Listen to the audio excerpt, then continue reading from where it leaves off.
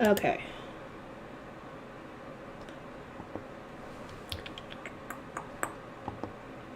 Let's see if I can get this going. Can I? I don't think I can maximize this. Whatever. Prologue. Inside his canopied wagon, Grossum grimaced at the chimes signaling third bell. Georgine's boat was due to arrive in Ehrenfest at any moment, but he was running late. Gerlach's summer estate was just coming into view. Lord Bonifacius certainly likes to interfere, Grossum muttered, calling the events that had put him behind schedule in the first place. He had stashed several magic tools within the province's management cabins, which the Games and their family used during their patrols. But when he had gone to confirm that his tools were still there, he had discovered numerous traps lying in wait. Dismantling them had delayed him, and amid his frustrations he had theorized who was responsible. I managed to retrieve some useful traps and hidden magic tools, but now there's so much pressure on me. Am I going to make it in time? As for how Bonifacius had known where the cabins were, Grossum knew without a shadow of a doubt that his son Matthias was to blame. He had told the boy about only a few of his hiding spots, and every single one of them had been raided. Moreover, Matthias was the only one who had missed the winter purge due to attending the Royal Academy. Rather than being swiftly executed as a traitor by association, he must have escaped punishment by leaking intelligence to the Archduke. I will need to be somewhat wary of that, Grossum added. Matthias had not been of age at the time of the purge, nor had he ever sworn his name to Georgine. For those reasons, he hadn't been told anything, and so he'd only ever met the woman once. Grossum doubted the boy knew anything of consequence. Under normal circumstances, they would have been enough to assuage his fears, but now Bonifacius was involved. The man had an uncanny talent for discovering the truth through instinct alone, so who knew what he might unveil with Matthias by his side? For days we have kept Lord Bonifacius running around Ilgner and Griebel. Now we draw him here. I will not allow him to stand in Lady Georgine's way. As he made his declaration, Grossum retrieved a magic tool from his breast pocket. It was paired with another tool elsewhere and served a very simple purpose. One could use mana to change its color, which would cause its counterpart to change color to match. Grossum had created it from the tools children used to practice channeling their mana, and while its function was limited, it was a fine way of conveying the success of an operation when wrapped in silver cloth, and unable to rely on ordinances. Georgine's facestone had originally been yellow. Now it was green. Lady Georgine met with my contact then, Grossum said. The man in question had gained access to the city of Ehrenfest during winter, so it was good to know they were together. To help her remain undetected, Georgine had elected to travel with no more than 2 co-conspirators. Her attendant Seltier and a mendicant with a devouring. She was too vulnerable to resist capture, so her signal meant she must not have been detected. Their various ploys had worked, including their decision to employ 2 ships arriving at 3rd and 4th bell respectively. Grossum removed the silver cloth he was wearing and channeled mana into his magic tool, returning its color to yellow. This would convey both that he had received her signal and that he had yet to reach the Gerlach estate. Well, now that Lady Georgine has arrived, I suppose I should get to work. Arrangements had already been made for knights of old Workstock to attack Geeb Gerlach's estate. They were merely awaiting the arrival of a pre-written confirmation. The Geeb would inform the Ob that he, like Ilgner and Griebel, were under attack, making for the perfect distraction. Ehrenfest wouldn't expect Georgine to target their foundation through their temple of all places. Oh boy, I can't wait to see what Sylvester is planning. Yeah, I'll be sitting there and waiting for her to come in. Like, I knew you were coming. They can follow instructions at least. Gerlach watched the knights flying out of the Geeb's estate. Highbeasts took to the sky in short order, each going as fast as their rider could make them. It was only natural that they were in such a hurry. From up above, they could see an army sporting Arensbach capes marching straight toward them. Take a right, Grossum instructed his driver, a devouring soldier bound to him by a submission contract. They were inside a wagon delivering food to the estate, hoping to take advantage of a secret entrance around the back. So they did assign guards. Grossum spotted 3 men stationed near the hidden entrance, a knight and 2 servants. From the look of things, they had presumably been tasked with checking anyone who approached the back of the estate. Stop, the knight called. Entirely as expected, your wagon must now be inspected. And once the trio got to work, the knight asked the driver what store he belonged to while the servants started inspecting their luggage. The knight seemed entirely unaware that there was an army approaching the estate and that his compatriots had just departed. He must not have been able to see them from where he was stationed. The war started days ago, yet this is the best they can do? The new Geeb Gerlach, Grossum's replacement, evidently knew nothing of warfare. There was plenty of openings to be exploited as a result, but even then couldn't stand the thought of someone looking down on him. Poison should do the trick. Grossum couldn't risk the knight sending out an ordnance before he had a chance to attack. He exchanged a look with his driver, then quickly flexed his index finger, spurring the man to pull the string attached to one end of a silver tube. There was a small pop as a cloud of white dust shot into the air. For a few moments, the knight groaned and grunted, clearly in pain. Then he turned into a face stun. And, of course, that's instant death poison. Great.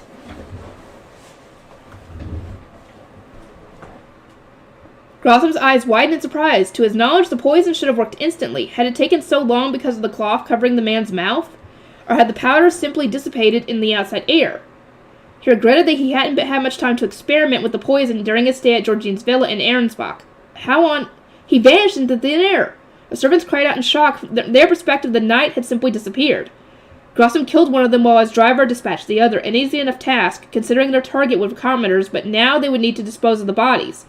They couldn't risk someone discovering them before their attack on the estate was complete. Commoners are surely useful.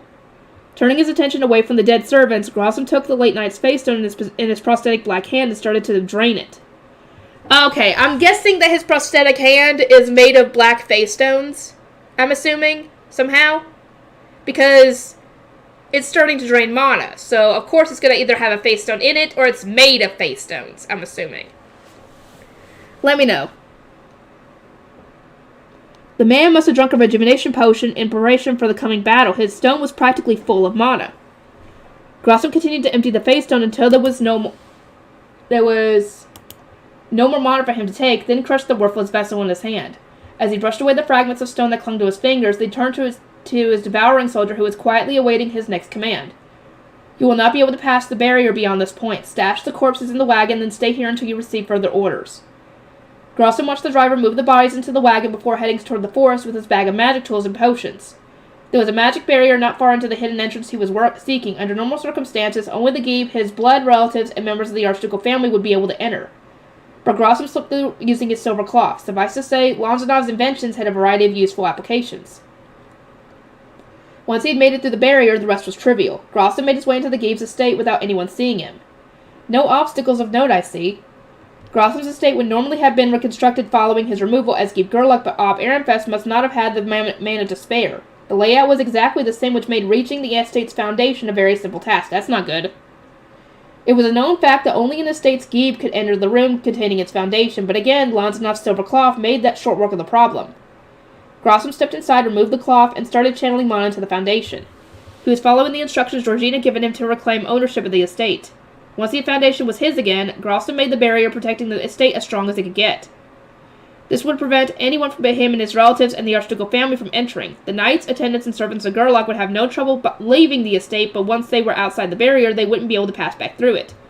Oh ho ho! We're about to run into Rosemine, Ferdinand, and Matthias. So yeah, 3 people who could enter that barrier. Ha ha ha! Now we await Lord Bonifacius, who should make his way here upon learning of the attack on Gerlach. Nobody in the estate posed a threat to Grossum. The knights had all taken flight, and even when Bonifacius arrived, the barrier would prevent his troops from entering with him. He nodded, satisfied with the great step he had just taken toward victory. Then he took out his communication magic tool and checked its color. The face started to turn red. Oh no. No! Oh, I hope the others are okay.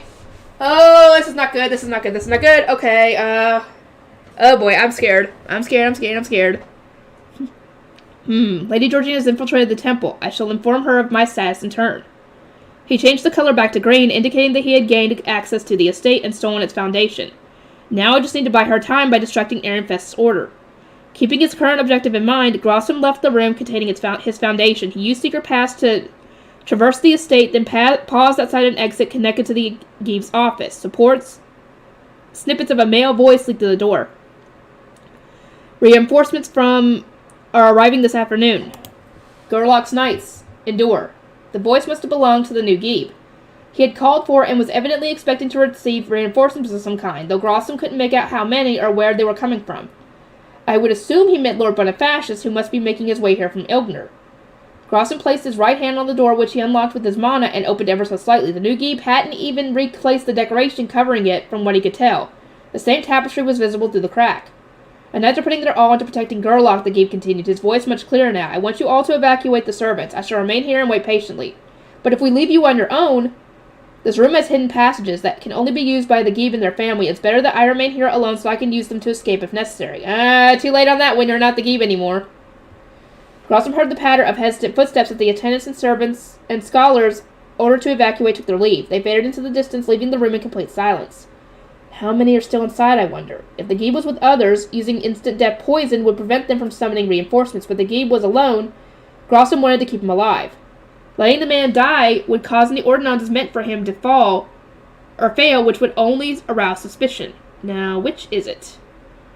Grossum held poison in one hand and rope in the other. He was ready to react to either situation, but for now he waited. The Geeb heaved a heavy sigh. But when in the afternoon did they mean? If our reinforcements don't arrive soon, our knights won't live to see them.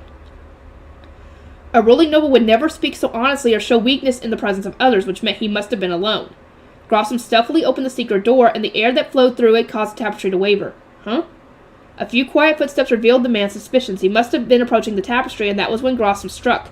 He leaped into the room at once, beating down and immediately restraining his target. Huh? How did you get here? The Geeb cried, his eyes wide with terror. You're in trouble, dude! I think you're gonna die! Grossum said nothing in response. He grabbed the man's jaw, wrenched it open, and poured a potion down his throat. It's not the instant death one, I'm assuming. Because would have been the powder. Even while restrained, the man flailed about in agony. The potion had eaten away at his throat to the point that he could no longer speak. Ooh! It ate at his vocal cords. Ooh, that's nasty. I feel so bad for the poor guy. That must have been agony. You wish to know how I use the entrance's hidden passageways? Grossum said at last. I simply stole its foundation. Good work keeping this place running while I'm gone. Or while I was gone. The man was now a Geeb in name only. His mouth opened and closed as he tried to speak, but the most that came out was a faint, strained whistle. Oh, I feel so bad for the poor guy.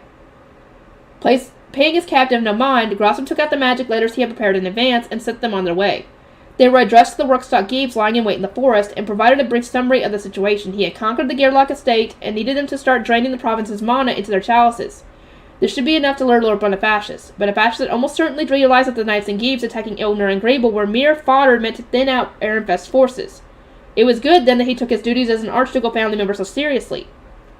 He would never abandon a province on the verge of collapse, so there was no reason to believe he would ignore Gerlach's call for aid. I will need to be cautious, though. He has a tendency to act in the most incomprehensible ways. According to field reports, Bonifacius had appeared in Ilgner not even half a day after receiving word of the invasion there. He was likely an omnipresent specter, capable of materializing everywhere at every time.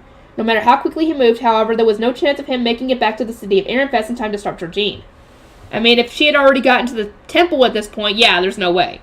Even if he was to use the teleportation circle, I don't think he would have been able to.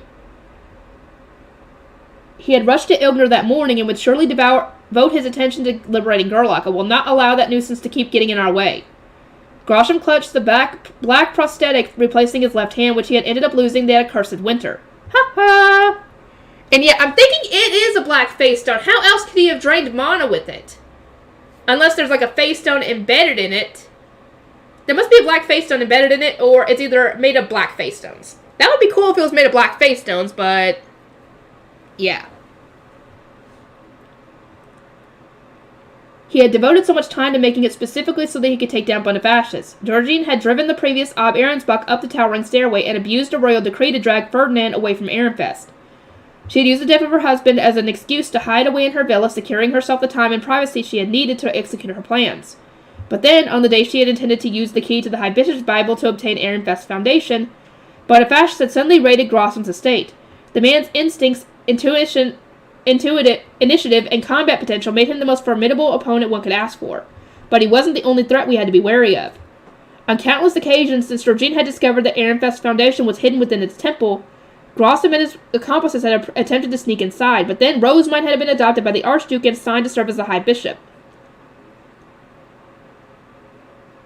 Oh, okay. So this was an attempt way back then. Okay. Around the same time, Ferdinand, another of Grossum's unbearable adversaries, had returned to the Archducal family without giving up his role as the high priest. The pair had kept their guard knights with them at all times, and only a select few nobles had received permission to enter the temple. In the past, gaining access to the High Bishop's chambers would have been as simple as expressing an interest in flower offerings, but Ferdinand had made them one of his duties, as the high priest. In his words, there was no good reason for a mere child to have oversee requests of such an unsavory nature. I mean, he's got a point. Even when the printing industry had required scholars to start visiting the temple, Ferdinand and the Lyskings had gone to great lengths to vet the participating nobles, ensuring that nobody from Grossum's circle was granted access. To make matters worse, the blue priests living in the temple had needed to get the high priest's approval for everything. There really hadn't been any openings to exploit. There is still time, however. Ehrenfest must not have noticed the key to the Bible would open the way to their duchy's foundation. If they had, they would never have made a commoner child their high bishop. Thus, Grossum's group had waited for a moment when both Rosemine and Ferdinand were absent from the temple. Then they had infiltrated the temple, replaced the high bishop's key and Bible and its key with duplicates to keep their theft from being noticed, and swiftly dealt with the grey priests who had seen them. And yet somehow Ferdinand had deduced that someone had infiltrated the high bishop's chambers, that the Bible had been replaced, and even that Gloria had played a hand in it all. Most shocking of all, he had barged into the Daldorf estate and discovered the Bible that had been moved to the castle. How was one supposed to plan around that? They had managed to deliver the key to Georgine, but failed to pin the theft of the Bible on Ferdinand, which would have allowed them to drive Sylvester into a corner. Even when Ferdinand was living in Arensbach, they hadn't succeeded in any of their attempts to coax him into inaction or get him under Georgine's control. But with Lady Letizia's poison, we were finally able to dispose of him. His interference will trouble us no longer. Ha ha! You are wrong about that, and I cannot wait for you to see that. Ferdinand was dead, and Boniface had been lured to the southernmost province. All relevant threats had therefore been accounted for. Oh, you have not accounted for one threat! And that's Rosemine. Oh boy, oh boy, oh boy.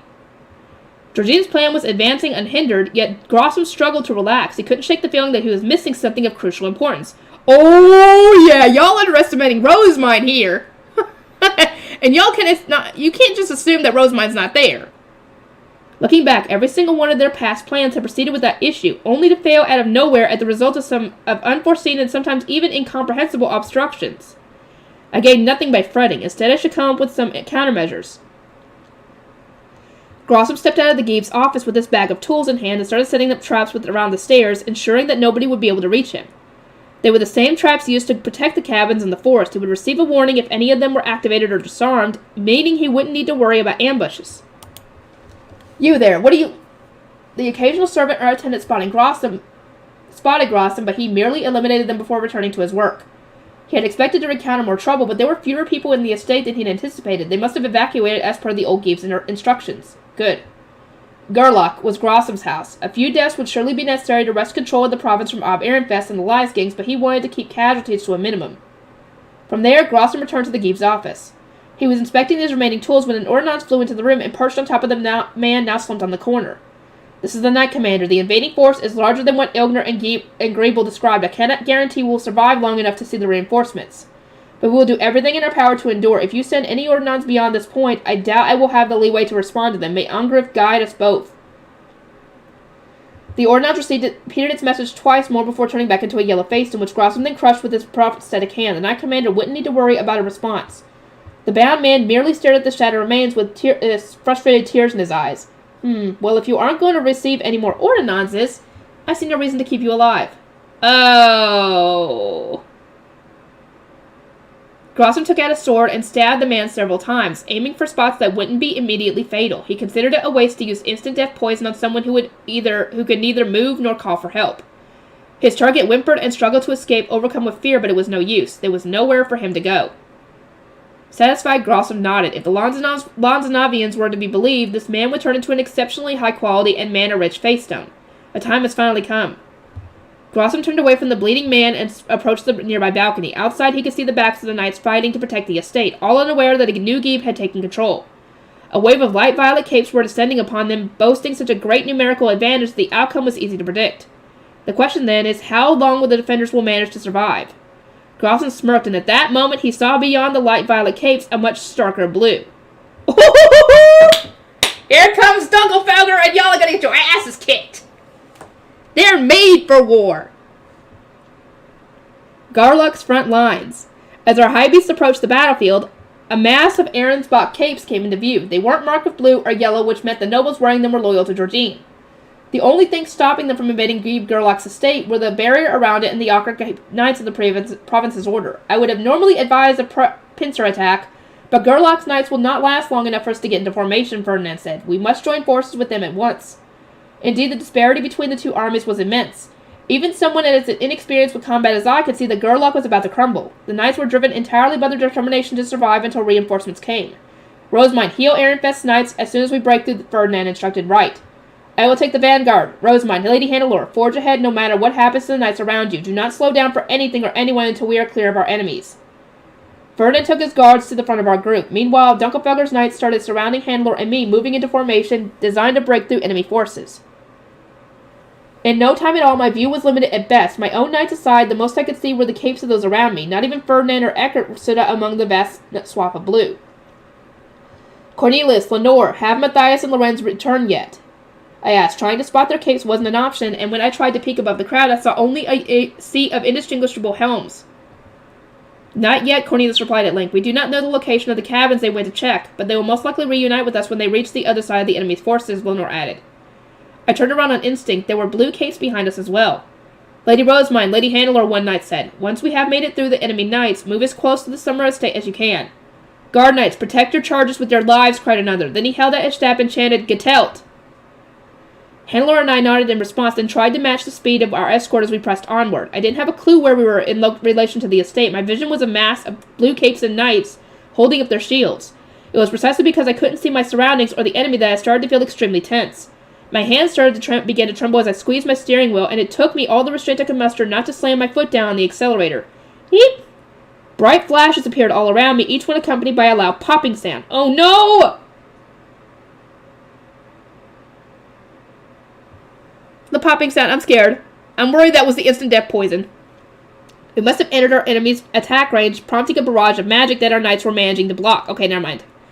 My vision was still painfully limited, so I couldn't even begin to guess how far away we were, but the chaos made my heart leap into my throat. This is so scary. Our knights were managing to block the attacks, and a volley of arrows joined the mix. The rational part of my brain told me not to worry, that my mana was too strong for any of the projectiles to breach my high beast. But the rest of me was overcome with fear. I continued to grip my steering wheel as tightly as I could, feeling a rush of emotion as tears welled from my eyes. That was when I still had the leeway to be afraid. Out of nowhere, I witnessed a rainbow flash so bright that the knights in front of me became mere shadows. It was evidence of an attack containing a tremendous amount of mana, but it had come from us. But had it come from us or the enemy? I could only squeeze my eyes shut in anticipation of the worst. Rosemine, keep up, Cornelius barked. Against my better judgment, I returned to looking at my surroundings. As it turned out, the attack had been one of ours. On more than one occasion, something shot past us and obscured the light, but our knights always shielded me from the subsequent explosions. The knights roared as if caught up in the heat of the moment and slowly accelerated. I sped up at the same time, desperately worried that they might leave me behind. Keep going, came a shout. Do not hesitate. Follow Lord Ferdinand. In an instant, everything changed. The battle cries turned into aggressive roars, and the shriek of clashing weapons and armor rang out all around me. The din was enough to give me a splitting headache. The sea of blue I had grown so accustomed to was quickly marred by splotches of red. That was horrifying enough, but then a severed arm slammed into the front of— Oh my god! No! Who lost their arm? Who lost their arm? Who did? Was the enemy of one of ours? With a dull thud, the impact sent a shudder through my high beast, and moments later the arm vanished somewhere behind me. I wanted to believe it had just been my imagination, but the red splatter across my windshield told me otherwise. My teeth chattered violently as I stomped down the accelerator, feeling entirely as though I had just run someone over. Oh my god, I don't think you did, but someone just lost an arm. I'm hoping it's the enemy. Eep! A knight in front of me must have been struck by a heavy attack of some kind. He was thrown from his high beast and ended up directly in the path of my panda bus. Brake! Brake! Keep going, Cornelius roared at me before I could even attempt to slow down. If you stop now, the rear guard will all die. My foot hovered over the brake. Was accelerating really my only option? I was about to concede and plunge straight toward the man, but then one of my knights, Angelica from what I could tell, rushed ahead of me and thrust him out of the way. I was so afraid that I couldn't even speak. Parts of our formation had started to crumble as our enemies continued their onslaught. More knights fell in front of me, but those ones weren't so fortunate. They bounced off the front of my pie beast before disappearing somewhere behind me. I couldn't even check on them. The moment I tried to turn my head, someone yelled at me. Don't look back, Lady Rosemine. I gritted my teeth and endured the impact of each collision, doing my best to keep forging ahead, and that was when somebody's face stone struck the front of my panda bus. Oh, boy. The stone made such a loud clatter as it bounced around, but I was so terrified of lagging behind the others that I didn't even acknowledge it. We're through, a voice called, bright and confident. Turn around and attack. Dunkelfelder's knights turned their high beasts on a dime. Lady Rosemine, Lady Handler, keep going. Continue until you pass their rear guard. Immediately upon hearing their orders, I remembered what Ferdinand had said to me. Go on ahead. I told Handler I need a moment to hail everyone. I took my knights back high up into the air, struck my head out the window, and said, Strike Kolben. As I turned around, I wasn't sure I had enough mind to heal all of Ehrenfest and Dunkelfelder's knights without giving a proper prayer, so I thrust the train's staff as high as I could. O gods of healing Hellsmear, the gods of water trains exalted 12. Knights from Old Bruckstock launched spells in an attempt to interrupt my chant, but the Dunkelfelder knights, now supporting our front line, blocked them without issue. My knights likewise had their shields at the ready. I continued the prayer, speaking a little faster than usual. Hear my prayers. I lead me your divine power, and grant me the power to heal those who have been hurt. Play the divine melody, and cast the blissful ripples of your pure divine protection. Green light flowed from the staff's face stone and rained down on the knights below, eliciting cheers from the heavily wounded among Gerlach's order. I could practically feel the rise in the morale, and the knowledge that I was helping made me feel more at ease. Please lead the rest of the knights, Lenore instructed me. I nodded. Healing the knights had concluded my role in the battle. For now, I would need to give my mana time to regenerate so that I could do whatever Ferdinand needed of me next. I made my way over to Hannelore, laid it beside her, and downed a mana-focused rejuvenation potion inside my high beast. Perhaps because they are using high beasts, the Knights of Old Brookstock are neither wearing silver cloth nor wielding silver weapons, Hannelore observed with a smile. That makes this a traditional battle, not something my duchy's knights will concede easily. As I reveled in yet more confirmation that Hannelore was a reliable gal pal, two knights wearing Ehrenfest capes approached us. The slender leopard-like cat with wings was Matthias' high beast, whereas the larger but similarly shaped tiger belonged to Lorenz. Okay, so Matthias uses the leopard, but Lorenz uses the tiger. Okay, so we got confirmation on this. Matthias, Lorenz, I'm glad to see you both safe, I said when they reached us. Lady Rosemine. Just as Lenore predicted, the pair had returned with us behind the enemy's rear guard. I was sincerely relieved to see my knights all together again. I thought to use an ordnance to pin down Grossman's location, but not a single one took flight, Matthias informed me. Is that to say he's already dead, I asked, having seen far too many ordnances refuse to fly in Ahrensbach. It was a surefire sign that the intended recipient had climbed the towering stairway. Perhaps he got caught up in a battle somewhere and died then, but I doubt a man skilled enough to see through Lord Bonifatius' traps would meet such a simple end. Maybe because you sent it to Grossum instead of Guy Gerlach, it didn't do anything? He is more likely engaged in some clandestine operation that prevents ordnances from reaching him. Lenore gazed upon the Gerlach estate with deep, sharply narrowed eyes. The Ahrensbach knights mentioned earlier that those dressed in silver cannot receive ordnances. The bird simply refuses to fly. And this was where the silver cloth was first discovered, was it not? A knight of Old Rockstock might not have been using silver cloths or weapons, but there was no reason to believe the same was true for Grossum. On second thought, it wasn't particularly strange that ordnances couldn't reach him. In his eyes, these knights must be mere pawns to be disposed of, Lenore continued. Those from Old Rookstock hadn't been given silver cloth or weapons, nor had they received any critical intelligence. Georgine certainly hadn't told them they could reach their duchy's foundation through their temple, nor that she was having them steal Ehrenfest's mana for her own convenience. If she did succeed in her plans, her loyal vassals would replace our purged nobles, but I saw no reason to believe that their lives meant anything to her. Lady Rosemine, the commander of Gerlach's knights, wants to thank you, Angelica said, having brought over a man wearing an Ehrenfest cape. Please stay in your high beast. The man in question had moved his helmet, allowing me to see his face. Hellsmear's healing had closed up his wound, but he was still covered in blood, and there was a lifeless pallor to his skin. He wavered as he approached me, but he didn't make it very far before collapsing into what could only loosely be described as a kneeling stance. Lady Rosemine, your healing has given us a much-needed advantage in this battle, he said. I wish to thank you, even if only for this brief moment. It was unnecessary for you to come all this way when you do not even have the strength to reach me, I said. Please rest and recover. Hellsmear's healing closed wounds and treated burns, but it did not put lost blood inside the body. There wasn't a doubt in my mind that the commander had been fighting on the front lines to keep his order's foundation strong, even while his injuries had wreaked utter havoc on him. I simply thought it more polite to keep my distance, given my somewhat dirtied countenance, he replied. Not once during any of my etiquette training has such a role been mentioned, but I decided to roll with this excuse as an immobile commander would weaken even the strongest knight's order. The man continued, these reinforcements and your blessing have allowed us to avoid the worst-case scenario of our summer estate being stolen. I thank you from the bottom of my heart. Oh, he's wrong about that! It's already been stolen by Grossum. Hang on, let me just make sure. Okay, it's not been... Okay. Dunkelfelder's knights really had been able to had done a lot to turn the tide of the battle. Their presence on the front lines meant Gerlach's order could retreat to drink potions or even return to the estate to resupply. I struggled to believe my ears when the Ogg contacted us at noon, announcing that a mixed unit containing Dunkelfelder knights was coming to help us. and then we would need to stand our ground until they arrived. The magic tools we had prepared ran out before we knew it, and with the invading army so much larger than our own, we deemed it safest to leave the Geeb alone in his estate while the rest of us charged into battle. Gerlach's knights had put everything on the line during this battle. As the enemy's onslaught had continued, some had started to wonder whether the reinforcements would come at all, but then Ferdinand, Eckert, and Heischitz had carved a path through the invaders. The commander looked openly relieved as he recounted their arrival. As he spoke, one of the knights tasked with entering the estate approached us on high beast. "Commander, please excuse my interruption." The commander asked me for permission to stand up before addressing the knight. "Is something wrong? We cannot get inside." "Excuse me?" The commander turned to look just as something shot out of the estate. It arced through the air as it approached the heart of the battle, moving fast enough that I could guess someone had launched it, not thrown it. A whistling sound repeated 3 times, and the projectile exploded with a tremendous bang. "Oh no, the instant death powder!" "What the—" A powdery white substance floated through the air. Those closest to it immediately disappeared, but not those who caught only the edge of the cloud. Some of them vanished after a pause, others fell from their high beasts, and still others began to move sluggishly. From what I could tell, there were more casualties among old Rookstock than amongst our own troops. Scared. My knights now were barely impacted since we were so far away from the point of the explosion. "Washington!" cried a voice. Before any of us could grasp what was going on, a huge wave of water swallowed us. Even my panda bus was swept away. "I have washed away the poison," Ferdinand roared again. "Drink your Jereves at once." It must have been the same kind of poison that almost cost him his life in Aaron's box, man of replenishment hall. But why did it come from the Geeb's estate? Overcome with unease, I started to scan the building from the bottom up. It was a strange figure standing on the second floor's balcony, someone who hadn't been there a moment ago. The poison was no less effective, but it produced fewer casualties than expected, the person remarked, sounding as detached as a scientist performing an experiment.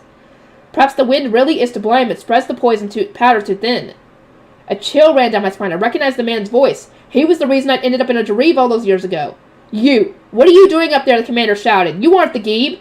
He leaped onto his high beast and tried to apprehend the man, only to disappear as a result of another explosion. "No! We lost him! We lost that commander! That's not good!" As I stood in a daze, staring up from where the commander had once been, a face stone dropped onto the ground. My knights groaned, cast Washington without a second thought, and started to drink their potions. "You fool!" the bony figure on the balcony spat. "Now that I died this estate's foundation, I am Guy Gerlach. The province is mine once again." On closer inspection, I noticed what appeared to be a single gauntlet in his left hand. He was also wearing a dirty ochre cape with silver on the inside. "That's why you couldn't get to him. Okay." "Grossum," Matthias choked. Having finished drinking his Jereve, he knelt before my high beast and said, "At his full strength, the barrier will prevent anyone except the Geeb, his relatives, those with his permission, and members of the Archducal family from entering the estate. The knights weren't able to get in, but Grossum is my father. The barrier should accept me. Please let me go in their stead." "Matthias, wait, It has to be me," Matthias said, his cool blue eyes moving from me to the estate. He crossed his arms in front of his chest and stood up and sprang into action. "Wait!"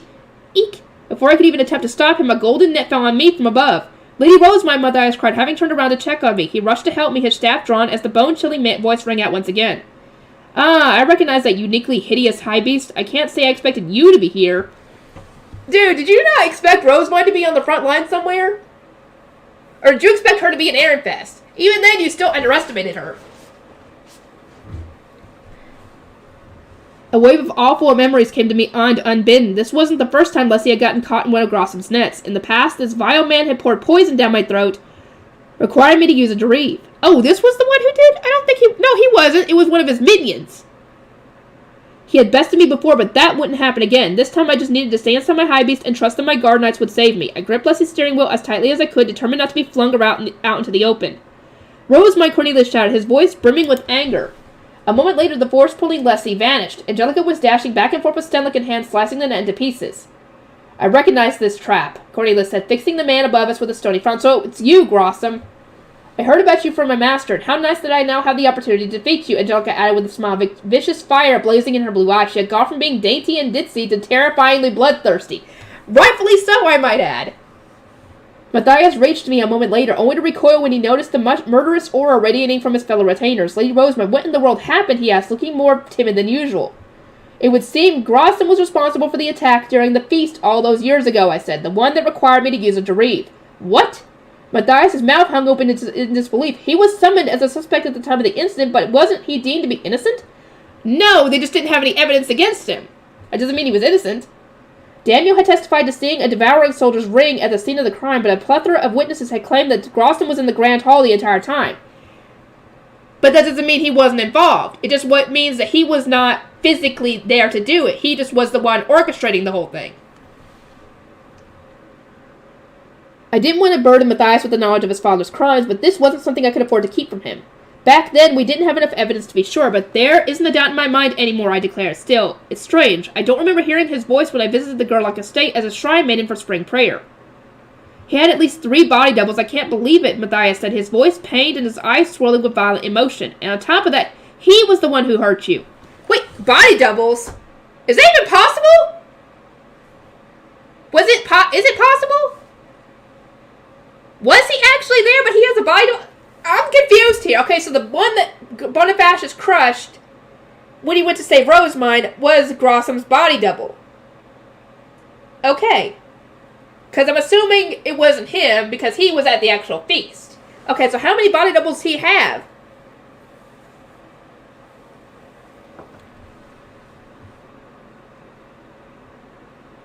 He gripped his stat-made sword as he glared up at the balcony, but Cornelius and Angelica were already on the attack. Die, Grossum! Cornelius cried out as he and Angelica's attack fused together and shot toward their target. Grossum held up his left hand as if trying to protect his face. As a scholar, he was surely doomed, but then the mana rushed into his hand and it's gotta be a black face stone! His hand has to be made of a black face stone! That's how it's absorbing it.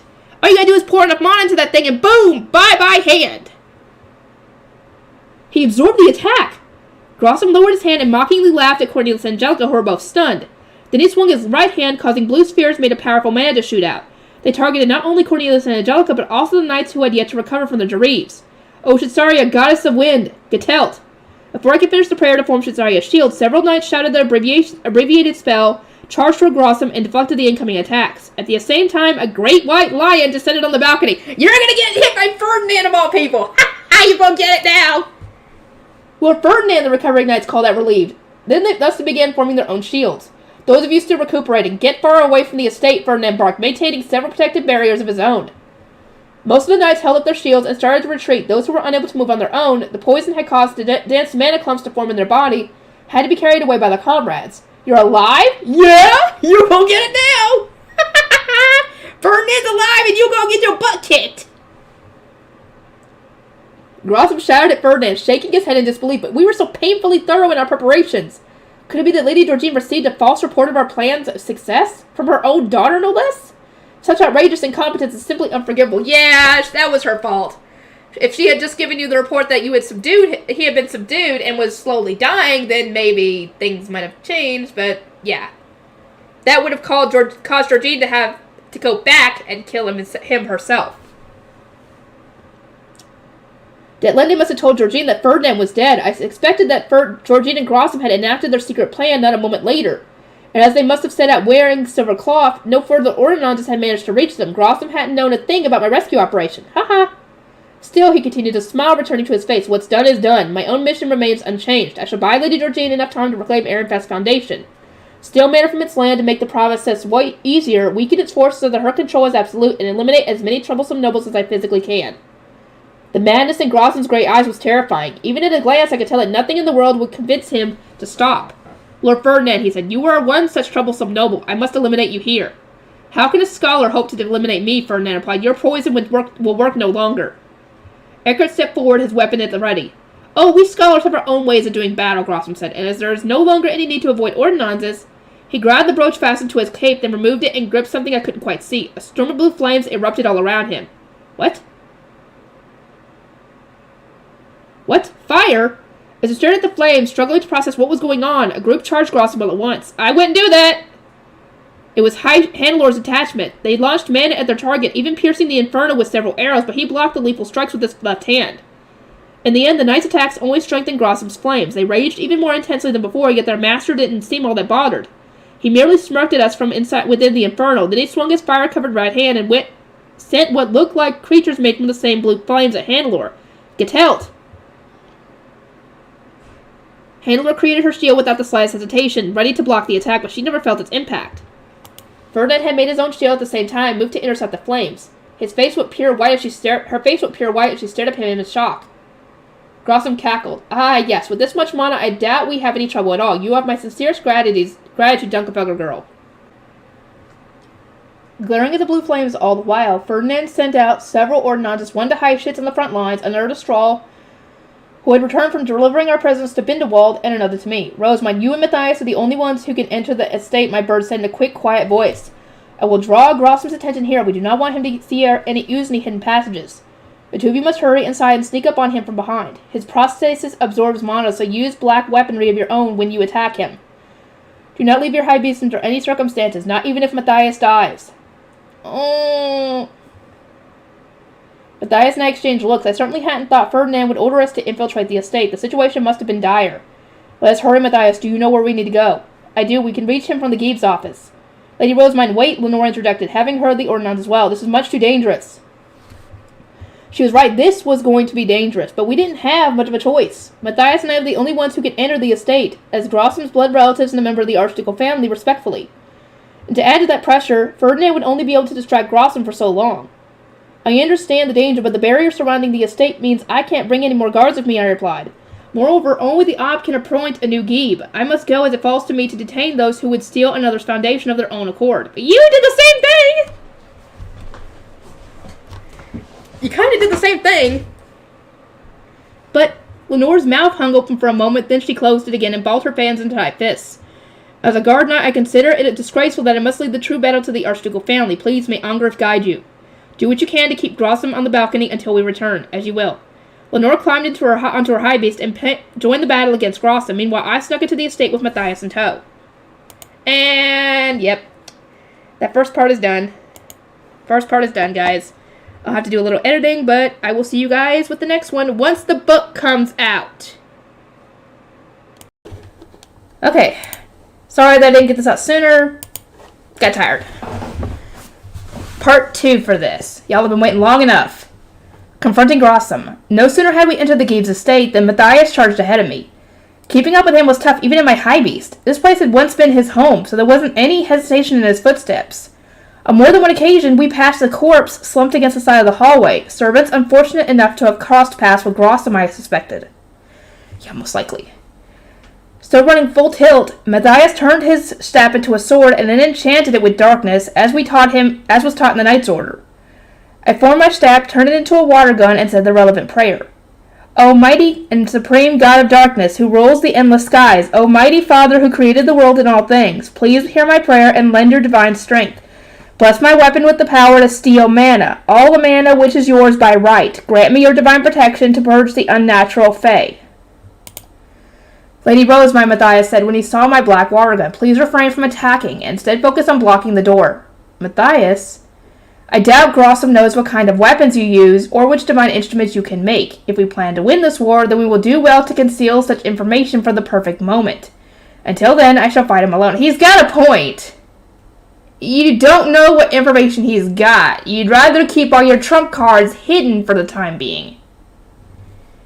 And use them when you need to. Matthias' eyes were brimming with resolve, but they narrowed when he saw the staircase ahead of us. There are traps on these stairs. Disarming them will take some time. Can we not simply fly over them? Get in! We don't have time to waste with traps. I made Leslie large enough for 2 people and patted the passenger seat. Matthias glanced between the stairs and my panda bus, then let out a small chuckle and climbed inside. Is something funny? I asked. Not exactly. I expected Grossum to put detection traps on this particular staircase since there are no other paths to reach him. Knowing we can simply fly over them is just... that makes the traps irrelevant. The stairs in this estate weren't broad enough for a high beast to flourish its wings. My idea was only feasible because of my panda bus's unique shape and design. Oh, yeah.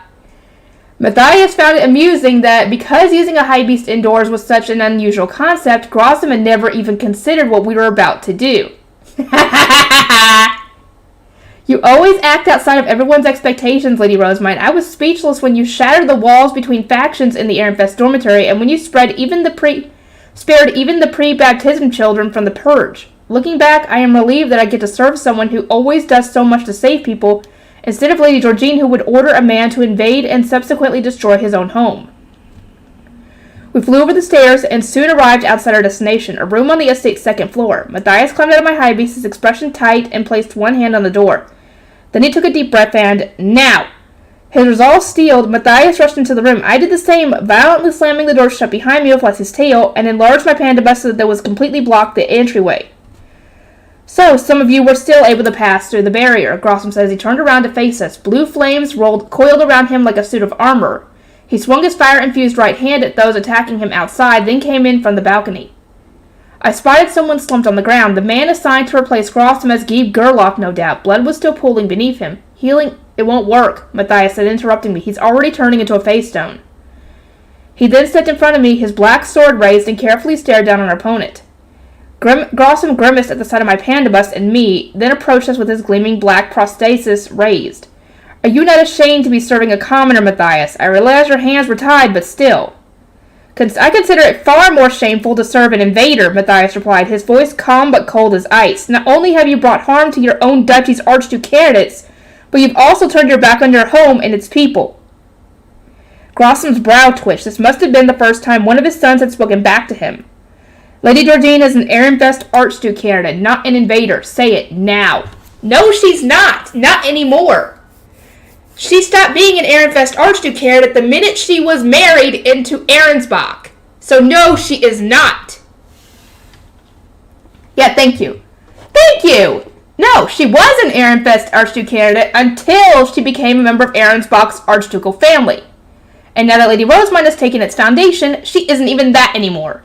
Haha. Well, he doesn't really care.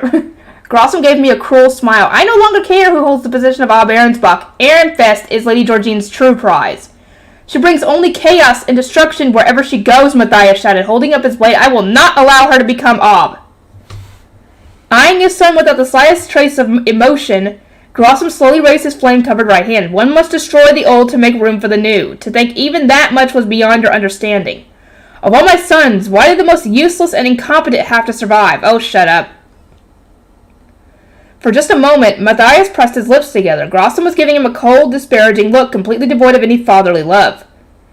I am now registered as an Ahrensbach noble, which means you are a son of mine no longer, Grossum continued. Cease wasting my time and die already. I will not allow you to stand in Lady Georgine's way. Oh, yeah, right, you're not going to be able to win.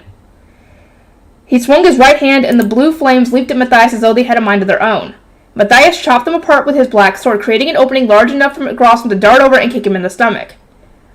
Yeah, it's going to be a tough fight for Matthias. I mean, this guy is able to fight despite being a scholar. You might be a knight, but you don't have the experience that Grossum has. Because I'm sure he's been training to fight even somewhat for a good portion of his life. Matthias grunted in response to the blow. It was hard to believe that a scholar could fight at such a tremendous speed. Grossum's movements were comparable to those of a physically enhanced knight, bringing even Angelica to mind. Matthias held up his sword again and took a step back in preparation for the next attack. Huh, you were so arrogant before, yet this is the best you can do? He hasn't even attacked you yet! Grossum asked, oozing confidence. Knights train their bodies, whereas scholars make complex magic tools. Let us see which is stronger. He crossed his flaming right hand with his black prosthesis. In mere moments, the entire room was torn apart. The reception desk exploded and turned to ash, while the chair beside it split cleanly in two. We could see Lorenz at the balcony window trying to rush to our aid, but an invisible wall was blocking him. Well, of course, because it said only members of the archducal family and family members could get in there. Matthias was facing Grossum alone. He couldn't rely on anyone coming to his rescue. An attack from his foe's prosthesis would drain his mana, whereas an attack from his foe's other hand would cause severe burns. And then there were the blue flames still darting about the room. As his first move, Matthias desperately attempted to block Grossum's right hand with his black sword. He was struck on the defensive, unable to do much else against such an intimidating adversary. I designed these magic tools to vanquish Lord Bonifacius. Someone of your level could never hope to compete with them, Grossum sneered. He and Georgine had expected the former knight commander to arrive with his own troops and join the fray, while Karlstedt stayed put to defend the castle and the noble's quarter. That man's instincts, initiative, and combat potential are all deserving of the greatest caution. He was the one who interfered that winter night when I planned to secure that commoner. Yeah, it was Grossum who did go after mine before. As far as Grossum was concerned, luring Bonifacius away from the noble's quarter had been the most crucial step in helping Georgine steal our foundation. Bonifacius was unpredictable. He had a talent for crushing schemes that neither Sylvester nor Karlstedt shared. And these magic tools were for taking him down? I didn't know what magic tools Grossum had made, and it was impossible to ignore how immensely strong they had made him. That didn't mean he was going to win, though. He was only so arrogant because he hadn't factored me into this fight. Think, Rosamund, how have you participated in battles before now? I glanced at my darkness-blessed water gun, which I was keeping concealed for the time being. As far as I can remember, other people usually did my fighting for me. I seldom took down opponents of my own. My accuracy was poor, and while I could channel more mana into my water gun to guarantee a hit, the resultant blast would wound Matthias as well. So you would have to wait for an opening, essentially. There are some things I know anyone could do if they knew about them, but right now I'm the only one. I channeled mana into my ring. If Grossom was going all out with his magic tools, then I would do the same with my blessings. Not a single part of me questioned this decision. My restraint had fallen by the wayside long ago. Styfbreeze, the goddess of the gale. Dang it, what was this one? Dolsetson, the goddess of endurance. That's a new one. Subordinate to Shutsaria, the goddess of wind. Grant Matthias your protection. A gentle yellow light rained down on Matthias, who managed to dodge Grossom's next kick. He would only continue to improve as he got used to the blessing. A meager speed boost won't aid you in the slightest, Grossom said. Now I was really ticked off. I could easily have granted more blessings, but it was better to start small so that the recipient could get used to them. Too many blessings could end up being a curse, as we had seen during our time at the Royal Academy. Yeah, during the Dunkelfelger demonstration of their ritual. Yeah. Still, I'll show you what happens when I get serious. Omgrif, the god of war. Schlogzeal, the god of hunting. Subordinates to Leidenschaft, the god of fire. Grant Matthias your protection.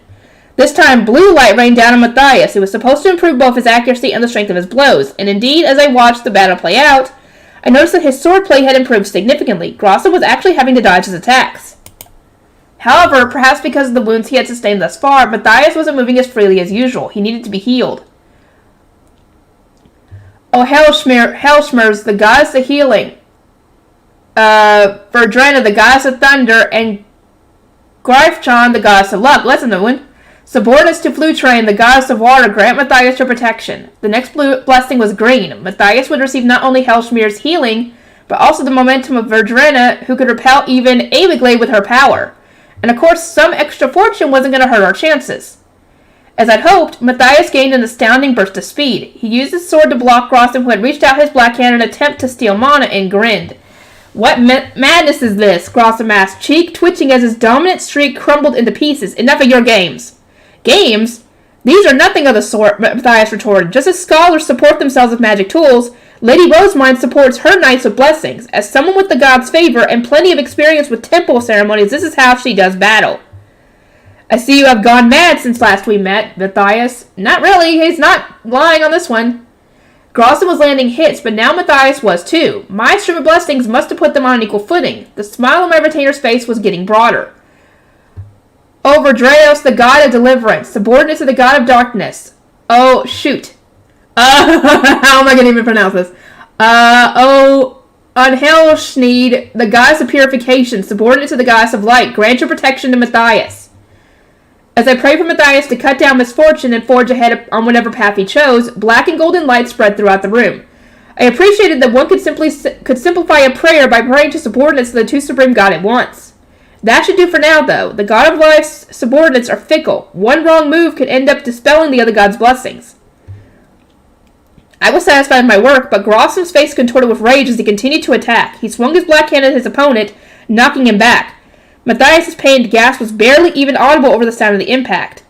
Grossom finally addressed me. I would never have thought blessings could transform a basic knight like Matthias into someone able to fight me equally. I intended to drain every last drop of the mana that brought about your adoption. Huh? But this necessitates a change of plans. I shall ensure that you die here.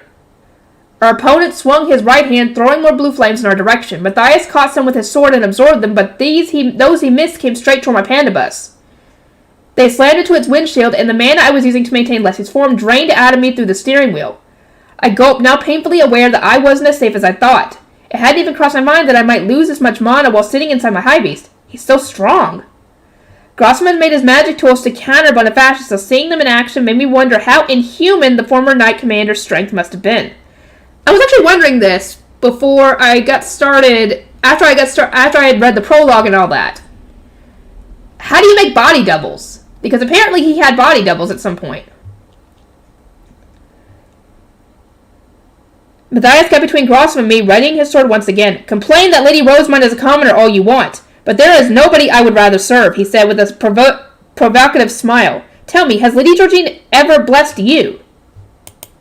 Silence, Grossom retorted, knocking the blade aside with his prosthesis before responding with a gout of blue fire. Matthias dodged the attack and continued. Has she ever used her mana for your sake? Or does she only ever take yours? Has she ever saved your life, your pride, your home? Has she ever defended you? Because that should be what a lord or lady should do for their retainers, because they put everything on the line for them. Surely they can do the same. Silence. As if unable to think of a single time Grossom had done any of those things, or Georgine had done any of those things, Grossom furiously knocked Matthias aside and turned to look at me. His gray eyes were ablaze with pure rage. I'll take that as a no, then. You arrogant half-wit, Grossom snapped, his face so red that not even his flames can mask it. You don't have the slightest idea what you're on about. One's loyalties shouldn't be driven by the expectations of rewards. I work so that my lady's wishes can be granted, and as much as I want to follow her on her path, I would never expect anything in return. Do not undermine my devotion with your nonsense. Yes, that is a thing where essentially you should not expect rewards for doing a good job. But, depending on the lord or lady, they can give rewards. So Georgine is not one of those types of people. Grossom thrust his fist into Matthias' flank, sending him flying into the wall. The one person standing between us was now gone, allowing Grossom to look straight at me. His eyes were multicolored and rich of mana. Uh-oh, he's getting his motions coming out, betraying the anger that must have been eating away at him. Come out of that creature, commoner, he roared. I will reduce you to ashes. Feel my strength. Not today. Just as Grossom swiped at me, Matthias leaped between us and swung his sword. A loud clatter rang out like the sound of metal striking stone, and the flames covering our foe waned just enough to reveal a blue face stone. Matthias' black sword must have stolen too much mana for the fire to stay active. Grossom's movements also seemed considerably more sluggish than before. Matthias tore into the flames with a series of attacks. Each swipe stole more of their mana, causing them to shrink and gradually reveal bare skin and more blue face stones. I suppose this is my limit, Grossom muttered as the flames around him disappeared, retreating back into the face stones. What? Once the fire was gone, Matthias and I realized that Grossom wasn't just wearing face stone armor. Large chunks of his body had actually transformed. It was a sickening sight to behold. Huh? Is he turning into a face sword? Or is that because of what I'm confused. Stones dug into his flesh while others seemed crammed beneath his skin. He didn't even look human anymore. Matthias' face contorted as well. Yup, how foolish you both look, Grossom said dismissively. Even the greatest simpleton would understand that operating this many magic tools this aggressively requires an absurd amount of mana. How? Why? Matthias asked. Why are you going to such extreme lengths for Lady Georgine? My explanation would mean nothing to you. Grossom averted his gaze, seemingly not wanting to look Matthias in the eye. In the next moment, he put all his remaining mana into enhancing his speed and charged straight at my retainer. The noise of glass shattering filled the room as Matthias was swung out into the balcony. Matthias! I cried reflexively. Grossom didn't even pause to check the results of his throw. He sprinted over to the dead Geeb and thrust his prosthesis straight into the man's chest. He dug around as if searching for the man's heart, and a moment later, his blue flames burst back into existence. The corpse was likewise swallowed up before disappearing. Uh-oh. So, what, did you absorb the face stone? You, commoner girl, Grossom said, a harsh glint in his eyes as he turned to look at me. My breath caught in my throat. Stealing mana and a face stone from a dead man was bad enough, but the tenacity and almost insane dedication to Georgine that had driven him to such a horrid act was what terrified me most. You cannot be allowed to live, Grossom said plainly. Then he lunged at me, ready to tear Leslie apart with his black hand. There was no longer anyone in the room who could protect me, nor was there anyone I needed to protect. The risk of accidentally wounding one of my allies had disappeared completely. Oh, so now you can call all out! I stuck my water gun out the window of my panda bus and pulled the trigger. My mana shot out the end as a black arrow, which then broke apart into many tiny arrows that pierced their target. Ha ha ha! Gotcha! Grossom roared and covered his face, which had taken the most abuse, before toppling over. Even as he fell, however, he managed to escape Leslie's front with his prosthesis. Thank God. I managed to scrape. Never mind, he got it. Stealing mana from a high beast was easy enough, and the flames around him increased in intensity. Excellent, give me all of your mana. Nah, you ain't getting any more. Grossom swung back up like a doll on strings and once again swung his black hand at me. Perhaps because of the arrows, even his face had mostly turned into face. Oh, that's creepy. That's creepy. Now I can't wait to see this. Oh, that's gonna be a while before we see this in animation. The gray eyes peeking out from among harsh stone and raging blue flames was a worrying sight indeed. A shiver ran down my spine. Far from being impenetrable, my high beast was feeding Grossum strength. I squeezed my steering wheel, frantic, and poured even more mana into Leslie. Stay away!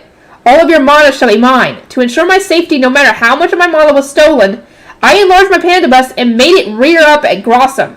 He was thrust back against the window, but reached out just in time to stab Leslie's stomach with his black hand. An immense amount of my mana was sucked out through my steering wheel. Ah! As unfortunate as it was, I didn't have any fighting experience whatsoever. Grossum would eliminate me the moment I ran out of mana to keep my high beast formed, but I won't lose to him. I gripped the steering wheel and fluttered it with far more mana than my opponent could drain. Leslie continued to grow larger and larger. What? Grossum muttered, my hand is turning into... Nice! Nice! Your prosthesis is going bye-bye! Turned into gold dust? My tactic was saturating his body with mana, causing his fingers to crack and crumble away. So basically, as long as I continued to pour mana into him, I might actually win. I found a glimmer of hope, and not a moment later, Ferdinand shouted, now! The barriers surrounding the estate must have been deactivated or destroyed. My knights flooded in from the balcony and stabbed Grossum with their black weapons. Oopsie! Some of them stabbed my panda bus by mistake, but I could forgive them in those circumstances. Grossum had already been in shock about his mana-stealing black hand turning to dust, but this ambush didn't elicit a reaction at all. He merely broke apart like a shattered face stone, leaving behind only shards and gold dust. Bye-bye. Victory!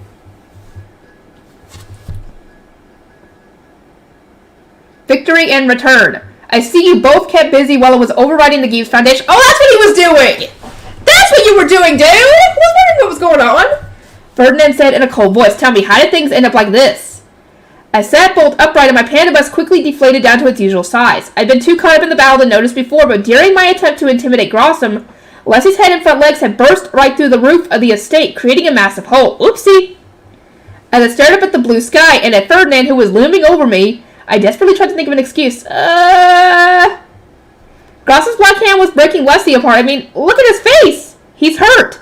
Fire was shooting all over the place, and well, I needed to make my panda bus bigger. It was the only way to keep me safe, or at least that was what I thought, but I was trying to plead my case when I suddenly realized the true severity of our situation.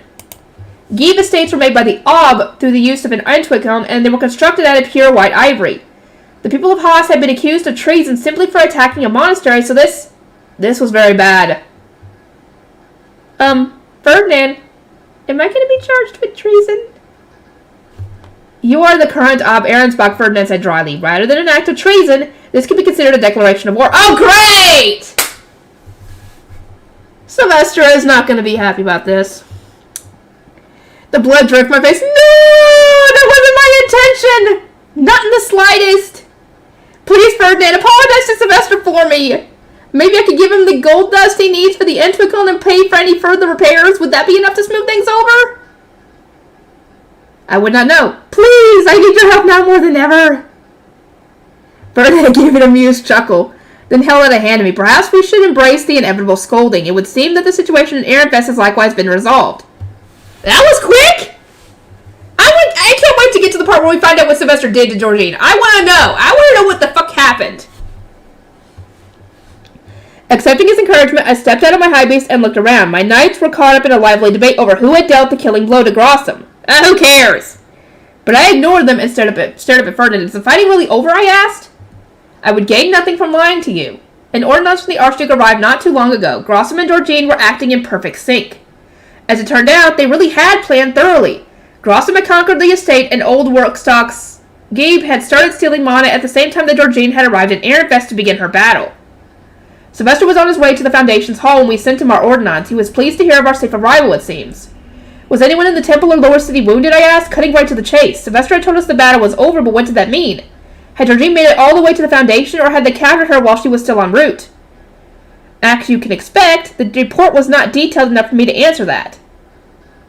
Sylvester had told us only that our war with Georgine was over. In truth, his vague summary of the situation made me want to return to Ehrenfest at once. I was dying to see if everyone was okay. Will we make it there by nighttime if we left right away? Well, let's head to Ehrenfest, I said. Hold on, Ferdinand interjected. You must settle matters here first. Under no circumstances can we just leave them as they are. I wavered. Truth be told, now that the threat of old work stock was no more, I wanted to leave everything else to the locals and go home. Well, what do I need to do, I asked, and when can I return to Ehrenfest? It would not be wrong of you to leave Gerlach to the remaining knights and nobles until the Og gives his final verdict. However, if you do not forget your role as Ob Ehrensbach, you must instruct your duchy, and above all else, conclude the situation with Dunkelfelder. I'm not sure what you mean. I certainly didn't want to disrespect the knights who had done so much for our sake, but why couldn't we bring them back to Ehrenfest with us? Then the Ob would be able to thank them personally. First, announce our victory. As you invited Dunkelfelder Knights to this game of true dinner, it will not end until you declare the outcome. If you leave now, they will need to come with you. And need I remind you that Ehrenfest has just endured a battle against intruders. I placed a hand on my cheek and cocked my head, unsure why Ferdinand was so opposed to just taking Dunkelfelder's Knights to the city. Is there a problem with that? They've done so much to assist us that I would expect Sylvester to thank or even reward them. It's a perfect excuse for us to leave now and take them with us. Oh God, at the cost of Ehrenfest's food and alcohol, Ferdinand said with a sigh and a shake of his head. This is news to me, since I'd been asleep at the time, but Dunkelfelder's Knights had used the delay in their departure to hold non-stop feasts, loosely disguised as meetings in a single day. They had consumed nearly all the food and wine in Ehrensbach's castle. What? Guys! Shame on you! Bringing those same knights to Ehrenfest, which had spent the past month preparing for war, would deal a huge blow to an already exhausted city. My knights were listening with flat expressions, all nodded in agreement. Ferdinand must have had every right to be concerned. Well, we can't send them home empty-handed, can we? I asked. We will discuss the matter of payment with Ob Dunkelfelder, but there's no need for us to rush. Go briefly to Bindewald and use the teleportation circle to return the knights to their duchy's border gate. We may need to repay them for their magic tools, but we are under no obligation to fund their feasting. Surely that's a bit... I paused mid-sentence. Dunkelfelder had arrived in the dead of night, sortied in the dead of night, rescued Ferdinand, dealt with Lonzanov, and then come all the way to Gerlach. Shooing them away now that we were done with them seemed unfathomably rude. As I pleaded with Ferdinand, Strahl came to report the captured old Workstock Knights had been sent to Bindewald. I took a step back to give him some space. Lord Ferdinand, almost all of old Workstock's knights have been captured, he said. Dunkelfelders are chasing the few Giebs who escaped into the forest. Thanks to our allies' assistance, we had captured almost all of old Workstock's knights and Giebs. Our focus was now on collecting the scattered face stones. I see, Ferdinand replied. Continue as you are. Understood. Strahl took a step back, allowing me to approach Ferdinand and tug on his sleeve. See how much they're helping us? Dunkelfelder's knights need our gratitude, but what they need is an exorbitant amount of alcohol. I should also note that no preparations have been made for such a sizable feast. You never considered the relevance of provisions precisely because you meant for this to be a brief, decisive battle, no? Do you intend to make food appear out of thin air? If only. He was right. I told Ob Dunkelfelder that it would take me only 2 bells to save Ferdinand. I hadn't considered the cost of feeding an army of this size for days on end, and trying to prepare a feast now would require us to run around nabbing chefs. The match is concluded, announce our victory, and send the knights home, Ferdinand said. That is the best course of action. Lady Rosemine, Lord Ferdinand, Cornelius called. Yes, I asked, turning to look at him. I believe Lord Strahl has more to say. He indicated Strahl, who was kneeling a few steps away from us. The man must not have wanted to interrupt our conversation, so Cornelius had stopped in for him, having most likely deduced that we weren't going to stop anytime soon. What is it, Strahl? Ferdinand asked. There were some details I neglected to mention. The Bindewald summer estate had food and wine prepared to celebrate the return of old Workstock's Giebs. Could we not use those supplies to celebrate Dunkelfelder's achievements? That reminded me. Fraulein and those with her had mentioned something about an arrangement like that. Ferdinand gave his temple a few contemplative taps. Rosemine, that would allow you to reward the knights as you so wish without bringing them into the city. As for words of gratitude from Ob Ehrenfest, I would advise that Lady Hannelore serve as her duchy's representative. She can accompany us with her retainers and her fellow commander Heifschitz. That's fine. That is completely fine. Have a representative come. Well said, I replied. As much as I wanted our nobles to know how much Dunkelfelder had done to protect Ehrenfest, bringing its entire force to see the Archduke wouldn't be necessary. If we leave Dunkelfelder's knights in Bindewald, we can have Sylvester activate the teleportation for us and travel to Ehrenfest in the blink of an eye. That said, the supplies in Bindewald will only last so long, and we will need to return to Ehrensbach tomorrow. In other words, my return to Ehrenfest will only be short. Indeed, we have much to gain from exchanging reports, bringing each other up to speed, and rewarding those who have aided us. But our work is not yet done. Detlinde and Leondio have gone to the sovereignty, at least as far as we know, and something must be done about them. In truth, I wasn't at all worried about the sovereignty. The royals had agreed to contact Dunkelfelger if anything happened there, and the other greater duchies were already abreast of the situation. Still, no matter how low it placed on my list of priorities, we couldn't rest until every loose end was taken care of. A single day will do, then, I replied with a nod. Seeing the lower city and the temple with my own eyes should assuage my concerns, though I might struggle to leave again. Fear not, I shall drag you away if necessary. That's not what she wanted! Is it just me? Are you being really mean all of a sudden? I cried, glaring up at Ferdinand. It was easy to imagine him literally dragging me out of the city. He would! He would probably do that! Am I? He asked, his head cocked to one side. Is this not how things have always been between us? Thinking about it, you're completely right. It's so nostalgic I could cry. Do so later.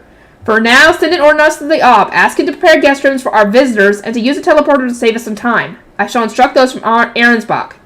It was seriously unlikely that any knights from Ahrensbach, not even the ones serving Ferdinand, would receive a warm welcome if we brought them with us to Ehrenfest. Instead, they were all instructed to host Dunkelfelger's knights in Bindewald. Host them, That sounds like a pretty brutal punishment. Yeah.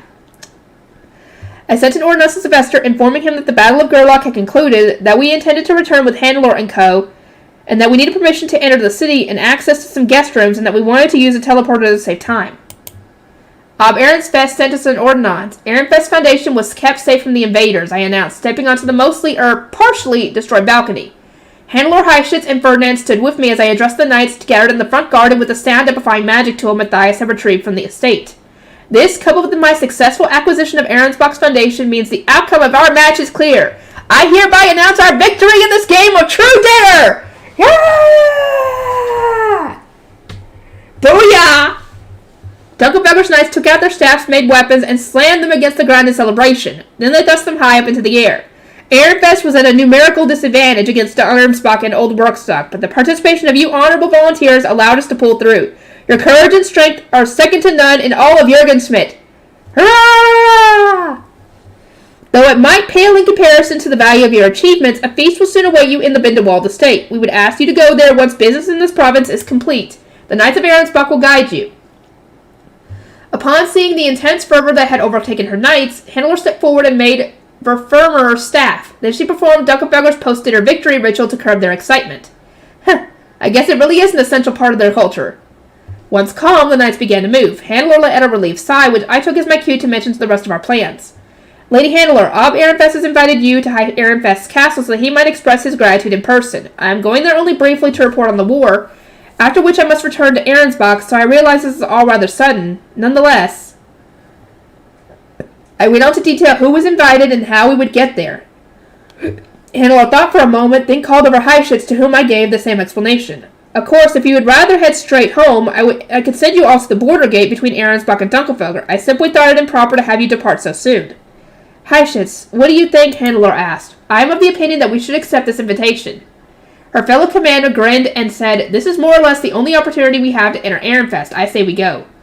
Lady Rosamund, I thank you ever so much for the invitation. Please allow us to join you.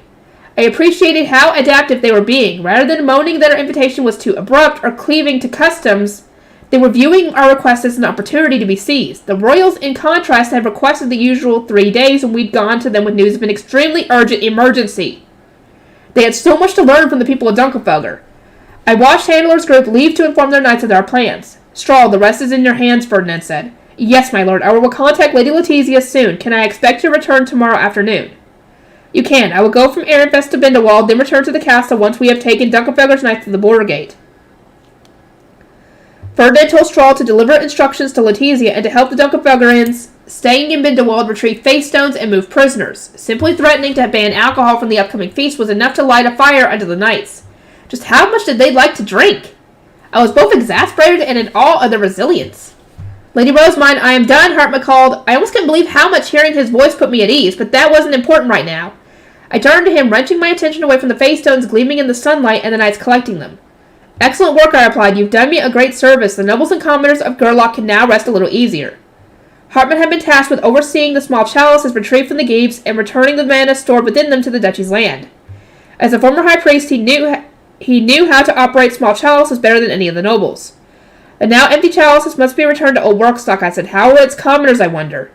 That problem does not concern you, Lady Rosamund. It is the duty of the next Old Workstock. I don't think they're gonna get an ob anytime soon. Hartman's opinion was that we could inform the royal family of the temple's keys and push for a new ob to be assigned to Workstock during the Archduke Conference. He was especially critical of their decision to leave a duchy without an ob in the first place. Yeah. Once our business is done, we will return to the castle to celebrate. You went through an especially treacherous battle as a scholar, Hartman. Do take some time to unwind as well. Well, I do want to inform all the people of Ehrenfest how you managed to defeat Grossum. Would that not reveal that my panda bus destroyed one of the Gieb's estates, I asked timidly. Hartman nodded with a bright smile. Matthias and you were the only ones who entered the estate. As I prayed for your victory, the light of various blessings shone through the window. Even when your one and only knight was removed from the battle, you continued to fight, and in the end you destroyed the roof to dispatch Grossum. That enlarged high beast was a sight to behold. I must describe it to everyone. Please, no! Hartman, don't do this! I know you're insanely obsessed and devoted to Rosemine, but rein it in a little, please! I was hoping to sneak Sylvester some gold dust to make up for my blunder. The last thing I needed was for someone to start blabbing about it. Hartman, I forbid you from attending the feast, I declared. My lady would never make such a one-sided demand. And in any case, he looked at my other guard knights. I am far from the only one who saw it. Cornelius smiled. As my brother, he was best suited to being frank with me. By the time Lord Ferdinand told us could charge into the estate, the most I could see was Grossum and the remains of white walls. At first, I wasn't at all sure what I was looking at. I'm pretty sure you're the only one in the world who tried to fight back by making a giant version of your high beast. Cornelius! I cried in horror. You won by using methods that Grossum would never have come up with on his own. Never would he have expected someone to fly over his traps in their high beast. Matthias! As desperately tried to keep my guard knights from discussing the battle, Ferdinand called out to me. Rosemond, the teleportation circle has activated. Come. He sounded exasperated. Hannelore giggled. She was already waiting beside the teleporter with everything she needed. You played a spectacular role in everything from the purging of Lonzanov to the Battle of Gerlach, she said to me, having already named our various skirmishes. I am moved. Oh no, Lady Hannelore, the role you played was far more significant. If that's how you truly feel, Lady Rosemond, then I appreciate it greatly. I mean, how couldn't it be? Soon enough, Sylvester appeared on the shining teleporter with 3 guard knights. He saw us lined up and broke into a grin. Rosemond, I don't even know what to say. Well done, Lady Hannelore, to you and your knights. I extend my deepest thanks, and finally, welcome home, Ferdinand. Welcome home. It's not home! It's not home anymore! He's in Ahrensbach now! Oh my god! He's not home for long. Let's return to the castle. We can save that formal greeting for later. Rosemond, Ferdinand, help us out. As instructed, we knelt down and started channeling mana into the teleporter. Sylvester formed his staff in the meantime. Then Lussel, Ehrenfest. Black and gold lights twirled through the air and the world around us faded away. Ah! Oh, come on! This is going to take way too long. Hold on. Table of contents. Everyone's Tales of Heroism, Celebratory Feast, Sleepless Night.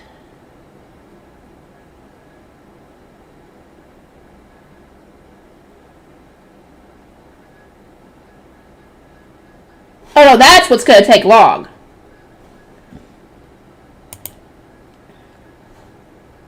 Okay, Everyone's Tales of Heroism. Let's continue one more. Everyone's Tales of Heroism. Welcome back, Charlotte said. Thank you for coming, Lady Hannelore, Florencia added. We appreciate your duchy's assistance from the bottom of our hearts. My vision finally settled to reveal the knight's training ground. Charlotte and Florencia were the only ones who had come to welcome us, and they had as few retainers with them as they could get away with. Melkor was likely in the temple, but what about Wilfried and Karlstadt? The unusual setup made me nervous. Sylvester, I don't see Wilfried or Melkor, I asked, or my father for that matter. We might have been able to wrap things up here before the fighting at Gerlach concluded, but we haven't had long to gather ourselves. Karlstadt is at the orders command post of Wilfried, who's giving him a hand there. Melkor hasn't yet returned from the temple. Relax. Nobody sustained any serious injuries. They're just busy with the cleanup. Oh, thank God! We dumped so much of our work on Ahrensbach's knights and Gerlach's nobles, but here in Ehrenfest there was nobody they could delegate to. As the duchy's highest authority, Sylvester was busy delegating the cleanup to other members of the archducal family, and as the knight commander, Karlstadt was especially busy since he hadn't been able to excuse himself from attending the feast. We really were short-handed. How about the temple in the lower city, I asked. Was anyone hurt there? As of yet, we haven't received word of any major injuries, Sylvester replied. Come on, don't look so worried. The knights at the gates and the knights stationed at the temple apparently went above and beyond the call of duty. Just ask those retainers of yours who were there. Dunkelberger's representatives had yet to receive proper greetings, so I didn't question Sylvester any further. He lined up next to Florencia and Charlotte, then exchanged the usual court courtesies with Hannelore. They went on for ages and were packed with the names of gods. If not for the assistance of Dunkelfelder's knights, Sylvester said, I suspect we never would have rescued Ferdinand or protected our foundation. Your support in Gerlach was similarly heartening. He went on to note that my scholar's correspondence about Dunkelfelder's involvement in the purging of Lonsdorf had proven especially useful in the defense of Ehrenfest. Good to know Hartmann's and Clarissa's letters helped. As abrupt as this invitation must have been, I am so very thankful that you accepted it, Sylvester continued. If we had missed this opportunity to receive your hard work, or reward your hard work, we would have struggled to find another. Our victory feast shall begin at 6 bell. It will be only humble in scope, but I hope it still conveys the depth of our gratitude. He then turned to Florencia and Charlotte. Take our guests from Dunkelfelder to their rooms. Baths have already been prepared for them. They may relax until the feast. Thank you, Hannelore replied with a gentle smile. I had hoped to bathe before our celebration. Sylvester smiled and turned and addressed Ferdinand. We prepared a guest room for you as well. A guest room? Ferdinand blinked a few times in confusion, then glanced at me and said, Ah, yes. Despite the warm welcome he'd received from Sylvester, he no longer had a home to return to, not since he'd given his estate to me. I'd wanted to bring him back to Ehrenfest, but now I'd taken his chambers from him. That wouldn't do at all. Ferdinand, I said, use my library. But that would be... Please, I will stay in the castle. Your chambers have been kept largely as they were, and you should feel more comfortable staying somewhere you're familiar with. If you need potions, use the workshop and its ingredients as you please. Just make sure Losfam sees you are safe. Hannelore gave me a strange look. Lord Ferdinand has chambers in your library? Indeed, my library was once his estate. He gave it to me when he moved to Ahrensbach, and my first course of action was to fill it with books, I replied, unable to keep from boasting. The books mostly belonged to Ferdinand, but I decided not to mention that. Lady Hannelore, Ferdinand added, I did not have a wife or any children when I received the royal decree, ordering me to live Ehrenfest. The estate was given to me by my father, so I elected to pass it on to Rosamund, my charge at the time. That was all. To be frank, I did not think my chambers would still be there, because she's not using them. I turned sharply to Ferdinand, who looked thoroughly exasperated. Did I not tell you I wouldn't touch them? I wanted you to have somewhere to stay whenever you came home to visit. Yes, but that was merely a promise. I assumed it would only last so long. I considered it inevitable that your library would eventually encroach on my chambers. Not enough books have been made for that. I'm doing my best to print more, but that really was a dream of mine. A collection of so many books that my library could barely even contain them. But I started wondering how to make that happen. Ferdinand sighed. I prefer to sleep in my own chambers, assuming they really do still exist. But would you truly be amenable to that? Of course, as I said, I can stay in my chambers in the castle. I shall send an ordinance to Losfam, telling him to prepare for your arrival. Then, while we wait, I will check on the temple and the lower city. I started pondering all the things I would need to do before returning to the castle, but again, Ferdinand pulled me from my thoughts. Hold on. Do you really mean to abandon your guests? You were the one who invited them here. We can safely assume that the temple and the lower city experienced no major injuries. Be content with your retainer's reports for today and go look tomorrow morning. There is not much time before 6 bell. He was right. By the time I'd bathed and received updates from my retainers, it would almost be time for the feast. I sent an ordinance to Losfam asking him to make arrangements for Ferdinand, Eckert, and Justice, and his response came at once. He had already made them, having heard it through Leigh's letter that Ferdinand was safe and returning for the feast. Losfam really is an excellent attendant, I said. But of course, Ferdinand scoffed. He trained under me. Leigh's letter is just as good, though, if not better. Ehrenfest, are they normally like this? Hannelore asked Sylvester. She and Heitzitz both looked stunned. Sylvester let his eyes wander as though searching for the right words, then gave a hushed response. Yes, most of the time. Yes, they are like this a lot. Woo! Welcome back, Lady Rosamund, Audley said upon my return to the castle. I am glad to see you are safe. Lisletta and Gracia greeted me too. They had received news of my arrival from Charlotte and rushed over from the library to start getting everything ready. Abrupt invitations inconvenienced more than just the recipient. They also troubled the attendants tasked with preparing for their unexpected guests. Even with Bertilde's assistance, Brunhilde had to run all over the place to prepare Dunkelfelder's guest rooms, Audley said. Let us head there now. Only once those formalities were out of the way did Audley look at her son Hartmann and his fiancée Clarissa. A smile spread across her face as she told them she had informed the family estate of their return. Then she briskly took her leave. As it turned out, she had waited around as long as she was able so that she could confirm everyone was safe. Since Lady Rosamund is about to bathe, the guard knights could return to the dorms in shifts Leisletta has suggested to them. You all will need to change clothes for the feast. The knights nodded and got to work deciding the order in which they would get ready. I watched them out of the corner of my eye before heading to the changing room with Gracia. She took out my hair ornaments and started delicately undoing my hair. The temple has been contacted, she said. Judith and the others should arrive by the time you have finished bathing. So, how did the war seem from here in Ehrenfest, I asked. Was anyone hurt? We were in the library for the most part. Thanks to the magic tool you set up to protect it, we did not even notice the fighting. They had known when it had started and ended thanks to the arrival of Ordnance, but no damage had come to my library. Grisha continued, even before there were signs of a battle, Daniel brought the Gutenbergs and their families to the library in the morning. It was a surprise to see so many commoners arrive all at once. So he kept his promise and protected everyone, I said. He must have sensed Georgine's arrival early and moved the Gutenbergs to my library, the safest location thanks to my magic tools. He did. One moment that stood out to me was when your hairpin maker and her family removed their charms and asked them to deliver them to her father. Then they started working on your hair ornaments and clothes, saying they had to do what they could to help. Grisha had just finished undoing my hair and started helping me out of my riding clothes when Laysletta entered. Oh, were you discussing today's events? There were several Gilberta Company seamstresses among those who evacuated. They brought your clothes and hair ornaments with them to the library to ensure their safety. As I recall, they said a fitting would need to be done and wondered when you might be free. We would need to contact them. Oh. Yeah, what are we going to do? She's now up Erinsbach! Oh boy, this is going to be interesting. Wait, they're still going to have to move. They just can't go to the sovereignty. They're going to Erinsbach instead. I could picture Tulia and Karina both throwing themselves into their work. They would have felt uneasy doing nothing at all, and my approaching departure was a practical concern. But still, the Gutenberg's decision to keep busy after their evacuation had turned the library into a surprising, relaxing environment. Those of the planting company observed the estate's furnishings in the library as closely as they could, eager to learn anything that might help them with their books and exterior eateries. They already had a good understanding of the books made in Ehrenfest, but they said they had never carefully observed a normal one. Felina and Judith arrived as I was finishing my bath. They both looked well. I wasn't dressed yet, so Roderick was waiting in another room with the male knights. So the library was safe, but what about the temple, I asked? Did it end up becoming a battlefield? Oh. Feline nodded, an uncomfortable look on her face. But, everyone in the orphanage is safe. We received an ordinance from Daniel at Third Bell and evacuated them as per our drills.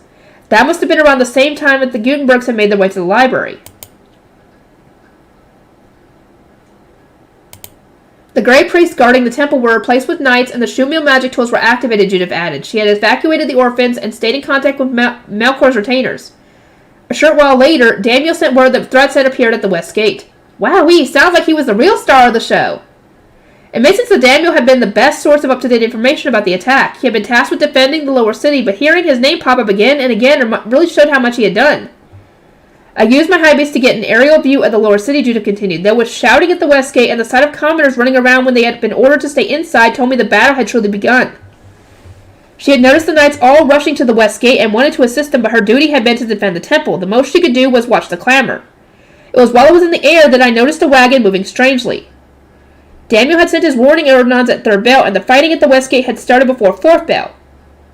At that time, the main street had been largely devoid of people, and the farmers transporting wagons of vegetables had passed the gates of their farming towns or to an evacuation camp to the south. By Fourth Bell, the north of the city was nothing but closed shops, but the wagon was headed there anyway. Then it disappeared into the shadows of an alleyway. I suspect that was where it stopped, as a short while later, a group of people appeared at the north gate.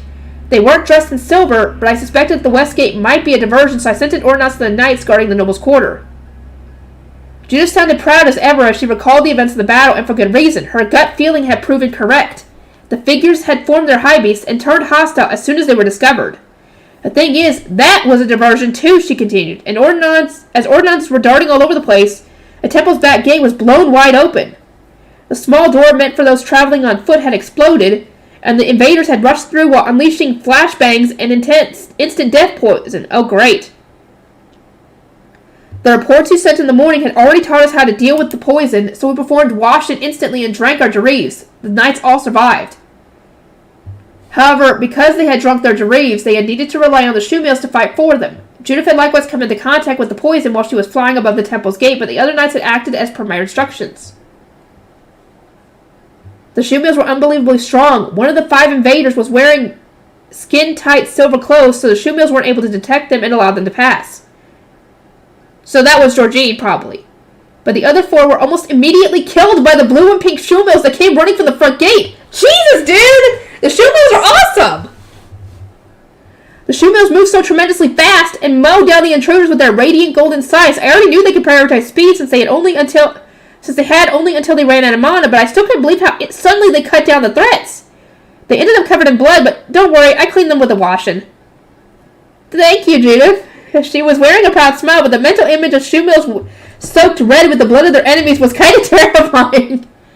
I contacted Lord Melkor to report that one silver-clothed invader had made it into the temple. I did not experience the events that followed firsthand, but the person was apparently Lady Georgine. She triggered a bunch of traps before ultimately being teleported to the Ivory Tower. Yes! Oh, I did climactic! I thought it was going to be a battle between Sylvester and Georgine. Ha ha! That's what you get! That's what you get! Judith hadn't seen the events of the Bookworm then. I would need to ask Melkor and his retainers for more details. Oh, also, one of the intruders the shoe mills killed was Grossum, Matthias... Wait, what? That's not... okay, he had 3 body doubles then, or at least 2. Grossum? I shall let you decide if you want to tell Matthias. We took Grossum down in Gerlach, didn't we? I cocked my head at her, and that was when I remembered. Matthias had said something about his father having 3 body doubles. Body doubles? But which Grossum was the real one? Is the battle actually over? A knee spread through my chest, and I saw my face pale in the mirror. I wanted to leap up and race straight to the temple and the lower city. Lady Rosemine, are your male retainers allowed to enter? Laisletta asked. Daniel and Roderick are here. Lorenz is currently stationed outside the door, while my sister is guarding it from the inside. The other guard knights seem to have returned to their rooms to change. I snapped back to my senses and nodded. Laisletta and Gracia had at some point finished doing my hair and changing my clothes. Please do. I would appreciate this chance to have her hear a report from Daniel. He certainly was a hero, Laisletta giggled. She and Gracia then went to fetch him. It wasn't long before Daniel and Roderick entered. The latter was holding a pen and some paper ready to take notes. Maybe he had been transcribing Daniel's perspective on the fighting? Welcome back, Lady Rosemine. Thank you, Daniel. I'm glad to be back. You were able to protect the Gutenbergs, were you not? And it has come to my attention that your ordinances were immensely helpful to everyone who received them. I thank you ever so much. His eyes wandered as he struggled to find a response, and he finally said, I am honored to receive your praise. He was undermining his own achievements in true Daniel fashion, and this sight caused a smile to play on my lips. I am told the Westgate was attacked. Please tell me the direct damages. Very well. Some of the Westgate soldiers were hurt, but none sustained serious injuries. We can thank Bridget's ordinances, which gave us time to prepare ourselves. Bridget's ordinances, I repeated. As much as I was relieved to hear everyone was saved, that wasn't a name I expected to hear.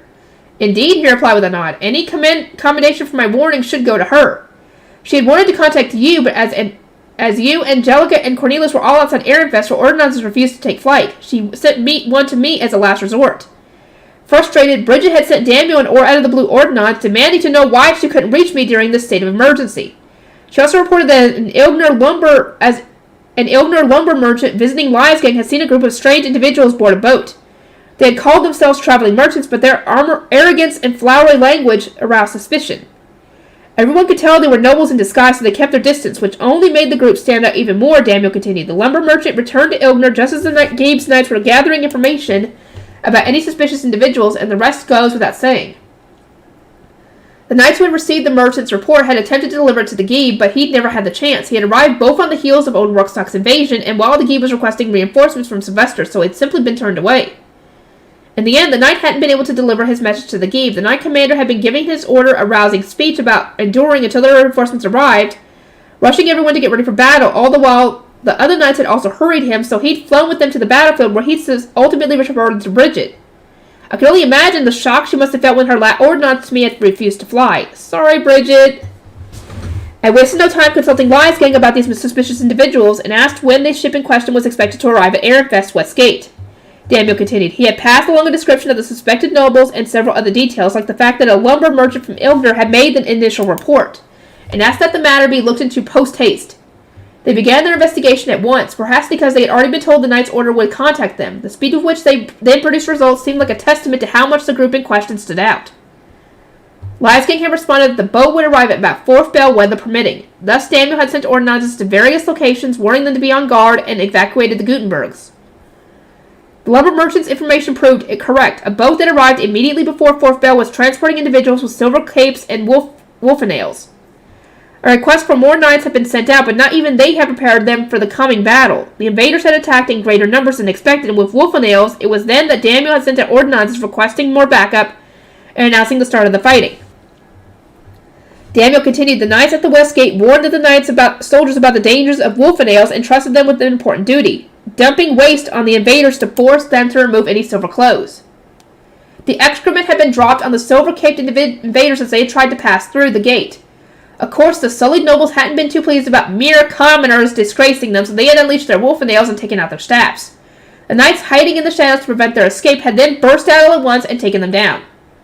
That reminds me, Daniel said, a captain at the west gate, Gunter, truly scared me. Hearing that name made my stomach lurch. Why, what happened? Was he seriously hurt? The fact that he had given Daniel no more than a fright might have meant he had ended up in danger but managed to escape.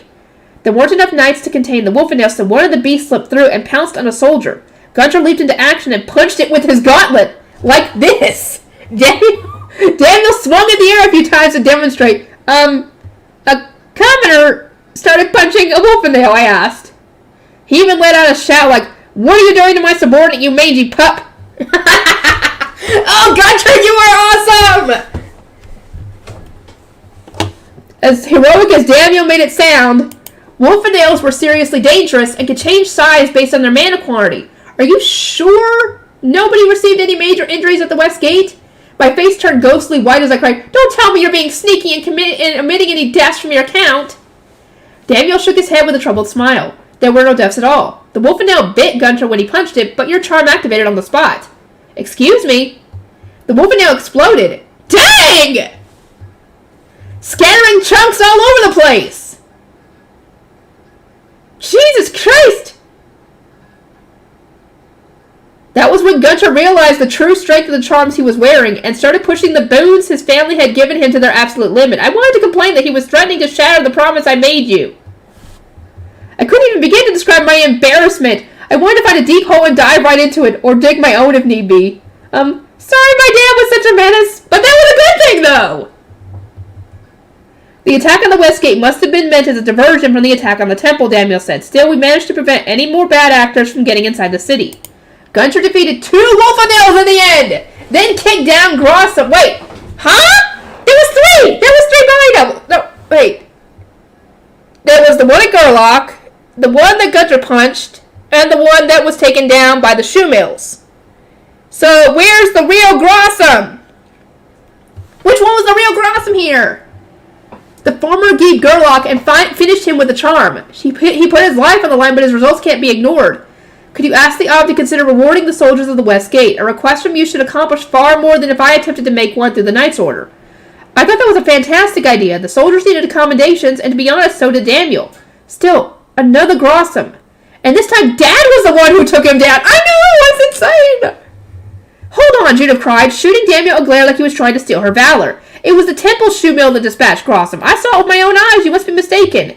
No, I recognized his face, Daniel protested. He must not have been too impressed that his observational skills were being called into question. I clapped my hands a few times and got between them. Let's nip this in the bud according to Matthias. Grossum had 3 body doubles. Before we came here, we defeated our own Grossum and Gerlach. Yeah. Okay, so, I'm willing to bet that, one of the body doubles was the one that got, destroyed by Bonifacius back before she went into the Jareve. That's one. So, the real Gerlach was in the hall during that attack in the first place. So, I'm guessing they can't... Now I'm wondering, who was the real Grossum then? Because the one that they fought in Gerlach had so many freaking face stones in him that I was wondering if that was a body double. Or now that I'm thinking about it, was he a body double? Come again? Every one of my retainers who had stayed in Ehrenfest stared at me in shock. Angelica was the only one who looked entirely unfazed. That was when I remembered that although I received their reports, I'd yet to give any of my own. Lady Rosemine, preparing a body double is no easy feat. Not everyone's mana is the same color, so the idea that he had 3 is... There are ways to make it happen, assuming one does not mind using cruel and costly methods, I said. Grossum had formed submission contracts with countless devouring soldiers. It wouldn't have been particularly tough for him to dye each person with his mana, since they wouldn't have received any attributes from their parents. He might even have been able to artificially induce the mark of Abigail within them, although most would simply have died in the process. Could it be that Grossum and Count Bindewald targeted me way back when he turned me into another body double? That's a possibility, yes. In any case, I said, we have confirmed the existence of at least 3 Grossums. It would not surprise me if we discovered that even more were defeated over the course of this invasion. I know. I am more concerned that there might be a 2nd or 3rd Lady Georgine. Oh yeah, that's not a good idea. My retainers all tensed up. If the Georgine housed in the temple turned out to have been an imposter, there was a good chance the real one would rear her head again. I will send an ordinance to Sylvester, I declared. Let us confirm whether Lady Georgine truly was defeated. My bird took flight and soon returned with a response. Yes, we got the real Georgine. Oh, thank God. The one that was teleported to the ivory tower was a fake, but the one I dispatched in the Foundation's hall was real. Was really her. I also got back what was stolen from us. No matter what lingering forces remain, there won't reach our Foundation. Oh, thank God. Okay, so she did have a body double. Okay. The Knight's Order was on top of the various Grossums and Georgines that had been killed. If nothing else, we wouldn't need to worry about our Foundation being stolen during the feast, especially if we retrieved the key to our Bible. The Ordinances repeated its message twice, then turned into a yellow-faced stone and started to fall in front of me. I'd seen it happen so many times before, but for some reason I was trembling too much to catch it as it fell. A chill ran down my spine and my stomach began to ache. Is something wrong, Lazetta asked, eyeing me curiously as she picked up the stone. I gazed down at my fingers, smiled, and said that it was nothing. I wasn't even sure how to describe the unease I was feeling. Staying seated wouldn't do me much good, so I stood up. Is it almost 6 bell, I asked. Not quite. We won't leave right away. The hall is going to be busy with all the preparations being made, so we shall wait until we are contacted and depart leisurely. I see, I said, and sat back down. I was imagining how busy the hall must be when a small bell chimed. Grisha opened the door and my dressed retainers entered. We apologize for the wait, Lady Rosemine. I stood up again. Well, with everyone here, there may be something we can do to help out in the hall. Before I could attempt to leave, however, Lazetta shook her head. Please rest for a little while longer. I am told you collapsed even in Ahrensbach. You must be tired, no? I am tired, but it feels impossible to remain still. Lazetta looked at her fellow retainers, then her brow furrowed in concern. Lady Rosemine, you played a crucial role in this battle. There are bound to be any number of guests who wish to speak with you. Rather than trying to help with the preparations, I would advise you to rest or devise ways to deal with anyone who wants your attention. Deal with them, That hadn't even crossed my mind. I'd assumed that all eyes would be on Sylvester for his battle against Georgine, Melkor for defending the temple, or perhaps the knights who had protected the West Gate. I decided to consult my retainers, which prompted Clarissa to beam and stick at her chest. I can spread tales of your heroism all night. My specialty will be the ritual performed over Ahrensbach's ocean, which I was able to observe in its entirety. Under normal circumstances, might have tried to convince Clarissa to reconsider, but something told me she would do a better job than I ever could. Lady Rosemine. Yes, very well. I shall entrust this evening's guests to Hartman and Clarissa. So much has happened that I have yet to fully come to terms with. I doubt I would manage to answer any questions properly. It was like a thick fog had descended on my mind, or a blanket was enveloping my memories. If someone else wanted to explain the events of our battle in my stead, I wasn't going to stop them. You may count on me, then, Hartman said, smiling at the convenience. I shall speak so much that you won't need to answer a single question. As I nodded, Cornelius peered down at me, his dark, panicked eyes betraying a single question which he wasted no time putting into words. Rosemine, are you sure? I'm pretty sure you're going to regret this immediately. Oh, I replied with a chuckle, you could always distract our guests with tales of your own heroics. Cornelius shook his head. That's not what I meant. If you let Hartman and Clarissa say whatever they want, in front of the Duckelfelgerians, no less, who are going to make whatever tales they hear even taller, then Mother will go absolutely crazy. Do you want to be her next victim? In her romantic stories? No! No! You don't want that! Cornelius, I went to war. That's it. Nothing romantic happened whatsoever. Do you really think Mother of all people is tired of writing love stories? Do you think she'd try her hand at action-packed tales about knights? The only thing I can think of is her writing is that they find out that she was writing Ferdinand's High Beast and all that other stuff, that she will spin that. She will spin that. Were that the case, wouldn't she be drawn to those who had served as Handler's guards? They would have so many more amazing stories to tell. Of course not, Cornelius muttered, hanging his head. Exactly. It seems to me that her passion for love stories has only increased over the years. In contrast to Cornelius, who looked exhausted before the feast had even started, Roderick's brown eyes were sparkling as he showed me his papers. I want to hear everything there is to hear about your battles. I plan to create some new night stories and a sequel to a dinner story, so everyone's tales of heroism are more than welcome. Aw, Roderick, awesome! As we all smiled warmly at Roderick's enthusiasm, Hartman alone placed a contemplative hand on his chin. In that case, might we have Roderick stay by Lady Rosemine's side and ask the guests about their own heroics that should distract them? Hartman, are you surrendering a place by Lady Rosemine's side to Roderick? Feline asked, worry clouded her face. Do you have a fever or something of the like? Daniel gave a firm nod of agreement. And with that, 6 bell rang. Okay, I think I'm going to have to end this off here. I'm going to work on some lunch, and I'll get this uploaded, and I'll see you guys in the next one. Okay, part 3, everybody. Celebratory feast. As soon as Karstedt received Judith's ordinance, he ordered me to help regain control of the North Gate. Our feast had started, and Wilfried was in particularly high spirits as he regaled us all with his tale.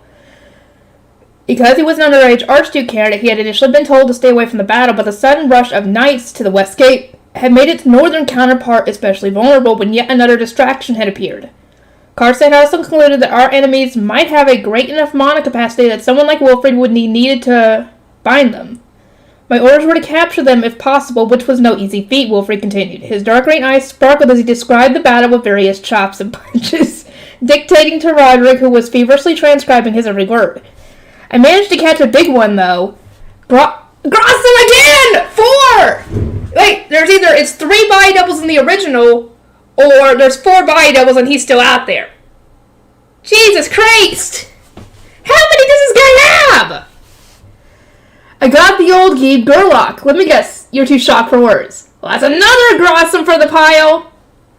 Grossum's name had cropped up during tales of so many battles that I was starting to lose track of them all. Surely this was the last one. Surely there couldn't be more. I know! Just thinking about it was making me kind of sick. I bound Grossum with my staff and, a question if you would allow me, Roderick's pen was hovering over his paper. Were the decoy troops at the North Gate wearing silver capes? Wilfried thought for a moment. They were, but the capes had normal cloth on the inside. As soon as they turned over, mana worked on them just fine. The invaders had apparently blocked about half of our knight's attacks by holding up their capes, but because they were riding atop high beasts, they hadn't been able to fully cover themselves with silver. It had taken quite some time, but Wilfried ultimately succeeded in capturing Grossum, quote-unquote.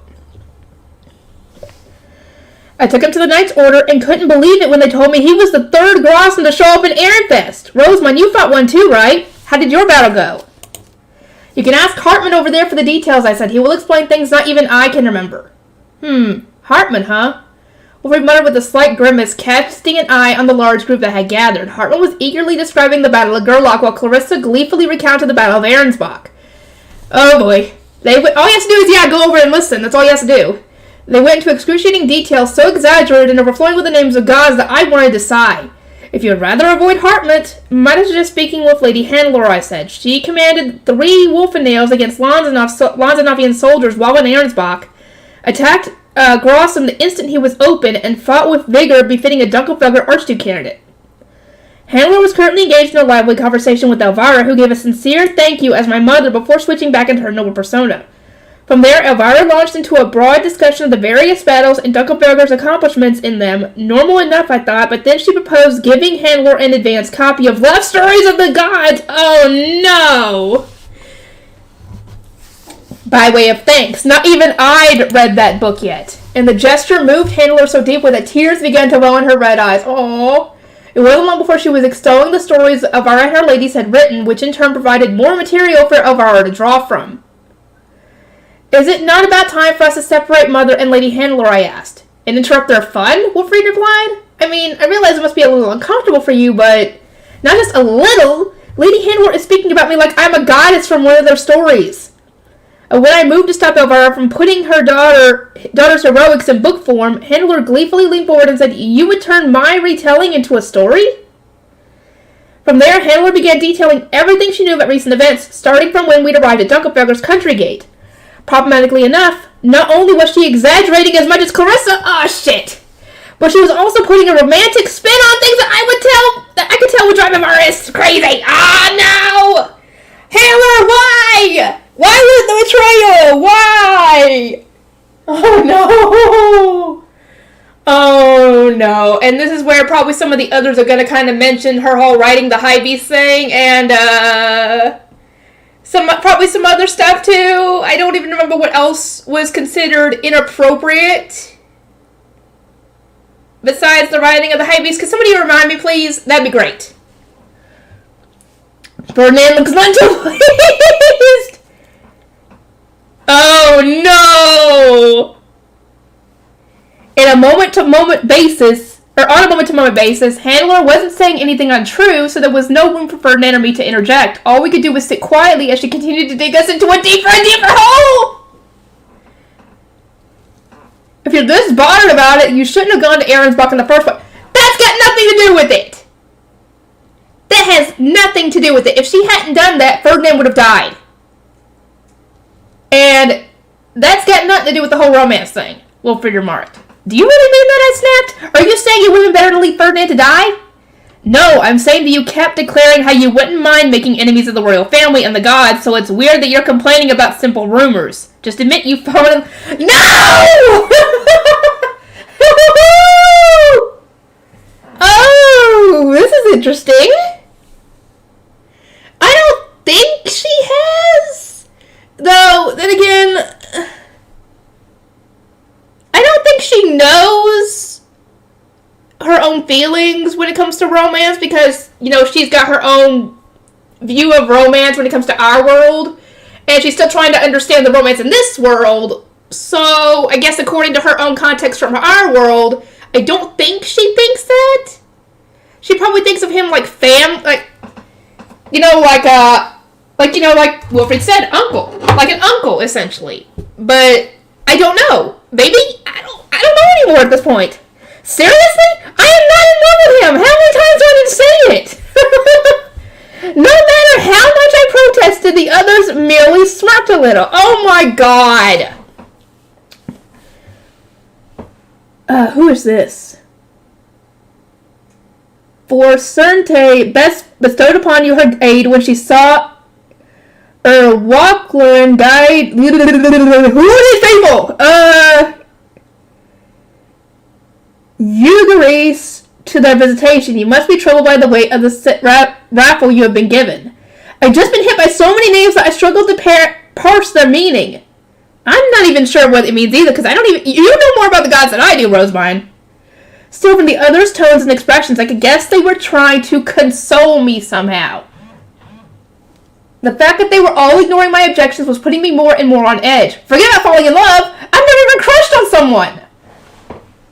Technically, the only any kind of romance you've been any kind of around is when Lutz made you blush back in book 1, I think. When he commented that your hair smelled nice and he smelled it. That's the closest thing to crushing you've gotten, girl.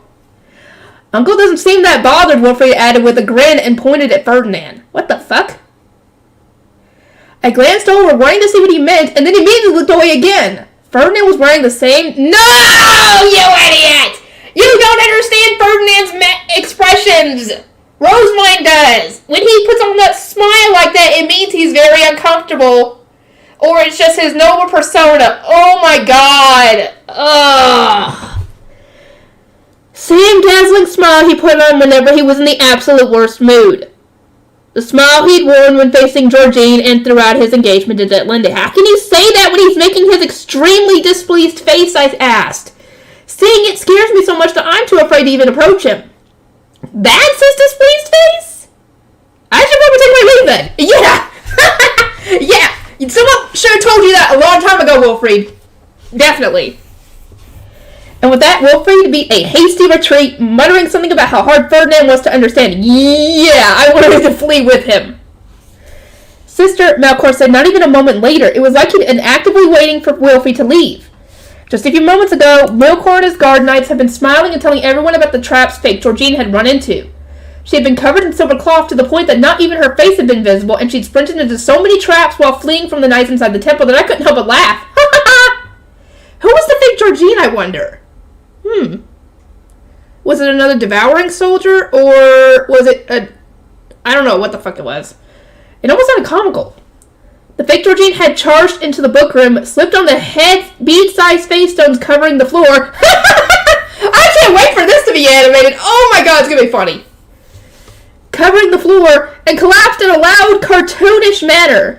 Melkor and his guard knights had known the room was filled with traps. They waited outside and watched, their bows drawn as the traps had activated one by one. For several moments, the fake Georgine had remained on the floor, seemingly at a loss. Then she tried to get up, only to fall down again and again in an increasingly humorous fashion as she'd struggled to navigate the face stones. Her struggles hadn't ended there, though. The next part of the room had been slathered with a particularly strong adhesive.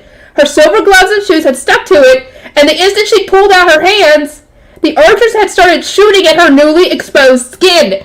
Ooh! Wait, where did the regular Georgine come in, though? Because they said that that was the fake, and that they had been sent to the Ivory Tower when they activated that trap. But when did the real Georgine come into play? Because there was only 5 that went inside, and the other 4 had been torn apart by the shoe mills. Huh. The fake Georgine had twisted her body to avoid the arrows, then succeeded in getting out of her shoes and escaping the adhesive. Beyond it, however, we had placed invisible teleporters. She had touched one with a bare hand and vanished, leaving only her clothes behind. Apparently she had reappeared inside the Ivory Tower in her undergarments. Oops! Your group certainly is popular, Melkor. Everyone really seems to enjoy the stories you've told. The traps you and Hartmut set are what makes them so amusing, sister. That said, did we truly find the real Lady Georgine? I asked quietly. Grossum had so many body doubles it worries me to no end that there might be more we simply haven't found.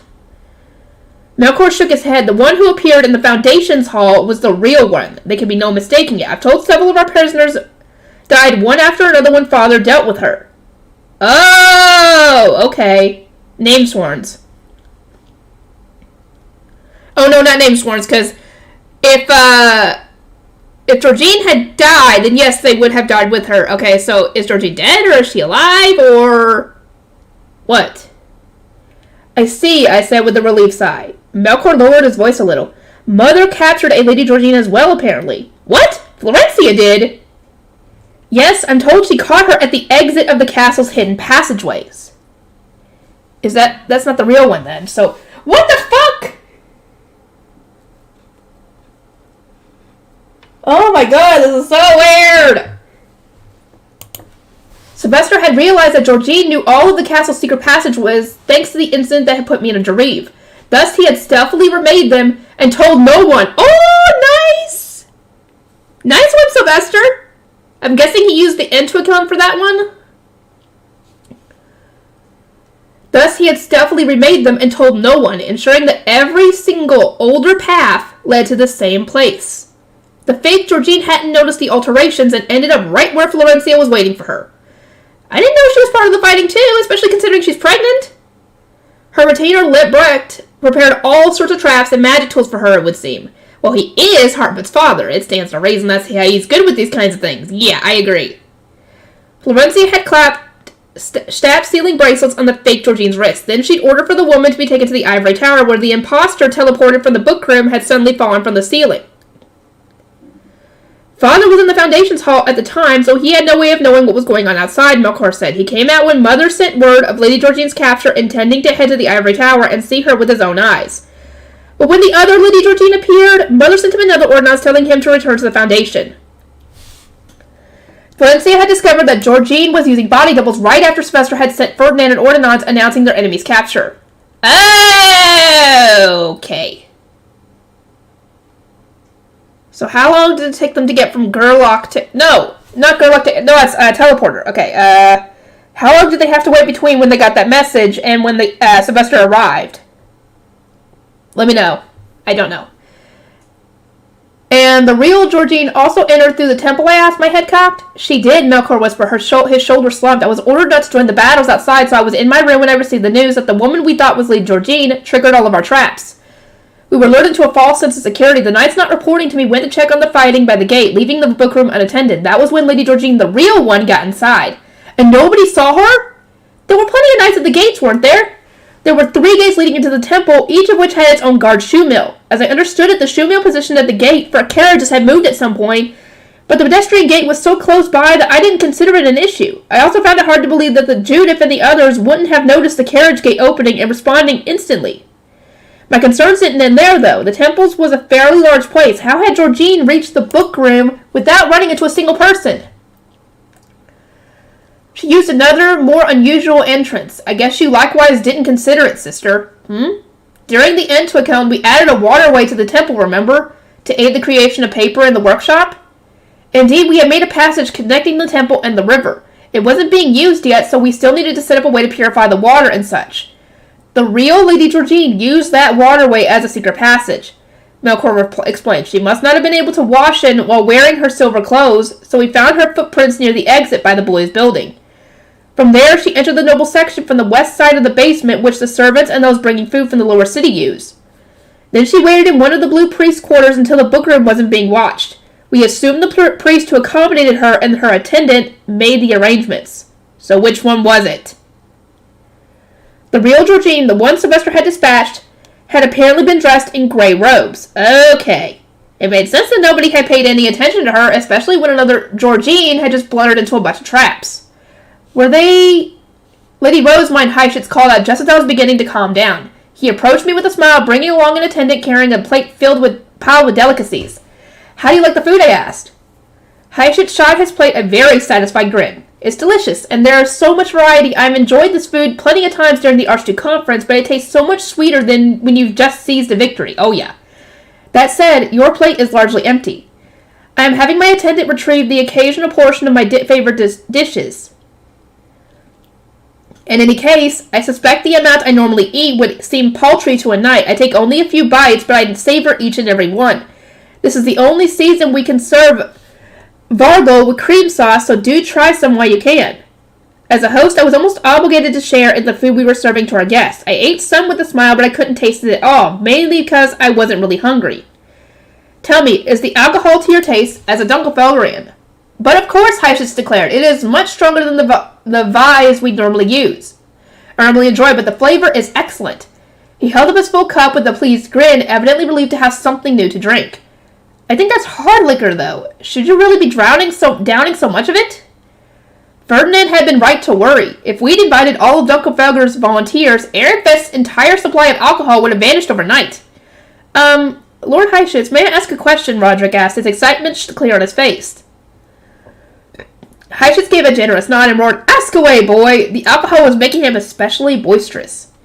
Is it true that Dunkelfelder suffered not a single fatality? You fought so many tough battles back to back that I can hardly believe it. Please tell me the secret to your strength. By the end of the Battle of Gerlach, there had been 10 rows of 10 Dunkelfelder knights ready to hear the declaration of victory. Hannelore and Heifetz had been on the balcony with me as their commanders. In other words, there hadn't been a single person unaccounted for. We'd managed it only because of Lord Ferdinand and Lady Rosemine, Heifetz said, his expression turning more serious. We were warned in advance to cover our mouths and keep our juries with us. More than 10 of our knights ended up with serious mana clots from that poison bomb Grossum launched, but none died instantly. It did far more damage to the enemy forces and Gerlach's knights since they did not know the peculiarities of the attack. Many of them turned into face stones in merely a moment. At once, the sight of all those gleaming face stones littering the ground resurfaced in my mind. Goosebumps rose in my skin, and the food that I had eaten pushed up against my throat. I covered my mouth and swallowed it back down. The last thing I wanted to do was embarrass myself. Rosemine, Ferdinand said from somewhere out of my sight. I turned around just as the door to the hall was thrown open. Rosemine, are you out of harm's way? I've come to save you. What the fuck? Oh, Bonifacius! It was Bonifacius, fully armored. He barreled in like a bull in a china shop and surprised me so thoroughly that my nausea instantly vanished. Oh, nice. Everyone was staring at him in a complete daze, but he ignored them all as he looked me up and down, confirming I was okay.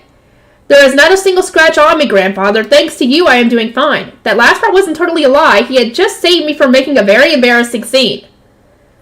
I see, he replied with a relieved nod, and then rounded on Sylvester. What's this about you starting the feast without me? You charged up the teleporter without a second thought for Ferdinand. And what about me? It wasn't easy having to rush all the way here from Ilgner.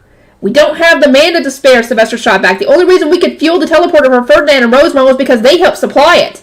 Besides, look, I was right that you'd still make it here in time. Sylvester must have refused to activate the teleporters for Bonifacius alone. I thought that was reasonable enough, considering, especially when our main focus right now was sharing intelligence with Dunkelfelder. But there was no reason for me to weigh in. Rosemont, tell Bonifacius you want to hear about Ilgner, Ferdinand whispered, having at some point moved to stand behind me. Use the opportunity to convince him to get changed. I nodded and approached our loud new arrival. Grandfather, we have guests from Dunkelfelder here at the moment. Why not get changed and tell me Telsey her heroics? As I understand it, Bridget sent an ordnance bearing critical information when the fighting was already underway. I am curious to know how things were in Ilgner. Bonifacius nodded, now grinning from ear to ear. All right, you got it. Just wait right there. I'll tell you everything. He turned to leave without another word, and with that, I gained one more feather in my cap.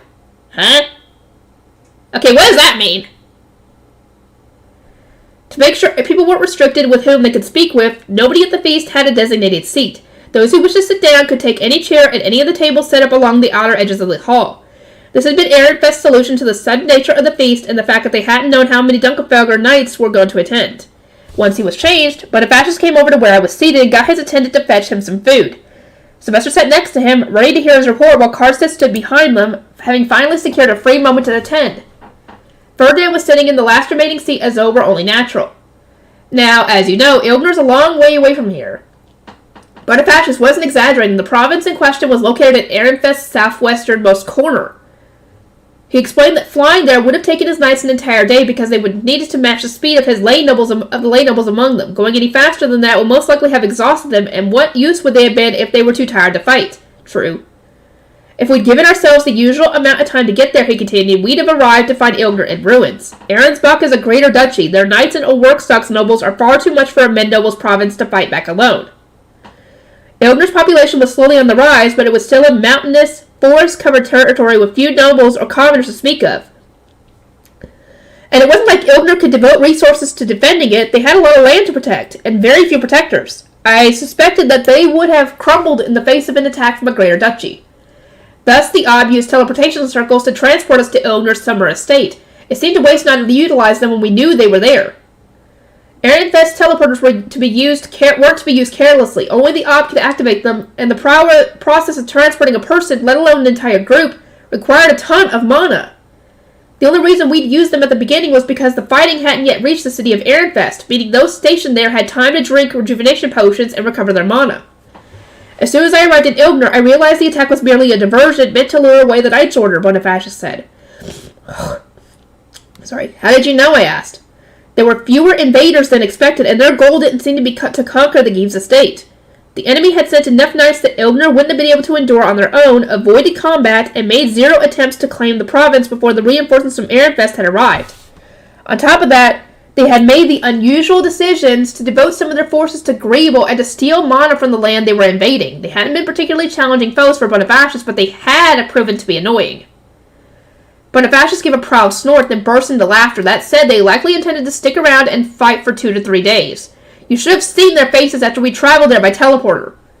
Under normal circumstances, a Gieb's call for reinforcements wouldn't have been answered right away. Plenty of time would have been spent to deciding which knights would sortie and preparing them for battle before they even started their journey by High Beast.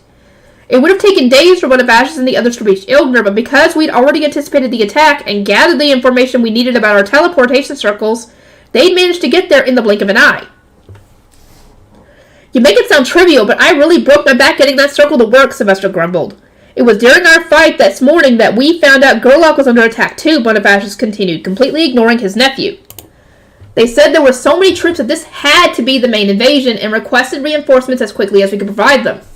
I wanted to head straight there, but for us to fight unburdened, we had to wrap things up in Ilgner first.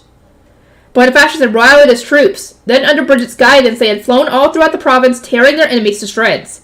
Father, why did you feel the need to go to Gerlach? Karstedt asked. I could guess from his businesslike expression that he was speaking as the Knight Commander. Bonifacius likewise became more serious, no longer exuding the aura of a man bragging to his granddaughter. Gerlach had a more dangerous scent to it. I could feel that I needed to get there as soon as possible. A dangerous scent? Right, I sensed there was a mighty foe there, one that even I could struggle against. You sensed it? Bonifacius really was animalistic. He had a sharp nose and acted on pure instinct. I could see why Grossum had devoted so much of his plan to countering him. Bridget wasn't hurt, was she? I asked. She used to be my guard knight, so I can't help worrying about her. She even sent us valuable intelligence in the midst of the fighting. I see, Bonifacius replied, looking conflicted. Bridget might have left, but she's still your retainer at heart. The information she sent should have gone to the Knight's Order, but instead she insisted on it going to you, even when her ordinances kept falling. That's the thought process of a retainer who wishes to add more prestige to her lady's name. It hadn't occurred to me that Bridget's actions were so significant. She hadn't just wanted to warn me of the coming danger. She was still trying to prop me up as her lady despite having left my service years ago. Knowing that made joy spread through my entire body. It warms my heart to know she feels that way even now that we're so far apart, I replied sincerely. Bonifacius nodded. You have good vassals, Rosemine. So, how is Bridget? Her skills as a knight have dulled a little. It's to be expected. Marriage and a pregnancy will stop anyone from training. but I still consider it a shame. I'd meant how she was doing as a person, not what she was like in battle, but I suppose that I shouldn't have expected anything else from Bonifacius. His evaluation told me that Bridget was doing well at least. Besides, rusty or not, she performed admirably as a knight defending her province, Bonifacius noted. She fought hard to protect the mountains, forests, since your workshops need them to make paper. She carried out her duty as the Geebe's younger sister and protected both her home and its people. Subsequently, the two of them had captured the invading Geebes of Old Workstock. I was dumbfounded when an Ordnance showed up midway through our battle saying that you and Ferdinand were leading Dunkelfelger knights into Gerlach.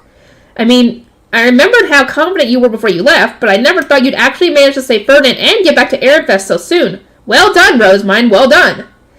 I thank you ever so much, Grandfather, I replied as a warm feeling spread through my chest. His words meant a lot to me, especially considering that he told me to give up on the rescue operation entirely.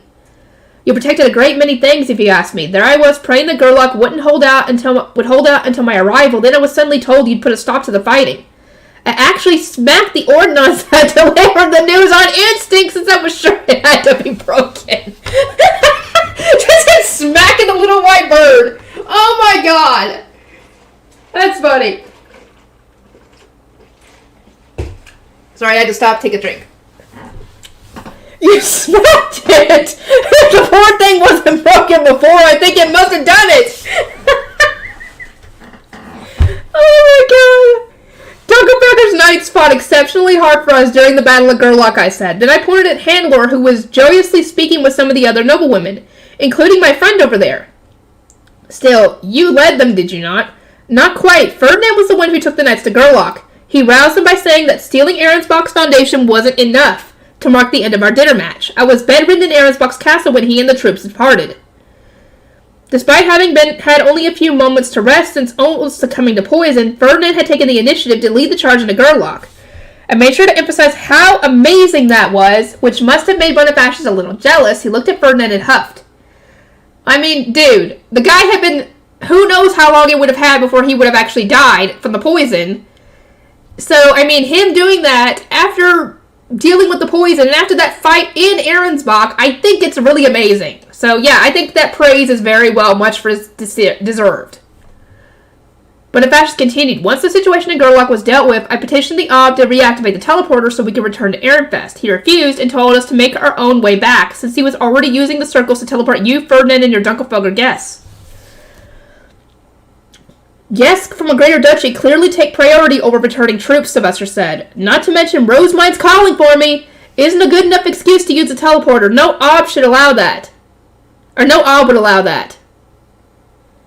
The invasion had wreaked absolute havoc on Ehrenfest's stock of rejuvenation potions, and the diversionary battles being fought all over the place had exhausted the knights. On top of that, the scholars and attendants had been up to their necks in work preparing for the celebratory feast. There simply hadn't been any leeway to use a teleporter for Bonifacius' sake.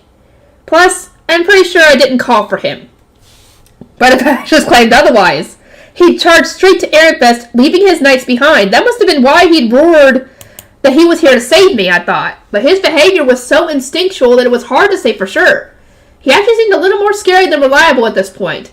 I fully understood why Grossum had devoted so much time and effort to countering him. Bonifacius was someone I never wanted to make an enemy of. Oh, definitely. So how are things here? Bonifacius asked. Sylvester shrugged and shook his head. He had spent most of today listening to others' reports, trying not to discuss his own side of the story when he could avoid it. It started with the ordnance Daniel sent to the Knight's Order, relaying Bridget's message. As it turns out, that was around third bell, I think. The Knight's Order had mobilized upon hearing that threats were likely about to arrive at the West Gate. Ordnances had flown out over, and everyone had moved to their pre-planned stations. They hadn't known when exactly the threats would appear or when the battle would commence. Meanwhile, Sylvester had gone straight to the Foundation's hall since his theft was the absolute worst-case scenario. I stood there and waited, he told us. There wasn't anything for me to do, but I didn't have any other choice. I simply waited around and received ordnances through a hole in the wall opened just for that purpose. As it turned out, there was a warp hole connecting the hall and the Archduke's office, allowing the Ob to receive correspondence even while attending to the Foundation.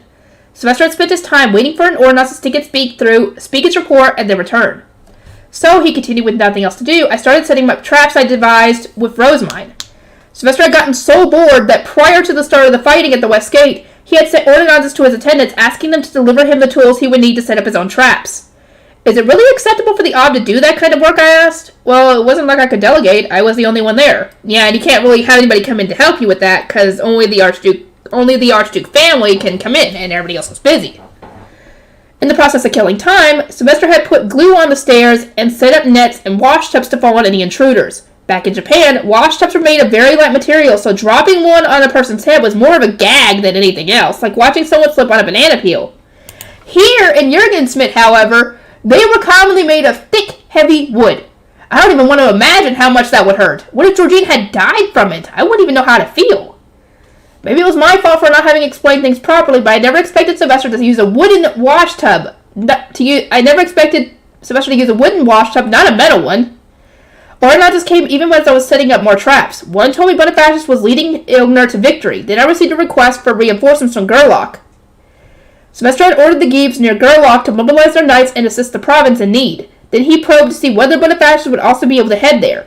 In the case of the Giebs, the responses he received hadn't given him much hope. They had declared that they couldn't risk sending troops to Gerlach when there was a serious chance that their own provinces might be invaded next. True. That is true, they gotta be careful. Because they had no idea who was going to be attacked. That seemed reasonable to me. A Gieb who was unable to protect their land because they had sent their knights elsewhere would be considered an absolute failure of a ruler. True. Mustering reinforcements for Ilgner hadn't been an issue, but the circumstances had changed since then. Sending the knights tasked with protecting the nobles' quarter hadn't been an option, not when there were threats approaching the city. On top of that, Sylvester, the one person required to activate the duchy's teleportation circles, had been stuck in the foundation hall. You couldn't even leave that, yeah. Gieb Gerlach sent more ordinances, each one reporting that his situation was getting worse. Things got so bad that I decided to use the teleporters to send as many knights as I could. But as I went to leave the hall, one of my scholars told me we received a message from Ferdinand. Ferdinand had announced that I'd stolen Arensbach's foundation and that he was bringing Dunkelfelder's volunteers to the border gate between our duchies.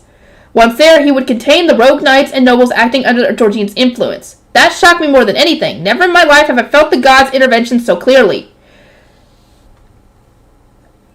Gluckletat really must love you, I said. Sylvester had ordered a scholar to contact Ferdinand and tell him to head to Gerlach at once. And ordnance wouldn't have reached him or me while we were in Arensbach, so he needed to send a physical letter to the border gate. Around the same time, he'd contacted Gieb Gerlach using an ordinance to explain that Ferdinand and I were on our way with Dunkelfelder troops and that he needed only to hold out until we arrived. The attack on the west gate began during that exchange, then the fighting at the north gate and the temple with it. Florentia sent word that someone was moving through the secret passageways. Everyone was putting their necks on the line while I was stuck waiting with the foundation. And while Sylvester had waited, fighting back the urge to run out and join the fight, Florentia had sent word that she'd captured Georgine. I thought the battle had come and gone before I could do anything of use, Sylvester said. That must have been discouraging for him, but still, our victory was what mattered most. Sylvester had then left the foundation, having decided to go to the Ivory Tower, and started informing the provinces that Georgine had been captured. He was stopped in his tracks, however, by the arrival of another ordinance. A second Lady Georgine has appeared, the bird had said in Florentia's voice, her panic unmistakable. She fell from the ceiling, so I suspect she was teleported from the temple. There may be other decoys. Please stay with the foundation until the real Lady Georgine has been found. I did as she instructed without a second thought, Sylvester told us. Georgine was exactly the kind of person to stack one devious plot on top of another. Uh-huh. I went back to the Ob's chambers in the castle and teleported to the Foundations Hall, only to be caught up in a torrent of water. What? The moment I stepped through the iridescent screen, I was struck in a whirlpool and gasping for air. The real Lady Georgine had already been attacking the Foundation. Aw, shit. The blood had drained from Sylvester's face when he realized that if not for Florentia's second ordinance, the duchy would have been stolen right under his nose. The whirlpool eventually disappeared, dropping me to the ground. The washtub I'd set up came crashing down too. Wait, what? The washtub? I asked. The traps I'd placed were caught up with me. I managed to avoid the washtub, but only by a hair. It nearly knocked me right out. Flooding a room with washing wouldn't just sweep away the people inside. I'd experienced that personally when casting the spell for the first time. Everything would float. And anything the caster saw as filth would be cleansed. The glue I put on the stairs disappeared, and the other traps I'd set were moved from where I'd placed them, Sylvester explained. It was as the washtub came down at my feet that I spotted a hand sticking out from another entrance, and a shiver ran down my spine. The hand, I'm guessing she did that to make sure that there wasn't any, poison, traps, whatever. I'm assuming that's what she did. The hand, which had appeared to be severed at the wrist, had apparently been wielding a staff. Georgine had likely used a lethal attack without even looking into the room. And with that realization, the horror eating away at Sylvester had grown even more intense. "I think a floating head would scare anyone," I said. Sylvester had also taken out her staff, and Georgine had sauntered into the room barely a moment later. Despite being dressed in the robes of a grey shrine maiden, she had acted entirely like a queen. Georgine's eyes widened in disbelief when she saw me. "Ha ha! We caught you there! Ha ha! You ain't getting us!" Sylvester continued. "That makes no sense," Ferdinand said. "At a time when the city is facing countless diversions, anyone would expect the odd to be protecting the Foundation." Oh!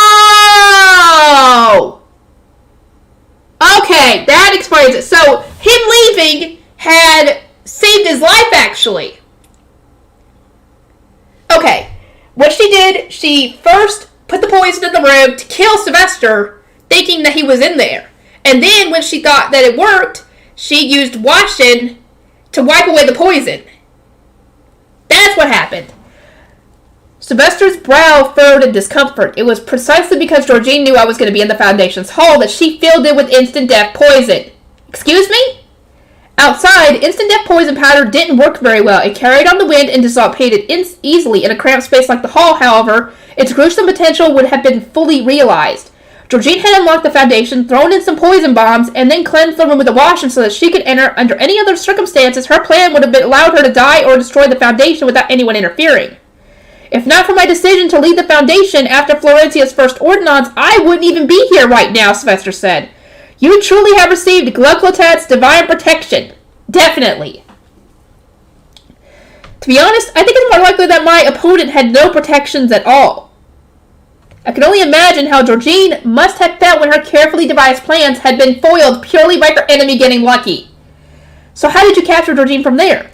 I was already holding my staff, so of course I attacked without hesitation. To account for the distance between them, Sylvester had created a bow and shot arrows of mana at Georgine. One was turned away by a charm she had with her, and another she blocked with Getilt. My next move was to advance on her. She threw some metallic needles at me in response, but one of my charms deflected them. It wasn't a tough fight by any means. She needed to remove her silver clothes to enter the Foundation's hall, so mana attacks worked on her just fine. Okay, good. The battle had gone overwhelmingly in Sylvester's favor. That didn't surprise me, really. As a man who had undergone physical training since his youth, he had possessed far more strength, stamina, and combat experience than Georgine, who, as a woman, had spent her life mainly focused on socializing. Sylvester had also been compressing his mana and was armed with the strength of new divine protections, to say nothing of how much younger than he was. There was no way he would have lost a head-on encounter. Oh yeah, he's gotten a lot more divine protection since then. Still, he muttered, I can't believe a person would grow to hate someone so intensely. Sylvester didn't reveal what Georgine had said to him, but the look on his face made it clear that her words had cut him deep. Oh, I want to know what she said. But, as I was saying, she told me there was plenty of people still name sworn to her. She declared that those bound to her by submission contracts would carry on her will, and that she would destroy Ehrenfest. And the threat of her name sworn was too great to ignore, Ferdinand said. Yep, I didn't know how many of them we'd missed during the Winter Purge, or what they might do when given that kind of order. Would they all go berserk and join the fighting? Would they spread that poison everywhere? I needed to stop her before even more people got hurt, so I dealt with her then and there. Oh, he killed her! Oh, okay, that makes more sense. From what I remember, I think it was the last part where they mentioned that once Sylvester had dealt with her, a bunch of her name sworn died. Okay, that makes sense. Sylvester gazed down at his hands. He had taken the life of his own sister, and the fact weighed so heavily on his heart. Oh, he needs a hug! Come on, give him a hug! There was a pause, and then a dull clunk as he set something on the table. It was a large, beautiful face stone that seemed both red and blue depending on the light. It took me a second to process what I was looking at, but when the pieces fell into place, my breath caught in my throat. What?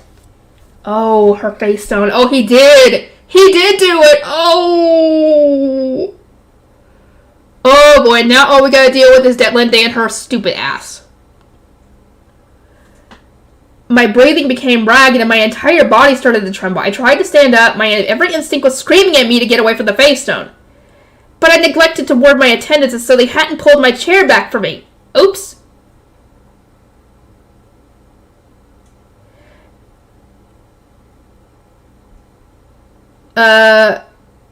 so they hadn't pulled my chair back from me. My knees banged against the table, and my seat toppled over backwards with a loud clatter. Oopsie. In an instant, all eyes were on me. I couldn't see my attendants as they were standing behind me, but I could sense that even now they were staring holes through the back of my head. This isn't good. I need to smooth this over somehow.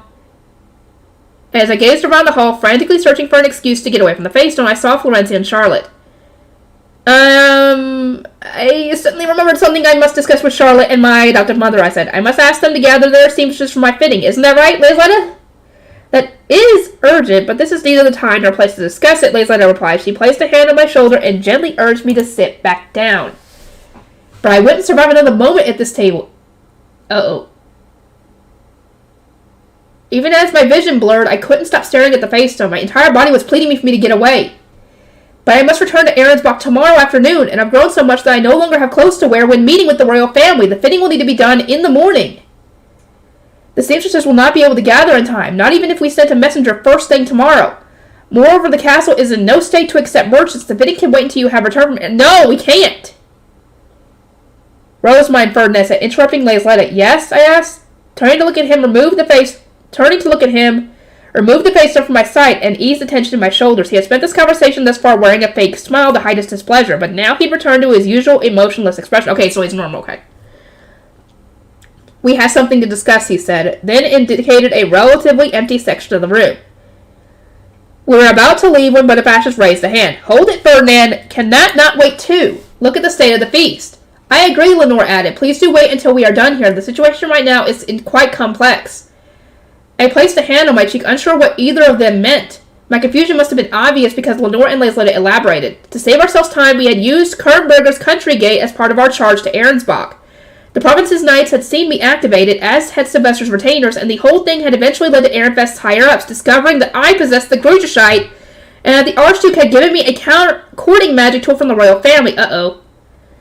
And it took only 3 days for that information to spread to the nobles' quarter, huh? Well, duh, people gossip, and that gets around quick.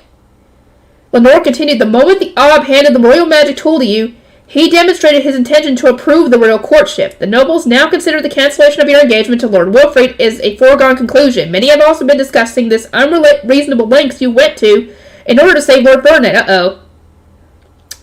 Uh-oh, this is going to cause some really spicy rumors to pop up. Ehrenfest nobles now thought I was engaged to a royal. That was fair enough, but they were also under the impression that I was spending the short while before the next Archduke conference, when the news was going to be announced, bemoaning my doomed feelings for Ferdinand. That was why the noblemen were all wearing such warm smiles and going on about the beauty of love unfulfilled. Ah! The real tragedy here is that everyone's pitying me for losing my first love. I've never even been in love. Oh, God. We've benefited from the romanticization of your trip to Ahrensbach, Lenore noted. That said, with your move to the sovereignty right around the corner, we do not want to chance any more scandals.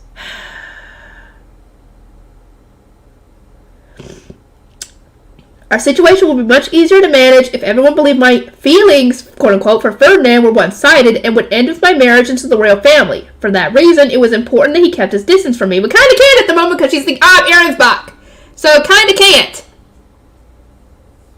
Ferdinand cast his eyes across the table at my retainers and the other guests casually looking in our direction, then crossed his arms and sighed. I consider Rosamund's health more urgent and important than public opinion. However, if you would all rather prioritize gossip and rumors, I will respect that. Good. What? I think her health and all that is more important right now. Everyone seemed relieved that Ferdinand was pulling back, but it made me uneasy. I turned to look at him. It's been 1.5 years since my departure, Ferdinand said. Rosamund must have a new primary doctor by now. It would not be right for me to encroach on their duties, unless you mean to tell me a new doctor has still not been assigned to her, and that's immediately true. As far as we know, we have no primary doctor for Rosamund right now. Sylvester and Karsten immediately averted their eyes, of course. Ferdinand glared at them both, and then slowly began to stand up again, muttering that I should call him if I ever need any help. No, she should call me, Bonifacius protested. You are not a doctor! Ferdinand stared down at him, clearly annoyed before turning around and leaving. A strange sense of panic spread through me as he got further away. If nothing else, I didn't have another doctor to rely on, and my body clearly wasn't acting right. Lenore, wait until the feast is over. No! There are too many eyes here, Lenore whispered while urging me to sit back down. You may not be aware, but you are drawing more than enough attention simply because of your growth spurt. Cornelius is left to gather intelligence, and Lord Ferdinand just went to speak with Hartman. Please refrain from acting openly. She was advising me as a guard knight, but I still shook my head. I didn't want to stay here. I stood up and took my leave, using the excuse of needing to speak with Charlotte, Florencia, and Elvira. Only once I was away from the Faystone was I finally able to breathe again. Did you guys not know that she was possibly having a panic attack or something? Y'all ain't very good guard knights if y'all can't even tell how your charge is feeling. I put on a fake smile and tried to force my way through the rest of the feast. Ferdinand must have given out all sorts of orders as his retainers were rushing around the room as busily as ever. On that note, where might he be? I asked. Ferdinand returned to your library quite some time ago. It is too late to call on him now. Could you wait until tomorrow? I'd intended to stick around until the end of the feast, but there was no helping it without Ferdinand. I couldn't even justify calling him back. I wasn't feeling too bad now that I was away from the Faystone, so my condition couldn't have been urgent. There was nothing for me to do but return to my chambers. Okay, so we know the Georgine threat is taken care of. Okay. Which means that even if they hadn't gotten the real Grossum, they've gotten him now because Georgine's dead. So all her names sworn, including him, are now dead. A sleepless night. I was back at the Battle of Gerlach. Blue Cape Knights surrounded me on all sides with their shields raised, blocking as much of my view that I couldn't tell where we were or where we were going. Explosions nearly blinded me, shouts drowned out all of the noise, and arrows whizzed through the air as I pressed onto my high beast. My heart pounded in my chest and my ears rang. It was hard to breathe, and despite the overwhelming fear that gripped me and made me want to flee, my hands refused to leave my steering wheel. I couldn't move, entirely as though I turned into a Faystone. I saw a dazzling flash of rainbow light, then all sorts of things started shooting toward me. The clashing of metal and even more shouts reached my ears before sprays of red entered my vision. Oh! A severed arm struck my pandanus, then a knight who had fallen from his high beast dropped in front of me. Ah, shit! I plowed right through him, causing him to bounce up into the air and out of sight. Sorry! All the while, Faystones continued to strike the windshield. Oh! The force of each impact reverberated through my steering wheel. My body turned cold as ice and my teeth chattered violently. It hurt to breathe. I'm guessing this is a nightmare she's having. Tears welled from my eyes and rolled down my cheeks all on their own. The portions of the fight where my emotions had shut down now seemed so very clear to me, as though a thick fog had suddenly lifted. They repeated over and over again, refusing to fade from my memory. A man thanked me profusely for coming to his rescue. Then a moment later he fell from the sky as a Faystone. Oh, great! I drove into the room ahead of me and saw the Geeb collapse on the floor, already in the process of turning into a Faystone. My stomach dropped as I clenched my teeth, an awful sensation spread through my mouth as though I were chewing sand. Cold sweat covered me from head to toe. I'm guessing she's dreaming about all the people she couldn't save. All those Faystones were people. Good lord. And then there was Grossum, laughing derisively as he absorbed every attack thrown at him with the mass of black Faystones that was on his arm. His ear-piercing cackle repeated again and again, starting out fast and agonizingly high-pitched, before slowly warping into a low drone. He swung his fire-engulfed arm, burning everything in sight. The flames faded away, revealing that half of his body had turned into a sickening mass of Faystones. I'm guessing that was not the real Grossum, possibly? I don't know anymore. How are we supposed to know? I guess it doesn't matter anymore because he is dead at this point. Some seemed to dig into his flesh, while others merely rested atop it. He was well and truly monstrous. In the blink of an eye, Grossum charged toward me, reaching out his prosthesis. I fired my water gun at him, hoping to stop his advance, but that only made the rest of his face turn into a Faystone. Even then I could see the murderous hatred in his expression and the madness gleaming in his gray eyes. Every time where I looked there were Faystones, Faystones, Faystones. I screamed at the top of my lungs as they all closed in on me. Yep, it's a nightmare. Stay away! I leaped up and realized that I was back in bed. My entire body was so damp with sweat that my bedclothes clung to me and my hair stuck to my skin. A chill seeped into my bones as the cold air prickled my bare neck. The nights were frigid, even now that we were approaching the height of spring. I mean, spring is going to be a little chilly until it gets really going. My heart pounded, and each breath felt more inbred labor than the rest. Last, the contents of my dream spun through my mind as I lay motionless in bed. Every now and then I saw what could only have been the glimmer of a Faystone falling through the darkness. I pressed one hand over my mouth, trying not to vomit, and rested the other on my chest, hoping to calm my nerves. I feel sick. I don't blame her. Poor thing, she's been through a lot. Each time I tried to remember the battle before the feast, my mind returned to a cloudy mess of memories. Maybe it was a defense mechanism? Possibly. I need to speak with Ferdinand about this, I muttered, but as I reached for my bedside table, wanting to send an ordonnance, I paused. Even the thought of touching its yellow face stone made my stomach turn. Oh. At last, I steeled my nerves and yanked open the drawer. The magic tool was sitting inside, and at once the face stones that had tormented me in my dream all came to mind. It suddenly became hard to breathe, like there was something heavy weighing on my chest. Even knowing the tool was just an ordonnance, I couldn't muster the courage to grab it. I squeezed my hand shut and let my arm fall to my side. What should I do? I won't be able to call for help like this. Yeah, I think she's going through a little bit of PTSD. No, she's going through a little bit of is that it? Is that the word I'm thinking of? Oh, whatever. As an unknown fear assaulted my senses, I couldn't help but tremble. I wrapped my arms around my chest and squeezed, desperate for even the smallest trace of comfort. It was then that I had heard footsteps on the other side of my bed curtain. I shot bolt upright and drew my staff, ready to fight whatever threat awaited me. Lady Rosemont, can we join you? She's in bed, Judith. Mind your phrasing. Those voices, they belonged to Judith and Grisha. I remembered they were on night watch, then rushed to dispel my staff and wipe away the sweat beating on my neck. Lords Hartman and Ferdinand warned us this might happen. Oh. So they knew this could happen. Especially Ferdinand, considering how he knows that Rosemont's not even from that world. She's from a world where she wouldn't have encountered all this. Judith told me through the curtain, even trained knights can become emotionally unstable after an intense battle, so we were told to keep a very close eye on you and Lady Hannelore tonight. I was scared too when I saw what the poison did to those knights. Let me sit with you a while. Oh, I wish she could give you a hug. She drew my bed curtains and moved to join me. Grisha went to do the same, but when she saw how drenched with sweat my bedclothes were, she decided to fetch me something to change into. Under normal circumstances, only adult knights would have participated in such a gruesome battle, Judith said, speaking into the darkness. We apprentices were only sent out because the enemy had so many troops than we did.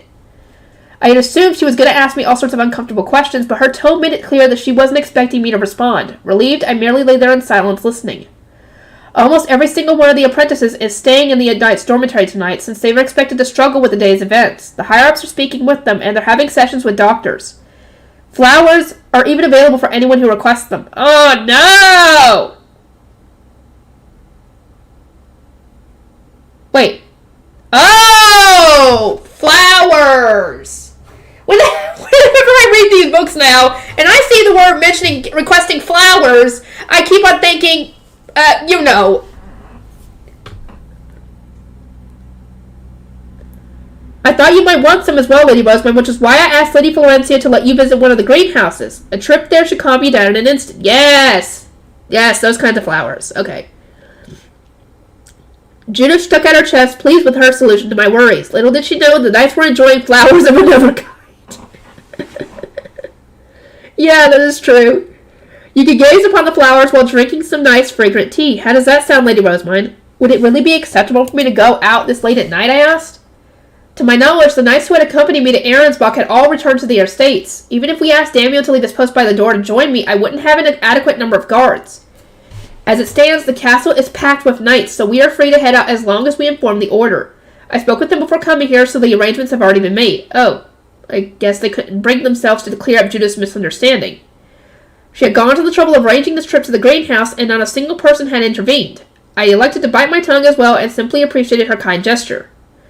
I thank you ever so much, Judith. I look forward to our outing. Let me go tell the others, she said, with a joyful smile, and took her leave. Grisha returned just in time to replace her, looking worried.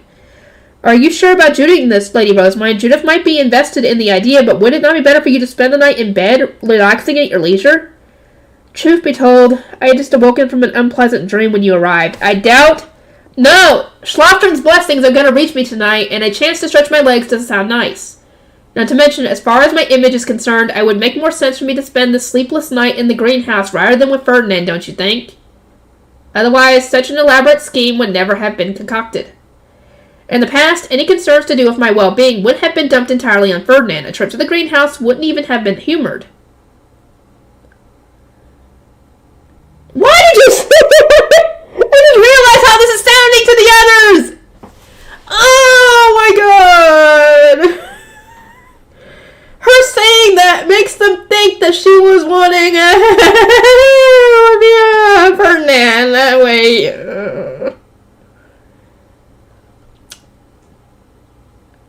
Grisha's brow furrowed, her eyes tinged with sadness. I apologize that I'm unable to grant your desires, Lady Rosemine. There's no need to worry. Such is the nature of noble society. Grisha turned on a light, brought in a small tub filled with hot water, and fetched me some clothes to wear outside of my room. Then once she had everything she needed, she stripped me down and started dabbing the sweat from my body with a tightly wrung towel. Growing up has its downsides, she muttered. The way everyone looks at you changes. You stop being able to do things that once seemed so normal to you, and in the end, I think you actually lose more freedoms than you gain. I matured earlier than most, so there was many times when I was denied something that others my age would be able to do freely. I found that completely unreasonable. I didn't think Grisha had changed all that much on the inside, but her growth spurt had caused a tremendous shift in how everyone treated her. Yeah, because you started to go through puberty, and, well, they see you as an adult. We'd gone through more or less the same experience, so she could relate to my struggles being told to reconsider my relationship with Ferdinand and needing to put up with everyone speculating about my every move. I always thought I would enjoy catching up to everyone else, I said, but indeed, maturing has its ups and downs. A lot of things become more troublesome than not until your heart catches up with your body, Grisha added quietly, especially relationships with men. That's true. In silence, I cast my eyes over the girl who had given her name to me to escape her family. I could only imagine all the troublesome events she had gone through. I'm back, Judith announced, sounding as merry as ever. Lady Hannelore is also having a hard time getting any sleep, of course. According to her night watch attendant, she wishes to go out on the balcony to get some air. Perhaps you could invite her to the greenhouse. Knights tend to speak openly with their peers. Maybe now is a good time for you to interact with her like that. Judith was adamant that Hannelore and I would understand each other. As authority figures, we Archduke candidates weren't allowed to join the knights in their dormitory while they were recovering from the terrors of the battlefield. Hannelore had seemed used to fighting as an Archduke candidate of Dunkelfelder, but maybe that hadn't actually been the case. Maybe this was her first time experiencing death on the battlefield? Had she spent the night thus far feeling as nauseated as I was? Please invite Lady Hannelore through her watch attendant, I told Judith. Take care not to be too forceful. Understood. Speaking with Judith and Grisha had eased my worries a little, but the discomfort from my dream lingered. Every time I closed my eyes, I saw face-stones of all sorts of colors. I was fleeing to the greenhouse to avoid more nightmares. I wish I could fall into such a deep sleep that I wouldn't dream at all. I know that. As that thought floated through my mind, Hannelore sent me an ordinance stating her desire to accompany me on my nighttime wander. The bird spoke its message 3 times, then turned into a yellow face-stone. I couldn't bear to catch it, so it clattered down by my feet. Goosebumps rose on my skin as memories of the battlefield came rushing back to me. Okay, let me check. Okay, I'm gonna have to end this one off here. I will see you guys in the next one. I'll try to get some more done tonight. Okay, down to part 4. I'm going to try and get one of these done a day. That way I kind of draw it out more so I can get more enjoyment, I guess, out of it. And then you guys can get, more enjoyment out of that. And I don't bombard y'all with videos like I did before, I think in the last book when it came out. Because I think I bombarded y'all with videos. And I know that's not fun because you guys want to be able to enjoy the videos. So I'm going to space it out, like one a day. Late night tea party. Grisha went to the greenhouse ahead of us to prepare some tea. The building was used quite regularly during the blizzard-heavy winter when everyone gathered to socialize. My retainers had advised me to leave later than I normally would to account for the time Hannelore would need to get changed. Let us go, Lady Rosemine, Daniel said as I exited my room. He and Judith were going to be guarding me. Are you not going to use your high beast? I reached down to grab my face stone as I normally would, then stopped. Oh, not her high beast one too. Right. Is something the matter? Judith asked, looking at me curiously. Her eyes widened when I explained the fear I'd developed since the battle. And that you should have also said that's why I stood up when I did during the feast yesterday. Because then they would understand, oh, that's what was going on. Please inform your attendants when you are in such a state, Daniel said with a grim frown. Lazletta expressed her concern earlier when she saw you drop an ordnance face stone. Leaving her to guess the cause was entirely Dude! Though, to be fair, if y'all were as in tune to her, how she is, then you might have been able to figure that out right away, that something was going on, something was bothering her. But I think they kind of did, but they just didn't know the cause. Daniel, we weren't going to tell her yet, remember? What happened to letting her get a good night's rest? Well, it's kind of hard to her get a good night's rest right now because she's been having that nightmare.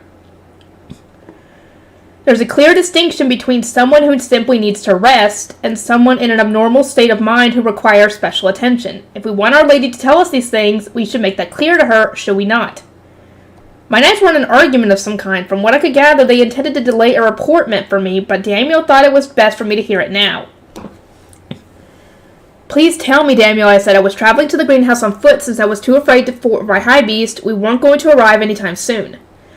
Although you did so upon Lord Ferdinand's prompting, the fact is you were the one to invite Lord Bonifacius to share his tales of heroics. Are you aware this made you the host of the table? It did? Okay. I was not. In my eyes, I'd simply taken advantage of the feast to contain Bonifacius' rampage. The others had appreciated my actions at the time, but reporting to the Archduke should have come first. Bonifacius' attendants and my own had colluded and, out of sheer desperation, invited Sylvester to sit with us, thereby allowing a facsimile of order to be maintained even as Bonifacius gave his report first. Lord Bonifacius regaled us all with his tales of the conflict, Daniel said. Then, after an evening spent in silence, the Ob finally spoke about his own battle. To all those observing the conversation, things were proceeding as smoothly as one could hope, until you interrupted the Ob, rose from your seat, and started rambling about your fitting. My sudden anxiety attack had made me want to get as far away from Georgine's face stone as possible, but the others at the feast hadn't known that. As far as they were concerned, I had randomly stood up and tried to leave, not even bothering to signal my attendants to give those sitting with me the courtesy of a farewell. Oh yeah, she was kinda in a not good state of mind right at that point. I'd seemed so upset about my new clothes that I'd started criticizing attendants even at the cost of disrespecting the Archduke. No way, I couldn't have been more rude! It was tragic, but it wasn't like I possessed the emotional leeway to consider the politics of my situation. No matter how they interpreted it, what everyone had seen was my best attempt to keep up appearances.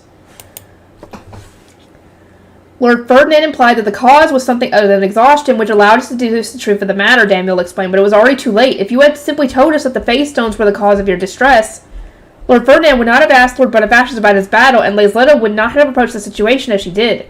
In the absence of a report, it did not even cross our minds that you might have been uncomfortable. Why, I mean, to be completely fair, she did not feel that way until Sylvester had brought out the face stone, so she didn't know this.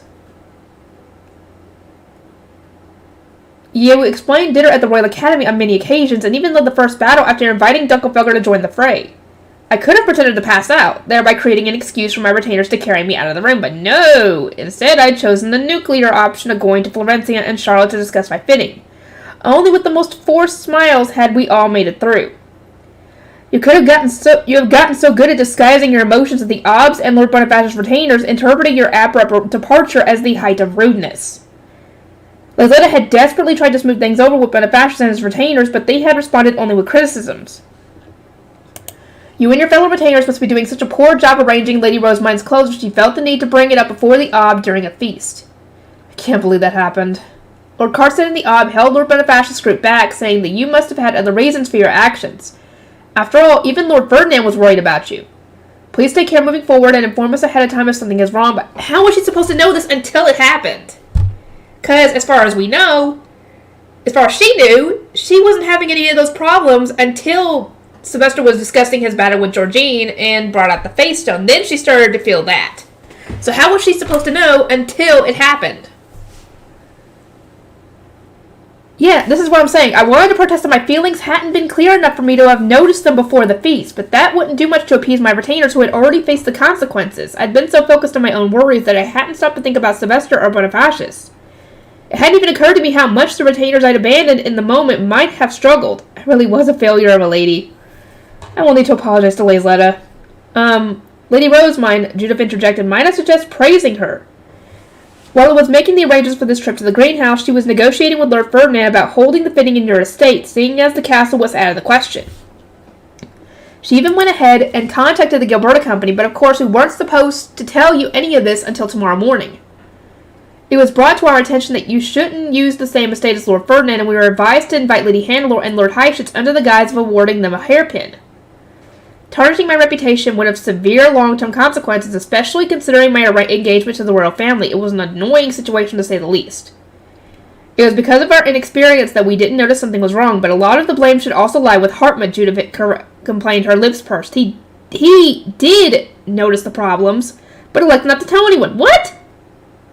He noticed the problem? Why didn't he say anything? Even if he wasn't sure, he could have mentioned it saying, I'm not sure if this is actually what's going on, but I did notice that she's been acting a little strange, whatever. Since he didn't have evidence to bolster his suspicions, he spoke to Ferdinand in secret, leaving the rest of us out of the conversation. Yeah, Hartmut, you needed to tell everybody, at least so they would be a little aware, could keep an eye on things, you know? Even if you didn't have evidence, that's still a thing to keep an eye on. The greenhouse soon came into view. It was wondrous, like something out of a fantasy book. Massive windows designed to receive copious amounts of sunlight now lit in radiant moonbeams, which made the ivory building look as though it were glowing. Small lamp-like magic tools added a bit more light in which multicolored flowers blossomed and gleamed. How beautiful, I murmured. Over here, Lady Rosamine, Grisha said, then led me to a neatly arranged table. Because noblewomen frequently used the greenhouse as a gathering spot, there were plenty of space for tables and chairs. Lady Hannelore is on her way. The guest rooms are only in the main building, so she shouldn't be long. Grisha then took me through the tea she had prepared and what I should do with Hannelore when she arrived. That time came even sooner than I'd expected. Lady Hannelore, good evening. I thank you ever so much for the invitation, Lady Rosamine. It came as a boon for me on this sleepless night. Her eyes crinkled in a smile as she admired the plants. This greenhouse really is a wonderful place. I asked our guest, who looked somewhat drained, if she would care to wander around with me. Grisha had advised me to do this, as she would use our short absence to ask Hannelore's attendants what tea their lady would prefer from the available ingredients. Hannelore accepted my request, and the two of us leisurely browsed the greenhouse. We appreciated the flowers and took deep breaths of the fresh, pleasantly scented air. Our guardians followed a short distance behind us. In truth, this is my first time visiting the greenhouse, I said. Women frequent it during winter socializing, but as I've always spent my winters in the playroom or at the Royal Academy, I've never had a chance to join them. The flowers must look so proud and vibrant against the falling snow. The thought alone sets my heart aflutter. What a shame I will never see it. Aww. As she continued to admire the flowers, Hannelore noted that most of them couldn't be found in Dunkelberger. The climates of our two duchies must have differed quite considerably. Did you enjoy the feast? I asked. Indeed, though I was shocked to learn that your mother wrote Royal Academy love stories. She gave me the newest installment, and we discussed her work in great detail. I had a truly wonderful time. That again. Hannelore was positively brimming with excitement as she told me everything she and Elvira had spoken about. Her mood was so infectious that I ended up smiling along with her. Lady Elvira even told me she plans to incorporate my experience into one of her upcoming books. She wishes to write a love story about you and Lord. No! No! Out of the question. No. Ferdinand will definitely be opposed to that. I waved away that statement without a second thought. That is not something I ever want to see published. I shall ask that she abandon the idea at once. Hannelore slumped her shoulders. Lady Elvira came across to me as a very strong mother. She said you should at least find joy in the world of stories, for a tale of romance can provide a wonderful escape from the harsh reality of one's situation. Wait, didn't I say something like that? Back when Ferdinand was first ordered to move to Arensbach, maybe? We continued our leisurely stroll through the greenhouse, chatting about meaningless topics until Grisha and Hannelore's attendant called out to us. Please enjoy this brew, Grisha said. It should keep you both warm in this cold night. I took a sip of what turned out to be herbal tea. Grisha must have brewed it especially to help us sleep. She even added some honey to help it go down smoothly. I took a massive gulp and enjoyed the warmth of the drink flowing through me. I must have been colder than I thought. Lady Hannelore, if you would... I didn't want our retainers to hear what I was going to say next, so I arranged the preparations for a sound blocker. Once my conversation partner had accepted it, I wasted no time getting to the heart of the matter. I truly am sorry about this. Lady Rosamine, Hannelore asked, blinking at me. I told Dunkelberger this would take only 2 bells, but 3 days have now passed. On top of that, the initial plan was simply to rescue Lord Ferdinand. I did not intend for your volunteers to be dragged into the purge of Lanzanov or today's battle. It brings me nothing but sorrow to think that I troubled you so deeply that you cannot even sleep tonight. But, Lady Rosamine, Hannelore said nervously, it was Lord Ferdinand who rallied the knights. Then I decided that they should continue to fight, since they were so dissatisfied with Lanzanov's showing. There was no reason for you to apologize. I shook my head. It was entirely through your goodwill that we obtained victory. In public, we must express our gratitude for your duchy's assistance, but we cannot apologize for the trouble we put you through. I wish to use this opportunity to make amends, to some degree at least. Hannelore had even gone as far as to help defend Gerlach. If she was struggling to sleep, of course I needed to apologize. It was thanks to your forces that we managed to win the Battle of Gerlach, I said. There may not have been any casualties on your side, but many of your knights were gravely wounded, were they not? To think I put people from another duchy in such grave danger. I mean, you kind of already did that when you asked them to come with you in the first place, but whatever. I managed to heal everyone in time, meaning nobody had died, but still, some of our combatants were seriously hurt or enduring the neutered, but still dangerous effects of the instant death poison. Lady Rosamund, as I said, we chose to involve ourselves with these battles. Please stop acting as though it were a one-sided decision. This is not a single knight in Dunkelfelder who would agree to a dinner match without having the resolve to see it through. If anything, Hannelore exhaled, and tears welled up from her eyes. I should apologize to you and to Ehrenfest. Huh? I merely stared at Hannelore in surprise. I thought she would scold me. It had never even crossed my mind that she might apologize in turn. I caused everyone so much trouble during the Battle of Gerlach, she continued. My attempt at a surprise attack strengthened the enemy, and so many Ehrenfest knights died as a direct result of my actions. I agreed to participate to make up for the shame of the past dinner game, but I was no help at all. That is why my heart aches so. I cannot apologize enough to the knights who lost their lives. Not that I will ever have the opportunity. I'd gone straight to the Gibbs estate with Matthias, so I hadn't known that Grossum had used the mana from Hannelore's surprise attack to launch an explosive offensive. Hannelore had watched several Gerlach knights die as a result, which was why she couldn't sleep. Oh, okay. As someone who couldn't bear to even look at face stones anymore, I understood exactly how she must have been feeling. It was because of you that our knights were saved, she said. You granted us your large-scale healing immediately after we broke through the enemy's ranks, meaning we did not need to drink rejuvenation potions and could keep our antidote-soaked cloth over our mouths. At the time, we had devoted ourselves to giving the Gibbs knights time to heal, since they had already been a broken mess when we reached them. My blessing hadn't worked to replenish their mana, so they had fallen back while Dunkelfelder's knights held the front line with Hellschmear's healing. They needed to move the cloth from their mouths to drink the rejuvenation potions, so several of them had died when the poison had struck. Oh. As an Ehrenfest Archduke candidate, you should have prioritized your own knights. Instead, you were the only one who remained. Ours were the only ones who emerged unscathed. You protected us at the expense of your own troops, and I just feel terrible. I shook my head. It would have been ideal if nobody had died, but in a battle waged on such a large scale, such a convenient outcome would never have been possible. The fact that Dunkelfelder had made it through without any casualties was nothing short of a miracle in my eyes, especially when they hadn't needed to fight for us in the first place. If not for your knights, I would never have been able to rescue Ferdinand, I said. The Purge of Lonzanov would not have received such a favorable name, and our victory in the Battle of Gerlach would have come at a much greater cost. So please, do not beat yourself up over what happened. Your involvement in this operation saved not just Ehrenfest, but me as well. I am grateful to you from the bottom of my heart. Tears ran down Hannelore's cheeks, and she wrapped her fingers together in prayer. I placed my hands over hers. Let us mourn the dead together. We can pray for them as they climb the towering stairway to the distant heights to join the supreme gods at daybreak. I do wonder something.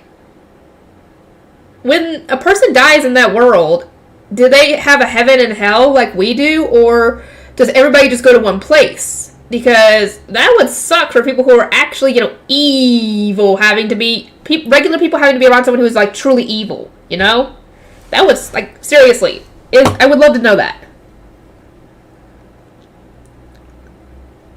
Hannelore gazed up at me in surprise. Pray for them? I was raised not to feel sad about the deaths of our knights. They sacrificed themselves to protect their home, their lords, their families, their friends, and their ideals.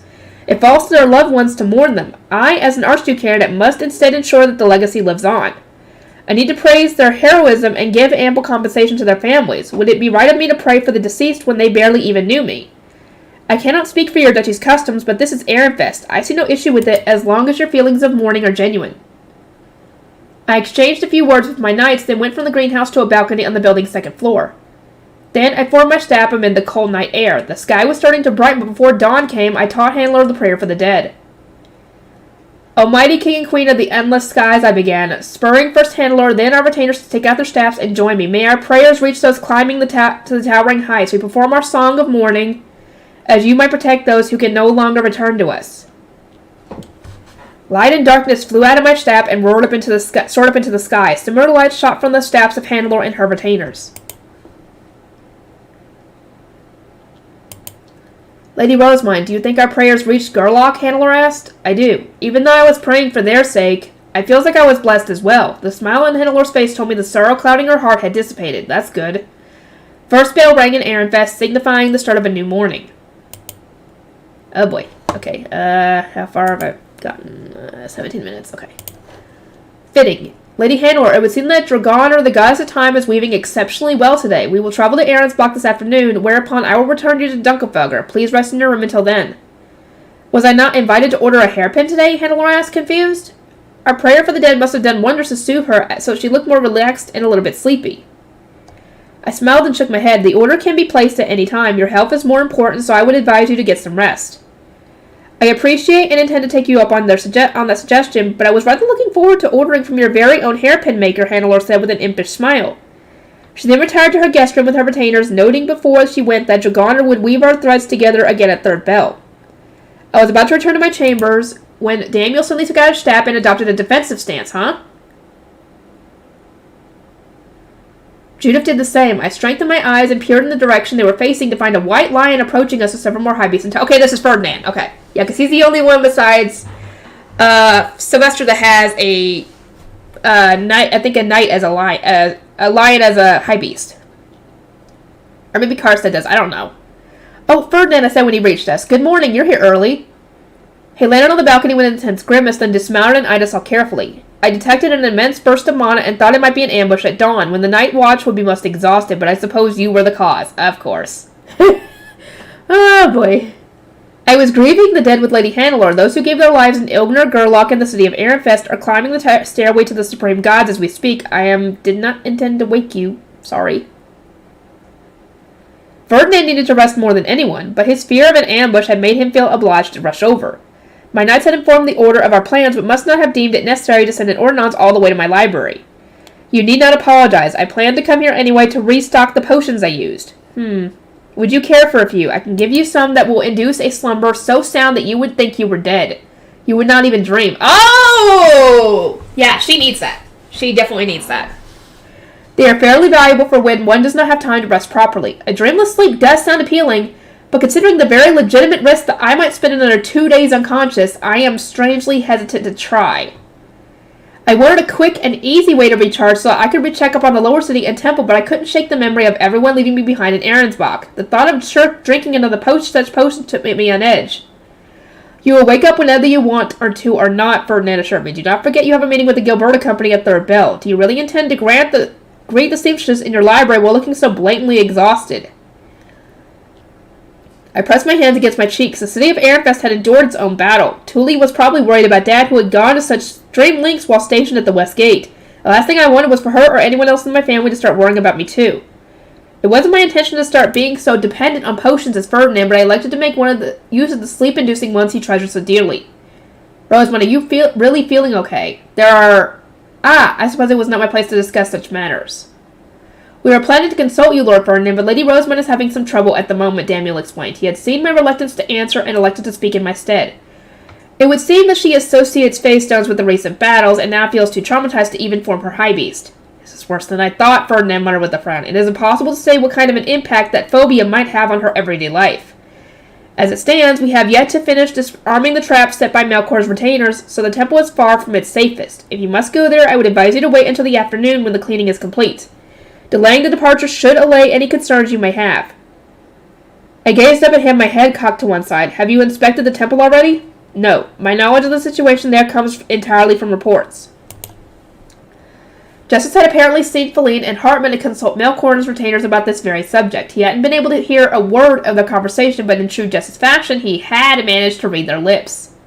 God, good. Well, if the traps haven't yet been disarmed and there's cleaning to be done, I will not make a fuss, I said. Still, I want to see the temple with my own eyes when they're finished. Daniel, Ferdinand said, ask Melkor's retainers to retrieve the traps at once. Understood. My conversation with Ferdinand did wonders to ease my concerns. I drank the potions he gave me and went straight to sleep. As he'd assured me, my head was clear for exactly 1 bell, and then an awful nightmare caused me to leap up out of bed. It suddenly made sense why he'd seemed so certain I would wake up in time. I was glad to have slept a little, but still. Is something the matter? Audley asked and pushed aside the bed curtain. She had swapped places with Grisha come dawn and must have heard me wake from my nightmare. I was woken up quite terribly. Ferdinand told me he treasured these potions for when he had very little time to rest, but I cannot imagine drinking them on a regular basis. As far as I was concerned, he deserved a good scolding, but everyone was telling me to stay away from him for the sake of preserving my reputation. Jeez, being a noble is the height of tedium. I agree. Audley insisted that I should sleep more, but I sent her to prepare breakfast. In the meantime, Bertilde addressed me and reported on her experiences during the recent battle. She had worked with Brunhilde and Charlotte, who had devoted themselves to backline support, and explained that her greatest struggle was preparing the guest rooms at the time of the feast, and the odd order for food to be sent alongside the knights being teleported out, apparently. Over breakfast, Audley explained what my retainers were currently occupied with.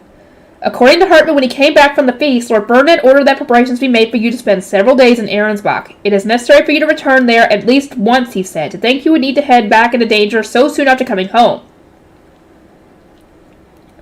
Everyone who had accompanied me to Ahrensbach before would join me once again, with the addition of Grisha and Lazletta, who would serve as my attendants. Prepare for your departure with Bertilde with the intention of getting everything ready before this afternoon, Arlies. It continued. The others are going to be busy with their own preparations. Bertilde held out the newest Ehrenfest books. Please read these while we arrange a carriage to take you to your library. Grisha and Lazletta prepared a book you have yet to read, while Lady Elvira said she would make as many as possible before you are wed. Ah! There were two books, both of which had been printed while I was gone for the winter. I had spent so much of my time preparing for battle that I had yet to read them, so I gave Bertilde my thanks and got straight to work rectifying that. A good story was the best way to escape terrifying thoughts. Ah, there you are. Your visitors from the Gilberta Company are waiting. At Third Bell, I climbed into a carriage with Hannelore and Heifetz, and we made our way to my library. Carriages were always used when visiting a noble's estate unless one didn't want to be noticed or was very close friends with the noble in question. We had guests with us, which is why we had elected not to use our Highways, and also you kind of have an issue with that as well at the moment. Let us go, Heifetz, Ferdinand said upon our arrival. Right, if you will excuse us, Lady Hannelore, have fun shopping. Having escorted us to our destination, Heifetz went with Ferdinand to the knights' training grounds. They weren't the only ones who had to take their leave. Not even the men among my knights were allowed inside my library. An unmarried woman could never entertain male company while her clothes were being fitted, or so I was told. Ferdinand, his retainers, and the Dunkelfelder men climbed back into the carriages we had ridden here and returned to the castle. Even Losbaum went with them, I said. Does he intend to train with the knights? I very much doubt it. He must likely be preparing tea and such for our guests, Lenore said with a giggle. Then she gestured me into the library. Lady Rosemine, Lady Hannelore, welcome. Lazletta and Grisha started guiding us at once. The seamstresses were gathered and waiting our arrival. The estate's parlor was full of cloth, and several women were kneeling inside. Tully was among them. I already knew she'd evacuated to the library before the fighting had started, but seeing that she was safe still came as a huge relief. I am here today with Lady Hannelore, an Archduke candidate from Dunkelfelder, and a very dear friend of mine, I said. If not for her duchy's support, Ehrenfest might have lost its battles. I realized this would not be enough to express the true depth of our gratitude, but I wished to give her a hairpin of the very best quality. Tully, I must ask that you make it for her. As you wish, Lady Rosemine, Tully replied. Her expression brightened when she met my eye. She must have been glad that I was safe, too. Do you recall the previous order you took for Dunkelfelder? That hairpin was for Lady Hannelore's older brother. I remember it well. The design was a sight to behold. Back then, Lestela had provided a sketch of a rare flower. Tully thought back to it, but only for a moment. Then she started asking Hannelore detailed questions about her tastes. I suppose I should request the divine colors of winter so that I can wear it at the Royal Academy. Hannelore mused. As for the design, this is quite the bind. The hairpin my brother gave his fiancée was wonderful, but so is the one Lady Rosemine tends to wear.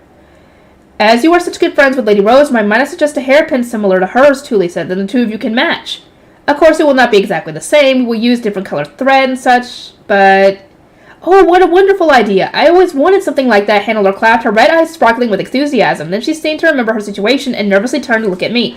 That is, unless you disapprove, Lady Rosemine. Perish the thought! I am entirely on board with that idea. Tully already knows what hairpins suit me well. You should speak with her to iron out the details for yours. Having entrusted the hairpin to Tully, I went over to the enthused seamstresses. Grisha and Lazletta removed my clothes, leaving me in my underwear. We must have everything done in time for the Archduke conference, but please be aware that Lady Rosemine is still very tired, Lazletta warned the others. We will strive to finish as quickly as we can, Karina replied. The seamstresses dressed me in unfinished clothes, made a few adjustments, then swapped out the garments and repeated the process. This continued for some time until Karina spoke again. The seamstresses of the Archducal family who could not be here today asked us to perform these fitting for them. It would seem that other clothes are going to be made with these as a base. For obvious reasons, we hadn't been able to call the Archducal seamstresses here at such short notice. Moreover, while the Gilberta Company was taking care of today's fittings, some of these outfits were being made in other workshops. My sudden, unexpected growth spurt had put them all in such a bind, and now my return to Ahrensbach had given them even less time to work with. It saddened me to think I was causing the seamstresses so much trouble, but considering that the alternative was not having any clothes to wear, I wanted them to continue working hard. I must be troubling everyone with how little time I can stay here in Ehrenfest, I said. You need not worry about that, Karina replied. We are being paid extra for the urgency of your orders. There was a merchant-like glint in her eyes that reminded me of Benno and immediately brought a smile to my face. Please be sure to make them as exceptional as you can. After all, I'm going to be wearing them in the presence of royalty. Understood. We will make them the greatest you have ever seen, Karina said. Her silvery eyes were normally so calm and gentle, but now they held the determination of someone with a clear goal in mind. She really was Benno's younger sister. As the fitting continued, I couldn't help but wish that Benno, Lutz, and the others were here. I intended to check on Hannelore and saw that she was looking right at me. Tuli was busy searching through the threads she had brought, trying to decide which would suit her new customer best. Have you placed your order, Lady Hannelore? I asked. Indeed. That said, you certainly are ordering a lot of clothes at once. Many of them are of a style I do not even recognize. Yes, we are combining cloth dyed in Ehrenfest new fashion with a much thinner variety from Ahrensbach that Ferdinand sent me. I pinched up one of my skirts to show some of the thin cloth I was referring to. Well, veils are not commonly worn here in Ehrenfest. Hannelore placed a hand on her cheek and gave me a curious look. Lady Rosemine, there is something on my mind that has been bothering me greatly. I wish to ask you a question, but if you consider it improper or rude, I will not press you to answer. May I? Of course. As it stands, it seems to me that you have several options for your future. An Ehrenfest Archduke candidate, the next Ob Ehrensbach, or even a Zent candidate. Do you know which path you intend to choose? In truth, it wasn't something I really considered. I paused and thought, then said, Lady Hannelore, I do not have any options at all. I dyed Ahrensbach's foundation, but that didn't mean I was a true Ob. I was underage, first of all, and the king had yet to give me his approval. As for being a Zent candidate, my book of Best Nora was too incomplete for me to deserve the position. By the process of elimination, I was an Ehrenfest Archduke candidate and nothing else. I have always looked up to you, Hannelore told me. You have to endure so much of the Royal Academy because of your young appearance, but you did not let it hold you back. You flatly refused my brother's demands despite his status as a Greater Duchy's Archduke candidate, expressed yourself clearly to Prince Anastasius, and forced a path according to your own wishes.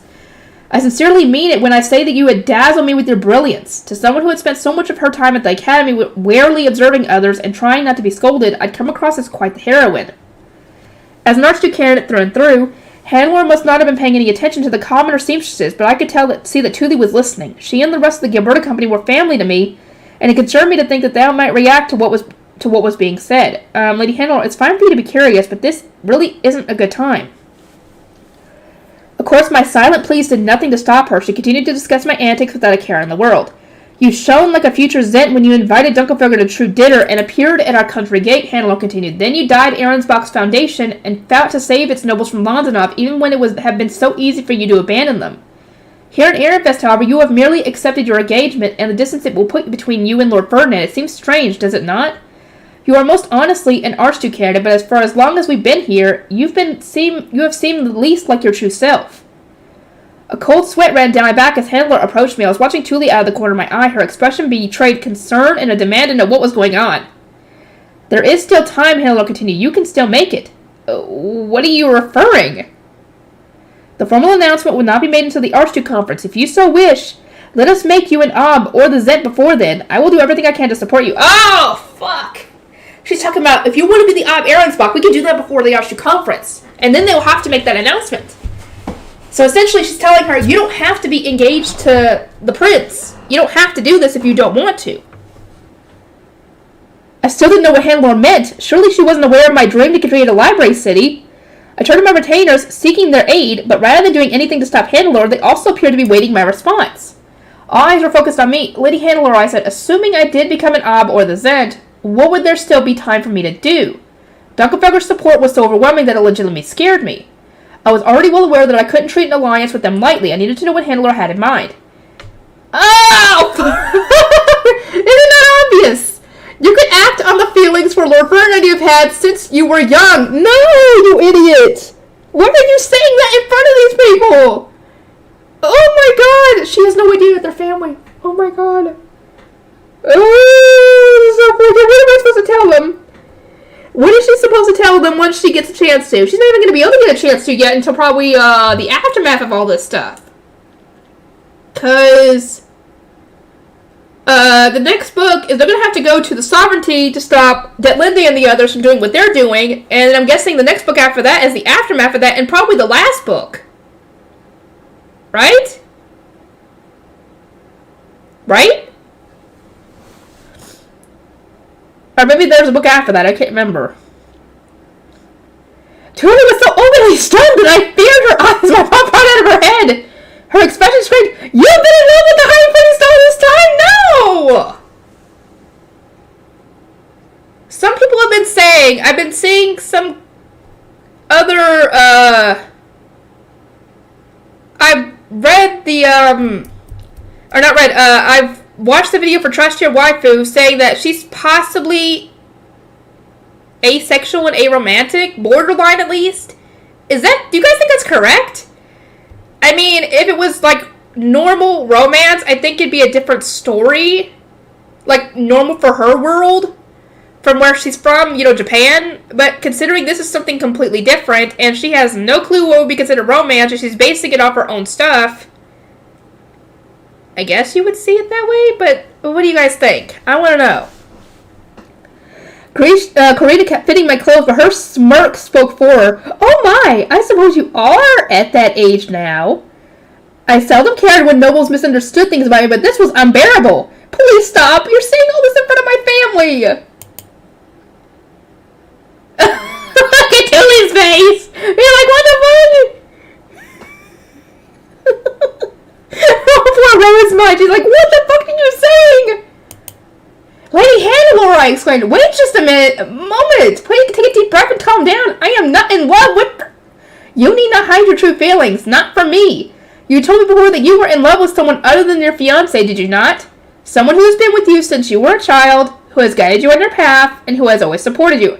Oh, right. I guess I did say something like that, but that doesn't make the timing of this outburst any better. Hannelore continued, Lord Wilfrid told me that nobody matched those criteria better than Lord Ferdinand, unless you mean to tell me there is someone else.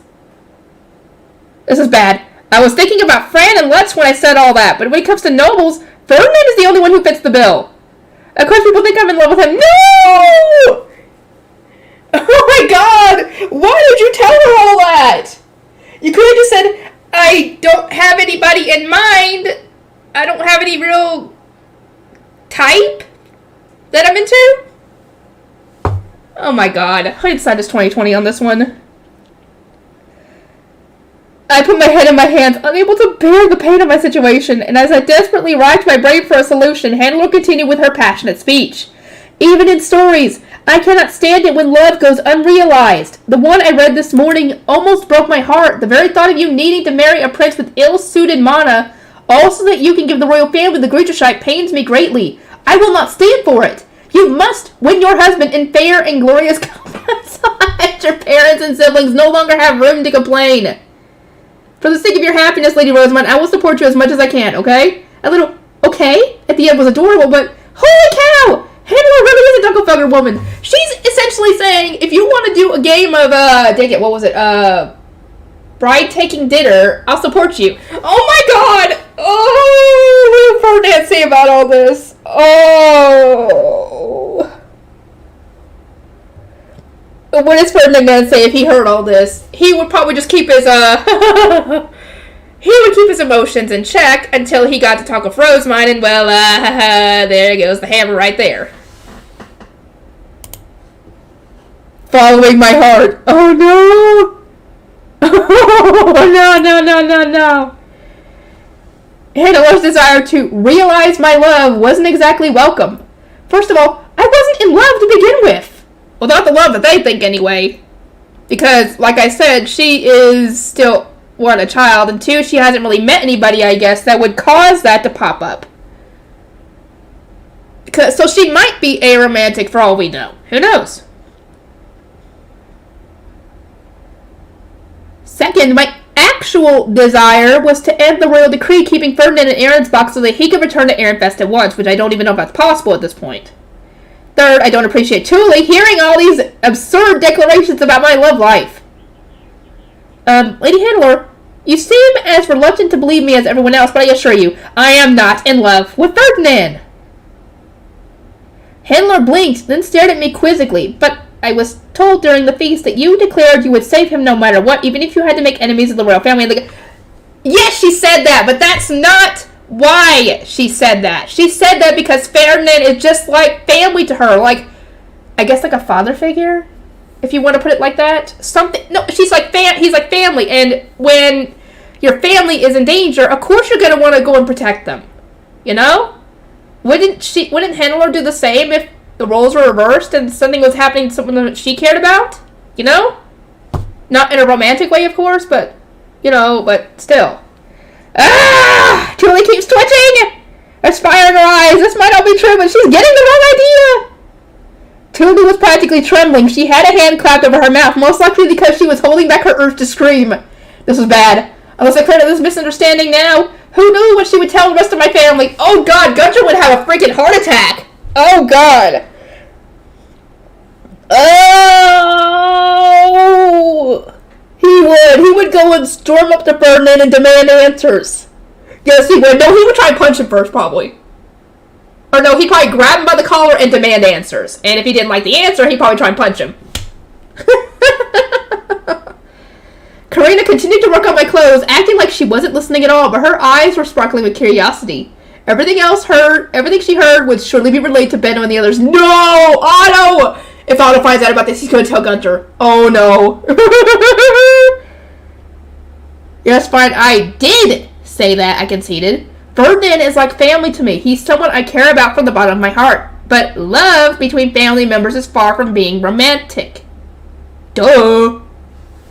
It'd be creepy.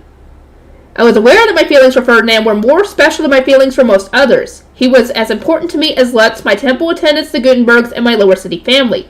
But I didn't think my love for him was romantic. I can say with certainty that I haven't seen any of the gods dancing in our presence.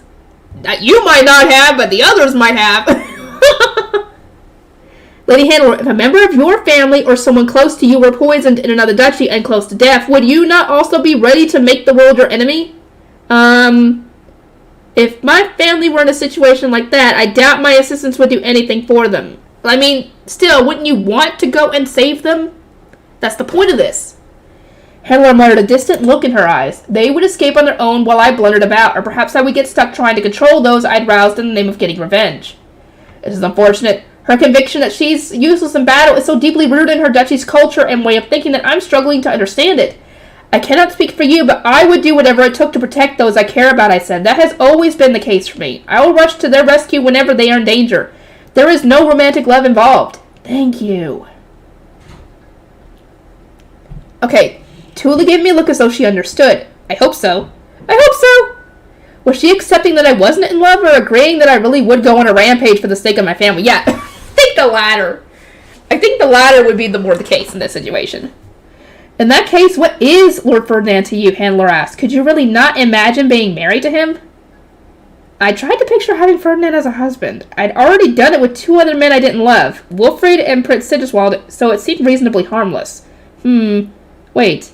Now that I think about it, isn't Ferdinand a major catch? Well, duh! Of course he is! Have you not seen all the women swooning for Ferdinand this whole time? Hello? I mean, well, for one, Ferdinand's got a ton of mana. He's probably the closest person to you when it comes to mana capacity, so you would possibly, once you became an adult, you might possibly catch up to him when it comes to mana capacity, because as far as I know, I think he has the most mana in Ironfest from what I heard. 3, he knows you the best out of everybody. He even knows you. 4, he knows your past, that you're not from this world. 5, he knows your health better than anyone too, so it'd be better to have him around too. I mean, hello, I think he would be the best match, to be honest. Not even counting the whole romance stuff. Well, there might not be any love between us, but if we were to speak purely in terms of a political marriage, I might say that Ferdinand is my ideal partner. He owns many books, he gave me a library of my own, we are close enough that I can feel at ease with him, and since he served as my doctor for such a long time, he understands my health needs all too well. He is competent, reliable, and always there for me when I am uneasy or alone. Simply speaking with him calms me down. No? Lady Rosemine, is that not exactly how one would describe being in love? No, not really. Because usually when you think of someone being in love, you would think that, you feel happy being around them. You feel like you have butterflies in your stomach. Your heart beats more when you're around them. Like, I don't even know how to describe being in love because I don't even know if oh god, I don't even know if I've been in love. Oh god, it's a good thing my relationship ended then. Or rather, you enjoy being around them, I guess is another way to put it. Hannelore asked, looking sincerely puzzled. My retainers were all wearing the same expression, which made me think. From a noble's perspective, maybe familial and romantic love were the same? I don't know about that.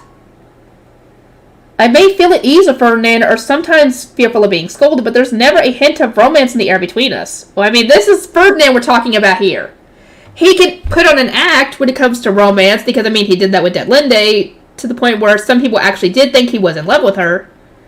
But considering it to you, I don't know if you would ever think that way. You would have to ask him that. And I think he would probably give the same answer that there is no love between you guys, you know? Nor are there ever incidents that make my heart beat faster. So, no, I would not say we are in love. I see. Hannelore said, looking at me like I was the confused one. She really was viewing my situation through rose-colored glasses. In a general sense, my ideal partner would be someone like my father who helps me follow my dreams without restraint and protects me from everyone no matter their status. Someone who cares for me regardless of status, too. Ferdinand does not meet those expectations. The most important thing to him is his promise to his own father, wherein he strives to protect Ehrenfest above all else. So, unbreaking is his devotion to that goal that he did not even challenge the royal decree ordering his move to Ahrensbach. As you can see, my standards are quite high, and his standards, I'm guessing, are higher. Tully must have been exasperated that I was using Dad as a benchmark, but her expression quickly became one of narrow-eyed disappointment. If she'd have been at liberty to speak, she probably would have said, "You really are still a kid." I didn't know what else she'd expected, though. I was being totally honest. Putting ideal men and all that aside, I said, I care about Ferdinand deeply. I, too, treasure promises made with family. That is why I wish to return him to Ehrenfest as soon as I can. But how does Lord Ferdinand feel? Hannelore asked, her tone indicating that she wasn't going to drop this. He got you to ride his high beast in Ahrensbach and seems to treasure you so very dearly. That is true. Yeah, the whole high beast thing was kind of an issue. That's why Lenore and them were so adamant about her not doing that, you know? Because that's supposed to be only for, you know, couples. As far as Hannelore was concerned, I was in love with Ferdinand and he loved me back. Were her rose-colored glasses even stronger than I thought? Ferdinand loving me? No way! Not a chance! Nope! Listen, I said, Ferdinand is the one man you can trust not to have any romantic feelings whatsoever. I may have ridden his high beast in Ahrensbach, but that was so he could support me in my new position as Ob and oversee the battlefield. He was acting logically. Yeah, this man is all about logic. That was all. To be precise, he had needed to hide the facts that he also had a book of Messinora and that he hadn't been able to enhance his vision because of the poison. He may have been acting as a guardian, but his actions hadn't felt the slightest bit romantic. He even used me as a desk when drawing that magic circle. Yeah. That was funny. If not even that convinces you, Ferdinand once refused the idea on the grounds that he did not want to marry a serial troublemaker. Excuse me? Hannelore exclaimed. My retainers looked equally as shocked, and Tully was staring at me with wide eyes. I wasn't sure I understood their response. Sure, marrying Ferdinand would benefit me in all sorts of ways, but he would gain nothing from me but more problems. True. Before my engagement to Wilfrid was settled, there was a private discussion with the Ob, I said. Ferdinand has had nothing but bad experiences of marriage over the years. I would never force an engagement between the two of us when he has already refused it. I would rather he marry someone of his choosing. Yes, that is the whole point of this. That they should get to choose. Not just her, but him too. In other words, we didn't need Dunkelfigger to endorse any more marriages. Hannelore slumped her shoulders, having caught my meaning. Finally! I see. My apologies. I made shallow observations without truly understanding the circumstances. I was not aware that the Ob already looked into an engagement. At long last, I'd made it clear that there was no love between Ferdinand and me. It didn't feel good to crush Hannelore's dreams, but misunderstandings like this are best resolved quickly. Now I just needed to change the topic before she recovered and started asking which man I'd actually fallen in love with. Yeah, nip that in the butt down. I couldn't bear to admit I'd made him up to get through the conversation. On another note, Lady Hannelore, might I request your aid in a matter unrelated to love? And what would that be? Hannelore asked, looking surprised. I thought my only future was to follow Ob Ehrenfest's orders, to marry into royalty as an Archduke candidate, but you seem convinced that I can become an Ob or even the Zent. Of course, as you have won Ahrensbach's foundation through true dinner, its fate is entirely in your hands. There's nothing anyone can do to oppose you unless they steal it in turn, which, considering it's a foundation, I highly doubt anybody would be able to get to it. They wouldn't even know where to go, to be completely honest. Two, they would have to know where to go, actually. They would have to overpower Hermano, which is going to be very hard to do. And they would have to have enough in turn. The king's only role in the matter is to give his approval. He cannot take the foundation from you. Yeah, he doesn't even have the Guterschek to even do that anyway. For the king to prevent me from becoming an Ob, he would need to choose the replacement to lead the Sovereign Knights Order and steal the foundation back. A true Zet might have reclaimed the foundation by moving it, but because the king did not have a Guterschek, Hannelore did not see that ever happening. I know. That's what I'm saying. If one thing outrages me most, it is the royal family's decision to take your Guterschek through marriage, Hannelore said. They act as though they need it more than Jürgen Schmidt does. I would much rather you become the Zent and choose a suitable consort. At the very least, a prince whose courtship based turns to gold dust so easily would not be an appropriate pillar of support. Just as female Obs needed to take Archduke candidate husbands to cover for them during their pregnancies, a female Zent would need a Zent candidate. A partner whose mana was so inferior that his courtship magic tool turned to dust was out of the question. To be clear, Hannelore continued, such a person would never be able to give you children. I sincerely doubt that is the future you desire. I suppose, I said. It was so hard to imagine that it barely felt real, but even I wanted children of my own one day. Yeah. And you haven't even gotten to dote on any babies, and this is only your chance to do that. Life had blessed me with 3 loving mothers. My mom back on Earth, my mom in the lower city, and my mother in the nobles' quarter. Wait, wouldn't you have 4? Technically, Florencia and Elvira? I wanted to take the care with which they had raised me and raise some kids of my own. If marrying into the royal family is not the outcome you desire, then what is? Lenore asked, having been listening intently with the rest of my retainers. You originally chose that path to save Lord Ferdinand and accepted the courtship based on because you believed that becoming Ob Ehrensbach was unrealistic. We have acted in accordance with that will, but if you desire something else, we will change our course. Retainers cannot take matters into their own hands when their lord or lady is uncertain, so tell us what you seek, Lady Rosamine. Okay, matters of the heart. This is what this is about. Okay. Lesletta similarly asked whether I really wanted to move to the sovereignty. The awkward minor disputes I'd noticed among my retainers since our battle with Lonzanov might have been because marrying into royalty wasn't my true wish. I will support you whether you choose to be an Ob or the Zet, Hannelore said. Then, for emphasis, even if there's no romance involved. I smiled. In that case, what I want more than anything else is to become a librarian. That's why I've been taking the scholar course. What? Everyone froze in disbelief, which I took as the perfect opportunity to extol the virtues of my dream. I wasn't sure it would ever come true, but I still said whatever came to mind. That was what everyone wanted me to do, after all. I wanted to be a librarian, searching for whatever books my visitors request, pairing old documents, finding forgotten ones, researching magic tools, and connecting the country's library so that we can gather books from even more places. In those regards, I would say that Professor Solange is my idol. Do not forget that she lives in the Royal Academy's library. I certainly have not. Professor Solange, Eleanor muttered, resisting a hand on her forehead as she fought to parse my answer. Her reaction made sense. Becoming a librarian hasn't been among the options given to me. To tell you the truth, I want to eat delicious food of my friends and family. I want to hole up in a library and spend my entire day reading. Then, after finishing all my favorite books, I'd wander around other libraries in search of new ones. I want to do the bare minimum that my social status requires of me and devote the rest of my time to being a librarian, cultivating a collection that everyone can enjoy. I would raise literacy rates across the board, encourage more people to write books of their own, and make reading into a hobby for nobles and commoners both. Tully squinted at me as if she wanted to shout, "Come on! Have you really not changed in the slightest?" Nope, she has not. Once again, I was only telling the truth. There wasn't all that much I could do when the entire country was hanging in the balance, and disobeying orders could result in my immediate execution. On top of that, I was needing to manage so many annoying little tasks that collectively made my life even harder. But even then, a single desire dominated my thoughts. If possible, I wished to build many libraries and oversee them as a librarian, I concluded. The nobles must not have expected such an unusual answer to their question. They seemed taken aback that my desire to establish a library city was genuine, but they were the ones who had asked me about my dream. In that case, I suppose you will need to become an Ob, Lenore said, desperately trying to make sense of my absurd declaration. I placed a hand on my cheek. It does not matter to me whether I am an Ob or the Zent. The one minor difference it will make is whether I create a library city or a library country. That is not minor at all! To spread the joy of reading to commoners, it would make more sense for me to become an Ob, I mused, but being the Zent would put me in a better position to create my introductory library network. I could place teleporters like the ones in the country gates in each library to make it easier to travel between them.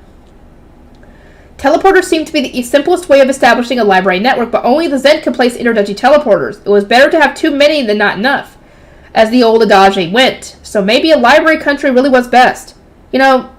I'm starting to think that marrying Prince Citruswell isn't such a bad idea after all. Being able to do whatever I want as a member of royalty sounds very convenient. I'm guessing you wouldn't be able to do everything you wanted. You would probably be restricted, considering you'd be his third wife. He said something about me being a third wife for political reasons, and as I understand it, third wives have the least to do when it comes to official duties and socializing. I mean, true.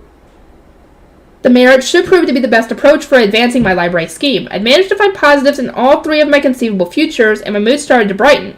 You might want to ask Ferdinand about this. I was the one with the Book of Messinora. Making my library network was going to be in the cards no matter which man I chose to marry. Don't forget, dude, that you have to have a complete Book of Messinora to make a Gruchashite in order to be able to even give them a chance. So you would have to meet with Ferdinand and combine y'all's books into one book, essentially. Like, either write it all down, or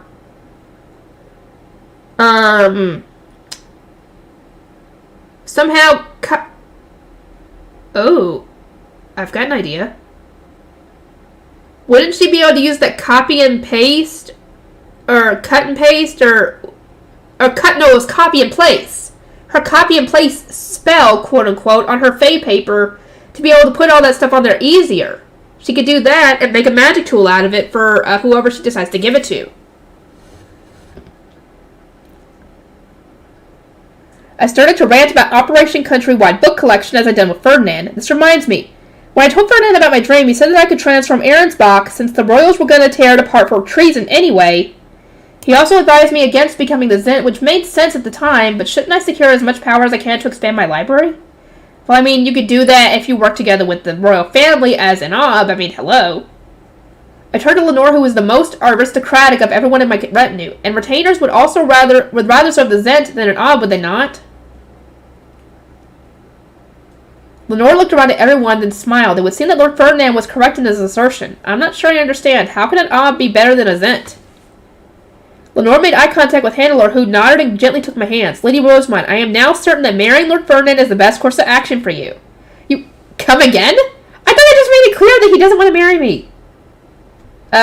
Hello? Did you not remember the royal decree that he had to do to go into Arensbach in the first place? Wasn't he supposed to, either marry Linde specifically, or marry whoever was supposed to be the next Ob? Or maybe it was specifically to marry Linde, I can't remember.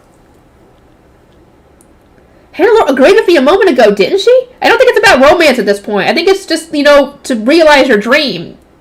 How come she's pairing me with Ferdinand again? She doesn't even seem to be wearing her rose-colored glasses this time. Her expression couldn't be more severe.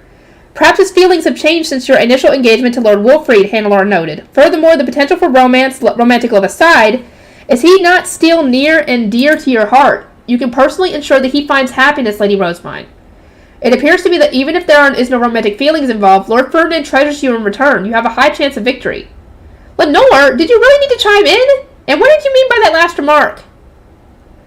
She continued, you might not be in love with Lord Ferdinand, and you might not consider him your ideal man, but he's the best political partner you could ask for, is he not? Yeah, he's definitely got a ton more mana than Sigiswell, that's for sure. There was an intensely serious look in her eyes. I nodded. Lenore was repeating one of my earlier remarks, and it seemed much too shameless to change my stance for the sake of an argument. Hannelore smiled. In that case, let us work out how we can motivate him to agree to a political marriage. If you really do consider him part of your family, then it should not be too much of a stretch for you to see him as your husband, okay? Was that another cutesy okay? Well, I won't let it distract me. Husbands and family members are not the same. Ugh! You guys! This is so freaking bad for her! Oh my god! Okay, next time we're gonna be continuing. This should be tomorrow. I will see you guys in the next one. Okay, part 5. Lunch meeting.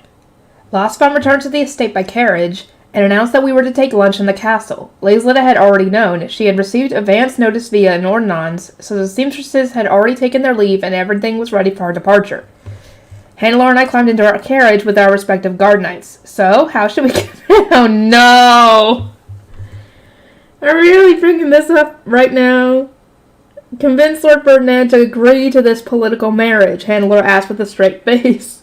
How she said that with a straight face is beyond me. I mean, Rosemine could never say that. She'd be like, what? Never, they wouldn't believe her. My knowledge of the man comes entirely from the tales Heifetz and the others have told me, so no ideas come to mind. Would demanding some proposal challenges from Lord Ferdinand and completing them not work? Yeah, we don't need you to go Clarissa on him. She wouldn't even be able to do that anyway, because she tried that one time with the fan right before, Georgine left, and she swatted Wilfrid with it, and he easily caught it without even knowing what the frick it was. So, yeah, it ain't happening. Yeah, the last thing I wanted was to go all Clarissa on Ferdinand. I doubted that such an approach would even work on him. He would surely smirk and refuse to give me any challenges at all. Or try and give you something that will be impossible for you to do. Probably. Rather than try to bully him into a marriage he would never ever want, I was resolved to secure him a laboratory in Ehrenfest, his Geduld. Would he want an Ehrenfest or would he want an Ehrensbach? Because technically you are the Ehrensbach on paper. All you have to do is get the king's approval, and Ferdinand would keep an eye on things until you come of age. Once, this whole thing with Detlinde and everything is completed anyway, I mean. So, Rosemine is actually okay with this? I guess, it's... Excuse me. It's better than, I guess, whatever alternatives Hannelore was probably thinking of. I'll need to consult him about it before these loons descend on him. If anyone was going to take action, it was going to be at lunch when the Archducal couple was expected to be in attendance. I needed to leak Hannelore's scheme to Ferdinand and then work with him to devise unbeatable countermeasures. Otherwise, he was going to be pushed into a second political marriage by the same people who had brought about his first. However, at the very least, his potential marriage partner is a whole heck of a lot better than Detlinde. And it's someone he actually, cares about in some capacity. So at least it'd be better, a better outcome, I should say. Hannelore must already have forgotten my remark that she and her duchy should stay in their lane. Yeah, don't get involved. Fear not, Ferdinand. You can count on me to fight your corner. Lenore, send word to Ferdinand, I said. I wish to speak with him before lunch. It was a request one would normally make of one's attendance, but for reasons of status, Lazletta wasn't with me. As you will, Lenore replied, but is this not too sudden? If you tell him the circumstances are dire, I am sure he will make time for me. As much as he frowned and shook his head about it, Ferdinand always made time to listen to whatever was bothering me and help me work through it. This particular disaster risked changing both our lives, so I doubted he would mind me sharing this intelligence with him. Ferdinand! He had made time for me, as expected, and prepared a room close to the dining hall where our lunch meeting was being held. I'd arrived to find not only him and his retinue, but also my male retainers and Clarissa, well, of course. Because you can't really be alone with another man until this whole thing is settled. Who was advising on how to host our guests. So, Rosamund, what are these dire circumstances, quote-unquote, Ferdinand asked, his brow knit in its usual tight frown. Dare I ask what you have done this time? It wasn't me. It wasn't something I did, but this really is serious. You're going to be forced into a political... Something's going to interrupt this. Calm down, you are far too energetic, and you look rather unwell. Ferdinand reached out to check my temperature, but I grabbed his hand and squeezed it tight. At this rate, you might be forced to marry me! Run! Run away! Oh my god! Did you really expect him to actually listen and run away? He'd be very confused. Very confused. I do not understand a word of what you are telling me. Explain everything that led to your coming here, but not before I activate a sound blocker. I imagine this is not something to be discussed openly. Ferdinand grimaced and waved his free hand, prompting Hartman to activate an area-wide sound blocker. Just as having finished preparing tea, then instructed the gathered retainers to step outside the sound blocker's radius. The fact we were using this magic tool showed just how considerate my retainers were. They knew I wasn't in any state to hold a face stone. Good. Thank you. Now, why the melancholic smile? Ferdinand asked. I am sad to have troubled my retainers, but also touched that they would do so much for me. I see. They surely want the burden on you to be as light as can be, so make your explanation quick if you would. I watched my retainers have their own conversations out of the corner of my eye as I explained the events of the fitting. First, I went into Handler and the others, misunderstanding that I was in love with him and the immense amount of support they had thrown behind the idea. Someone's actually commented in my last video that she actually is in love with Ferdinand because she's never had, any kind of romance or anything in her own life back in Japan or now. She probably doesn't realize it, which actually does kind of make sense. But we won't find out until probably the last book or the book before that. Then I dropped the bomb. Their conclusion that we should enter a political marriage. I told them my true desires, I said, but when I mentioned that I didn't want any unnecessary burdens, Lady Handler and my retainers all started insisting we get married. They changed their stance in a heartbeat. It doesn't make any sense whatsoever, does it? Oh my god, he actually agrees? No, it makes perfect sense if you ask me. They foresaw the disaster that would come from you having unchecked power and decided that you would need someone to control it for you. I don't think he's quite agreeing with them, but he does see the benefits of what they're talking about. It's just not a love thing, it's more to keep the gremlin under control. Rather than openly agreeing with me, Ferdinand seemed exhausted. Why, it makes sense considering all that's happened in the past couple days. Or past, 4 days? He noted that I was the only one who didn't understand the situation, and then launched into a lecture, glaring at me all the while. Their exasperation about your library scheme must have contributed, but even putting that aside, every single person who heard your remarks deduced that they were dangerous. Do you not know why the country gates were placed outside the borders? Why teleporters to the Royal Academy all connect to their respective duchies' dormitories? Is it not clear why their activation requires the OB, or why they can only transport a few people at once, despite how many students need to use it each year? If you had stopped to think for even a moment, you would have realized that Ascendance adding teleporters to libraries and placing them wherever she pleased would absolutely devastate Duchy security. Even if you had the best intentions, someone would eventually decide to exploit every weakness you created. It should come as no surprise that an Archduke candidate from Dunkelfelder, especially one learned in her duchy's long history, would start to be wary. Fool, of course. Well, I don't know why Handler didn't mention that.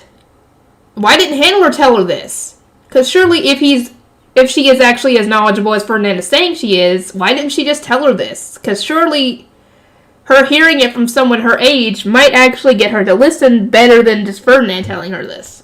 Or maybe not, who knows. I assumed Ferdinand was exhausted because I was so clearly in the right that discussing the matter was a waste of time, but I couldn't have been more mistaken. His scolding came so suddenly that the most I could do was blurt out random excuses. I was just listing my desires as they came to me, but it wasn't like I expected them to come true.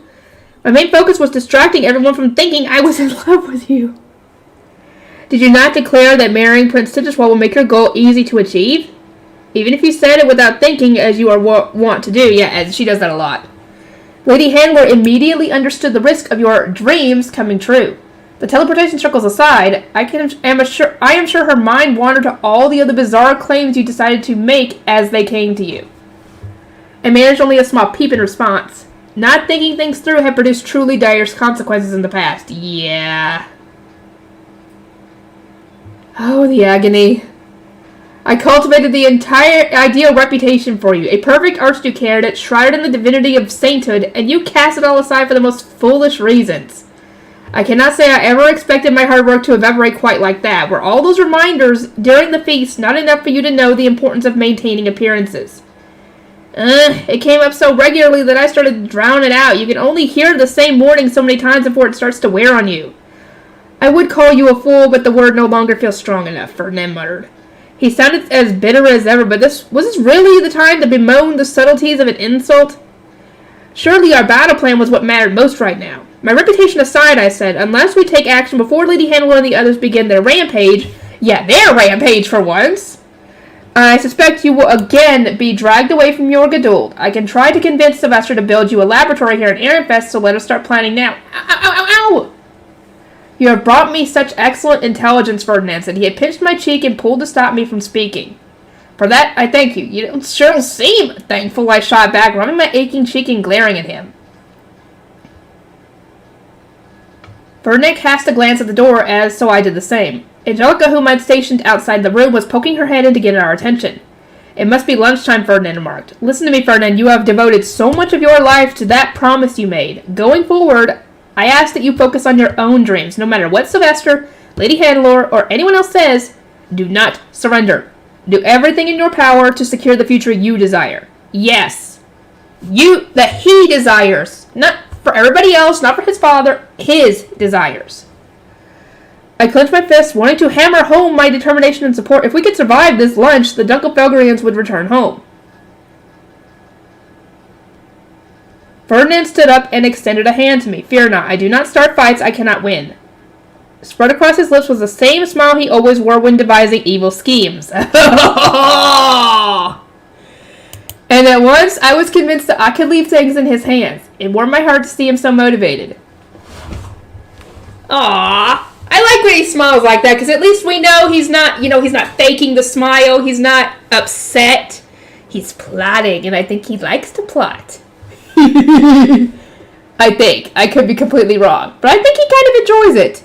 Do you think so? I was exceptionally wary of everything Handler said and did, but our lunch meeting was going smoothly nonetheless. She had rejoiced over the exceptionally elaborate dishes our duchy chefs had served, and the other Dunkelfelgerians seemed satisfied as well. One topic of conversation that dominated our meal together was how thoroughly Dunkelfelger's knights had crushed Ehrenfest while sparring. Wilfried spoke at length about the immense strength he had witnessed, having been smacked down with the rest of his peers, of course, so he took part as well, huh? From there, we discussed what we were going to do when lunch was over. I wanted to check on the temple, whereas Handler had arranged to have tea with Florencia, Wilfried, and Charlotte. It would have been nice to tour Ehrenfest's famed temple and see what makes it stand out from all the others in Jürgensmith, but given the lack of time, I suppose there's something we can do, Handler said, her voice tinged with regret. If she had been able to use her high beast, she would have just enough time to visit before she needed to return home, but by carriage, she had no chance at all. I would have liked to show you around had that been an option, I replied. It was unfortunate, but there was no point trying to force the issue. Ferdinand had already told us that there wouldn't be enough time, and Melkor, who had spent his entire morning vigorously removing traps, was adamant that it still wasn't safe to welcome guests. Uncle, are you going to the temple with Rosamund and Melkor? Wilfried asked. Yes, that is my intention. I must ensure that Rosamund returns to the castle in time, and as some of my former attendants are in the temple, I do not foresee any issues with my being there. Dunkelfelger's knights were calling for you to train with them. I worry this will mean leaving them empty-handed. Ferdinand glanced at Sylvester and smiled. I am told the Op has not had much time to express his appreciation, despite that being the reason our guests came here in the first place. Would this not be an excellent opportunity to remedy that? As thoughtful as always, Sylvester replied, his smile twitching. He's telling you, you go entertain them! Ever so slightly, we finished our food not long after, and our post-meal tea was brought in. Speaking of which, Ob Ehrenfest, what is the status of the sovereignty? We have received no updates whatsoever, so I wondered if you knew anything.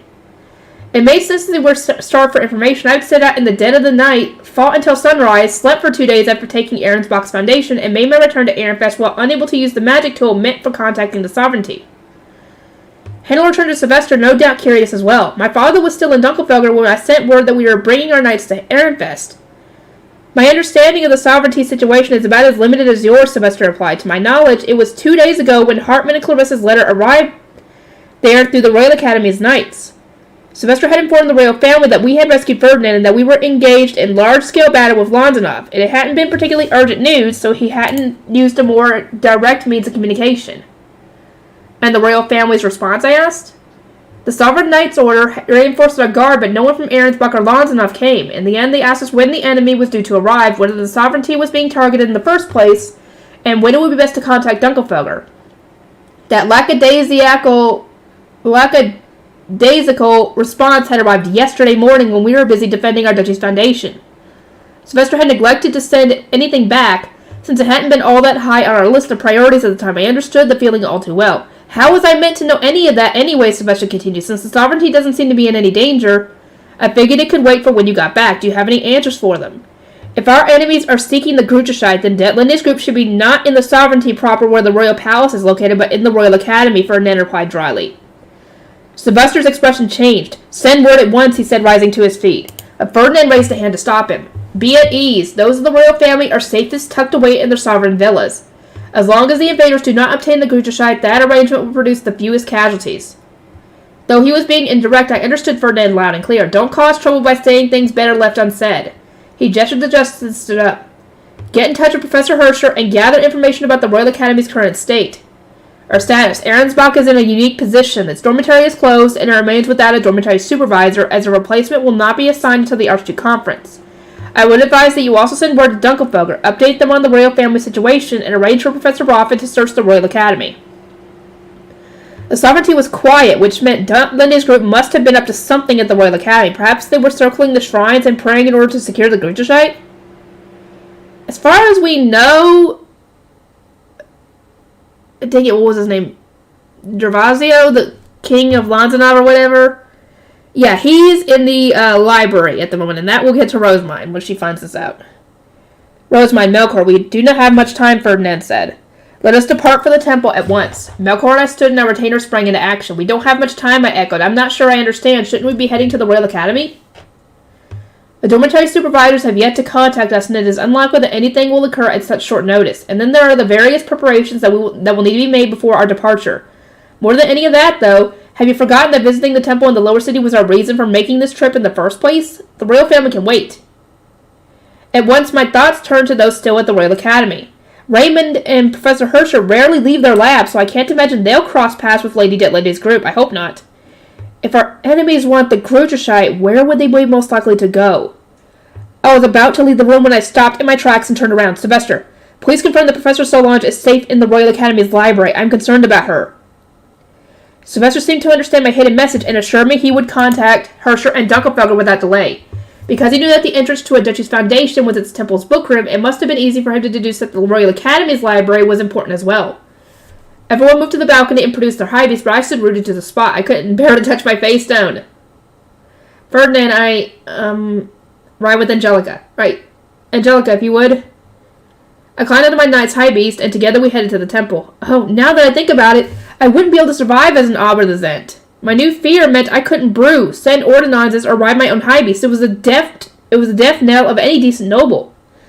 Well, I probably shouldn't stress about it. I can't imagine that this kind of problem that clears up right away. Yeah, that's probably going to be a bit before you can even do that stuff again. That said, I would soon be returning to Ahrensbach, and the duchy was in desperate need of an ob. Would I really be able to meet everyone's expectations? My fingertips went cold as a deep sense of unease started to spread through me.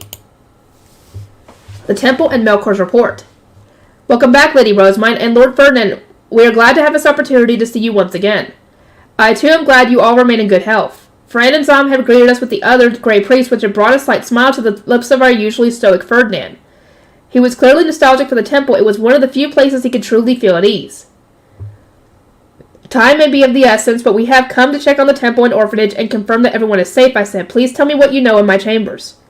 Sister, I have already told the Ob everything I know about the attack, but would you like a report anyway, Melkor asked. Father saw Lady Georgine's memories, he said. I was summoned and told about them this morning while we were disarming traps. Oh, good, we need to know that. I would, thank you. I'd come to the temple precisely because I wanted information. Refusing a report wouldn't have made any sense at all. Melkor said that he would meet me in the High Bishop's chambers once he put on his robes and took his leave.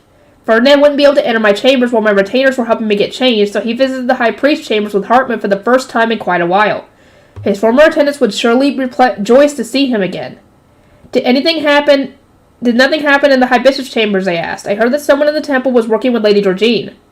We were all safe. Lady Feline and Lord Roderick were with us. I see, that's good to know. Once I've observed the temple and heard its reports, I intend to head into the lower city. Monica, Nicola, there are going to be a lot of guests, so you will need to prepare plenty of tea. The two girls exchanged glances and then giggled. I'd essentially told them they could skip on dressing me properly, to a reasonable extent, of course, if other duties were demanding of their time. I don't imagine there'll be much for us to do, Monica said. Fran and Zom have been working exceptionally hard ever since they learned that Lord Ferdinand would be visiting. I will inform the others once we are done, Lady Rosemine, Nicola added. Monica exited the High Bishop's chambers, and Nicola went to the kitchen, at which point Fran and Zom entered with a fully equipped tea trolley. They looked faintly tense, but also excited as much as they tried to hide it. Ferdinand's old attendants really do love him, don't they? Oh, they do. From there, Monica summoned everyone to the High Bishop's chambers. I gestured to the seats in front of me, urging Melkor and Ferdinand to take them, then took a drink of the tea Fran had prepared us. Melkor and Ferdinand picked up their own cups in response. How nostalgic, Ferdinand said. Once he was also taking a sip. He had gone without Fran's tea for a very long time, so he must have been relishing the taste. I turned my attention to Melkor, who I thought looked exceptionally tired. Well, of course. We'd seen each other at lunch, but he'd been seated so far away that I simply hadn't noticed the bags under his eyes. Oh, poor thing. Fran brews the most delicious tea, does he not? I asked. Has it helped to ease your exhaustion? Yes, sister, it was delicious. Father gave me something for the soldiers who fought valiantly at the West Gate. Might we head there together? The soldiers know you better than they do me, so Father said it was best if we both went. We were handing out rewards already? That was an unusually quick turnaround. Had Sylvester gone out of his way to prepare everything early so that I would still have a chance to meet with my dad? Yep, most likely. But of course, I said, let us go together. You will see the soldiers on a regular basis when you start visiting Haas's monastery. This seems like a good opportunity for you all to interact before then. I'd already introduced Melkor to the soldiers, but the more chances they had to touch base, the better. I moved to address my retainers. Daniel, Matthias, circle the lower city and gather together everyone who fought at the West Gate. I wish to give them something from the Ob. Collect as much intelligence as you can in the process. Understood, they replied. It was the day after the attack, so many of the soldiers who had taken part in the fighting were probably still resting at home. If we didn't gather them all together, some of them would miss out on their reward. Daniel would know whom to seek out since he had fought alongside them. Lorenz, check on the apprentice blue priest, starting with Bertram. Angelica, could you do the same for the apprentice blue shrine maidens? As you wish. Angelica was far from the best person for this job, but sending her out was the most logical choice. Judith, Feline, and Roderick had traveled all over while defending the temples, which meant they had most likely already heard what Melkor had to say. Melkor, I said, please tell me about the attack on the temple. You can skip over everything that was mentioned during the feast. There was someone on the inside assisting Lady Georgine, was there not? Were there any children of the former Veronica faction involved? That was all a misunderstanding. The blue priest in question was Krepek, but he was not working with her. I cocked my head, having recognized the name, but not much else. Most of my interactions with the blue priest happened in the high priest's room, or when we gathered in prayer. Krepek wasn't all too good at paperwork, and he didn't have as much mana as Camphor or Freetik, so we never had reason to speak with one another. As I recall, the previous high bishop mostly ignored Krepek, Ferdinand interjected. The man was from a men-noble family more aligned with the Lies gang, so I find it hard to believe he was connected to Georgine. He gave his temple a few inquisitive taps, his expression so severe that Melkor actually recoiled a little. Oh, right, Melkor took over from Hartmut. He never knew Ferdinand when he was the high priest. I was feeling bad for Melkor, who was faced with the daunting task of reporting to Ferdinand, so I decided to give him an escape route. Melkor, if you'd rather your retainers give this report, nobody will take issue. This burden must be too much for someone of your young age. He looked over his shoulder at his retainer, who gave a reassuring nod. That must have been the strength to encourage Melkor as he turned around again, and I continued on his own. By looking through her memories, Father learned that Lady Georgine came to Ehrenfest on an earlier ship than the one that started the fight at the West Gate. Georgine had avoided the West Gate entirely and instead made her way into the lower city through its waterway. She had met with those who attacked the North Gate, then used the waterway again to gain access to the temple. She's surprisingly tenacious, huh? And aggressive. I never would have been able to do any of that. Still, something about Melkor's story confused me. I don't doubt what you're telling me, not when Sylvester looked through her memory, but how did she know about the waterway we made? She was in another duchy. Like magic contracts, end-to-account schematics disappear after use, Ferdinand said, beginning his explanation. This was problematic for future OBS, however, so copies were made and archived. As I understand it, most of the people involved in the waterway schematics were later removed during the purge. But of course, our end-to-account happened prior to that, when we did not know who had given their name to her. He paused and muttered, I did not think a thoroughbred noble such as Georgine would actually take such an approach. It was clear to us all that she had intended to do absolutely anything to steal our foundation. As it stood, Georgine should not have had any noble supporters left in Ehrenfest, Ferdinand continued, yet she still managed to create and execute a plan of such outstanding complexity. If only she had put her into intellect, ambition, and expertise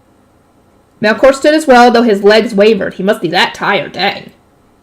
Poor kid. He accepted a face stone from his retainer and squeezed it with both hands while kneeling beside me. It wasn't long before Judith, Feline, Roderick, and Melkor's retainers were all in a row behind us.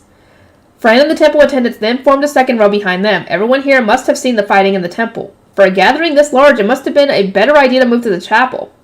Or it might have been a better idea to move to the chapel. The small shrine meant we were all rather cramped, but it made sense to pray now while everyone's feelings were most sincere. I formed my staff, which prompted everyone else who had one to follow suit. O mighty King and Queen of the endless skies, may our prayers reach those climbing to the towering heights. We perform our song of mourning so that you might protect those who can no longer return to us. Black and golden lights swirled together as they headed up into the air and through the ceiling. I could feel mana flowing from Melkor's ring and the face stone in his hands.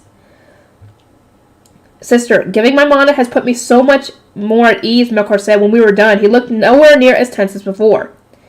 Would you like to come to the orphanage with me? I replied. Remembering those we have lost is important, but so is recognizing everyone you were able to protect. I stood up and gave Monica an order to warn the orphanage of our visit. She opened the door just as Lorenz and Angelica leaped into the room. What's going on? Lorenz explained. We saw the lights of a blessing appear out of nowhere. Are we under attack? Angelica cried. The fact she had arrived at the same time as Lorenz, despite having been on the third floor, said everything one needed to know about her speed. Dang. The way she was looking around the room, obviously on guard, reminded me of our exchange with Ferdinand this morning. No, Angelica, I said, unable to suppress a chuckle. We were just praying in mourning of everyone who died in the temple. Out of the corner of my eye, I saw Ferdinand grimace slightly. You are headed to the orphanage, are you not? He asked. If you do not leave now, there will not be enough time for you to visit the West Gate. Right. We made our way down the hall to the orphanage where Wilma, the great shrine maiden, and the underage children were already kneeling in anticipation of our arrival. Wilma greeted us as their representative. Welcome, Lady Rosemine, Lord Melkor. I am glad to see you all safe, I said. Wilma gave me a peaceful smile. Lady Feline and Lady Judith's warning allowed us to evacuate quickly. On top of that, Lord Melkor and your knights swiftly replaced the guards, so we made it through the fight without experiencing any of the violence. She and the others had remained in their designated safe spots for an entire bell. Staying there had made them hungry and a little claustrophobic, but it hadn't been a scary experience for them at least. I see. That is wonderful to hear. Lady Rosemine, Lord Melkor, and your retainers, we thank you all ever so much. It is because of you that we may continue with our everyday lives while the noble section of the temple remains so busy.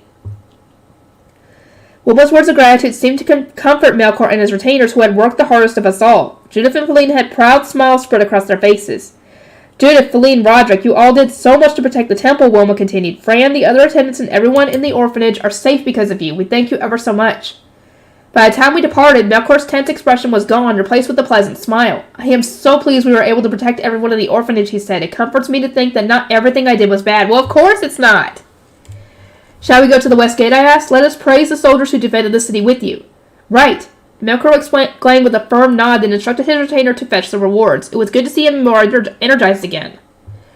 Have you been praying non-stop since last night? Ferdinand asked me. Obviously not. That was only my second one. He gave me an exasperated sigh. Excuse me? That wasn't a good sigh, was it? It can wait. Melkor is ready. Let us go to the lower city. What the fuck is he talking about? Why is it not good that she wasn't praying constantly? What the... Dude! Did you not forget that, it's not a good thing for her to be riding on the high beast with you? Ferdinand grabbed my hand, and in the blink of an eye, we were riding atop his ivory lion. He took to the sky and started flying to the West Gate without saying a word to anyone. I turned around, not quite able to flail or cause a fuss. Ferdinand, what about my reputation? Because, we had the same issue before. Did you not say it was so troublesome that you wished to cast it aside entirely? I did, but how is this going to impact the others? In the past, my retainers had gone to such great lengths to keep me from riding with Ferdinand, but now they weren't saying anything at all. Their silence was very mysterious, but we arrived at the West Gate before I could figure out the reason for it. Damiel, Matthias, and the soldiers were all waiting atop one of the gateposts. Dad was among those kneeling. Whoop whoop! Okay, let's see. I'm almost halfway done with the book. Finally! This book seems like it's longer than usual. Or maybe there's just more chapters? I don't know. The West Gate and groundwork. Welcome, Lady Rosemine, Lord Melkor, Damiel said, greeting us together with Matthias. Everyone you see here took part in the battle at the West Gate. I cast my eye over the gathered soldiers while Ferdinand helped me dismount from his high beast. They were kneeling before us, their heads lowered. Daniel had told me that no one was gravely wounded, but looking at their bandages and weakly hanging limbs, they certainly weren't in top shape. Well, of course not! Such injuries would almost certainly impact their work lives going forward. Sister, there are wounded, Melkor murmured as he climbed down from his retainer's high beast. The knights had been tended to by their peers and doctors, whereas the commoner soldiers must not have received any care at all. Fear not, Melkor, I shall heal them. You have enough mana left to do that? Melkor asked. Awestruck, given that he wasn't yet attending the academy or compressing his mana, he must have really exerted himself during our prayer for the deceased. I smiled at Melkor and put a hand on his head, which was now far lower than my eye level. The more divine protections one obtains from the gods, the less mana one needs for those things. You are soon to become the High Bishop. Pray for the duchy and its people, and strive to obtain divine protections from as many gods as you can. I will do my best to be like you, sister. You are already so skilled and considerate, Melkor. I do not doubt that you will become a far greater High Bishop than me. I chuckled, then removed my hand from his head and addressed those kneeling. My retainer Daniel has told me of your heroics. You fought valiantly to protect this city. Had the invaders, Wolfenales, made it through the gate, the casualties among the commoners would have been devastating. Oh, definitely. They would have torn apart anybody they ran into. The kneeling soldiers raised their heads and then gawked when they saw me. They hadn't seen her growth spurt yet. The only one who has is her family. And the others. Oh boy. Wait a minute. Has Benno and Let's seen her yet? I can't remember if they have. Let me know. I visited the West Gate last year to retrieve Clarissa, and while wearing the same robe, so everyone here recognized the change in me far better than the commoners who only saw me from afar at the chapel. Dad squinted a little like he was beholding a dazzling light. There was joy and pride in his expression, but also sadness. Oh. I continued, pretending not to notice their shock. It would not be an exaggeration to say that your brave actions yesterday saved our fair city, and at the cost of your own wellness. It would appear. I wish to heal you all so you can continue your fine work. Strike Kolben. I closed my eyes, turned my staff into Flutrane's staff, and then started to pray. O goddess of healing Hellschmears, of the goddess of water Flutrane's exalted 12, hear my prayers. Lend me your divine power, and grant me the power to heal those who have been hurt. Play the divine melody, and cast the blissful ripples of your pure divine protection. Even with my eyes closed, I could feel the green light flowing from my staff. The soldiers in my retainer cried out, surprised that I could produce such a large blessing. Rosemine, that's enough, Ferdinand muttered, urgency in his voice. No more, okay? Oops. I stopped channeling mana into my staff, dispelled it with Ruckin, and then slowly opened my eyes. The soldiers who had just moments ago been grimacing in pain undid their bindings, examined the skin underneath, then joyously declared that they were healed. The news came as such a great relief.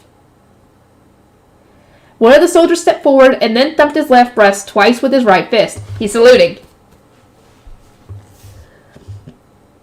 Your consideration is far more than what we deserve, but we thank you for it. As the commander of this gate, allow me to personally express my appreciation. I'd stared at the man bewildered. I'd seen him before, but I didn't know his name. I thought Gunter was the commander here. He has resolved to join you and your personnel when you move. Thus, we have already carried out his handover. Oh, yeah! Okay.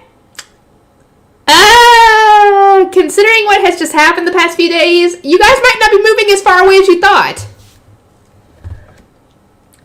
That made sense. Nearly a year had passed since I'd asked my family to prepare to accompany me, and the temple had also been busy with its handovers. I can only imagine the chaos that would have ensued if the position of commander hadn't been passed on before my departure.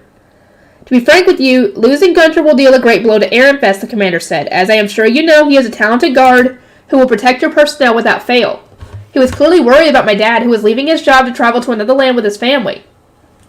It brings me great comfort to know that Gunter is going to be with them. And on that note, I have with me rewards from my adoptive father, the Archduke, to be distributed to those of you who fought to protect your duchy. I called over Melkor and made my announcement. My little brother Melkor is going to succeed me as the High Bishop. I wish to become a High Bishop the people of this duchy can rely on, as my sister was before me. I am looking forward to working with you all, Melkor declared. He then signaled for his retainers to help begin distributing the rewards. As the soldiers received their compensation, I started asking them about yesterday's battle. I'd seen some of them on several occasions during our trip to Haas, and while they were very cautious about how they spoke, they started to relax as they told me tales about Daniel.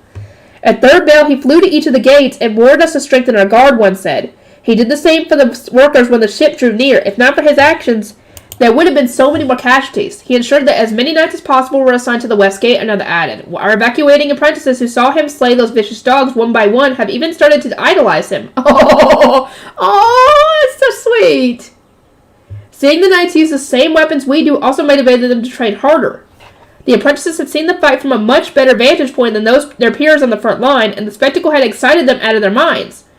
They had watched in astonishment as Daniel sent out ordinances, held the line, and protected the soldiers from enemy attacks. I glanced over at our man of the hour and saw him rooted to the spot looking as awkward as ever. Just enjoy it, Daniel. I think you've earned that much. Dad came to join us once he had taken his portion of the reward, and the guards launched into stories about his unbelievable antics. Gunter did more during that battle than any of us. Still, my heart leaped into my throat when I saw him lunge forward to punch one of those dog fey beasts. I thought he was going to get eaten. It was so much like him to keep fighting until all the charms from his family were gone. As his peers all spoke about his recklessness, Dan grinned without an ounce of regret. Lady Rosamund, thank you for providing us with such powerful charms. I apologize for using them all, but I could not play it safe when it came time to defend what mattered to me most. I understand, I said. Your lives are far more important, like father, like daughter, huh? If even I could see the similarities between Dad and me, that must have been clear as day to Daniel and Ferdinand. They are both wearing hard-to-read expressions. Guys, you can't really get mad about that. Lady Rosamund, Lord Melkor, the new commander, said, a stern look on his face. This might be an inappropriate question, but are we likely to see another fight anytime soon? How much will we need to prepare? The other soldiers tensed up as they awaited our answer. Fear not, Ferdinand interjected, responding in our stead. He took a step toward us, and the tone of our conversation turned on its head. Those who had moments ago been lost in their stories briskly moved into a line standing bolt upright. Your rewards from Ob Arenfest mean the battle has concluded. Moreover, it was Arensbach who attacked us, and they will not be invading again. Whoa, dude. This is Ferdinand we're talking about. He's not going to be any kind of romantic? Ferdinand took my hand and pulled me over to him. He supported me enough that I wouldn't stumble and presented me to all those gathered. During the recent battle, Rosamund stole Arensbach's foundation as an Arenfest Archduke candidate, making her the de facto Arensbach. Once the Zent has given his approval, she will rule over our once dangerous neighbor. It will never invade Arenfest again. Oh, dear. That kind of made me think for a second, because during this whole thing, yes, he's been doing some of this stuff to kind of hide the fact that, one, he's got the Glutashite, two, he's not fully recovered yet. But some of the stuff has kind of been, I guess, more reminiscent of how he was kind of acting around Detlinde, but I guess more genuine, considering how Detlinde is. Because he had the freaking fakest smile of all time that that Rosamund had seen on him when he was around her. But whatever. Soldiers erupted in cheers, but Melkor and his retainers remained silent, their eyes splitting between Ferdinand and me. My mind went blank as well. Ferdinand! Yeah, this is what I'm saying. Because I actually posted the question, like, what was the decree that Ferdinand was sent to Arensbach for? Because I knew he had to marry someone. I just didn't know if it was specifically Detlinde or someone in the Arensbach family who was going to be the Ob. And my answer was given that it was supposed to be whoever was going to be the Ob. And, well, you guys can kind of probably put two and two together that he realized this, essentially. And he knows that if this continues as he thinks it does, where she becomes officially Ob Arensbach, the decree will still be in effect, where he would still have to marry the one that was going to be the Ob, which would be her. So her bringing up that they're going to try and put him in a political marriage with her isn't kind of phasing him, because he knows it's going to be happening, possibly. But that's depending on what Rosamund says, essentially. Because obviously, she could actually ask them to annul the decree if she wanted to, but yeah. That's why I think he's acting like this, because he knows this is eventually going to happen. We must now leave to begin our rule of air. No, fuck! He said hour! That's what I'm saying! This is like essentially cementing that he does know this is essentially what I'm talking about. Our rule of Arensbach, O soldiers of Arenfest, I entrust the protection of this city to you all. Preserve its peace so that we may depart without fear. Yes, sir. Ferdinand was clearly used to giving motivational speeches. The soldiers thumped their chests in a vigorous salute. Gunter, he continued, you are to accompany Rosemund's personnel to Ahrensbach before the situation there has completely settled. Protect them no matter the cost. Whoa. He removed one of the charms he was wearing on his arm and proffered it to my dad, who gazed at it before looking between Ferdinand and me. I think he's kind of saying, is this what I think is going on? Oh, wait. Has Thule talked to her mom and Gunter about this yet? Because that whole thing in the fitting with the... Oh, no! If she has, he knows what's going on. If she hasn't, this is going to be a freaking funny... That's going to be a funny interaction right there. I want to see that animated. Dad seemed unsure for a moment, but accepted the charm and said without fail, let us scout the lower city and then return to the temple. Ferdinand said, a surprising remark, as I thought he would take me straight back to the temple. He put me on his high beast as he had done before, and we took to the sky. Our plan was to travel to the south, east, and north gates in that order. We drew a lot of attention as we flew around the city. People pointed up at us from the street or poked their heads out of their windows to watch us. As I took in the nostalgic sight near the south gate, I decided to air my frustrations. Ferdinand, what were you thinking back there? Did you really need to say all that? I told not a single lie, and you asked for this, did you not? You might not have lied, and it certainly is true that I still want to create a library city, but we don't yet know if the Zent will give me his approval. Should you really have revealed such information when we were only there to give out a reward from the Archduke? As much as I wanted things to be smooth sailing from here, we couldn't risk being overly optimistic. Even I understood that, Ferdinand must have too. Yeah.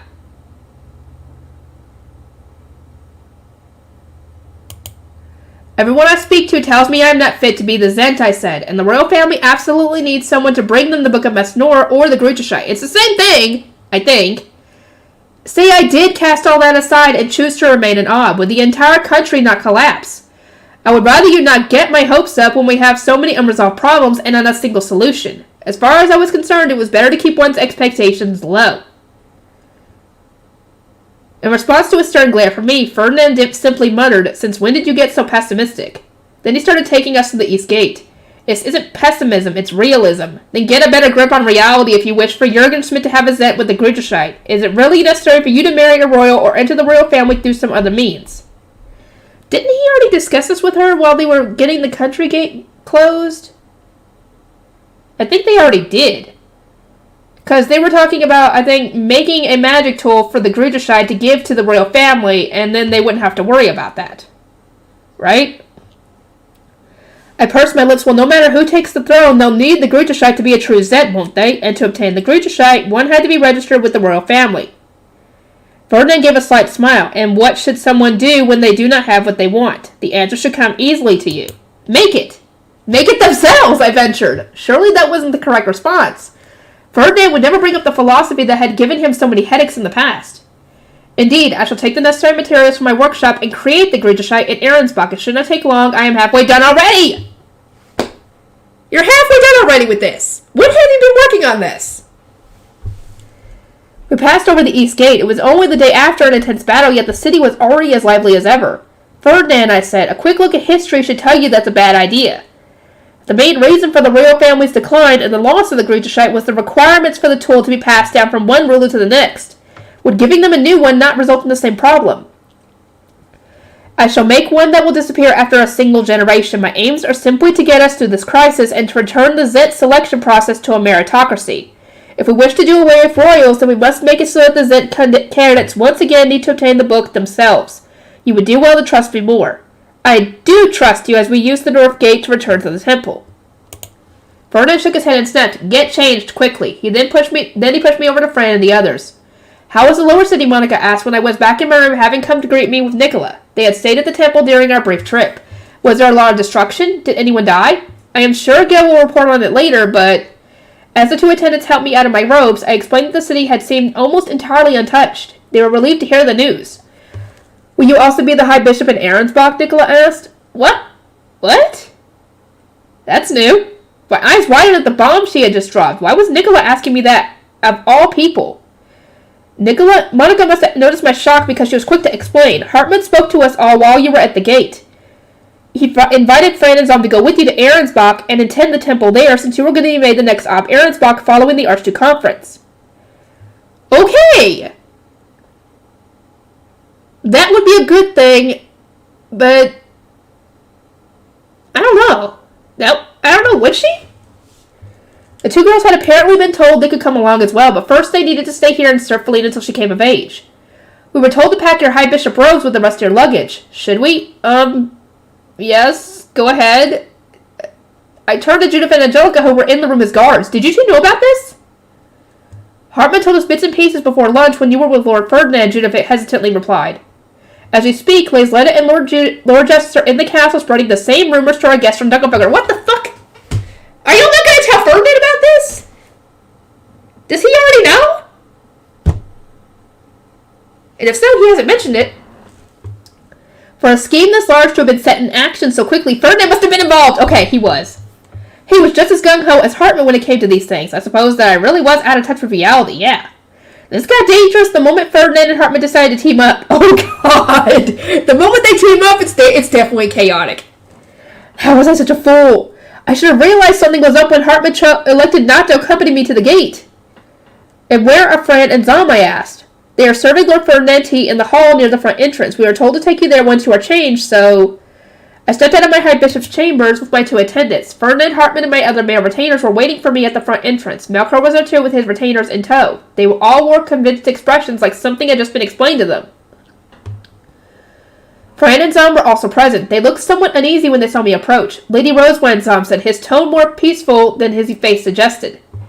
Lord Ferdinand and Lord Hartman were just telling us you are soon to become Ahrensbach. He asked if we were to go with you so that we could make Ahrensbach's temple like this one. Can I really come with you? Fran asked, looking doubtful. Is it really okay for me to join you and Lord Ferdinand? Fran, these plans are far from set in stone, I said, shooting a glare at everyone who was treating it like a done deal. We still need the Zent's approval. Fran slumped his shoulders in response. Oh, poor guy. He looked a little dejected, so I took his hand in mine and continued. That said, if they were set in stone, of course I would ask you to accompany me. I would want you in whatever temple I move to.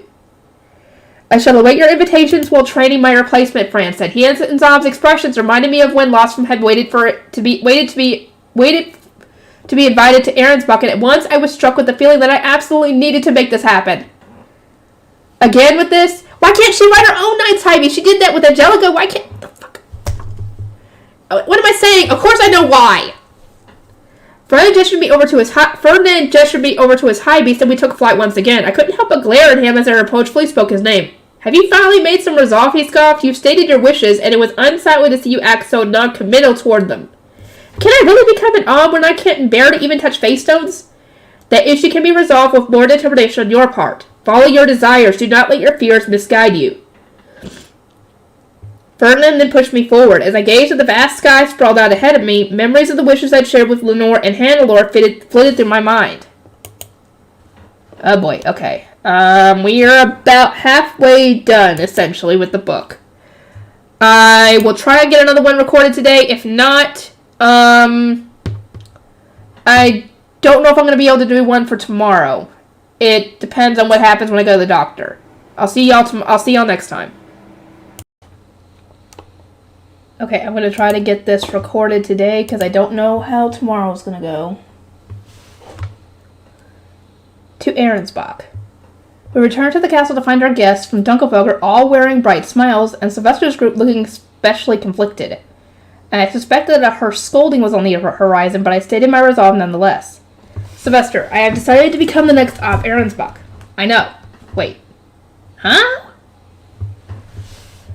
I made up my mind on the trip here and elected to make this my first reveal, aware that Sylvester would feel the brunt of my absence greater than anyone. But I mean, aren't they already preparing for you to move anyway? It's just you're moving not further away, you're moving closer. You're going to be closer than they expect. So this isn't that bad, considering, like I said, they've already been preparing for your departure anyway. How, then, was he already aware of my intentions? It didn't make any sense. What do you mean, I asked. You understand the consequences of my move to Ahrensbach, correct? Ehrenfest will... Of course he knows, Lady Rosemine, Hannelore interjected, but even then the magnanimous Ob Ehrenfest granted you his permission. Ah. Hannelore's and Heitschit's smiles, the distant look in Sylvester's eyes, the pieces all suddenly snapped together. Ehrenfest had thus far removed remained passive in its diplomacy with greater duchies, but our archducal family must not have stood a chance against Dunkelfelder once they'd sat across from each other at the negotiating table. Sylvester cleared his throat. It will be utterly ridiculous to permit you to steal Arensbach's foundation and then prevent you from becoming its ob. His voice sounded especially coarse, like he was trying to emulate Heishit's. Moreover, I must recognize that a Zent candidate with the Gridschite ranks even higher than the current royal family. Apparently, I was starting to worry whether this really was okay. Hannelore had given me her support at least, so I suppose that her duchy was right behind me. Probably. If you intend to return the Gridschite to Jurgen Schmidt, Sylvester continued, you're fated to leave Ehrenfest anyway. Arensbach or the sovereignty, no matter which one you choose, I'm told the movement of your luggage and personnel will remain largely unchanged. That is true, that's what I was saying, because her moving to the sovereignty, she was already planning on moving to the sovereignty anyway, so her going to Arensbach instead isn't that big a deal. Indeed, Hartmut added, looking especially enthusiastic, we'll need to move quite a few Grey Priests and Shrine Maidens to Arensbach's temple, but that should not impact Ehrenfest's overall mana or taking Blue's Wood. Or as taking Blue's Wood. Their successors can be trained up from there. Hartmut was about to launch into a long speech, no doubt wanting to announce that everything was ready for my departure, but Sylvester shook his head. I am well aware of the situation, he muttered, looking exhausted. I am so pleased we are in agreement, Ob Ehrenfest, Hannelore said with a satisfied smile of a victor. She then shot a glance at her retainers, who were patting themselves on the back. Oh god, they help with this. Sylvester, I really am sorry this came at such an inconvenient time, I said, suddenly struck with the urge to apologize to him from the bottom of my heart. I did not know things would turn out like this when I was leaving for the temple. He weighed away my words like he was shooing a bothersome pest. There's no need for that. Ferdinand agreed to negotiate with the royal family on Ehrenfest's behalf, and intends to return to Arensbach with you in preparation. How could I refuse him?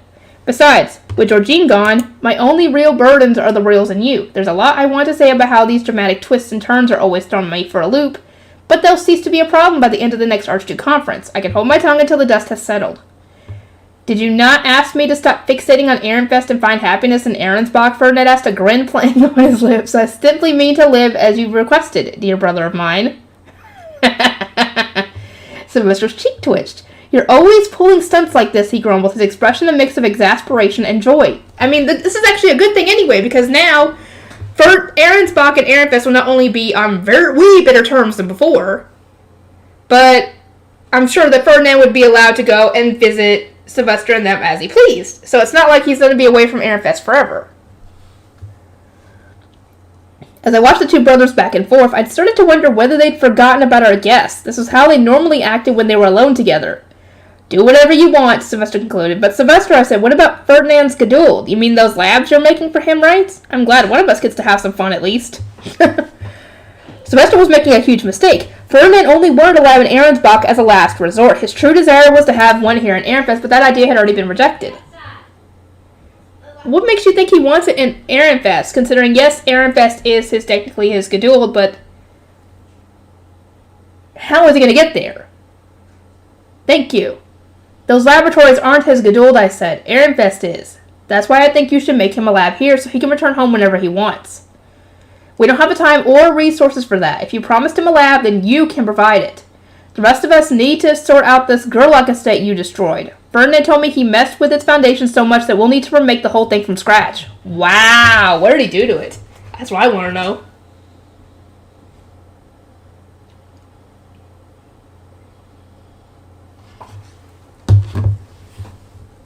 My sincerest apologies, I cried, my head in my hands. I'll send you the gold dust for it right away. You would do well not to make promises you cannot keep, Ferdinand noted, his eyes fixed on our guests.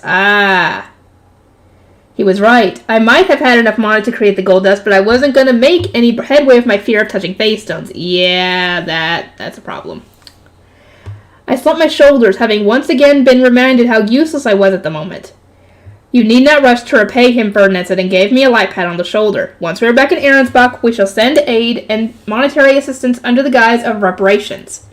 Furthermore, though, you seem adamant to return me to Ehrenfest. Sylvester no longer needs me to complete his duties as the Ob. He is doing well enough on his own. As long as I am permitted to come home on occasion, I am perfectly fine with this arrangement. Thank you. That's what I'm saying. He should be able to come home a lot more frequently than he was able to before. He wasn't able to leave before. But since it's you and Sylvester, and as long as the king decrees it and it's fine, he should be able to come home visit a lot more. I'm not so cold as to refuse you, Sylvester retorted. I'll take care of your estate. They were speaking like everything was already set in stone. Ferdinand, I said, are you sure you want to live in Ahrensbach? You aren't doing this as a self-sacrifice, are you? He shook his head. Need you be so annoyingly stubborn? I am more than capable of making my own decisions. Seems like he's already focused on his own happiness for once, Sylvester chimed in. You're giving him 3 labs, right? This sounds like payment enough. Just let him do what he wants. I squeezed my hands in a tight fist. Very well, in that case, as the next Ob Ahrensbach, I shall create an environment to which he can do as much research as he desires. Rest assured, Sylvester. Oh my god. I'm sure his happiness. The way you're saying it. Oh my god, read the room. You say you're not in love with Ferdinand, but this is kind of showing it. Or showing the opposite of what you're saying. Sylvester burst into laughter, while Kartstedt, who was standing as his guard, merely coughed a few times in a poor attempt to mask his amusement. Handler was staring at me like she wanted to shout, so close! That's what I'm saying! Ferdinand seized my shoulder in a vice-like grip. Rosemine, I understand your motivation and resolve. There's no need to say any more. Ferdinand, have your ears gone? Be silent. Okay. Yeah, read the room, dude! Riordan then came to report that the teleportation circle was ready and the border gate had been contacted. Adelie and Grisha were among those who entered with her, as were Lenore and the others who had made their preparations while not on duty. The scholars wished to send over everyone's belongings, Riordan continued. Travel to the border gate to accept them if you would. All right, Sylvester nodded, then went out to the balcony and made his high beast. Let's go. We were headed to the teleporter at the Knight's training ground. The necessary arrangements must have already been made, as even the Dunkelfelderians had mobilized without the slightest hesitation. I must have been more out of the loop than anyone. Yeah. Yeah, you are. Ferdinand, I said, you've been keeping me in the dark, haven't you? It feels like I'm the only one who doesn't know what we're doing. I will elaborate on my high beast. Hurry. I did as instructed and we took to the sky. Ferdinand explained curtly and in a quiet voice that he had proposed this method of transportation, overusing my panda bus to disguise my fear of using face stones. Yeah, she's gonna have to get over that fear at some point, hopefully. We will use the teleporters meant for taxed goods to send your luggage to the border gate, he continued. Then we will move it all to Ahrensbach's castle. Ehrenfest's side of the border gate has already been made aware, and it seems safe to assume that the same is true for Ahrensbach's side. How come these teleporters aren't used when someone marries into another duchy, I asked. They seem so convenient because, yeah, that could be used as, to attack. My mind wandered to all the luggage we'd crammed into Leslie back when Ferdinand was moving to Ahrensbach. Accepting such items from another duchy would pose too great a security risk. That's what I'm saying. So an Ob would never allow them to be teleported straight to the castle. However, as you are the new Ob Ahrensbach, this is merely a convenient way to send your luggage back to your new home. There is nothing to be on guard against. Aside from that, there's also the mana cost to consider. You are supplying it on this occasion. It took longer to send items by carriage, but they were by and large the most affordable option. We were electing to use the teleportation circles this time only because I would need my luggage immediately upon my return. My clothes for tomorrow wouldn't arrive in time if sent by carriage. You will not be in Ahrensbach for long, Ferdinand continued. We will make the Bible in my workshop there to prepare for the duchy's remaining nobles to participate in the Archduke Conference. Your move proper and the arrangements for your becoming the Ob will need to wait until you have received the king's approval. I've got a feeling that this isn't gonna... This little moment of, I guess, peace before the next crisis in the Royal Academy will will not last long. Our top priority was making the magic tool Grudeshite so that we can negotiate with the royal family. Yeah, that's what you need to do. We arrive at the Knight's training ground and use its huge teleporter to move to the border gate between Ehrenfest and Ahrensbach, and it relieved me to learn that my fear of face stones didn't include channeling mana into magic circles. Good. Knights of both Ehrenfest and Ahrensbach were already at the gate when we arrived, and my luggage was moved between the two duchies' teleporters. Lesletta and Grisha were leading a group who were checking the labels and such.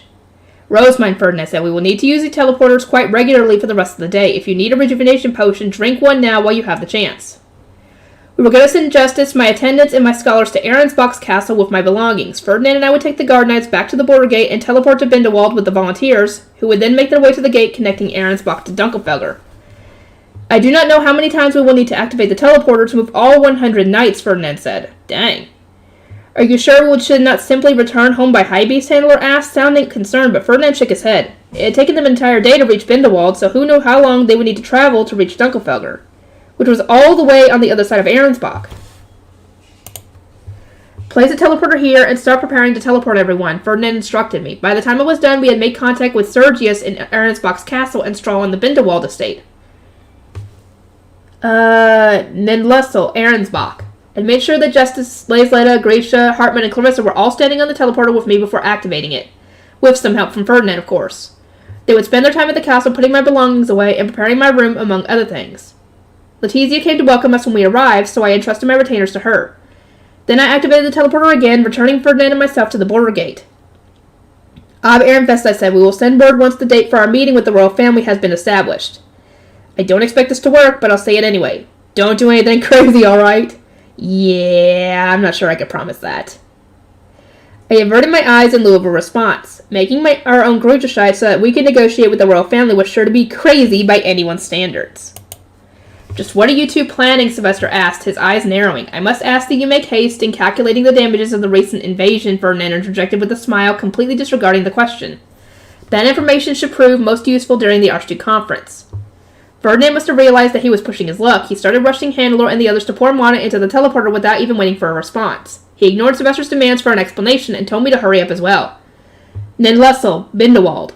In the blink of an eye, we teleported to our destination, having successfully escaped Sylvester. Strahl and the Dunkelfelder Knights were all standing in neat rows in anticipation of our arrival. Ab Arensbach, Lord Ferdinand, welcome back, Strahl said, his tone heavy and severe. We have been waiting for you. As it turned out, Dunkelfelder's Knights had devoured all the food and alcohol in the Bindewald summer estate. Haha, knew that was coming. They had divided themselves into groups the following morning and set up a dinner tournament. Arensbach's Knights had been forced to participate and couldn't even begin to hide their exhaustion, in stark contrast to their Dunkelfelder peers, who looked as satisfied as ever. It was clear to see which duchy had the most stamina. Oh, yeah. We shall now start teleporting everyone to Dunkelfelder's border gate, Ferdinand announced. Yes, sir, the volunteers chorused in response. At most, only about 30 knights could stand on the teleporter at once. I started teleporting my own guards as well as the knights, while Ferdinand received reports about the state of our current province and Old Rookstock. The Bindewald estate had been closed until the end of the Archduke conference, wherein a new Guide would surely be assigned to it. My apologies for the wait, Lady Hannelore. Oh no, there's no need to apologize, she replied, especially not when you are going to all this trouble for our sakes. Hannelore instructed the remaining knights to move on to the teleporter. 3 round trips had made me feel so sick that I wanted nothing more than to rest, but I couldn't quit now. This was the last one. I rubbed my temples and took a few deep breaths. Teleportation sickness, Ferdinand asked. Yes, most likely. Then I'll perform this last one with you. Strahl, return to the castle, but leave 5 guards behind to watch over the estate. Yes, sir. Ferdinand then stood atop the teleporter with Eckert, and the two of them helped to supply it with mana. It wasn't long before we all appeared at the border gate connecting Arensbach to Dunkelfelder. The knights who had arrived ahead of us were waiting in uniform rows. Lady Hannelore, we are so greatly indebted to you and your knights, I said. How can we ever thank you? My new hairpin alone feels like more than enough, she replied, then let out a quiet gasp. Oh, but I would appreciate a special invitation to the Archduke conference, seeing as I am too young to attend otherwise. I wish to see you, the divine avatar of Mestinora, bestow the Grudershite upon the Zent with my very own eyes. Excuse me? The heck is all this divine avatar business? Talk about exaggeration. My sainthood was swiftly transforming into something else entirely. Hannelore's calm, bright smile was starting to seem ominous, and something told me Hartman was to blame. Yep, most likely. Lady Hannelore, I said. Very well, Ferdinand interrupted. That sounds like fair compensation for your assistance. I shall broach the idea with your Ab and make whatever arrangements are required on my end. I thank you ever so much, Hannelore replied. Oh, Lady Rosemite, isn't this exciting? Huh? Isn't what exciting? Paying no attention to my confusion, Hannelore turned to her knights and shouted, Salute the divine avatar of Mestinora, she who shall return the Grudershite to Jürgen Schmidt. The knights thumped the left side of their chests twice in perfect unison. And with that, Lady Rosemite, we meet again at the Archduke conference. Hold on a second. Just 1 second. Before I could even try to stop them, Hannelore and the knights took their leave in an orderly fashion. I could only watch in a daze as their high beasts vanished into the distance. What was that all about? I asked Ferdinand. We're going to make me the next Ab Arensbach, aren't we? I don't see why Lady Hannelore thought it necessary to call me a divine avatar, nor why she stated as though it were fact. Hartman was insistent that you would end up in serious danger unless we put you on a higher pedestal than the royals. If you wish to know more, then ask him for the details when we return. He held his hand for me. If your teleportation sickness is too much, we can travel the rest of the way by high beast. We are not too far from the city of Arensbach. The only thing making me queasy right now is this unsettling news. Just use the teleporter again. I need to interrogate Hartman at once. Welcome back, Lady Rosemine, Lord Ferdinand. Letizia said once we were back at the castle, looking somewhat pale. A letter from Lady Detlinde arrived in your absence. She seems quite irritated that she is unable to return to Arensbach. Ha ha! Ha ha ha! You lost! We were handed the letter in question, which I started reading at once. What's all this about the Foundation being stolen and a new Ob taking over? I'm on the cusp of seizing the throne. Lords Leonzio and Gervasio are both with me. I swear this new Ob will pay the price of their insolence soon enough. We already knew we had to arrest Detlinde, one of the driving forces behind this whole incident, but reading her rant almost knocked the wind out of my sails. One had to question how much thought she was putting into her actions, if any. Lord Ferdinand, do you know whom she meant by Lord Gervasio? Letizia asked easily. I visited the Lanzanov estate on many occasions, but never once encountered a man by that name. I think so, Ferdinand replied, his true emotions hidden behind a fake smile. As I recall, he was the man raised to become the king of Lanzanov. Oh, great. So, essentially, I think Ferdinand's brother? I guess? I'm guessing it's his brother? Because it was, if I remember correctly, they take the first male child, and then they kill off the rest, essentially. Or take the one with, I guess, with the most mana or whatever. So, yeah, so Ferdinand's brother. Making the Bible. If what Detlinde says is true, and Leonzio is not the only member of Lanzanavian royalty here in Jurgensmith, then we must be quick, Ferdinand said. Rosamund, we are going to my workshop. Weren't we going to spend today listening to reports from those who stayed in Arensbach? That can wait. Order for them to be given to Justice and Hartmann instead. Like in Ehrenfest, Arensbach's teleporter was located in its training area, and only was much further away from its castle's main building. Ferdinand sent out several ordinances, then put me on his high beast and took flight. So, we're going to your workshop, right? I asked. Yes, in the west building. If we hurry, we should be able to finish before dinner. By his workshop, Ferdinand meant his hidden room. We arrived at his chambers to find them in exactly the same state as before, torn apart from the Lanzanavians' rampage. I couldn't help but scrunch up my nose at the sorry sight. What a mess. The walls and decorations were marred with cuts and scratches, and there was broken furniture scattered all over the place. I asked for what remained of my belongings to be moved into a guest room, Ferdinand informed me. Sergius has done just that, so you have somewhere to rest, Justice noted as he pushed a small trolley of Ehrenfest ingredients over to the workshop's entrance. The luggage we teleported earlier has been taken there as well. None of us thought you would need to use your workshop so soon. Cornelius was following along as my knight when he suddenly cried, Wait, Lord Ferdinand, aren't you and Lady Rosamund going to be alone in your workshop? If so, I must protest, no matter the circumstances. If nothing else, allow a few guards to join you, or some scholars to assist with the brewing. Anyone who wishes to join us may do so, but I warn you, do not get in my way. I act only for a lack of time. Ferdinand took the trolley from Justice and proceeded into his hidden room. Eckert stood outside as his guard, then pointed at the entrance with his chin as though telling us to hurry inside. I nodded and made my way through. Wait, Ferdinand normally has a mana-dependent barrier blocking the entrance to his hidden room, right? Yeah, the one in the temple, yes. I don't know if it's the case here. I'm assuming. That had been the case for his hidden room in the temple, and it seemed unlikely that he hadn't set one up here in Arensbach, where he was at much greater risk. I waited for Cornelius and the others to follow me inside, but they weren't able to, as expected. That's what I thought. Ferdinand, it would appear your barrier stopped Cornelius from joining us. Yes, it certainly would appear that way, he replied.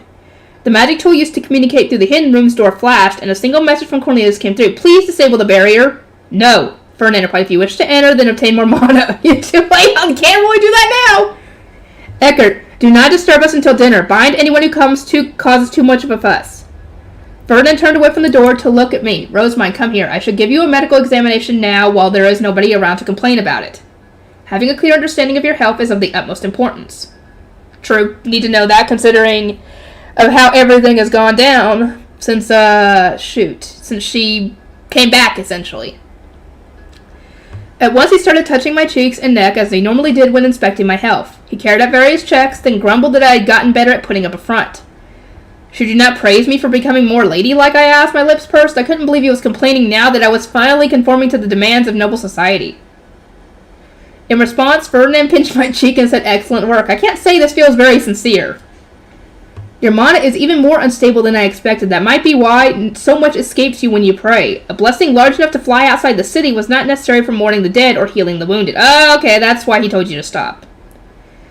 I prayed for everyone who died, be they friend or foe, and because I hailed the soldiers with my eyes closed, I was unable to see how much mana I was using.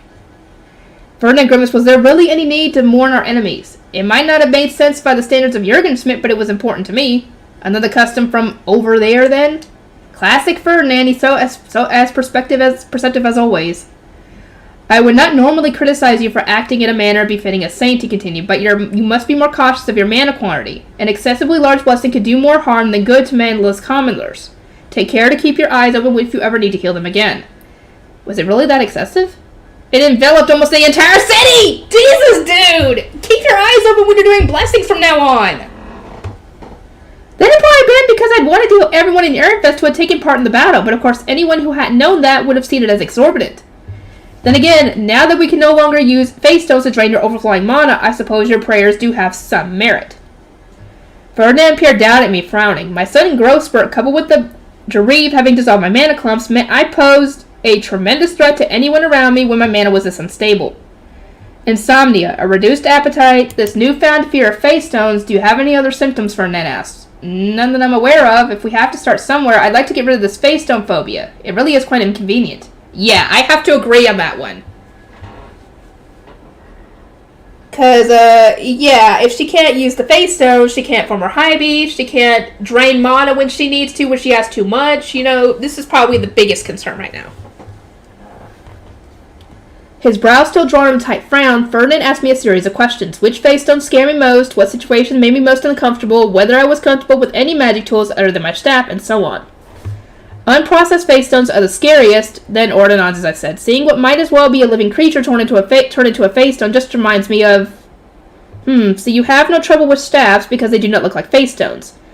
But you closed your eyes when using Flute-Train's staff, did you not? Was it the sight of its face stone too much for you, even knowing it was just your staff transformed? I tried not to look because I didn't want to remember everything I witnessed. I see. Then you can use magic tools as long as you do not look at them. Let us try something. Ferdinand gave me a fruit, shalab, from what I could tell. I rolled it around in my hand. You seem fine with the ingredients themselves, he said. Channel your mana into it. I wish to see if you can stomach touching a face stone when you have witnessed its creation. Making a face stone. The very idea made me tremble.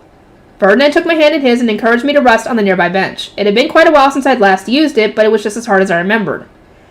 The shalab in my hand suddenly felt even more imposing for some reason.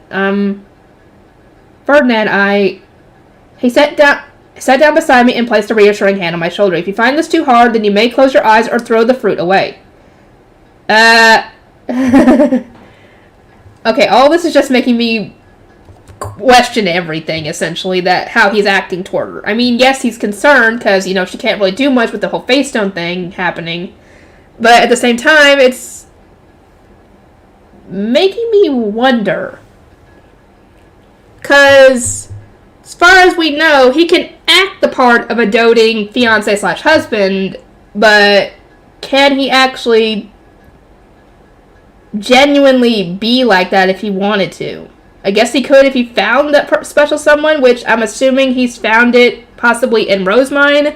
Because if she's fallen in love with him and doesn't realize it, then maybe the same is for Ferdinand, because both of them are kind of like that, essentially, when they aren't good when it comes to romance. He sat down beside me and placed a... I think I said that already. His face was much closer to mine than I was used to, no doubt because I was taller now. There was concern in his light golden eyes. You're being unusually kind today. The Ferdinand I'm used to would have complained and told me to hurry up already. Yeah, yep, I'm not the only one who noticed.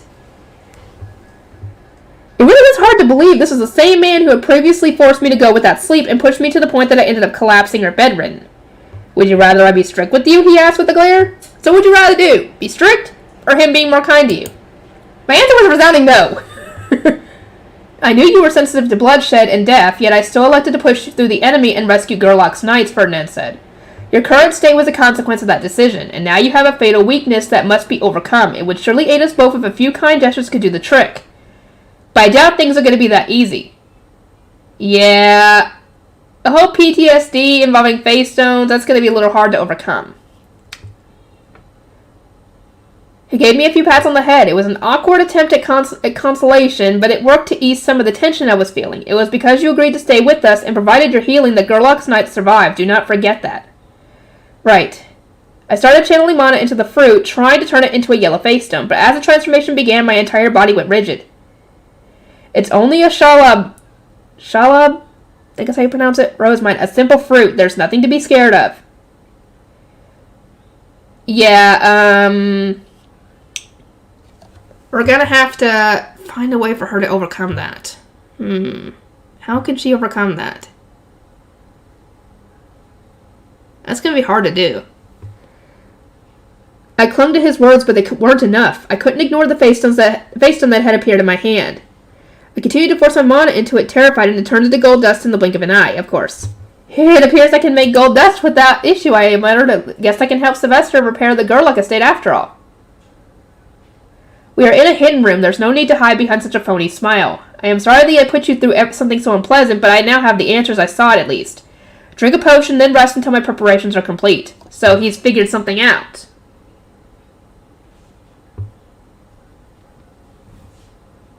Ferdinand rose to his feet, surveyed the potions on his shelf, and handed one to me. He mustn't have been lying when he told Cornelius that time was of the essence, so he then started rushing around the room, taking out and neatly lining up everything he would need for his brew. His hands didn't stop moving for even a moment. As I watched Ferdinand take out a sheet of the fey paper, I said, "Oh! Now I get why he wanted the fey paper! The copy and paste thing she could do, it only works on fey paper! He must have been planning ahead for that! Nice!" The fey paper I sent him before, I gave the potion he had given me a quick sniff. It didn't smell like any of the rejuvenation potions I was used to. "What kind of potion is this?" I asked. "A valuable kind that I use when I must eat but do not want to. You will need to have some Ahrensbach cuisine soon, correct? Drink that now while you still can." I doubted Ahrensbach's spice-heavy cooking would agree with me in my current state. I remembered the healthy dishes Letizia had given me after my 2-day slumber, and decided to drink the potion without a single complaint. "Do we know where Lady Detlinde is right now?" I asked. "She can't enter Ahrensbach's dormitory or return to the Lanzenov estate, correct?" The Lanzenov estate contains a teleporter to the Adalgisa villa, where their princesses and the children chosen to become king stay. If she used that, then I would assume she is there now. It is located within the Royal Academy's grounds, perfect for obtaining the Grutterscheid. Ferdinand went on to note that the original Zent who had welcomed Adalgisa had not wanted to put her quarters in the sovereignty, where he and those closest to him live. "How do you know all this?" I asked. It flowed into my mind unbidden. "If your Bible lacks such details, then good. There is no need for you to know them." For him to have acquired that knowledge from the Book of Messinora, it must not have been present in the portion I received. I performed a quick check, and indeed there was no mention of Adalgisa. "If you would, write down all the information you obtained," Ferdinand said. He pushed a low table in front of me and placed the top of the paper he had taken out. As I inspected the sheets, I noticed there was already so much information written on them. The thought that I was about to make a book raised my spirits a little. Grutterscheid. Ferdinand sat down next to me, then made his Book of Messinora and opened it. I peered inside and saw that its text was full of empty spaces, which he pointed to as he said, "Rosamund, I want you to search for these parts in your own Bible." He was on a section about country gates. I started searching for the information Ferdinand wanted. In the meantime, he took and skimmed several of the sheets resting on the table, then plucked out one incomplete page in particular. "Here," I eventually said. "By comparing our two books, I managed to find the missing text." Ferdinand inspected my Bible, then started filling in the gaps in the sheet he picked up. He was quick, but writing everything out would still take ages.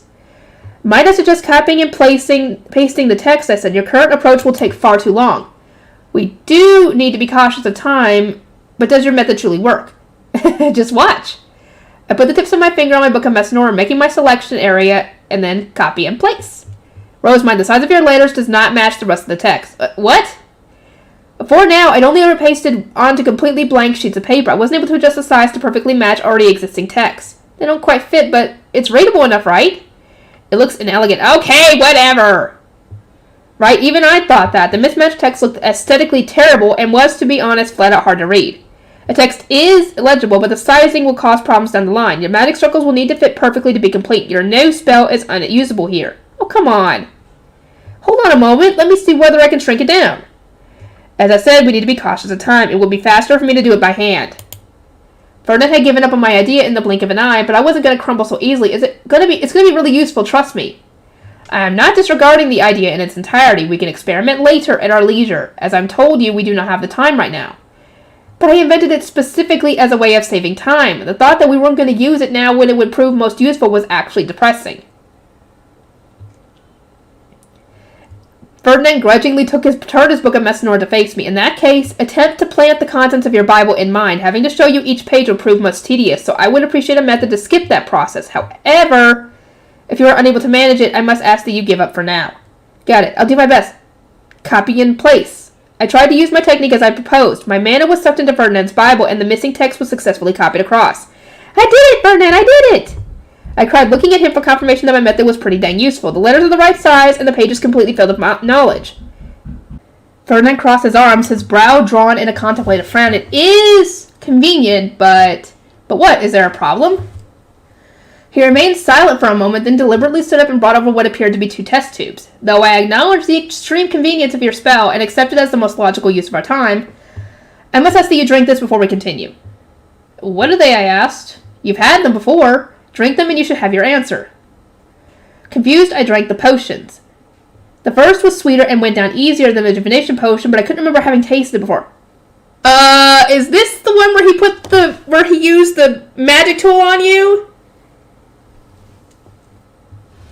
The second, though, was another story. It was the same potion he made me drink when I ended up completely drained of mana. I didn't recognize the first, but I remember this second. I said, was there a reason you gave it to me now? I already have more than enough mana. You did not recognize the first? I see. Well, in any case, fill in the blanks as I ask you to.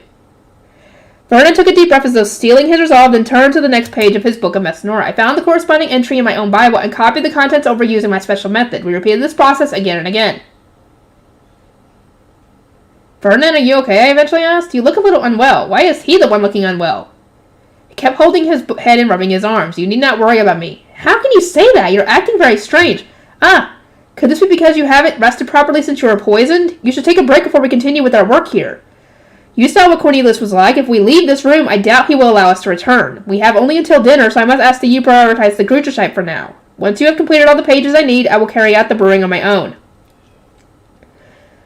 I wasn't going to argue with the stern glare Ferdinand was giving me, so I quickly returned to the task at hand.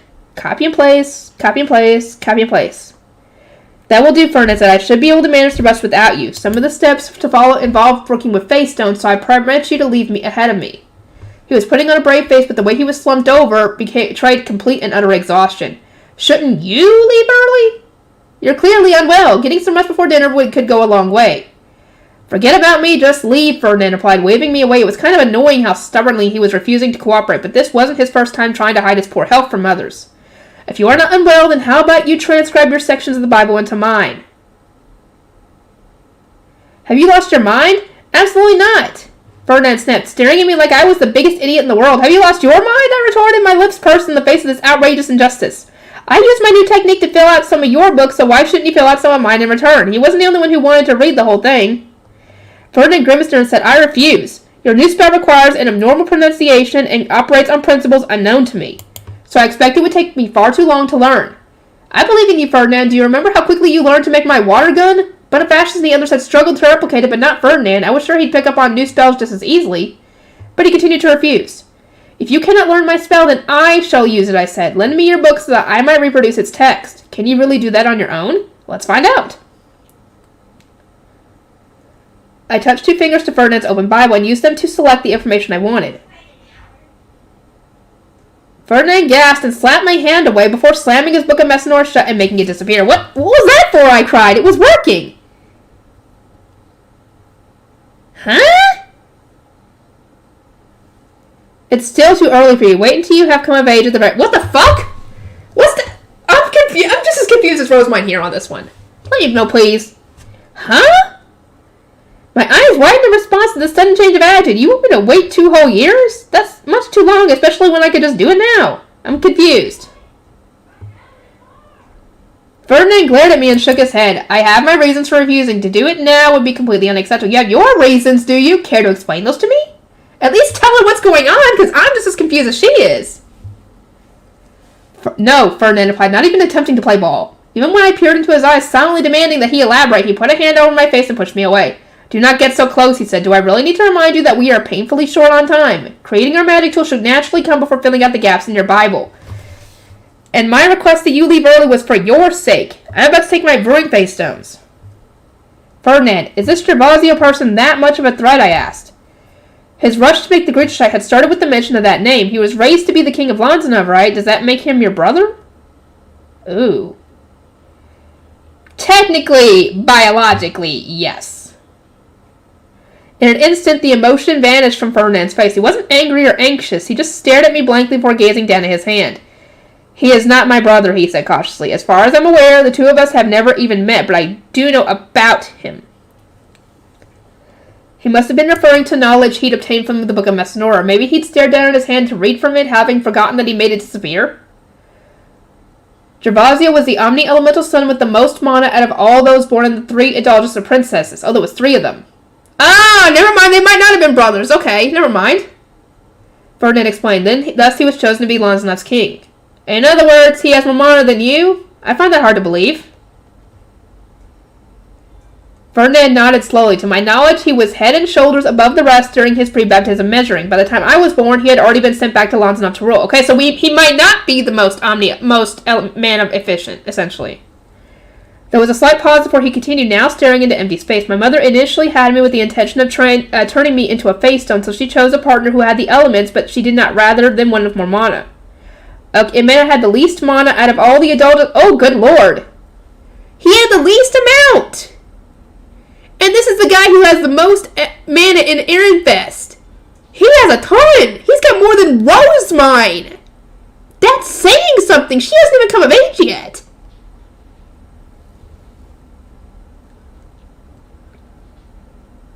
Out of all the Adolgisa seeds at the time, but as an omni-elemental child with balanced elements, I was best suited to become a face stone. A shiver ran down my spine, and tears welled up in my eyes. Ferdinand had most likely obtained his Book of Messenora when he was a student at the Royal Academy. I doubted that he'd wanted the information he was sharing with me, and I thought that he'd received it at such a young age was just awful.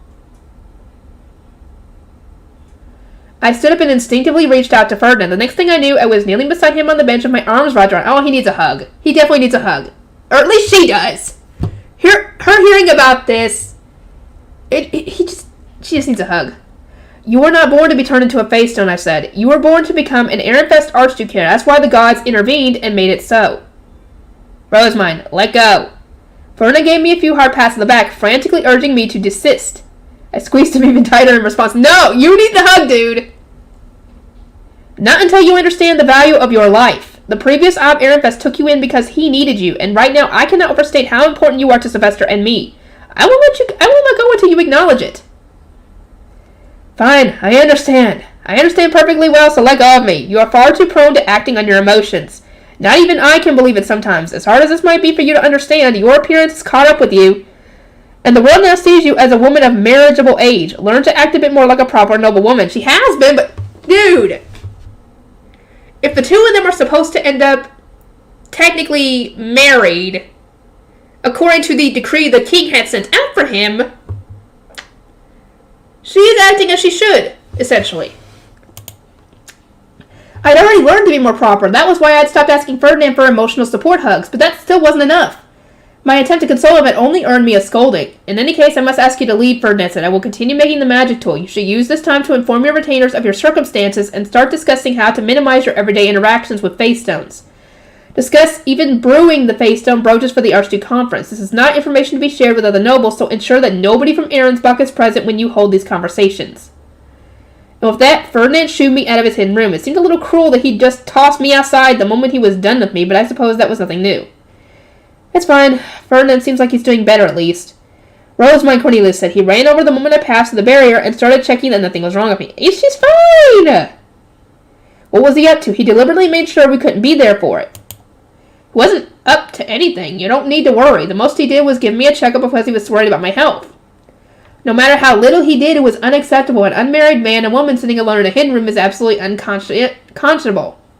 Cornelius went on to explain in great earnest what a shameless act we had committed. Blah, blah, blah, blah, blah, blah, blah, blah, blah, blah, blah. Oh, yeah, because nobody could see anything. What a shameless act we had committed. It was so unacceptable, in fact, that it was reasonable grounds for everyone to assume we had engaged in premarital relations. Essentially, assuming y'all had sex in there, which is not. As unfortunate as the situation must have seemed, we hadn't had any other choice. I doubted Ferdinand would ever reveal that he had the Book of Messenora, and we had even used ours together, so we'd absolutely needed to be alone. On top of that, we discussed my other life, and as much as Ferdinand despised it, Adolgisa. I was certain he wouldn't have said a word about any of that if someone else had been there. Ferdinand needed us to be alone so that he could do something of the utmost importance. I said, you need to take better care, and though I cannot reveal what I discussed with Ferdinand, what he is brewing right now, I can tell you this. He forced me out the moment he had what he needed. There was little for you to worry about. It's not... You said... The way you said that, that sounded so wrong. Looking back, I tried to console Ferdinand and received a lecture for my trouble. I kind of regretted having done anything in the first place. On a more important note, I said, we must discuss the very relevant results of the medical examination Ferdinand gave me. Please gather all of my retainers. Cornelius looked between the hidden room and me before rushing out to contact the others. As he went, Eckert said, Rosamund, is Lord Ferdinand not coming out? He told me to leave because he was done with me, but he still needs to finish a brew. I should note that he did not look particularly healthy. He might also take some time to make a few restorative potions. I see. Thank you. From there, I spoke with my retainers who were accompanying me and then started toward the guest room my attendants had prepared. It was then that Cornelius came rushing back. Hartman just sent an ordinance. A scholar is calling for the Ob. An urgent message has arrived from Ehrenfest. Eckert, tell Ferdinand, I said, I will go on ahead. I was slow enough on foot that Ferdinand would probably catch up to me before I reached the Archduke's office. I tried to speed up as much as I could, but alas, as I'd expected, he was far too quick for me.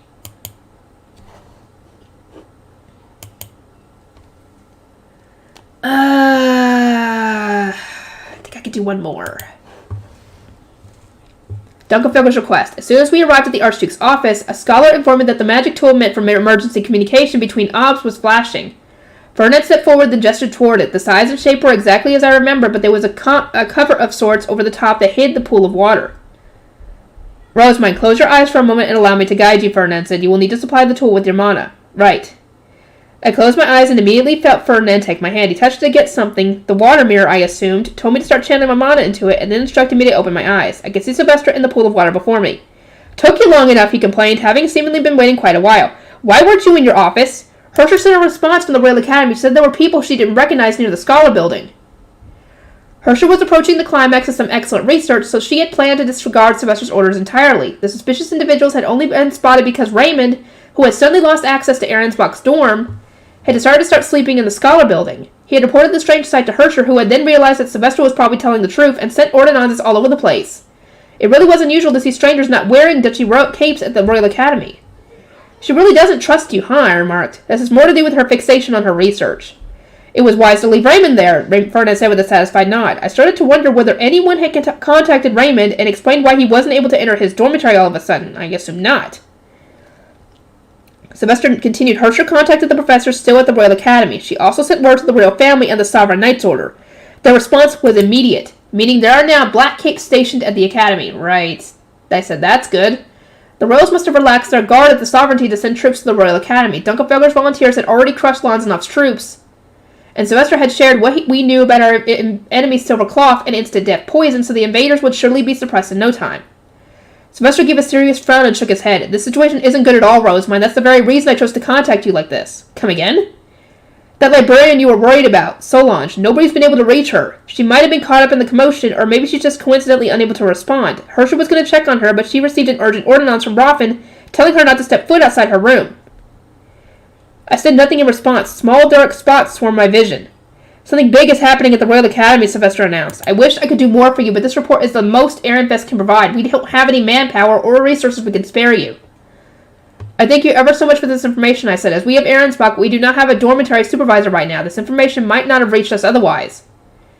The moment our conversation was over, I activated the magic tool and looked back at Ferdinand. I'm going to the Royal Academy's library. Ferdinand shook his head. That is not something I can permit. How do you expect to leave Ahrensbach in your current state? He was referring to the fact that I couldn't ride my high beast, but still, I was deeply concerned about Solange, Schwartz, and Weiss. I should put Schwartz and Weiss in combat mode, then they can protect Professor Solange, I mused. I would simply need to pour mana into the face stone buttons that decorated the 2 face stones. Hello! You can't touch face stones! I expect the 2 shoe mills are quite strong. My own played an important role during the Battle of the Temple. Ferdinand scoffed. He had researched Schwartz and Weiss when designing the base schematics for my battle-ready shoe mills. They are magic tools made by Azent of the distant past to slaughter Zet candidates. Mere riffraff would not stand a chance against them. They certainly are strong, and that means Professor Solange must be safe, right? I wanted some reassurance, but Ferdinand cast his eyes down. As I understand that the 2 shoe mills cannot enter combat mode with that mana, and an order from their master. I am unsure what Professor Solange would manage to accomplish on her own. He shook his head, then his voice took on a much colder hue. Nonetheless, I simply cannot allow you to leave Ahrensbach. How much can you really do for her as you are now? Before I could respond, the emergency contact magic tool started to flash again. Dunkelfelder, Ferdinand muttered. We should agree to speak with them. Rosamund, close your eyes. He took my hand and pressed it against the mirror's face stone, causing my fellow Ob to appear on the surface of the water. Ahrensbach, the man said, I am delighted to see you well on this most auspicious day. Handler reported to me about your recent battle. She said in no uncertain terms that your performance was splendid and a sight to behold. Few words could describe the astonishment that took me when I saw every one of our volunteers had remained alive. This was the first time I'd seen Dunkelfegger speak so politely. I was taken aback that I could only blink at him in response. Though I realize these are busy times, he continued, a most pressing matter has required me to contact you. Are aware of what is happening at the Royal Academy. Ahrensbach is missing its dormitory supervisor, but we did just receive a message from Ob Ehrenfest, I said. He told us that suspicious individuals from Lonzenov, I would assume, were spotted near the Scholar Building and that both the Royal Family and the Sovereign Knights Order had been made aware. He also explained that Professor Solange at the library has not been responding to attempts to contact her. I wish to confirm her safety sooner rather than later, but as the Sovereign Knights Order has been dispatched, I assume people are already looking into it. That seems unlikely, the Ob replied with a frown. According to Roffin, our dormitory supervisor, the Sovereign Knights sent to the Royal Academy are working with the intruders. What? Excuse me? Detlinde was seen among the suspicious individuals, but the Knights made no attempts to capture her. Roffin hadn't known whether the Order was working for or against the Crown, so he had sent word of the situation back to his duchy and requested orders. To make matters worse, we find ourselves unable to contact the Zent at this current moment. Does that mean... Lady Rosemont, we hereby request that you, a legitimate Zent candidate and the owner of the Gruterscheid, do everything in your power to defend the Royal Academy. Outsiders must not be allowed within its grounds. Here in Jürgen-Schmidt, that is an unbendable law. I swallowed dryly. Is that not the duty of the Zent? You are a Zent candidate, dude. Ask us to take action. We will do as you command. As a Zent sword, Dunkelfegger shall guard the Academy guarantee the Academy's safety. That is not something we can respond to here and now, Ferdinand interjected, having addressed the Ob before I could even open my mouth. Rosemont might have attained the Gruterscheid, but she has died Ahrensbach's foundation and thereby became its Ob. She cannot give such an order. Lord Ferdinand, do you not understand the importance of the Royal Academy? Outsiders are ravaging it as we speak. There is no time to be so passive. Detlinde would need the Gruterscheid to become the Zent, which meant the Royal Academy's library was the most dangerous place of all. I suspected it was receiving the same treatment as when the Lonzenavians ravaged the Ahrensbach's noble quarter, which made me even more worried about Solange and the two shoe mills who must have been there all alone. Ferdinand, Professor Solange is in the library, I said. And what about Professor Herscher? She's at the Royal Academy too. Herscher had told various people about the outsiders and requested the aid of both the Royal Family and the Sovereign Knights Order. If the Knights truly had turned coat, then she and Raymond were at great risk as well. Professor Herscher might be safe now, but she's still in a dangerous position, I said. If Ob Dunkelfegger is offering us his aid, should we not accept it and go straight to the Royal Academy? Fool! You were in the most danger of all, Ferdinand snapped. He then sized up the Ob on the other side of the water mirror, his expression harsh before continuing in a quiet voice. I do not deny the urgency of our situation. The Royal Academy's importance is abundantly clear to me, but I still cannot back your proposal. If you did act under orders but proved unable to rescue the Royal Family before Detlinde's group acquired the Gruterscheid and died the country's foundation, then Rosemont will be branded a traitor and insurgent. Ferdinand added under his breath that the Royal Family might not even genuinely thank me for saving them. In his words, they would most likely take advantage of the opportunity to bring me and the Gruterscheid into their ranks, declaring that they would charge me with treason or something equally unreasonable otherwise. Thinking back on my dealings with this country's royals, I couldn't help but concur. I wonder, Ferdinand continued, how will the Zent's so-called sword respond when its petition is found to have put Rosemont in such a grave predicament? You will abandon her to side with the royals, I suspect. Ferdinand, aren't you being unreasonably rude right now, I asked. They wouldn't do something so cruel, not when they made the proposal in the first place. This is the reason you are called overkind and naive, Ferdinand sneered, then returned his attention to the water mirror. The Ob of a duchy, with as long a history as Dunkelfelger's, has certainly made many cruel decisions for the sake of its people. I do not blame you. Your weakness is not permissible in your role, but I will not allow you to cast Rosemont aside. No matter how dire the circumstances, Dunkelfelger cannot send its knights to the sovereignty without being ordered to, the Ob retorted. You intend to sit back and watch Detlinde and the Lonzenavians run amok until some foreigner obtains their own Gruterscheid. As the royal family cannot be reached, we must turn to a Zent candidate to send us into battle. Only she can save Jürgen-Schmidt. The Ob had said a lot, but he hadn't refuted the claim that he would cruelly abandon me. He had asserted that his duchy would protect the Royal Academy, but not that he would do anything to aid me in the worst-case scenario. On top of that, he had addressed me only as a Zent candidate, as though deliberately trying to put some distance between us. Not quite, Ferdinand muttered, as once I turned to look at him. I wasn't the only one with the Book of Messinora. There was someone far better suited... Dang it. To becoming the Zent whose book had just recently been filled with all the information he would need to rule. But surely he wouldn't. There didn't exist a world in which Ferdinand wanted to become the Zent. His dream was to live peacefully in Ahrensbach with his various laboratories. I clung to his chest, terrified of what he was about to say. Ferdinand, wait, that's not... You shall take the throne, Ob Dunkelfeather. What? Excuse me? The first Ob replied, equally as shocked. I'm confused here. My mind went blank as I tried to process this completely unexpected turn of events. I gazed up at Ferdinand, seeking an explanation of some kind, but saw that his lips were twisted in a smile. Did you not say that Lady Hannelore spoke to you? Ferdinand asked. Rosemine is a divine avatar of Messinora, here to return the Gruithuscheit to Jurgenschmidt and revive praying to the gods. Her duty is not to become the Zent, but to grant the Gruithuscheit to whomever she deems most worthy. I didn't know what to say. Ferdinand was spouting absolute nonsense, all while looking the Ob dead in the eye.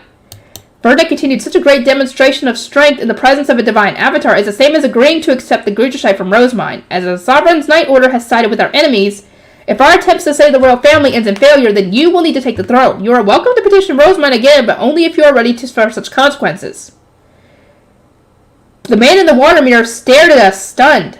But I am Dunkelfeather's Ob, and Rosemine is Aaron's Ferdinand replied with a thin smile. Do you sincerely wish to save Jurgenschmidt from this crisis, no matter the cost, or are you merely using Rosemine so that you can rampage through the academy?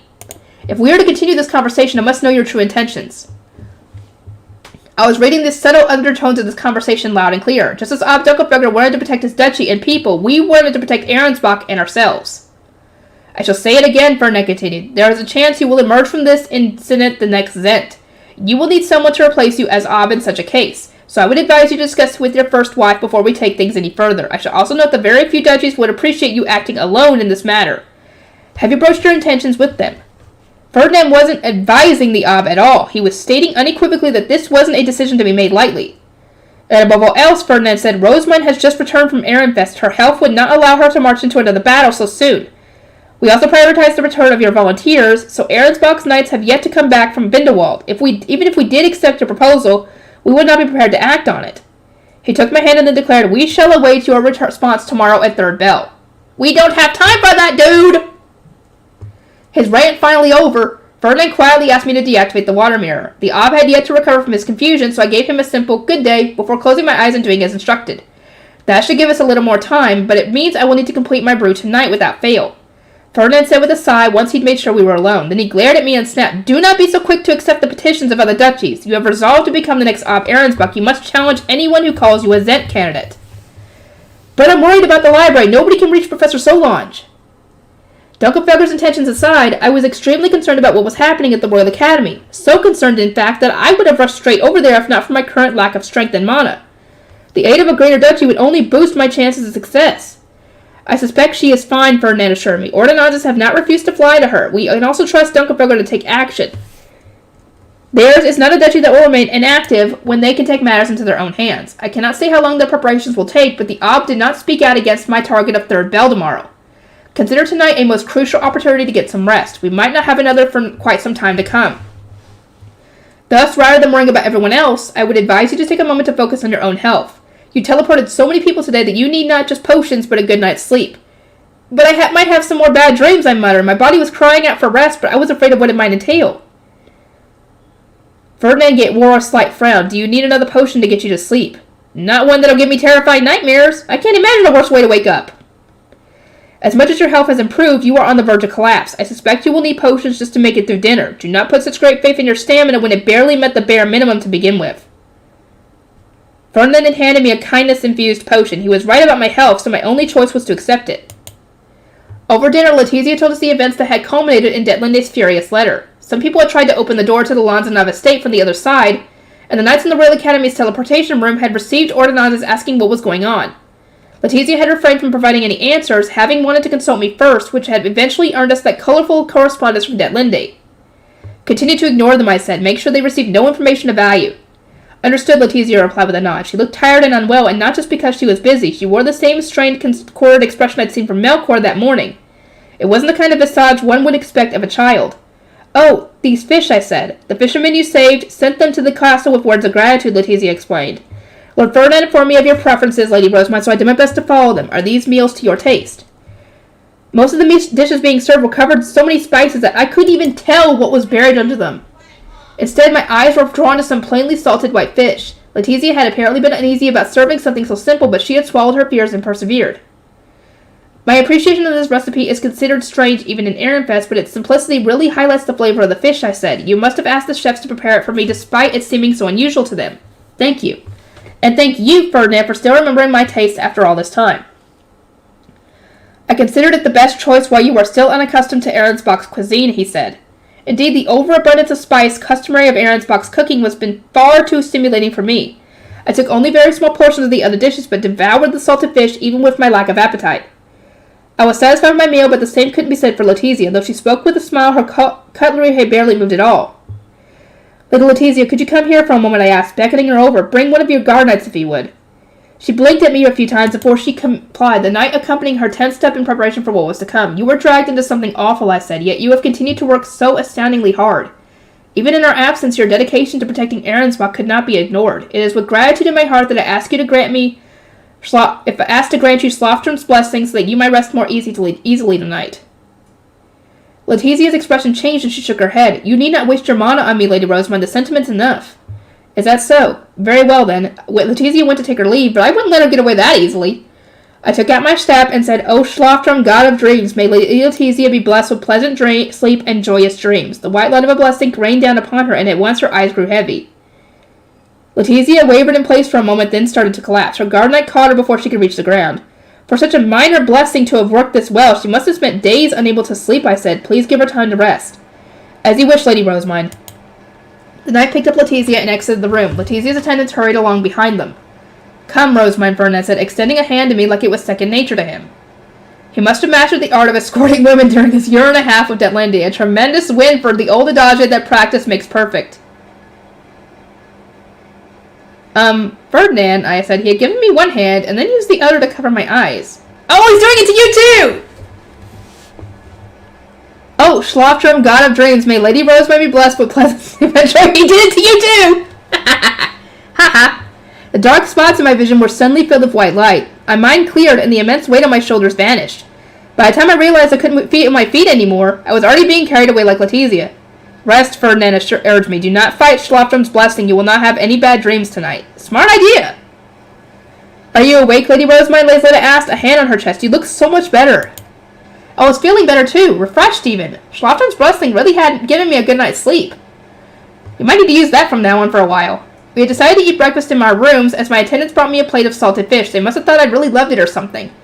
I started eating when my retainers explained that last night while I was asleep they had received a lecture from Ferdinand about my current state and the best way to deal with it. We were also made aware of the dangerous situation at the Royal Academy and the request Ob Dunkelfugger made of you. We knights were ordered to be ready to sortie at any moment. If you accept the Ob's request, I suspect you will need to come as well, Lady Rosamund. Before the Civil War, the Zent used to travel around Jürgenschmidt each year to open and close all the country gates. Kernberger's has been closed for a very long time, though, so this isn't something we've ever experienced. Using a Grutschite, one could apparently teleport straight to the Sovereignty.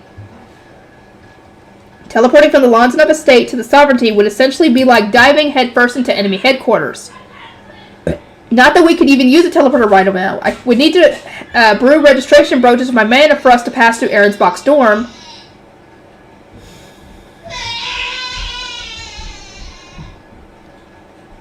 So we plan to teleport via our country gate instead, as the Abba would naturally need to be there. Once you have eaten, Lady Rosamund, you are permitted to rest until third bell, Lizetta said. I even have an Ahrensbach book for you to read. Oh my, I exclaimed. Would it really be wise of me to spend this time reading? I assumed Ferdinand prepared it for me, so it must be for the best, right? As I stared at the book now sitting on my desk, I tried to remember the last time I'd sat down to read. According to Lord Ferdinand, you are to rest as much as you can before Ob Dunkelfugger contacts you again. Okay. I'm going to have to end this up here. I'll see you guys in the next one. Okay.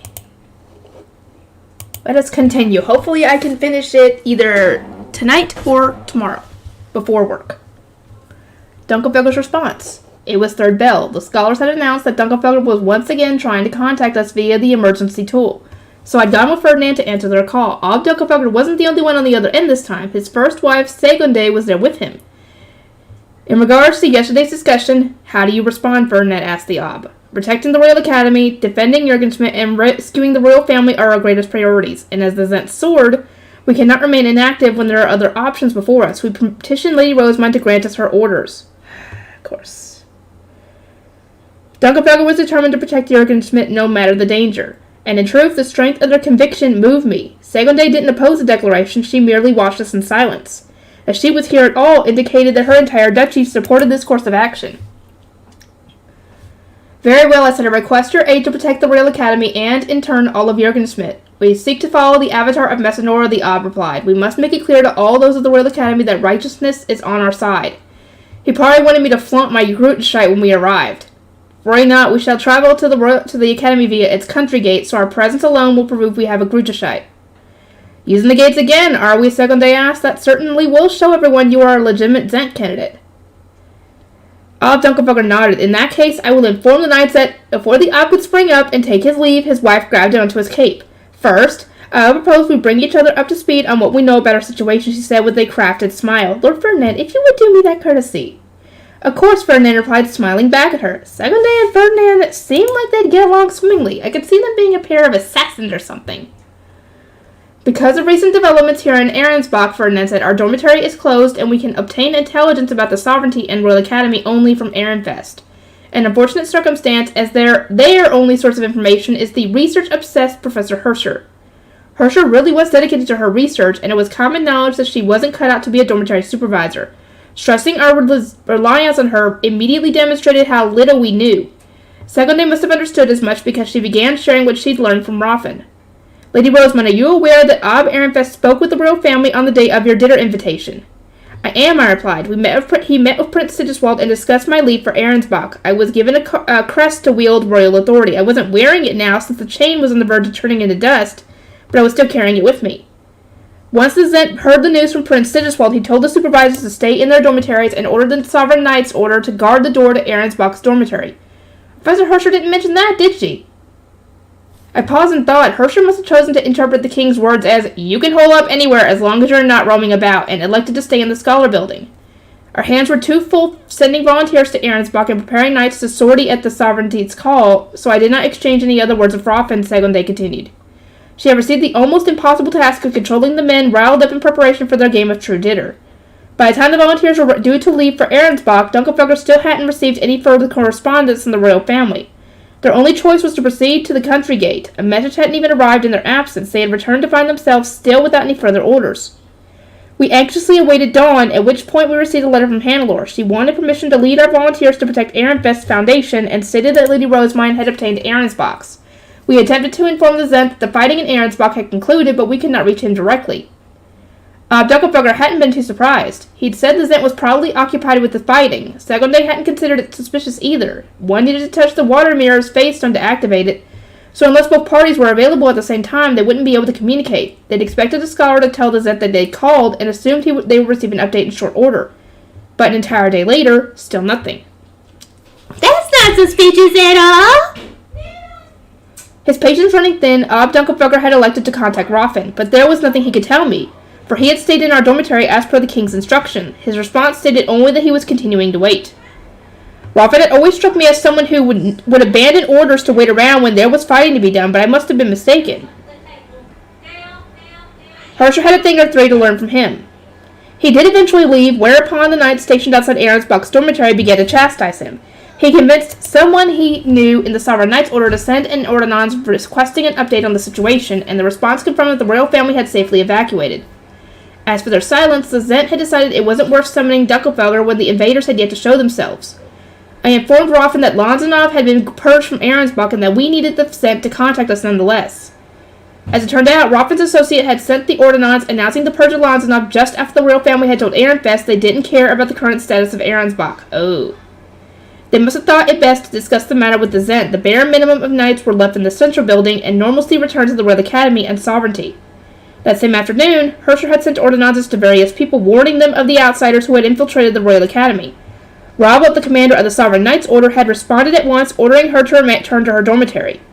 Roffin set out for the Scholar Building when he heard about the intruders, the Ob noted.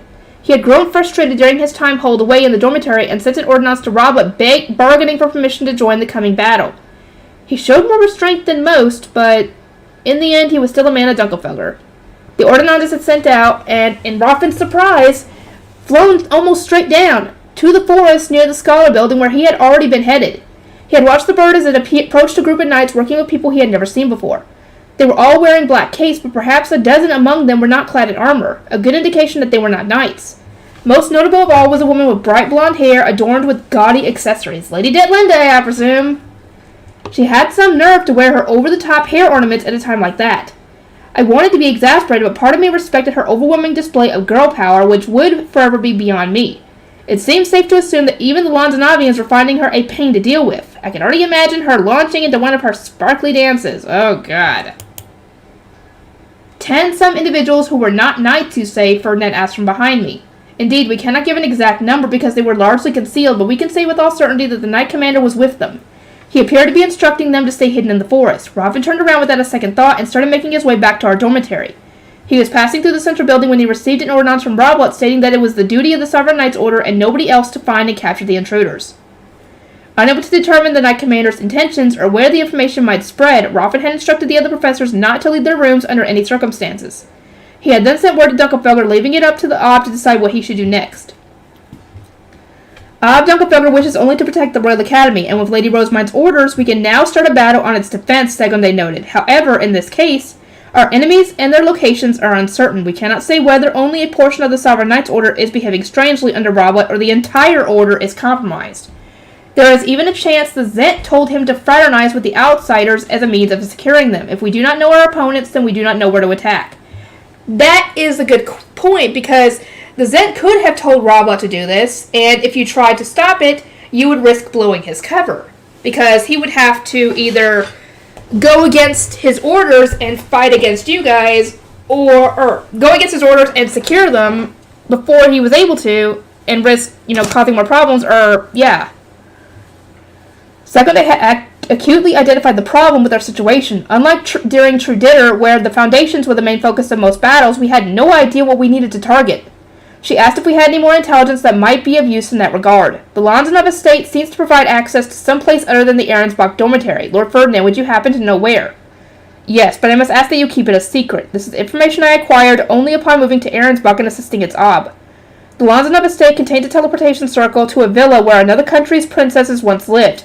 Now that Rosemund has stolen Ahrensbach's foundation, its previous Ob's brooches no longer hold any power, meaning that Linde's group cannot access their dormitory. I would assume they have moved to the villa instead. It was sealed after the Civil War, and the princesses inside were all executed. Is there anything more you can tell us about it, Ob Dunkelfelder? I was amazed. By choosing his words carefully and redirecting the question, Ferdinand had discreetly implied that he was much too young to have a satisfying answer. Nice. Good job, Ferdinand. The Ob glanced at his first wife, then gave a slightly uncomfortable nod. As I understand it, the door leading inside can be found in the rearmost section of the central building. The Royal Academy's central building contained doors to the various dormitories, which were lined up according to the duchy's rankings. At the far end were the royal family's villas, but if one went even further than that, an especially rare occurrence, one would come across a door hidden behind the seal of Verbergen, the god of concealment. That was the entrance to the Indulgence Villa. According to Ahrensbach's documents, the villa is fairly close to Verbergen's shrine, Ferdinand added. Verbergen's shrine, Segonde repeated, slowly drawing her eyebrows together. She must have not known the location of every shrine at the Royal Academy. That couldn't have been too unusual. I'd only found out from looking through the underground archive. I can tell you roughly where to find it, I said. Back when I was helping the royal family translate documents in the underground archive, I saw a map depicting the location of every shrine at the Academy. The placement of the dormitories made the Academy's grounds look something like a shrunken-down map of Jürgenschmidt. That, coupled with Ahrensbach's country gate being associated with darkness and the fact that Bergen was a subordinate of the same element, made it obvious that the shrine we were looking for was near Ahrensbach's dormitory. The villa might be impossible to find from the outside without prayers or magic circles from Unhaltung, the goddess of advice, a subordinate of the goddess of light, Segonde mused aloud. I see. However, in the same way that using teleportation circles requires the approval of the relevant Obs, entering the Indulgence Villa will most likely require the approval of the royal branch family that manages it. But alas, we are not yet sure who they are, or why the teleportation hall of a sealed villa was open and ready to accept Ahrensbach invaders. Professor Roffin's account paints Roblet as fairly suspicious, I said, eliciting stern nods from everyone else.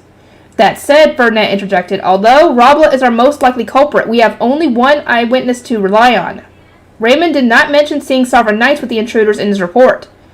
Roblet would only declare that he was trying to capture Detlinde when he was spotted. Furthermore, Knight Commander or not, an Archnoble having control over that villa makes no sense, Segonde added. How long has he had the key? And why is he supporting Lady Detlinde and the Lanzanavians? We lack far too much information. I was nodding in agreement with those very sound points when a sharp smack drew my attention.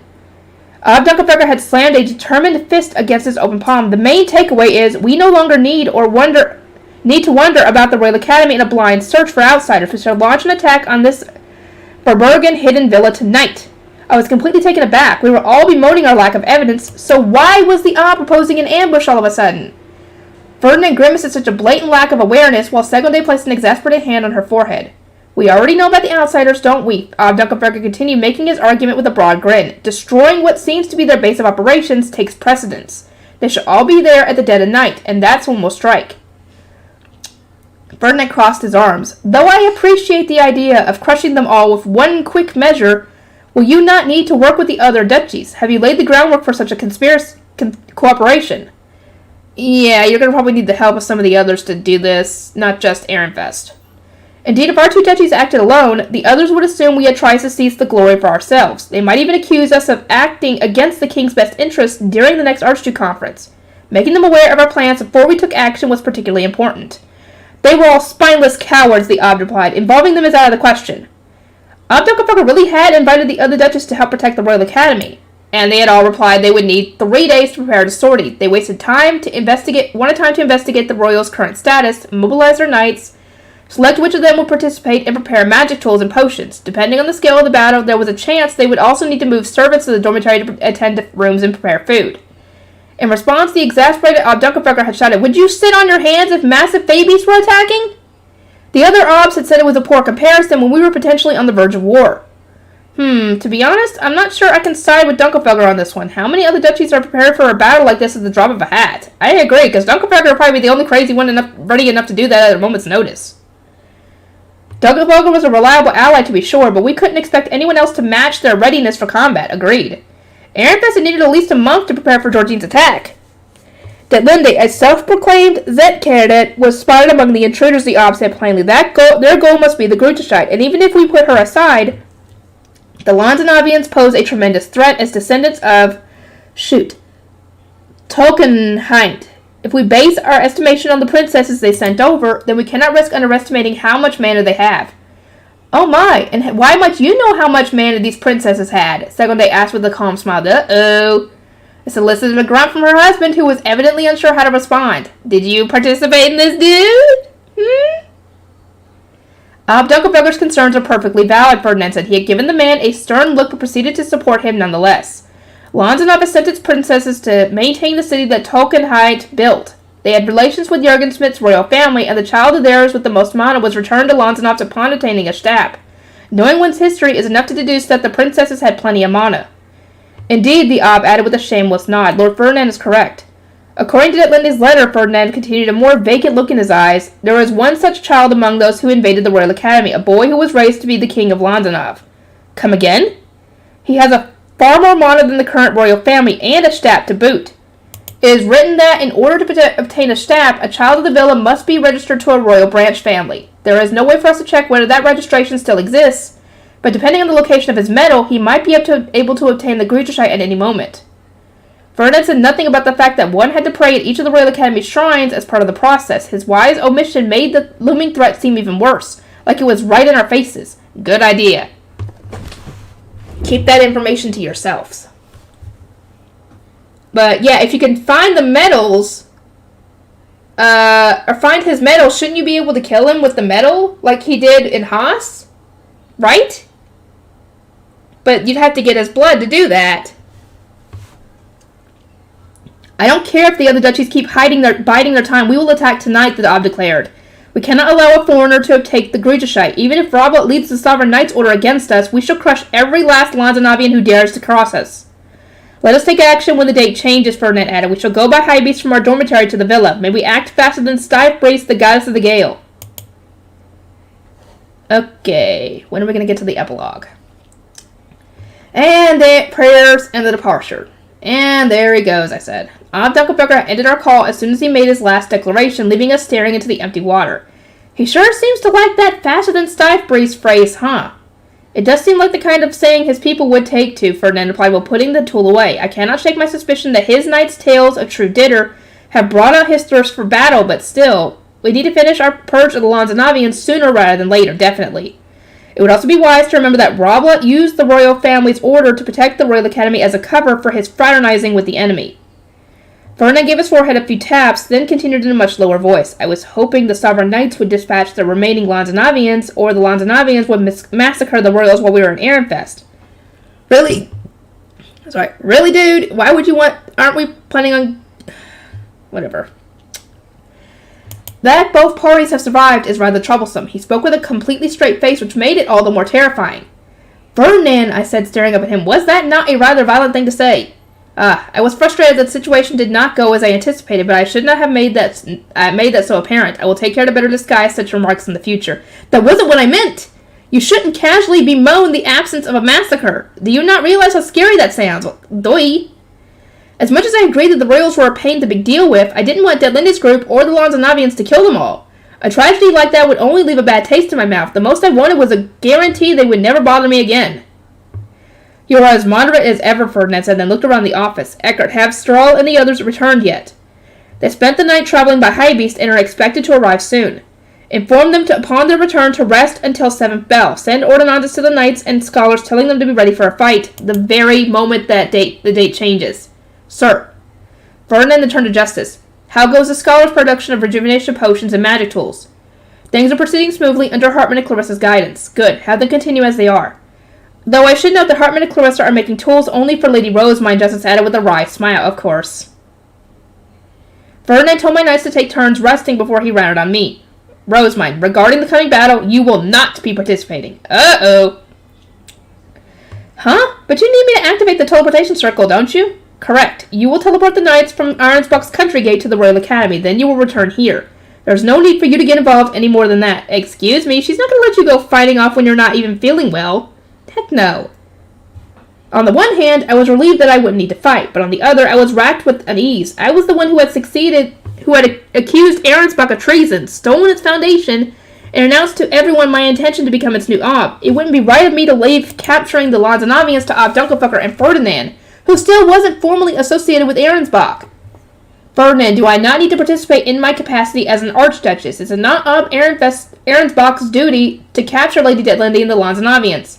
You were not hoping to take part, were you? Of course not, but what does that have to do with anything, I asked, staring intensely at him. Is it truly acceptable for me to stay behind and abandon my duty as an Ob? She's got a point. She's going to be the leader. She's got to act like it. Ferdinand grimaced, looking equally as intense. I agree that your involvement would make the most sense, but there's no way to make that happen while you are in your current state.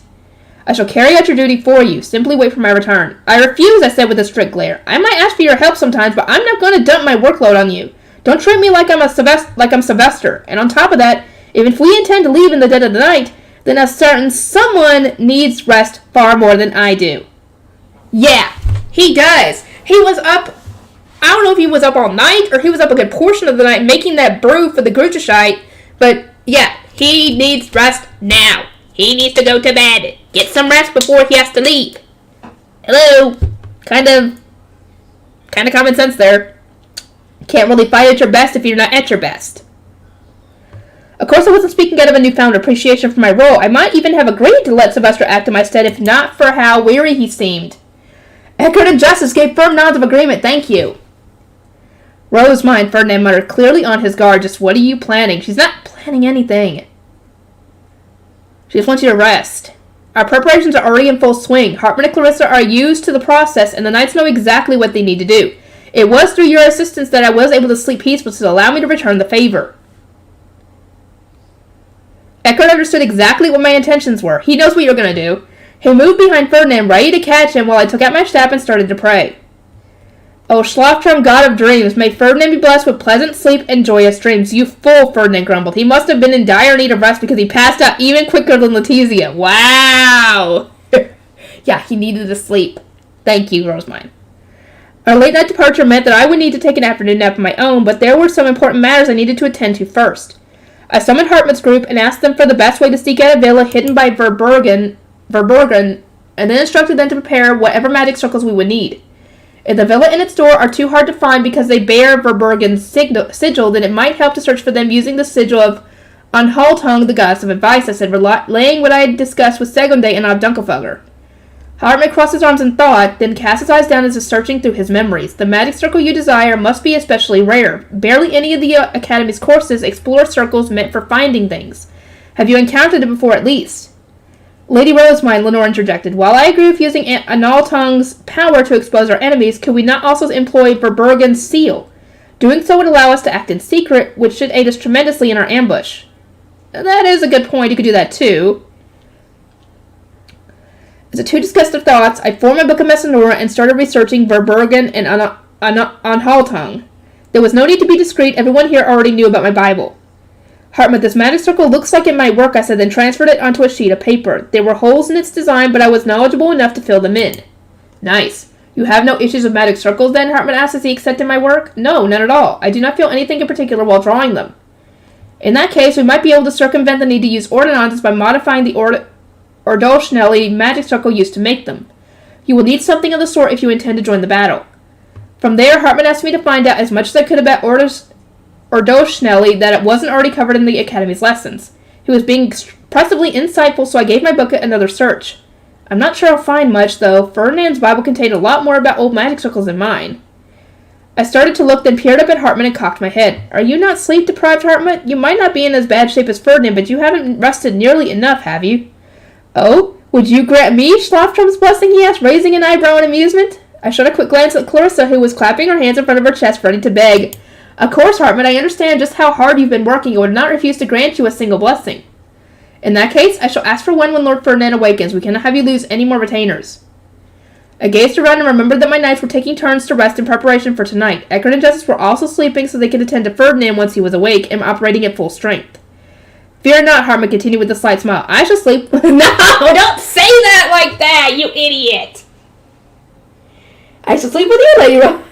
I can't see it with a straight face. Hartman, Lenore said, mind your phrasing. Thank you. Just say it a different way. Jesus Christ. You could have simply said that you plan to sleep at the same time as her. Duh. That's what I'm saying. Why'd you have to phrase it like that? You made it weird. Until then, I spent my time drawing magic circles on the fade paper Hartman and Clarissa had made, speaking with Letizia about how many nobles had probably exited through the Lanzanov estate, and so on. Ferdinand, I said, you're up early. It wasn't even fifth bell yet. I thought Ferdinand would need more sleep, and he looked alert and much healthier than before. Sleep will do wonders. Rose might obtain permission before using blessings that will disturb the schedules of those you cast them on, he retorted. Practice what you preach, then, I replied with a glare. He had blessed me without asking not too long ago. I shall work on it, Ferdinand said with a nod and a grimace. So, what wonderful dream did you have? Mine was about reading in a glorious library. It was nothing worth mentioning. What? I wonder what he dreamt about. Maybe we'll find out in this book or maybe the next book? That's strange. Was my prayer not strong enough? I'd elected not to use too much mana since Ferdinand had fallen asleep almost at once, but maybe that hadn't been a great idea? Do not worry about such trivial matters. On a more important note, have you received any updates? How are the preparations coming along? He was looking not at me, but at Hartmut. Employing Verbergen's sigil to help with our concealment. I see, a fine idea. We intend to use it, of course, but we should distribute some to Dunkelfelger's knights as well. Are we not going to blow our cover simply by teleporting to the Royal Academy, I asked, wondering whether stealth truly was an option. Dunkelfelger's country gate shone like a beacon when we used it. Ferdinand gave his temple a few contemplative taps. It would still serve as well to prepare some. Incidentally, Lady Letizia told me she wished to speak about the instant death poison before the battle. Her current status meant we cannot discuss it openly with her, and my knights would not have let me be alone with her in the first place, so I said that I would need to wait until you were awake. Do you have time to weigh in? It seemed only natural that the Lanzanovians at the Academy would use the same poison as their countrymen.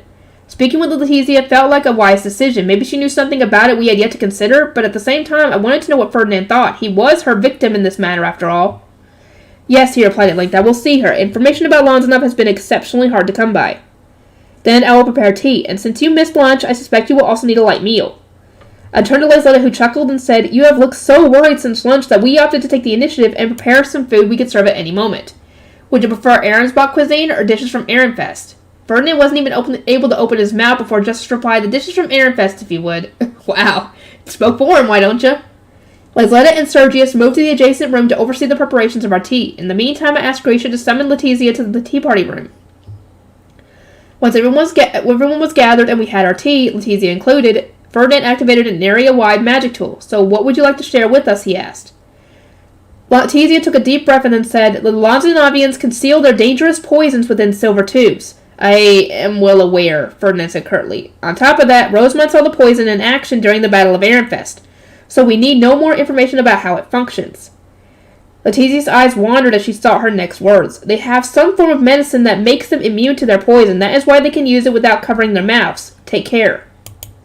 Medicine? Yes, it looks and tastes just like the sweets they handed out as souvenirs, but the core is somewhat bitter. Lady Detlinde and Lord Leonzio called me over and gave me some on my way to the Mana Replenishment Hall. In other words, she had received the medicine immediately before her meeting with Ferdinand. They had arranged to discuss her head attendant, Roswitha, who had vanished 2 days prior. The poison is exceptionally dangerous in enclosed spaces, Letizia continued. Shortly after your retainers fled, Lord Leonzio used it inside the Ob's office. In a single moment, everyone except Faircia and me were turned into... She fell silent, bit her trembling lip and cast her eyes down. Back in Ehrenfest, only archnobles closely related to the Ob could enter his office. During mana replenishment, could a group that powerful really have died in the blink of an eye? I imagined my own retainers being turned into face stones and immediately clapped a hand over my mouth. Oh, don't think about that. So their poison is extremely dangerous, and they have medicine that makes them essentially immune to it, Ferdinand concluded. That will do. You may leave. I understood. Please be careful, Letizia pleaded, her blue eyes wet with frustration. The Lanzanavians view us only as a source of mana. And with that, she took her leave. Rosemont, are you okay? Ferdinand asked. I feel somewhat nauseated, but that's all. I resolved to hear everything Lady Letizia wished to tell us, and in any case, she saw things far worse than anything I witnessed. Letizia needed care and consideration far more than I did. There was no way the things she'd seen hadn't traumatized her. As much as I might want to help her, it will need to wait, Ferdinand replied. She brought about that situation in the first place. Our focus right now should be ensuring that nobody else meets the same end as her retainers. He was right. We couldn't leave the Lanzanavians as they were. I nodded, took his outstretched hand, and stood up. You still need to rest, do you not? Ferdinand asked. Would you care for another blessing tonight? I slept so peacefully last night that I doubt another would even work on me. Hartman needs it far more, which is why I promised to bestow it upon him. Go to sleep already. I shall visit his chambers and grant the blessing for you. Not even by the greatest stretch of the imagination would you be able to carry an almost fully grown man. Ferdinand then sighed. He really must not have appreciated being carried away by Erkert. I couldn't fault his logic, though. Hartman was a man, meaning I wouldn't even be able to enter his room, so maybe it really was best to let him take over. Ferdinand granted me the blessing in spite of my refusal. I didn't immediately fall asleep this time, but I did end up having nice dreams. I would need to see about receiving it every night from now on. By the time I awoke, our preparations were complete. I put on my riding clothes, then went to the staging area together with my guard knights. The fighting has stretched on for days now, Ferdinand said as he gazed upon our main force. 80 Ahrensbach knights, my knights, and a portion of our scholars. You have not had the luxury of resting at your leisure, so I realize you are not at your best. Our group might not have been the largest. We needed to have more people behind to protect Ahrensbach, but our manpower was far greater than anything Ehrenfest could provide at the moment. Combined with the Knights of Dunkelfelder, we wouldn't have any trouble conquering the Dalgisa Villa. However, Ferdinand continued, we must make do. We cannot leave the villains who ravaged Ahrensbach to their own devices. We must restore peace to this land, both for our new Ob and to prove we are not traitors ourselves. We must drag those shameless Lanzanavian dogs from their den, capture them, and toss them before the Zent. In response, Eckert slammed the butt of his spear against the ground. The knights stomped their boots in turn, and the mood started to change. This is the frenzy that came before a battle. This is our only chance to avenge our brothers who fell victim to their dishonorable ambush, Ferdinand declared, to wipe away the shame of our failure to protect those whose lives were in our hands. Sir, yes, sir. Do not forgive those fools who put their country in danger by choosing to ally with a foreign power. Sir, yes, sir. Let not a single ransacker go free. Sir, yes, sir! As the atmosphere became electric, Ferdinand called my name. I slowly approached and moved one step ahead of him, ready to do the obvious. It was time to bless the knights heading into battle. May those of you going into battle be blessed, I said, holding my staff tight. First by Verdrena, the goddess of thunder, and Gravechan, the goddess of luck, subordinates to Flutrain, the goddess of water. Green light rained down on the knights. They must never have received a blessing before, if the looks of total shock on their faces were anything to go by. Then by Angrif, the god of war, and... Sloggiel, Slogzeal, the god of hunting. Subordinates to Ladenschaft, the god of fire. That was a new one, I think. This time the light was blue. Ferdinand placed a hand on my back and told me that was enough. This was no small group to pray for, but I shook my head in protest. I wanted to give everyone as many blessings as I could. I mean, you don't want to get too many, because then you won't be able to fight very well. It wasn't like I needed to conserve my mana. I was useless in battle, and I could just drink an ultra-nasty rejuvenation potion when it came time to teleport everyone. I was acting out of my own selfish desire not to see anyone else turn into a facedom. And also by Styfbreeze, the goddess of the gale, and Dold Stetson, the goddess of endurance, subordinates to Shutsaria, the goddess of the wind.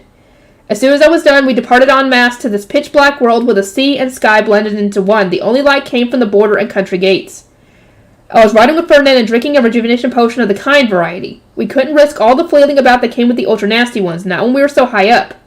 I appreciated his consideration, but I thought I could do without the lecture. How many times must I tell you not to overdo it, fool?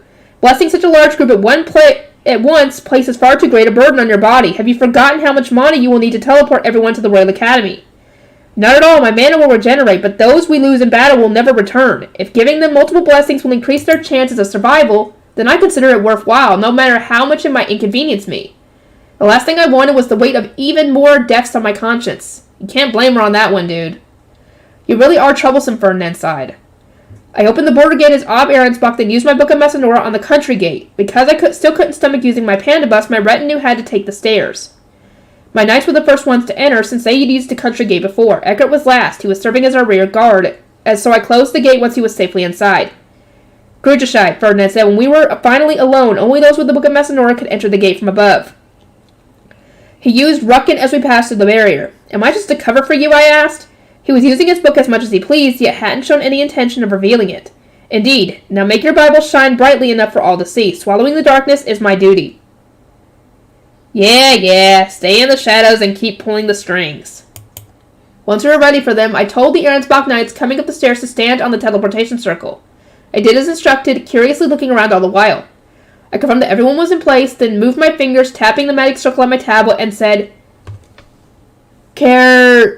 Schlozel Ersterde. The circle rose up from the screen and spun faster and faster while shining with the light of all 7 elements. Next, the teleportation circle on the ground started to move. My mana was sucked out from above and below until my vision went completely white, and the feeling of weightlessness unique to teleportation took over. The epilogue! Finally! Okay, 33 minutes. Warm sunlight streamed into the Royal Academy's forest, where Gervasio was resting a hand against the door of a dimly lit shrine. He had finally obtained the Oh no, he's been doing that! Oh, great. Obtained the last tablet he needed. He might not have equated to obtaining the Gruderscheid, but the most essential part of the process was now complete. Great. Gervasio let out a hushed sigh, only to have Detlinde hurry him from behind. Lord Gervasio, she said, please be quick if you would. This woman's urging aside, Gervasio had yet to finish playing the role assigned to him. He made his step, cleaned the shrine's door with wash, and then ascended the stairs so that Detlinde could take over. Expertly done, Robert said, having elected to wait near the bottom of the shrine. Despite the circumstances, Gervasio looked somewhat displeased. I should not need to say it, but your words have cost me a lot of mana. He groaned. At the very start of their shrine tour, Robert had explained to Detlinde that Lady Rosemont had simply washed the shrines with washing and then prayed. It was a necessary lie, since Detlinde wasn't able to enter the shrine, but Gervasio had needed to waste so much mana to uphold it. And that's that, Detlinde exclaimed. Okay, never mind. Never mind! They're faking her out. They know she's not going to be able to do it, of course. And that's that, Detlinde exclaimed, sounding as pleased as ever. Her voice rang out just as an ordnance came into view. This is Herscher, Ehrenfest Dormitory Supervisor. It would seem that outsiders have gained access to the Royal Academy. A report indicates they were last seen near the Scholar Building. I am requesting the Sovereign Knight's order to look into and capture them. Everyone paled. Someone was nearby. Hide in the trees. Now, Robot snapped, while the ordnance spoke its message again. The forest would shelter them from anyone patrolling the sky. We need to return to the dormitory without being seen. Yeah, right. Robert then clucked, outraged that someone had ventured outside the dormitory, against his orders no less. Well, too bad, dude. He picked up the ordnance's face stone and said, This is Robert, the Sovereign Knight Commander. We will search for them at once. Return to your dormitory until further notice. The others had already moved away from the shrine to retreat into the forest. Robert urged them to go deeper when another ordnance arrived. This is Rafa, Dunkelfelger's dormitory supervisor. It has come to my attention that there are intruders on the Academy's grounds. Please allow me to serve as a guard or join the fighting. I will demonstrate my worth. This is Robert. Though your consideration is appreciated, it is the duty of the Sovereign Knight's Order to find and imprison outsiders. I must ask that you wait in your dormitory. It was bad enough that Rafa was trying to get involved, but then another ordinance arrived. Robert shot his arm out for the bird to perch on, annoyed to be dealing with yet another interruption. This is Solange. Professor Herscher just informed me that outsiders have infiltrated the Royal Academy. Could she have mistakenly been referring to your retainers? The ones you brought to retrieve Hortensia's belongings, I mean. Would you allow me to explain to Professor Herscher that Hortensia passed away? What? Did you kill her? Great. Poor thing died. Indeed, Robert had told the librarian that he needed to collect his late wife's possessions. The perfect excuse to head straight to the library once Gervasio had visited all the shrines. Was he even able to get in there? If so, never mind. This is Robert. Thank you for your message. I intend to announce my wife's passing during the next Archduke conference when I shall ask the Zent to send you another arch-librarian. My apologies, but please continue to keep this a secret. I will contact Professor Herscher to explain things. Once the ordinance had departed, Robert groaned in frustration. If only Solange had contacted him first, he thought. Then he could have wrapped Herscher into the deception. In any case, we have finished circling the shrines, Robert announced. We should hurry along to the library. As I said, I must collect my late wife's belongings.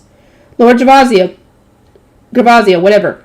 Would you care to meet Professor Solange? The name does ring a bell, Gervasio replied. Reading her sounds like a worthwhile endeavor. They had gone over their plan well in advance, so he knew the next step was to head to the underground archive. So he's trying to get a Grudershite, okay. Oh my, Detlinde murmured. Allow me to come with you then. No, not a good idea for you guys, but it'd be a good idea if you blew their cover. Everyone started. Letting her tag along would ruin their cover story. That isn't an option, I'm afraid, Robert finally said. Lord Gervasio is a fresh face here, so I can claim he is my attendant, but someone as famous as Jürgen Schmidt's next Zent would never go unnoticed. Yes, it certainly is true. She gave a proud nod, suddenly convinced. My status as a Zent candidate is known so widely that I stand out wherever I go. No, you stand out for another reason, by being an idiot. Consider our trip to the library a distraction for you, the means by which you can safely return to the villa. Everyone ensures she makes it there without incident. Having dealt with Detlinde, Robert gave Gervasio the signal that it was time for them to go. They headed to the library with his attendants, who were disguised as knights. Robert, these ordinances seemed concerning, Gervasio said. Professor Ruffin might be wise to us, in which case Dunkelfelder will question the Zent and start calling for aid. A threat of that happening is precisely why we need to obtain the Grudershite now before they come charging in. As far as Robert was concerned, there was a good chance Dunkelfelder would take their side once Gervasio had the Grudershite. The Greater Duchy seemed far more open to negotiating than Klassenburg, whose greatest priority had been returning Eglantine to the royal family. I see, then let us hurry. Robert and those disguised as members of the Sovereign Knight's Order formed a circle around Gervasio, and the group started toward the library. Anyone who spotted them now would think the Order was marching a captured prisoner. This place is exactly as I remember it, Gervasio murmured, watching the scenery beyond the forest with a warm look in his eyes. The memories are all coming back to me. The blooming flowers, a pleasant reminder of spring, drew his attention to the gazebos dotting the land near the Scholar Building. There had been a time where he would sit, eat lunch, and enjoy tea in them between study sessions at the library. Robert chuckled. I remember being told to go with you to the library not long after receiving my initial assignment. He had just come of age, and his features had betrayed that youth. Yes, I can still picture the shock on your face, not that it was warranted. There was nothing strange about having to guard your charge in a day out. Well, I was unaware of the villa's circumstances. I thought I was being assigned to guard Lady Vomerline after her baptism, not serve House Loweiler in its entirety. There were 3 special rooms in the Adulgisa villa, each bearing the name of a Jürgen Schmidt flower. Corelli, Shentis, and Loweiler. Those born there were moved from the main building to the side building once they were baptized, because paternal half-sisters weren't recognized as family in Jürgen Schmidt. The children were divided into 3 separate groups, each with its own mother. Legitimate members of the royal family had their own guards, but those assigned to the Adulgisa villa had to serve one of its 3 groups. There was no need to give the villa's residents their own knights. They seldom went beyond its grounds and needed guards only when going to the Royal Academy. As a new recruit of the Sovereign Knight's Order, Robbo had been ordered to serve Loweiler after Valmarline, Gervasio's younger sister of the same mother, was baptized. You would do well to know that I acted for your sake, Gervasio remarked. Outside of winter, you knights had nothing to do but watch the villa. I thought a new recruit would find it suffocating. Is that so? Was it not because you thought a younger knight would be more lenient and allow you more peace? Robert was nearly the same age as Gervasio, as he had always accompanied the boy when he traveled to the Royal Palace or the Royal Academy's library. Even once he was 10 years old, Gervasio had been forbidden from attending the Royal Academy for a number of reasons. The next king of Lonzanov didn't need the full education of a Jürgen Schmidt noble. There was nothing to gain from letting him get attached to the country he was due to leave upon coming of age, and the existence of the adulterous villa needed to be kept private. Instead, he had studied during other seasons with royals or members of a branch family as his instructors. Gervasio hadn't socialized with any nobles outside the royal family, but he had been encouraged to associate with the Zent and their children at the time. It had been necessary to learn of the villa's history and purpose and to keep it alive as time marched on.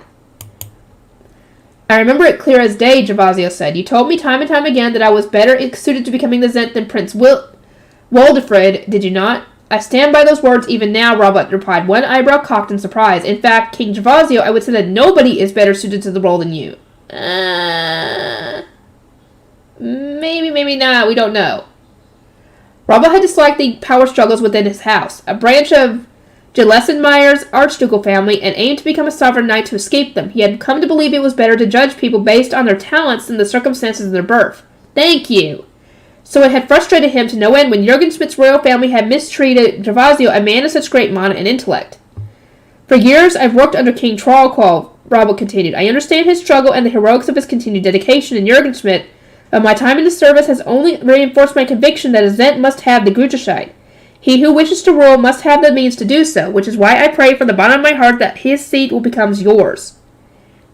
Well then, who's going to be the King of Lonzanov if he's here? I see, then I shall reward your loyalty. The two exchanged smiles as they arrived outside the entrance to the Royal Academy's library. Robert took out and presented a face stone, and the door opened in response to Hortensia. Fuck! Either that's her face stone, or that's just money he took from her.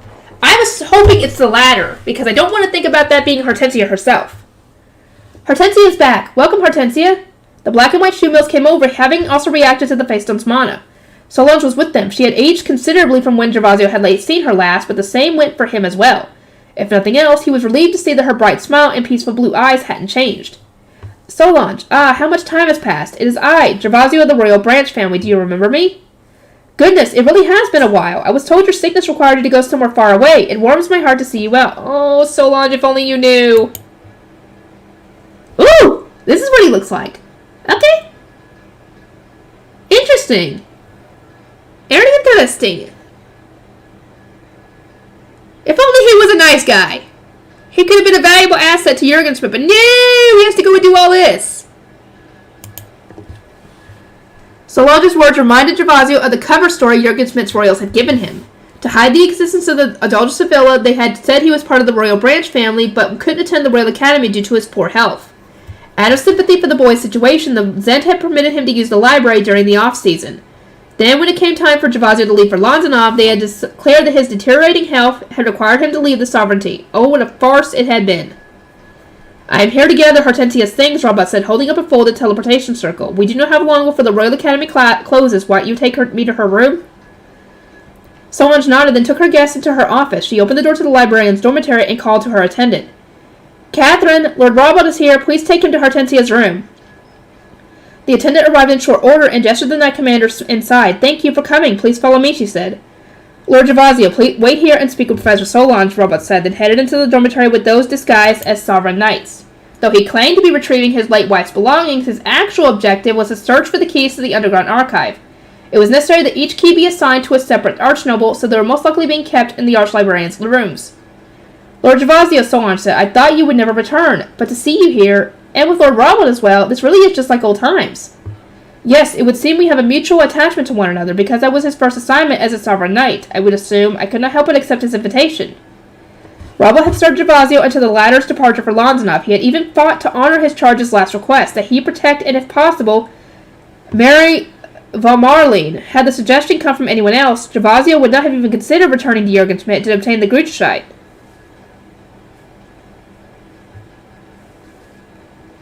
You were such a bookworm back then, weren't you? Solange reminisced. Always with your nose in a book. Do you still read even now? There is one book I wish to obtain. One that cannot be found anywhere else. Oh, God. Like I said, if this guy hadn't been a bad guy, Rosemine would have loved to meet with this guy and talk books with him. But no, he had to be a bad guy. Well, this library contains books not found anywhere else in Jurgenschmidt. If you will tell me what you're looking for, I can have Schwartz and Weiss find it for you. She moved toward the reading room, evidently unaware that Gervasio was looking not for some ordinary book, but for the Gruderscheit. Professor Solange, came a voice. Oh, Lord Robert, were you unable to find something? Solange asked, confused as to why the Knight Commander had returned so soon. Gervasio could guess from Robert's expression that he hadn't found the keys to the underground archive. They must have been taken out of the dormitory and stored somewhere else. He didn't want to hurt his longtime friend, but they had to find those keys at any cost. Robert reached down to his waist just as an ordnance flew into the room. Oh my, another one, Solange mused aloud. There have been so many today. I wonder whom it came here for. The bird flew in a circle, then landed on her wrist. This is Herscher. Solange, are you safe? I'm concerned that you didn't respond to my last message.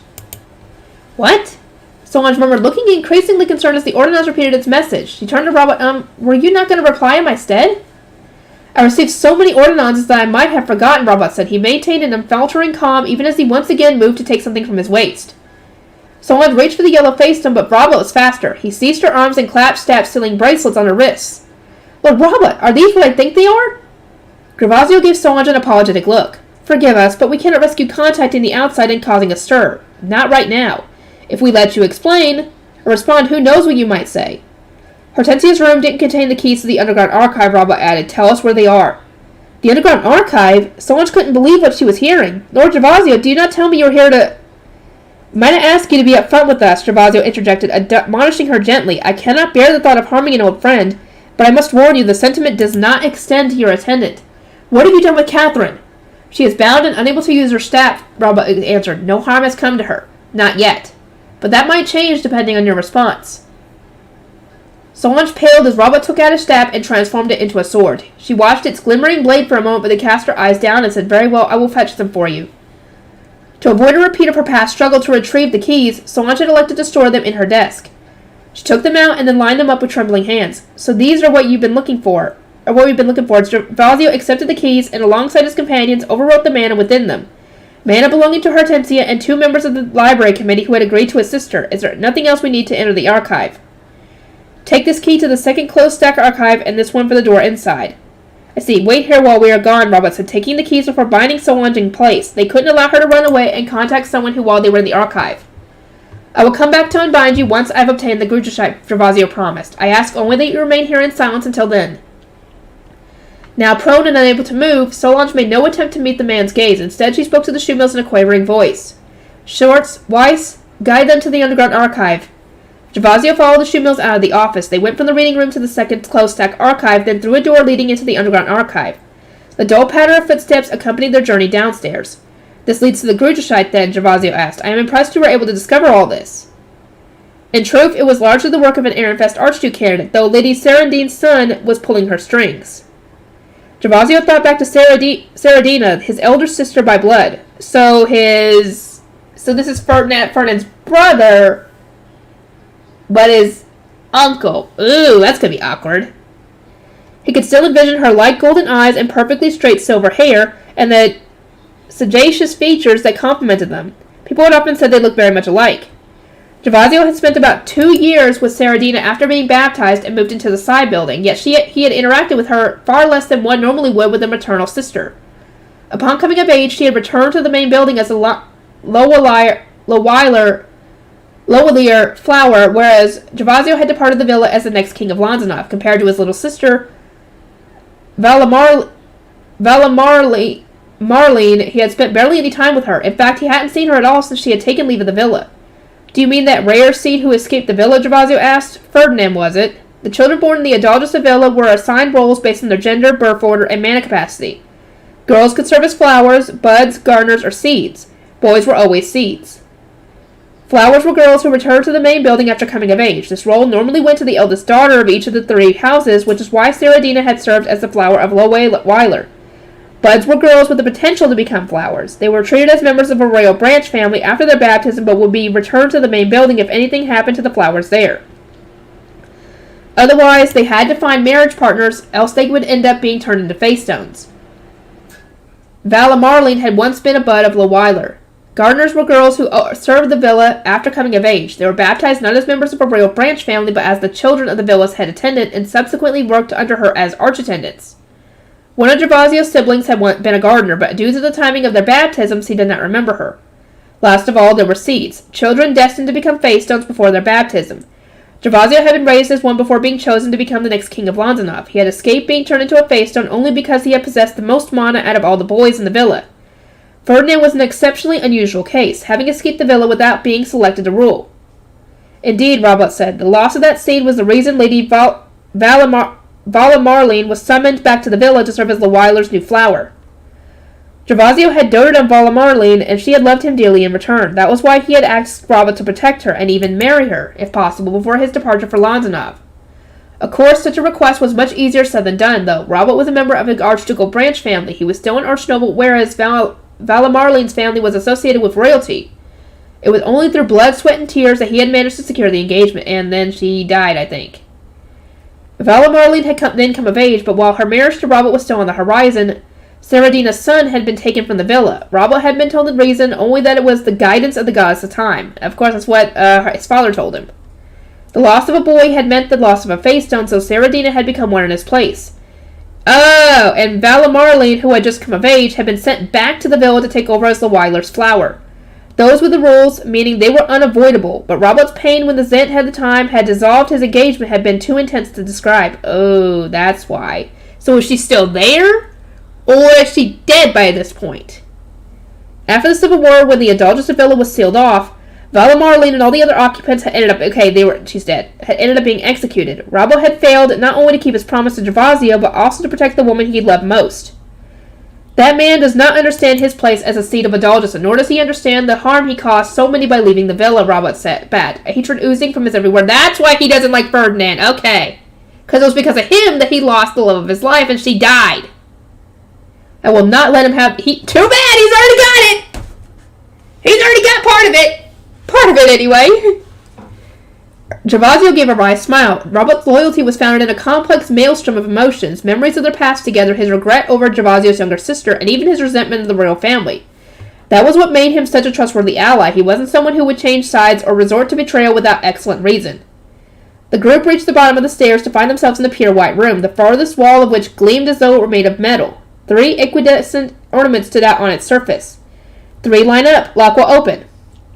The key holders did as instructed and slid their keys into the slots. Their mana formed magic circles which caused the glimmering wall to start rotating in 3 pieces.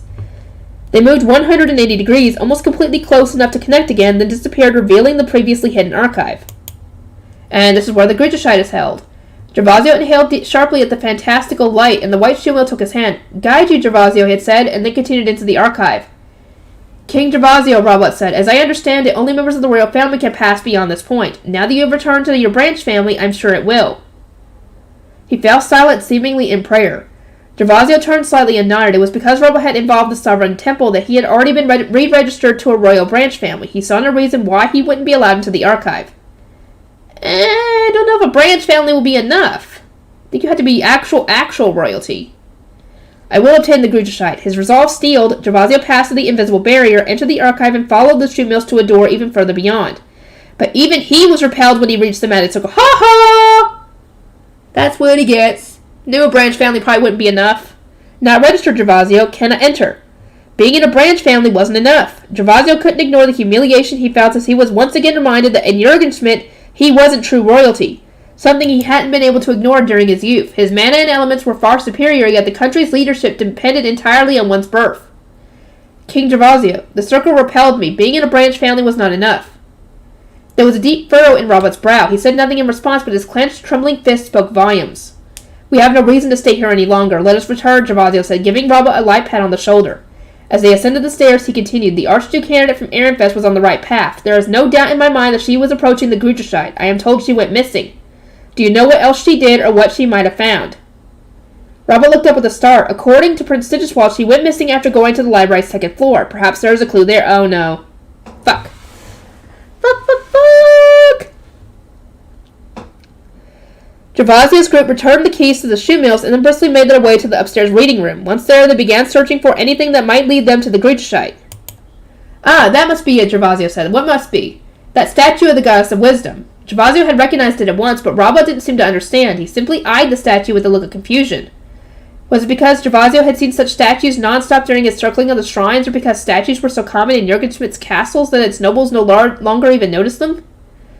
Is the Gurjashite not a copy of Messanora's divine instrument? Gervasio said. Ah, I see. I suspect I will need to pray to Messanora, but the statue isn't draining my mana automatically as the shrines did. What should I do?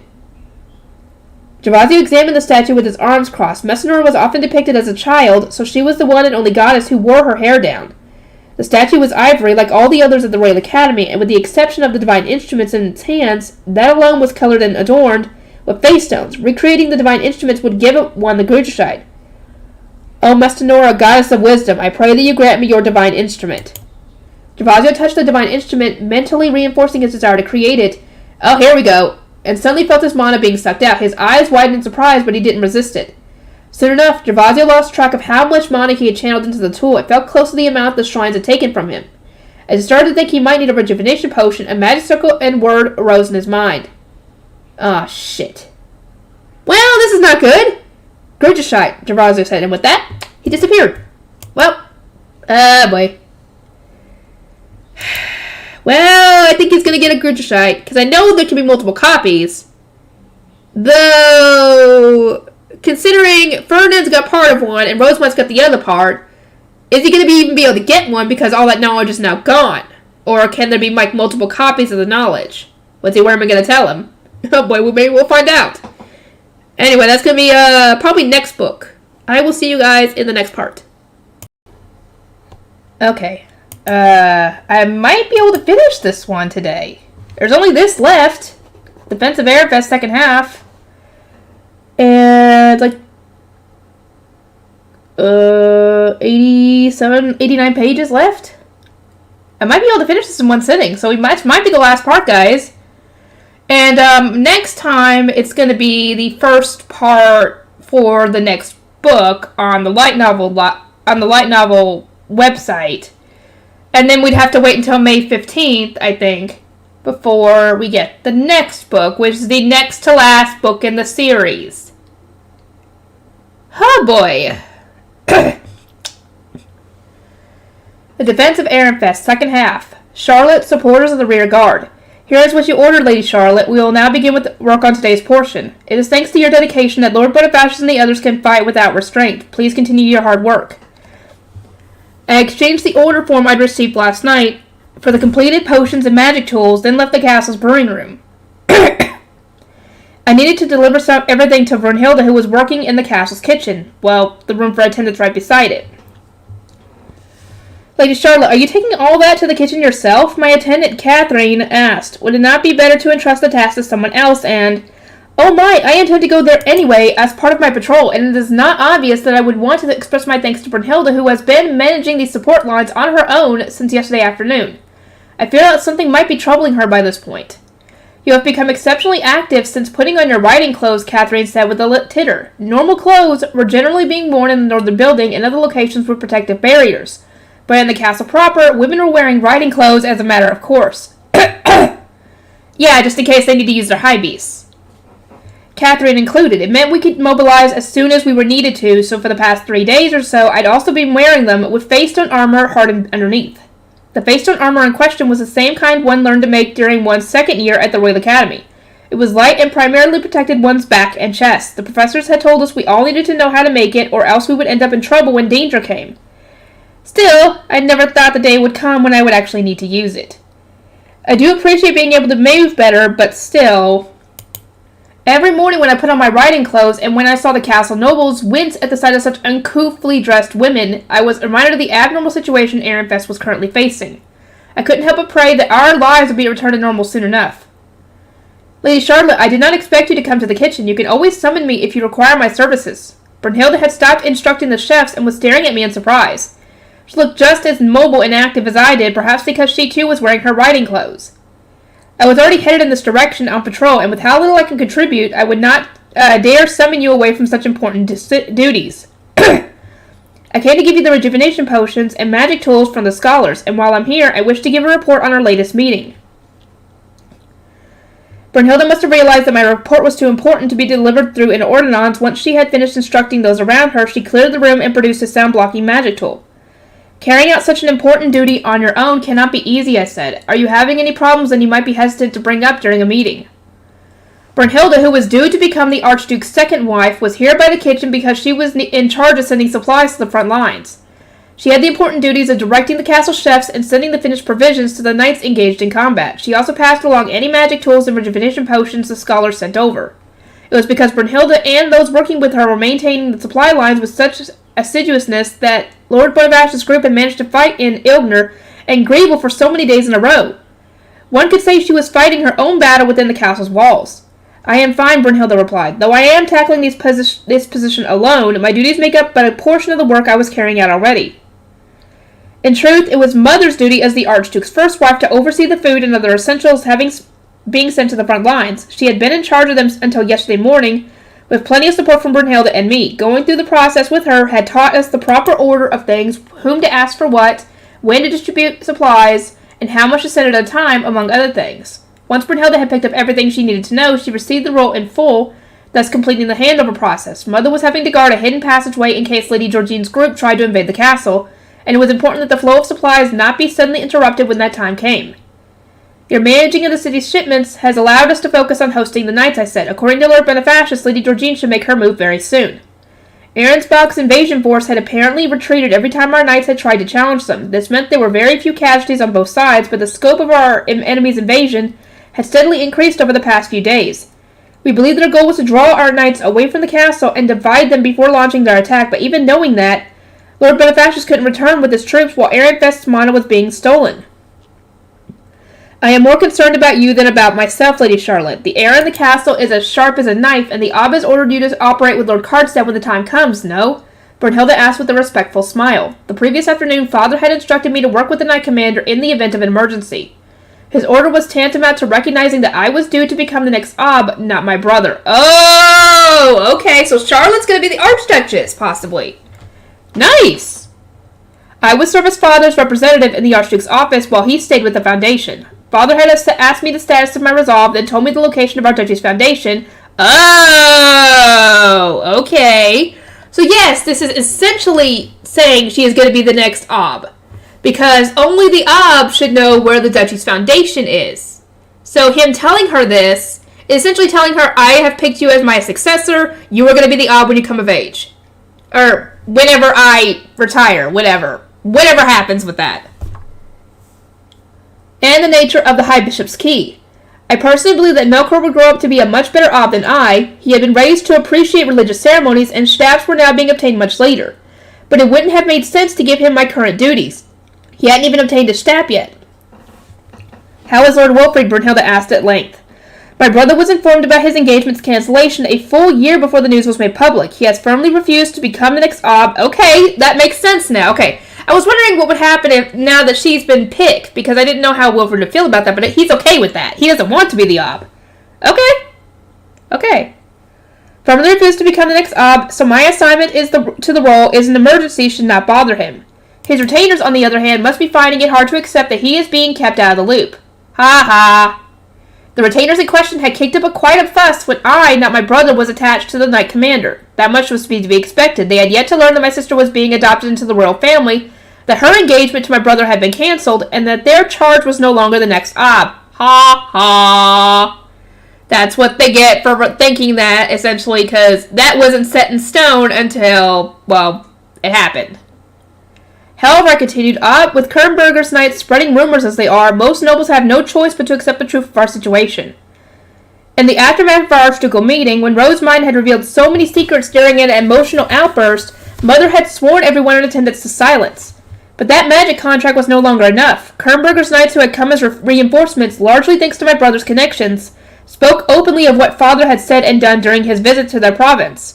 The news was quickly spreading that my sister had the Grujashite, that the first prince had given her a courtship necklace, and that Kernberger's country gate had activated for the first time in 200 years. Yeah, kinda hard to stomp those rumors out. It's kinda hard to deny it now. Such rumors made the cancellation of my brother's engagement obvious and stretched why I was chosen to act alongside the Knight Commander. I did not think Father would return without first silencing Kernberger's knights, I mused. Mother must have the headache of a lifetime. I was hoping the battle would end before circumstances required me to work with Lord Cardstead, for fear of destabilizing the nobility even further. But at this point, I think it might be inevitable. Personally, I am glad that people now know the seat of Ob would go to you if something happened before Lord Melkor came of age, Brunhilde said. I understand your concern since your first duty involves the very fate of Argente's foundation, but the Lysgangs must understand that Archducal family status on this matters. Her voice then lowered to a whisper as she added, assuming Lord Wolfried stays on board. True. The Archducal family couldn't risk being divided at a time like this. It would only create an opening for the Lysgangs to exploit. I wanted to respectfully bow my head to Brunhilde, who was keeping her promise to control the Lysgangs even in these dire and busy times. I shall strive to reward your dedication, I said. In any case, I see no reason to believe Lady Georgine would stop short. Perhaps I should consider it inevitable that our nobles will discover the truth. Indeed, Lady Georgine must believe she has a good chance of achieving her aim. Also, else she would never have launched such an indiscreet assault. Lord Bonifacius concurs, and the Ob will stay with the Foundation for as long as he needs to. Though I will pray this battle does not last much longer. Even now that my sister had taken Aronsbach's foundation and rescued Uncle, the forces invading us weren't deterred in the slightest. She had enough influence to stop the knights belonging to Aronsbach, but a letter had informed us she was currently asleep. Okay, so this is while she was asleep. Okay. Given the circumstances, Uncle planned to bring Dunkelfelder's volunteers into Ehrenfest to support us further. Last night I said Gerlach was attacked in the same manner as Ilgner. Okay, never mind. This is all that was when the letter arrived, she was asleep. But now, at this day and time, she's awake and they're fighting in Gerlach right now. The invaders retreated at the first sight of a fight, so Gerlach's knights are fine for now. Oh, never mind. But the time will come when they will need reinforcements. It makes me wonder, will my uncle join the fray before Lord Bonifacius and his troops are stretched too thin? We might not have known how long this battle would endure, but tensions in the castle would clearly only continue to rise. Brunhilde pondered the question. As I understand it, the journey from Aronsbach's castle to the border gate it shares with Ehrenfest takes 2 days by high beast. I cannot say whether Lord Ferdinand will make it in time, but several Geebs sent reinforcements in response to the Obs and Lord Bonifacius calls for aid. Are they expected to make it in time? Most certainly. Troops from Hildensdale arrived soon after those from Kernberger. In fact, I came here specifically to announce their arrival. I suspect this gives us enough knights to defend the nobles' quarter. Brunhilde clapped her hands together, a joyous smile spread across her face. Goodness, that is most welcome news. The hole left by Lord Bonifacius' knights has almost entirely been filled then. But the hole filled by Lord Bonifacius himself is going to be hard to fill, considering how much of a beast he is in fighting. Precisely, but with so many more mouths to feed, the castle's food stocks must be under a lot of pressure. It is said that war cannot be waged on an empty stomach. True. The arrival of reinforcements was reassuring enough, but it also meant we needed more food, rejuvenation potions, magic tools, and so on. We currently had those supplies in excess since we had been preparing for this battle for over a month, but not only were we unsure how long the war would continue, we also hadn't expected to host so many extra knights. Furthermore, though I must apologize for asking at all, could you send Lysgang a request to aid us? You may rest assured I have nudged them several times since it was decided that Kernberger's reinforcements would come and that Holdensdale would participate. The teleportation circle and the Geeb's estate will be linked this afternoon. Okay. Now that my sister had gone to Aronsbach, Brunhilde's engagement to father played a critical role in obtaining the Lysgang's assistance. It was good to know we hadn't run out of provisions partway through a war. Yeah, you don't want that to happen. I thank you ever so much, Brunhilde. Nobody else can perform your duties so exceptionally well. Please tell me if any of the returned food containers come with reports or requests from the knights. You may count on me, she replied with a reassuring smile. I had intended to give her my support if she needed it, but I could see now that she was capable enough to manage on her own. Oh, this is going to be fun. After returning the sound blocker, I carried out the rest of my patrol and then returned to the Archduke's office. I needed to make sure the newly made secret passages hadn't been discovered or used, a duty that could be completed only by a member of the Archducal family. At present, the Archduke's office was serving as a command post for the Knight's Order. There were knights stationed in the dormitory and around the training grounds, but the commander and several other higher-ups were in the office gathering intelligence. Just as we wore our riding clothes at all times, they wore their armor, ensuring they were ready to sortie at a moment's notice. My father, of Ehrenfest, was armored as well, though he also wore the surcoat that distinguished him as the Archduke. Of course, the knights weren't the only ones here. They were also scholars sending out ordinances and recording the responses they received, in attendance looking after all those gathered, except everyone was doing their job. Okay, Sylvester has not gone to the Foundation yet. You're back, Charlotte? Father asked. Give me your report. I reported the state of the castle's brewing room and kitchen, then stated that I hadn't seen anything unusual on my patrol.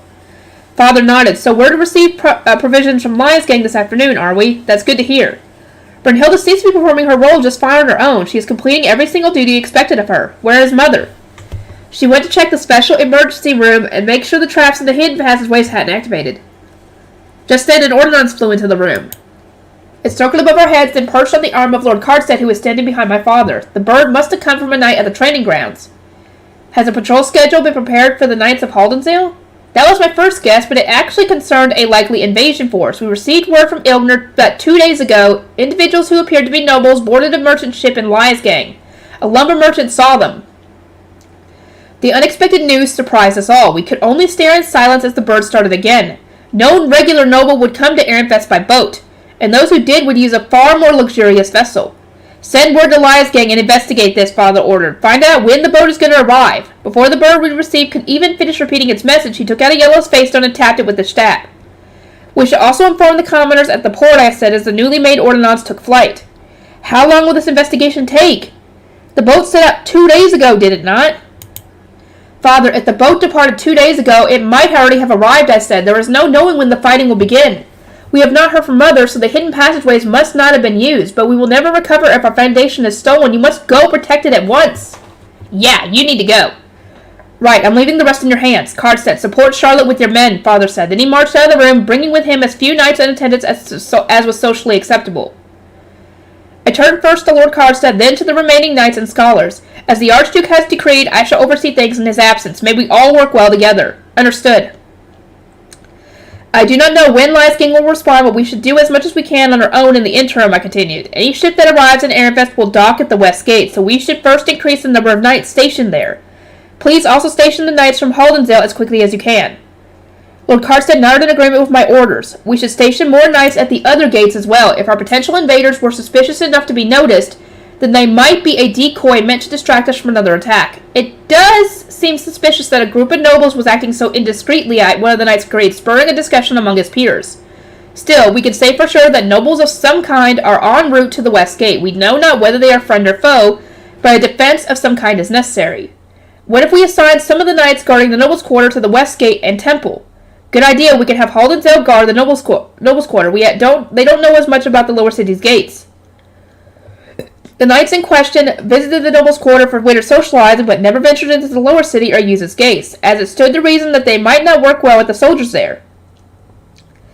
Would you care to weigh in, Lady Charlotte? I am in full support of your proposals, I said. Reinforce the gates post-haste and give the knights from Haldensdale their new orders.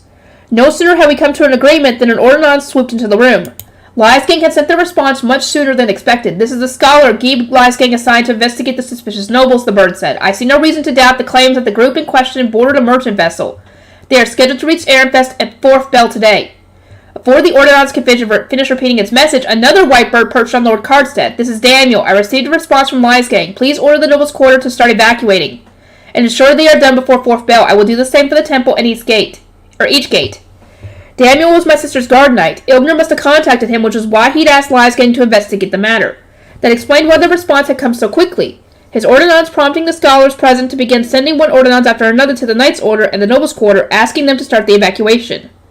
Mother, this is Charlotte, I said, having made an ordinance of my own. We have reason to anticipate an attack at 4th bell and the arrival of a separate enemy force. Please move into position. Move once you have finished your patrol. May Ungriff guide you. Then I prepared a second ordinance. Brunhilde, we have reason to anticipate an attack at 4th bell. Please finish your shipments before then. From there, I contacted each member of the Archducal family one by one. A new ordinance shot into the room while another of mine was taking its leave.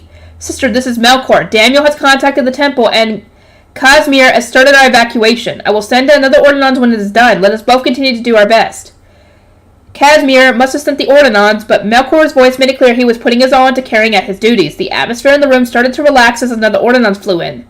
Charlotte, it's me. Seems like we got invaders coming at 4th bell, huh? I'll come protect you. It was Wilfried. The knights around me glanced at one another. Someone in my brother's retinue was apparently in contact with a former dismissed retainer, so we couldn't allow him in the Archduke's office. The threat of sensitive information being leaked to the enemy was far too great. Yeah, we don't know who can still be trusted in Wilfried's retinue, so yeah.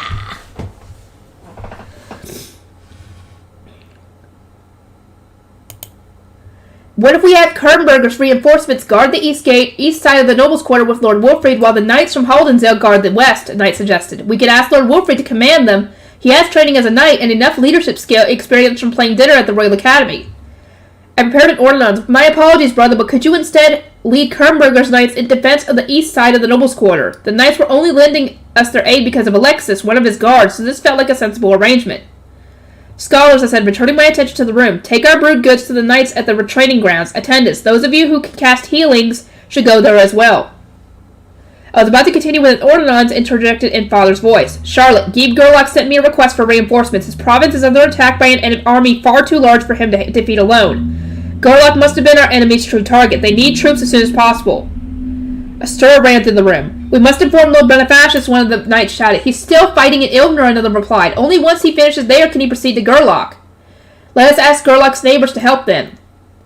I sent ordinances to the Geebs, but they didn't respond as we'd hoped. They said they couldn't send troops to Gerlach when their own provinces might be invaded next. Well, they got a point, because we don't know who, at the time, we didn't know who was going to get attacked and who wasn't. What should we do? Lord Bonifacius was caught up in a battle too intense for him to leave at right now. Gerlach was facing more troops than it could ever hope to fight back, and a ship carrying suspicious nobles was headed straight for the West Gate. The plots to disperse and distract our troops were now in full swing. Lady Georgine's group would surely begin their attack at Fourth Bell. My throat was raw, my hands trembled, my heart pounded in my chest. I could feel my every thought vanish into a pure white void. As the next ob, how was I supposed to respond? Lady Charlotte, Lord Carstead asked, peering down at me with a look of concern. At that moment, a bird shot into the room and turned into a letter. Ordinances could travel only to nobles, but magic letters could also be sent to places and even commoners without mana. This one was from Heifschitz, one of Dunkelfelger's commanders, and was addressed to the office of Ehrenfest Archduke. It said that Uncle would soon arrive at the border gate with Dunkelfelger's volunteers and that they sought permission to enter Ehrenfest. They're at the border gate?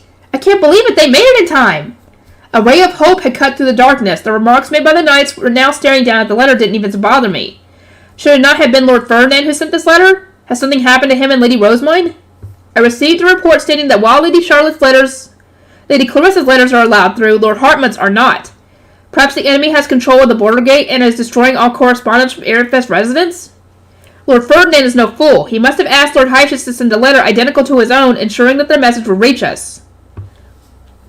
Get them father's permission to pass through the border gate, I said, interrupting their back and forth, and start writing a response. Our scholars sent an ordinance while another penned our response to Heifschitz. My father and I were in agreement as to what should happen next. Send word to Ferdinand, father said. Have him go to Gerlach. I wrote in a letter to Uncle that Gerlach had been attacked last night, that we wanted him to contain the Ahrensbach Knights, and that his force had our permission to get involved in the battle. In the meantime, I asked the scholar to contact Ehrenfest Knights at the border gate. We told them it was likely our letters were being confiscated and that they should give the correspondence they were about to receive straight to Uncle when he arrived. This will ensure our letter reaches him once he arrives at the border gate, I said. I was starting to feel relieved, but then another knight entered. He introduced himself as one of the knights from the teleportation hall, then held out a letter from the sovereignty. This inquiry was delivered to us, he said. Did something happen at the Royal Academy, I asked. Not exactly. The sovereignty said that Ahrensbach and Lansdorf have yet to invade, and wish to know when the attack is going to happen. I was overcome with the urge to clap a hand to my forehead. What made them think to ask Ehrenfest about Ahrensbach's concerns? I wished to pretend the letter had never arrived, but with the Archduke Conference right around the corner, we could not ignore an inquiry from the sovereignty. Thus, I did the only thing I could. I sent an ordinance to Father while he was at the Foundation's hall. Father, how should I respond to this inquiry, I asked. How thoroughly stupid. If they're not caught up in this mess, they can wait until we're out of it. They didn't use the emergency water mirror, so let them focus on themselves while we do the same. Prioritize our defenses. I nodded and we elected to postpone our response to the sovereignty. Fourth Bell was fast approaching. It was best to obey the ob and devote my attention to protecting Ehrenfest. Lord Carstead, will we make it in time for Fourth Bell, I asked. I worry that an attack will start before then. As prepared as we were to sortie, it would still take a while for the knights to move to their designated positions. I also couldn't shake the feeling that the boat arriving at the West Gate was a diversion. At the very least, there is no mistaking that a portion of their forces will arrive at Fourth Bell. Even if our suspects on the boat are a mere diversion, we can expect an attack at the same time they arrive. They might even act under cover of the commission at the West Gate. We could not possibly act any faster than we do now, Annette added. Let us simply be glad we were not caught by surprise. I nodded. My heart was pounding at the time as the time for the battle approached. I'd been entrusted with the Archduke's office, but I was starting to question whether I really had what it took to be the next ob. An indescribable anxiety spread through my chest, yet I needed to press on. Our attackers weren't going to pause for the sake of my nerves. As I tried to refocus, a slew of ordinances arrived from the knights who had reached their stations. I am at the south gate. As of yet, no suspicious individuals have been seen. Lower city evacuation is progressing smoothly. This is the east gate. We have closed the gate and stopped any carriages from entering or leaving the city. We have arrived at the temple. Henceforth, we shall serve under Lord Melkor and Lord Fonzel. The nobles' quarter has been evacuated. The streets have been cleared. Our reinforcements from Haldensdale are in position. We are keeping watch from the sky. Everything was going to plan, it seemed, but that wasn't the end of the ordinances. 2 more birds arrived in short order. This is Brunhilde. Our shipments to Lord Bonifacius have been made. He is fighting in Ilgner, but claims to sense a more powerful foe in Gerlach. I thank you ever so much, Brunhilde, I replied. Uncle and his forces are on their way and should reach Gerlach in time to help. This is Melkor. The temple has been evacuated. May Ungriff guide you, sister. Melkor, this is Charlotte, said in response. Your report has been received. Do not leave your guard knights. I shall pray that Ungriff guides you as well. Father must also have received a ton of ordinances. He was sending birds to us from within the Foundation. One of the knights saw a suspicious figure in one of the castle's back hallways, the first said. He lost sight of them almost at once, but considering where they were seen, they are thought to have entered a hidden passageway. Be on your guard. Then another arrived. Rosemund is reunited with Ferdinand and arrived in Gerlach. I granted them permission to use military force. Rosemund is in Gerlach? I remembered how she'd taken her retainers into Arensbach and commanded our knights during dinner matches at the Royal Academy. Oh, how her unwavering eyes and determined expression had inspired me. I was still afraid, but as the next Ehrenfest, I needed to defend my duchy until the last. I wished to face this battle with the same motivational posture as my sister. And it was fourth bell. Here we go. We all held our breath as an ordinance flew into the room. This is the West Gate. As reported, a ship carrying suspicious individuals has arrived. They are clad in silver cloth and using wolfen nails. And thus, the battle for Ehrenfest's foundation began. I wonder if we're going to get anything for Sylvester. Ooh. Hold on, let me see. There was Lekko.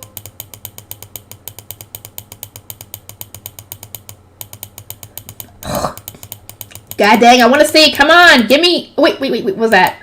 Florencia. Okay, that was her dealing with the double. Come on, give us a Sylvester one. Give us a Sylvester one, come on. God damn it. Sylvester! Okay, there we go.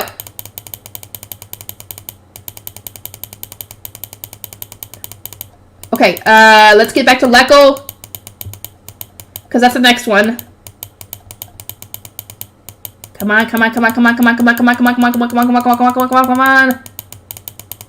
we go. Lekko, the battle for the West Gate. Of all the passengers disembarking the Lysgate merchant vessel, one lot stood out to me most. The very first group who had poked their heads out. It was weird. Even from a distance, it was obvious they were used to people doing everything for them. And if even I could tell they were nobles, they couldn't have been trying too hard to be discreet. The knights must have noticed too, as they were looking especially wary. There they are, I said. Together with Lord Daniel, we'd warned the dockworkers about our suspicious arrivals well in advance. They kept their distance from the obvious nobles, creating a path to the gate for them. Those still on the merchant ship were staying back and watching. They must sense something is up. They just don't know what. Lekko, get into position. Captain Gunter ordered. Yes, sir. Oh, man, I can't believe this is actually happening. It wasn't that I was surprised. More knights had arrived at the gate. We tightened our guard, and people had run around the city telling everyone to evacuate. I just never thought commoners like us would take part in a battle between nobles. This was the real deal. Silver cloth, one knight muttered. I see some under their capes. Are those dogs with them? Another asked. A third shook his head. Not just any dogs. Those look like wolfen nails to me. The knights were lying in wait. Lord Daniel said something about the enemy arriving at the gate and reinforcements. Then one of his voice-carrying white birds shot into the air. Stay away from the wolfen nails, one of the knights warned me and the other soldiers. You don't have any modern to fight them with.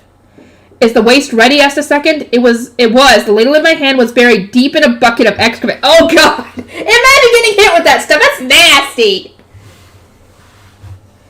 I'm terrified. I feel like I'm going to throw up. And not just because the stench of the waste made me want to retch. Oh, boy, that would definitely make you want to throw up. By itself.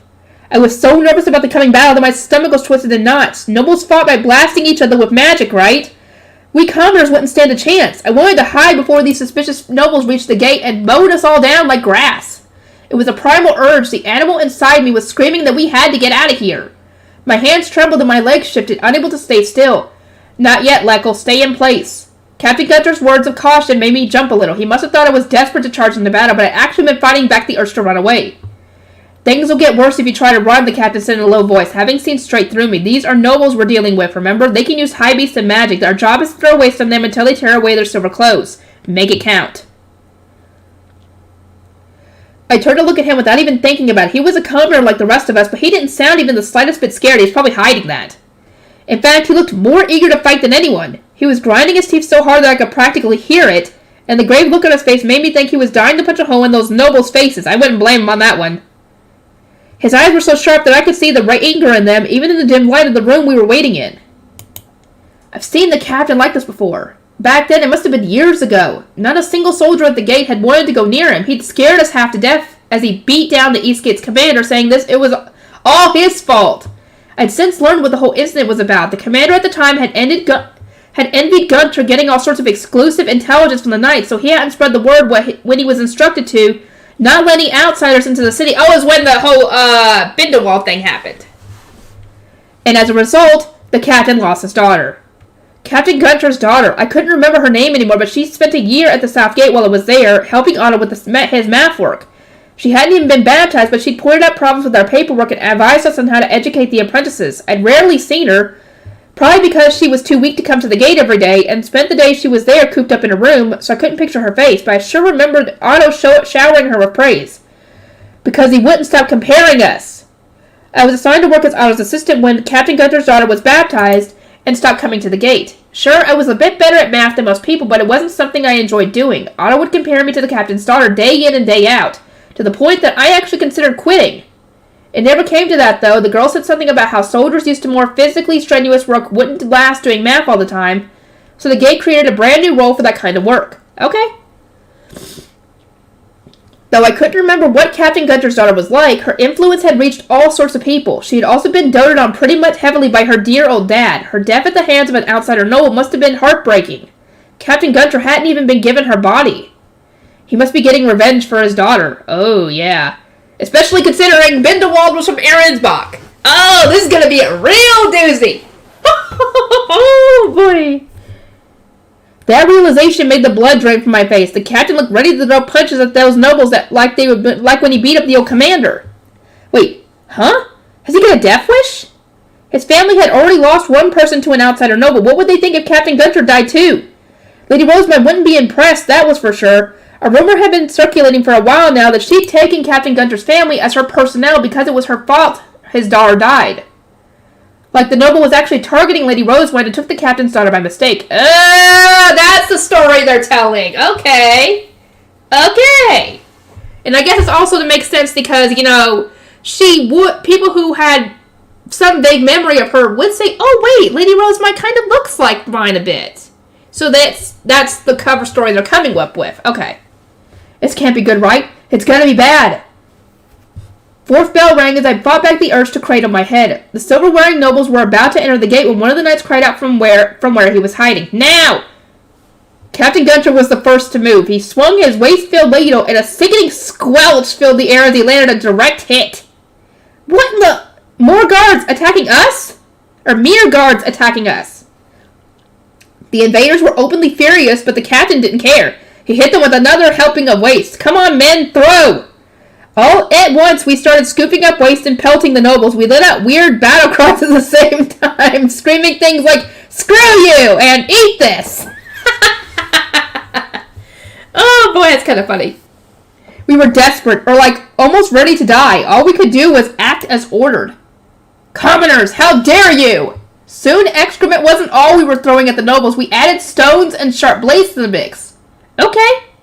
The silver cloth blocked magic, but it wouldn't protect our attackers from normal weapons like the ones we soldiers used, or as we were told. A knife thrown by one of our knights in hiding struck a noble and then bounced right off.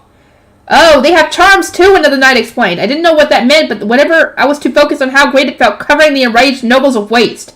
I put up with the stench for days now. I wanted to unload it all right here and now.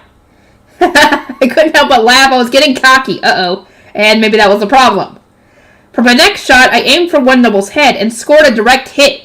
Waste clung to the hood of his cowl and dripped down in his face. The noble threw his hood back, revealing a dirty white mask. His eyes were visible through 2 holes, and they stabbed into me like spears. Uh-oh. Commoner, you will pay the price of defying a noble. The invaders threw aside their silver clothes. Our plan had worked, so the captain and everyone else pumped their fists and cheered victoriously. I wasn't so excited, though. Watch him, the invader said, cleaning the waste away in one quick motion. That's not good. He didn't look away from me for a single moment. He must have been dead set on getting revenge. This isn't good. The invader was holding that magic stick all nobles had. They can wash things, make weapons, and even contact people with them. It went without saying that they were pretty damn useful, and now this person's was shining. In other words, something dangerous was coming. Leckle! I'd taken a panicked step back, tripped on a rock, and fell straight on my butt. Even then, my eyes were locked on the green light coming from the stick, now bigger than a fist. Their cloth's gone, one of the knights shouted. Capture them now! Yes, sir! This was the moment the knights had been waiting for. I leaped out from the shadows in an instant. The battlefield was overrun with capes. Someone shouted, Getelt! And an explosion rang out barely a moment later. If not for their intervention, the invading nobles' attack would have finished me for sure. Fall back, the knight shouted at me. It was Lord Daniel. I never thought a noble would put themselves in danger for a commoner like me. I shakily bobbed my head in response. My body was so tense I couldn't actually follow his instruction. The best I could manage was to crawl away. The knight's order? They were hiding. The knights and invaders began fighting each other, magic against magic, but now there was no silver cloth involved. The distance between them got smaller and smaller. Unleash the wolfenales. The enemy nobles weren't our only threats. At their command, massive black dogs were loosed on us. Soldiers, stand down, the knights shouted while fighting one of the invaders. Wolfenales can only be defeated with mana. Get inside, another cried. Wolfenales attack anything with less mana than them. Oh, great! So, essentially the commoners are toast. There's too many. The soldiers near me scattered like spiders after being told to hide inside the gate. Explosions rang out from every direction as the knights blocked the mana bombs being launched at us by the invaders. Run away! Don't stop! Don't slow down! Shut the doors once we're inside! I desperately tried to follow everyone as they ran, but the nobles' glare and mana must have paralyzed me. My knees were creaking and refused to work. I somehow managed to stand, but running was out of the question. Hold on! The Wolfenales were deftly avoiding the knights in their single-minded determination to catch me and the other soldiers. Most of them were blocked in time, but we were already on the defensive. There just weren't enough knights to contain them all. Leckle! One of the Wolfenales that had managed to slip through stalked toward me, growling. Seeing it from afar, I thought it was just like any other big dog, but that wasn't the case at all. It had gone from being below my eye level to above it, and it was getting taller. Aw, shit! The dog is growing! The Wolfenale was getting increasingly larger, and it leaped at me with its mouth wide open. It was big enough to sever my head with a single bite. I could see its tongue extending between sharp teeth and wiry bridges of saliva and smell its disgusting breath. It's gonna eat me! My throat seized up to the point that I couldn't even cry for help. I dropped to the ground, and its teeth gnashed right above my head. You got lucky! Yeah, if you hadn't landed on your butt again, you would have been eaten. It had bitten the air where I was just a moment ago. I'm alive! Dark fur blocked my vision. I thought I managed to escape being eaten, only for a moment. But the fey beast was pinning me down with its huge forelegs. I dodged its first bite, but its claws dug into me and kept me in place. I couldn't even process the pain before the dog lunged at me for another bite.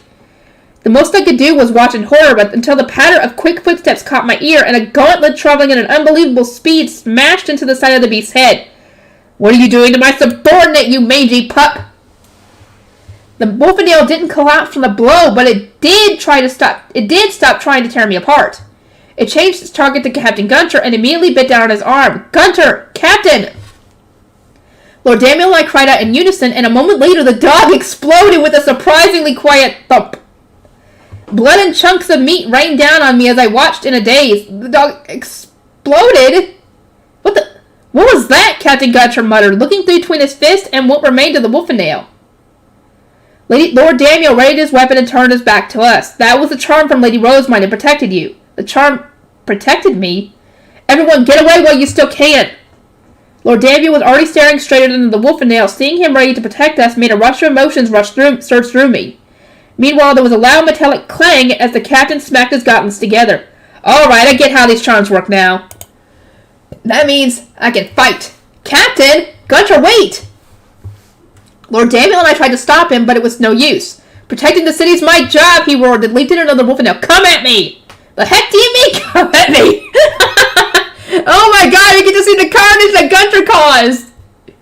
I can't wait to see that animated, but then once that happens, that means the show is almost over, because like I said, there's only 2 more books left.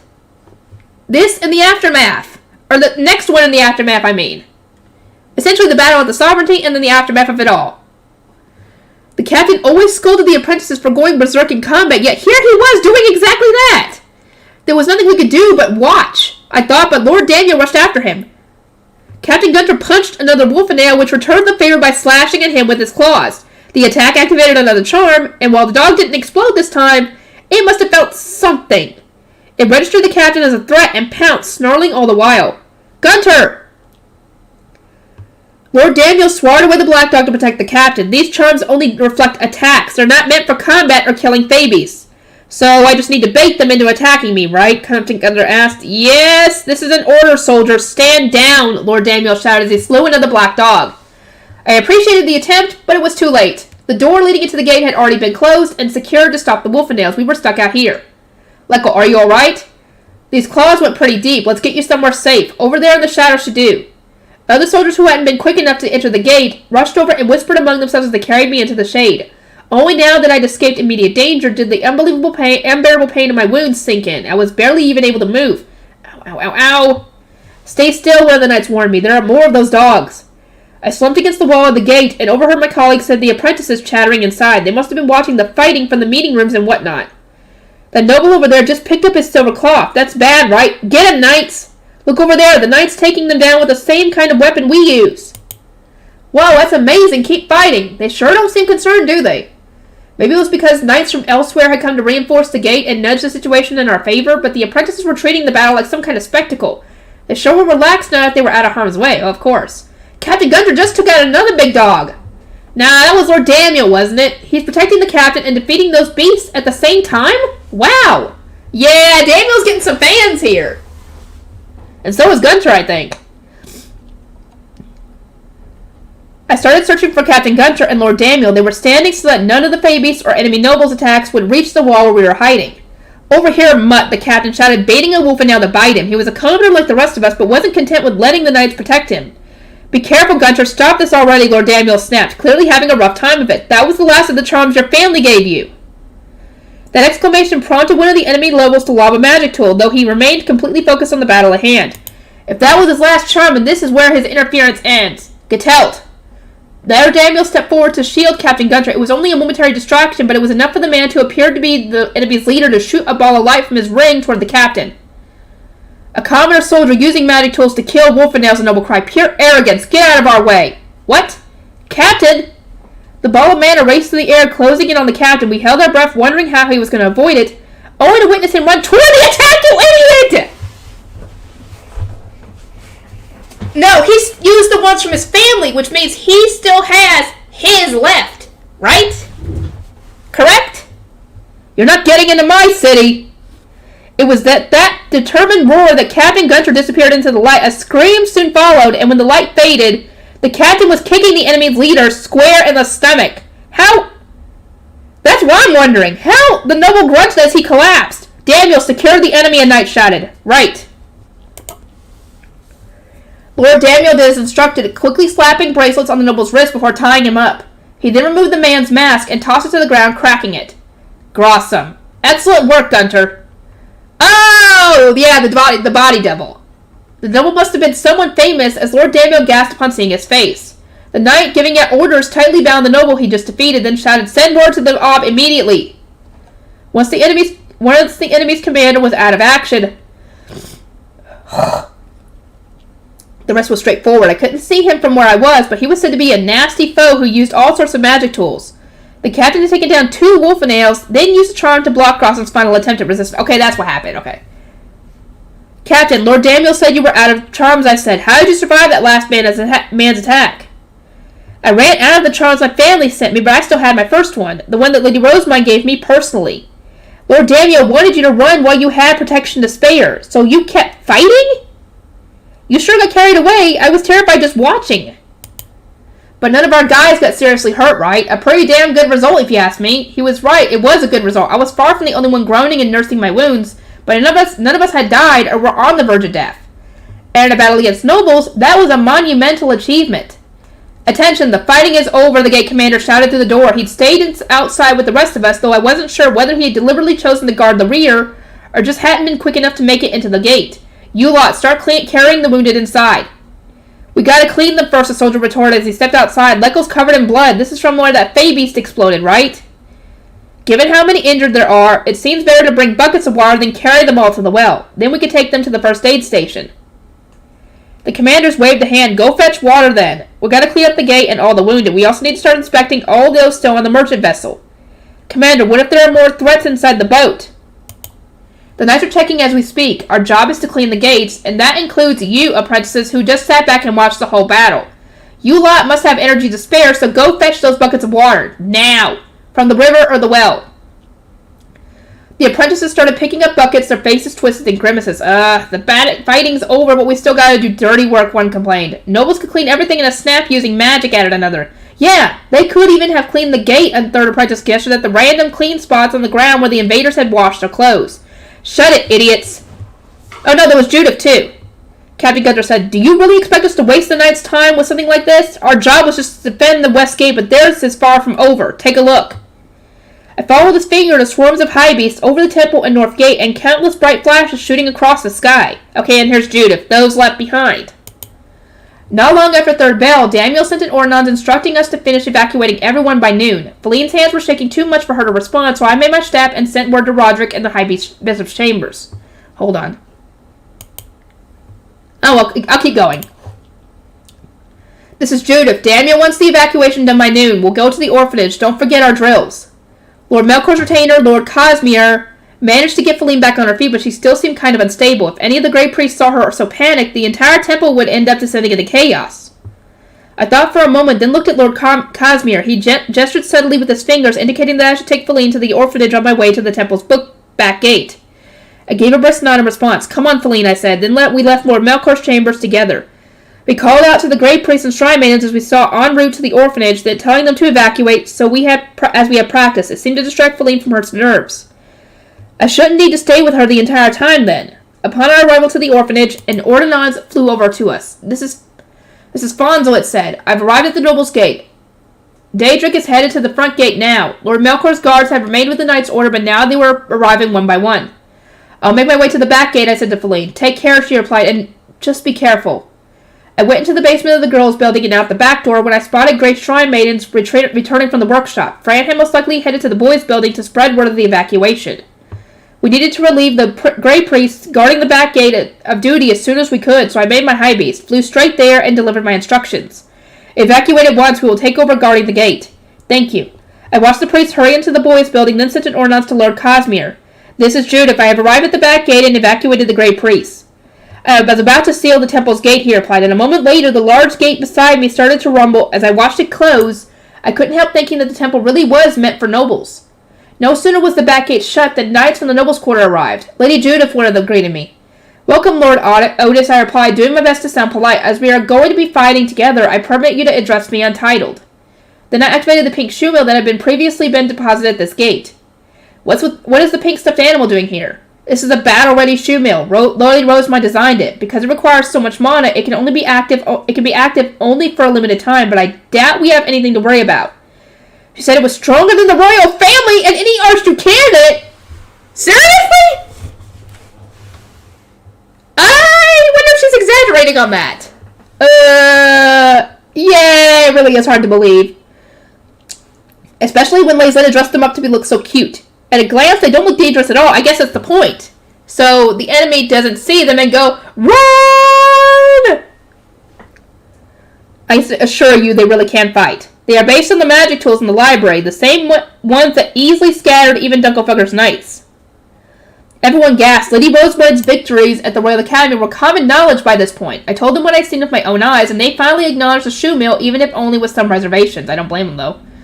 The shoe mills Lady Rosemont made for us will, in her words, mercilessly slaughter anyone who threatens the temple, I said. She asked that we use them if we encounter more invaders than expected, or if we are wounded too gravely to fight back.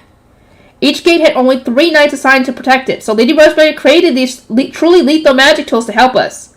They were excessively dangerous, to be honest, to the point that I found them kind of terrifying, but defending the temple came first. Right, Lord Otis said. So they are to be used in times of danger. Correct. To operate them, first channel mana into these face stones. This is how the shoe mill tells friend from foe, so anyone not registered with it risks being exterminated. Subsequently, I told the knights exactly how to use the shoe mill. It was a nerve-wracking experience considering that they were all much, much older than me. I appreciate the explanation, Lord Otis said when I was done. You should do this for the knight at the gate as well. That won't be necessary. One of Lord Melkor's guard knights should already have arrived at each of the gates. We received a warning about the merchant vessel well in advance, which had given us time to prepare ourselves and evacuate the others, but we wouldn't have that same leeway once the fighting started. Relying on one person to inform every single gate had seemed dangerous, so we'd ensure that each gate had at least one person in the know. I see, Lord Otis said. Has the temple finished its evacuation yet? Daniel sent word from the Knight's Order that the lower city is done with theirs. I expected as much. I went to the girls' building not long ago and can confirm that its doors are firmly shut. Lord Melkor should send word to the castle soon. Would you like me to contact him? No need. If you are done here, then you can move to your station.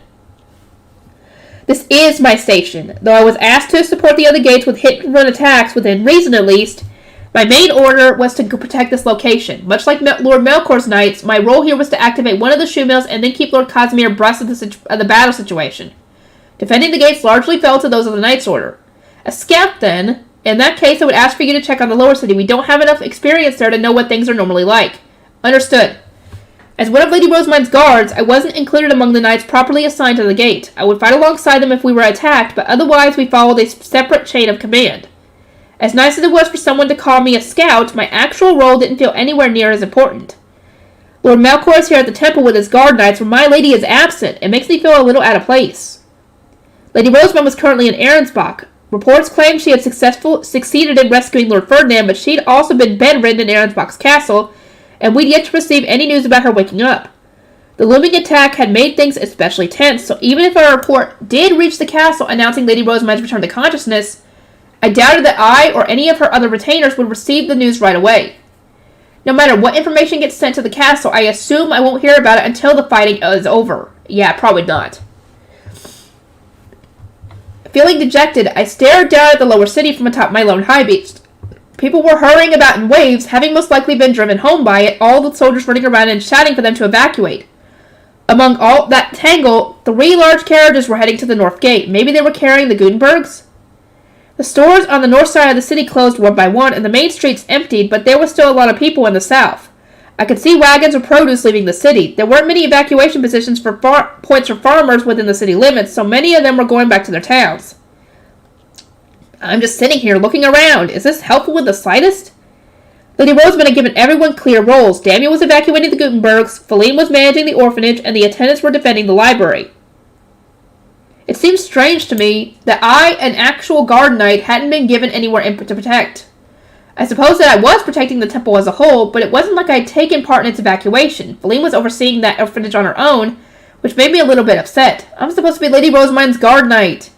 Frustration and regret welled up in my chest. Having to scout the lower city on my own felt like proof that the others were leaving me behind.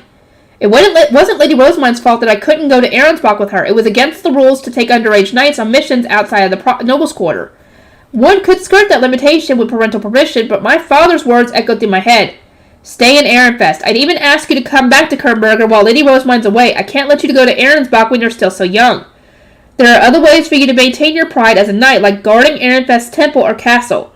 Father doesn't get it, not in the slightest. Lorenz is my age, so why was he allowed to go?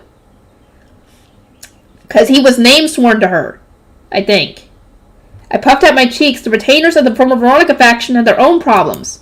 I wasn't denying that fact, but at times like this, I couldn't help but feel jealous that they were able to follow Lady Rosamund anywhere. Father had refused to let me go to the sovereignty with her, and now I couldn't accompany her to Arensbach. I just wanted to be with my fellow guard knights. Stop it, Judith. Being a guard knight is about more than just marching into battle with your charge. Lady Rosamund cares about Ehrenfest, and ensuring its safety is important to her. There are some things the knights of other archducal family members won't be able to protect for her. My mind wandered to when Lady Rosamund had taken Daniel aside and given him a special order of some kind. They had used sound blocker, so I wasn't sure what they discussed, but he had clearly agreed to carry out her request. No fair. It's always Daniel, but he's her confidant, essentially. He's the one who knows her the longest, essentially, so he knows any kind of past she's got in anything. Like me, he was protecting Ehrenfest rather than staying with Lady Rosamund, yet he didn't seem insecure about his role in the slightest. I wasn't on Hartmut's level, but I was a little jealous that Daniel was her most trusted retainer. The gap between us was so clear that it frustrated me. Was I really her worst guard knight? No! No! One way or another, I need to be useful during this fight. The streets of the lower city had almost been evacuated. Some were refusing to close their stalls, and others were trying to relocate to their workplaces so they can continue their work. And most people were safely inside. It should almost be fourth bell. As I nervously watched the west gate, 2 ordinances darted into my vision. One went to the castle while the other came to me. Judith, this is Daniel. The reports were true. Threats have arrived dressed in silver cloth. Defend the temple. At once I sent ordinances to Lord Cosmere and Lord Fonzel. The knights assigned to the back gate had normal weapons not made with mana so they could attack any silver cloth invaders who tried to force their way through. I needed to do my bit as Lady Rosemine's guard knight. I'll defend the temple no matter what. Fourth bell rang and the west gate suddenly became a lot busier. Maybe they'd started fighting the intruders? I want to be there too! I was raring to go, but not a single intruder had shown up to face me. As much as I wanted a chance to shine like Daniel, my only option was to stay where I was. I couldn't abandon my station and charge to the west gate in case someone attacked the temple in my absence. We each have a role to play here. I'd once slacked on my knightly duties, having believed that Daniel was assigning me to ride with Lady Rosemine as a slight against my talents as a knight. I didn't want to repeat that mistake and remain ignorant to what was expected of me. I need to stay here. Leaving isn't an option, so why am I still so curious? Well, curiosity killed the cat in this situation. Don't do it. Making sure to stay within the temple's grounds, I edged my high beast closer to the west gate. Shouting soon reached my ears. I noticed some commoners wandering around with uncertain looks on their faces, despite everyone having been ordered to evacuate. Several knights flew to the west gate, having most likely been reassigned there. I really want to join them. Daniel was tasked with overseeing the entire lower city. He should be keeping an eye on other places too. I was pouting about my unfortunate situation when a realization hit me. Was Daniel so focused on the west gate that he'd stopped paying attention to the other parts of the lower city? My role was to scout for potential threats, so maybe I could remedy that. I scanned the city below from atop my high beast, all too pleased that I found a way to be useful. Daniel can be a little clumsy sometimes. I should cover for his blind spots. Yeah, cover each other's weaknesses. The commoners who had refused to evacuate before had quickly changed their tune when the fighting at the west gate started. The central plaza's remaining stalls were put away in the blink of an eye, and their owners rushed east or south. There was no reason for anyone to go west toward the fighting or north to the temple. So what's with that wagon there? Farmers transporting their produce were either leaving to return to their hometowns or making their way to the evacuation center in the south part of the city. But this wagon was heading against the crowd and traveling north. Was it going to the nobles' quarter? If so, the knights stationed at the north gate would turn it away without a second thought. It looked small and crummy compared to the ones that normally frequented the nobles' quarter. I doubted it would receive permission to pass even during times of peace. As those thoughts ran through my mind, I suddenly lost sight of the wagon. Oh, has it reached its destination, or is it lurking in the shadows of an alleyway? Suspicious, I paid close attention to the nearby side streets. It wasn't long before I spotted some shady figures continuing north while taking extra care to stay in the shadows. Were those people hiding in the wagon? The attack on the west gate might be a diversion. I anxiously returned to the back gate, where I told the knights what I'd seen and my theory that the temple and the north gate might soon come under attack. Send an ordinance to the knight commander, I was told. I shall inform the north gate directly, right away. According to Lord Otis, several changes had been made to the night stations because of the attack on the west gate and the arrival of reinforcements from Kerberger and Haldensale. This meant ordinances were less reliable for contacting specific locations, but as the night commander was locked in place, I could send mine there. This is Judith, I said. I was watching the lower city from the temple's back gate and saw several suspicious individuals approaching the north gate. They did not appear to be wearing any silver cloth, but be warned. The fighting at the west gate might be a distraction for an attack on the north gate or temple. There may likely be more like them, came the knight's commander's response. Keep a close eye on the lower city. Do not look away for a moment. Determined to carry out my new order, I raced up to the sky above the gate. I could see 2 knights flying to interrogate the figures I'd reported. That group's smaller than it was before, right? Before I could dwell on that thought any longer, it was blown right out of my mind. The knights did something I couldn't quite make out. Then the strange figures made high beasts and shot up into the air. One of the knights immediately launched a rocket, calling for backup from the north gate, and so an airborne battle commenced. Oh, great! This is Judith, I said, sending ordinances to Lord Casimir and Lord Otis. The knights of the north gate are in combat with the suspicious individuals. This is Casimir. Understood. We received a report that intruders appeared in the castle's hidden passageways. The temple and the north gate nobles' quarter are on their guard. This is Otis. Your message has been received. It seems that another group of magic tools was spotted in the nobles' quarter. A fight could break out at any moment. Be on your guard. Moments later, an explosion shook the temple's back gate. The large entrance for carriages didn't even budge, but the door meant for foot traffic was blasted away by magic tools. Huh? Intruders? Don't let a single one into the temple. Oh, we shall see about that. The group heading north must have seemed smaller because some of their numbers had gone to the temple. I could already feel the blood draining from my face as I raced to the gate that was under attack. One of the invaders was holding a magic tool of some kind. He shouted, "Die!" as he unleashed it on our knights. "Prepare yourselves," Lord Otis roared. This magic tool detonated into the air, but not with the same tremendous boom as the previous attack. This one simply made a light pop as it spread white powder over the powder. "Don't breathe it in! Watch it!" I cried as I drove down toward the fighting. It had already been briefed about Lonzanoff's poison, so I cleansed my allies without a second thought. From there, I readied my sling and shot several offensive magic tools toward our attackers. Bestowed upon me by Hartman and Clarissa, their purpose was to unleash bugs and powder that would irritate the eyes and nose, the eyes and throat, meaning they would work even against silver-cloth-wearing threats who were immune to mana. The invaders hadn't expected this counterattack. They were shouting out in fear and confusion. "Hurry up and drink your Jereves! You! Oh!" I called out to the poisoned knights, only to realize that my own movements were becoming more labored. It was hard to breathe, and my body felt increasingly... Jereve! Drink your Jereve! I must have gotten too close to the poison and accidentally inhaled some. I used a quick washing of myself, then down my own Jereve. "Show them no quarter," Lord Otis roared, then fired a rod and activated the front gate's aqua-colored shoe mill. From where I was watching the battle, I saw the shoe mill start charging toward the attackers. A flashbang! The invaders threw magic tools of their own, probably to buy themselves some time to recover from their confusion. The knights below me were blasted with one flashbang after another, but the pink shoe mill dashed through the explosions without even a moment's hesitation. Our enemies couldn't believe their eyes when they saw the cute combatant racing toward them on stubby legs. What in the world is that? A shoe mill? No, it's too large. The shoe mill readied its radiant golden scythe, a magic tool, then swung it straight down. It was an eerily quick slash for something that looked so innocent. And just like that, one of our attackers was cleaved nearly in half. Oh my god! This stuff being animated. That might raise the rating a little bit. Just a little bit. Fresh blood sprayed everywhere, even on the shoe mill as it turned around. Everyone, our own knights included, choked in fear at the sight. Laisletta, seeing an adorable shoe mill wreak this havoc makes it 3 times as frightening. The remaining invaders were so shocked and disturbed that they simply froze in place. The shoe mill ran to its next opponent, who threw up his hands and pleaded for mercy. He received none, and was cut down in short order. Another of the intruders cursed, then turned tail and attempted to flee. He didn't get very far, though. That with an aqua shoe mill in its path, and a pink one bringing up the rear. Uh-oh. They swung their golden scythes in perfect unison. The shoe mills had eliminated another enemy. It was good they were working so fast, since they would power down once their mana was depleted, but their speed was seriously unbelievable. It was hard not to want to entrust everything to them. "Someone get into the temple! Follow them!" To our surprise, the shoe mills had allowed one of our enemy to run past them. They weren't even giving chase. The knights had tried to apprehend the intruder when they'd realized, but their Jereves hadn't kicked in yet, meaning they were still too slow. No matter how hard they tried, their target got further and further away. Why aren't the shoe mills following them? They see by sensing mana. Maybe the person's wearing silver cloth, rendering them more or less undetectable. "We must contact Lord Melkor. Judith, are you well enough to do that for us?"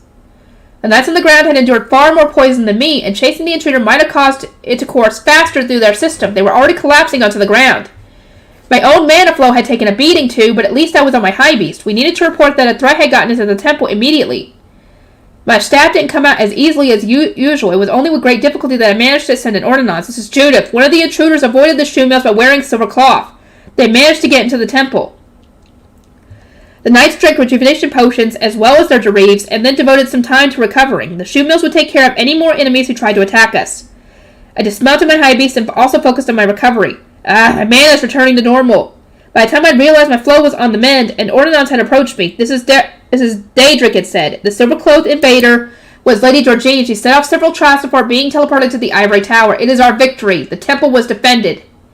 If we really had captured Lady Georgine, then the battle was indeed ours. The other knights erupted in celebratory cheers, elation clear on their faces. They certainly were recovering well, and they seemed much lighter on their feet than before. Lord Otis gave a wry smile before instructing the knights. "Right, everyone, start gathering up these intruders. Bring each and every one of them to the knight's order, dead or alive. Start by disarming them, but be careful. Even with the shoe mill still active, we might be vulnerable to more enemies." "Yes, sir."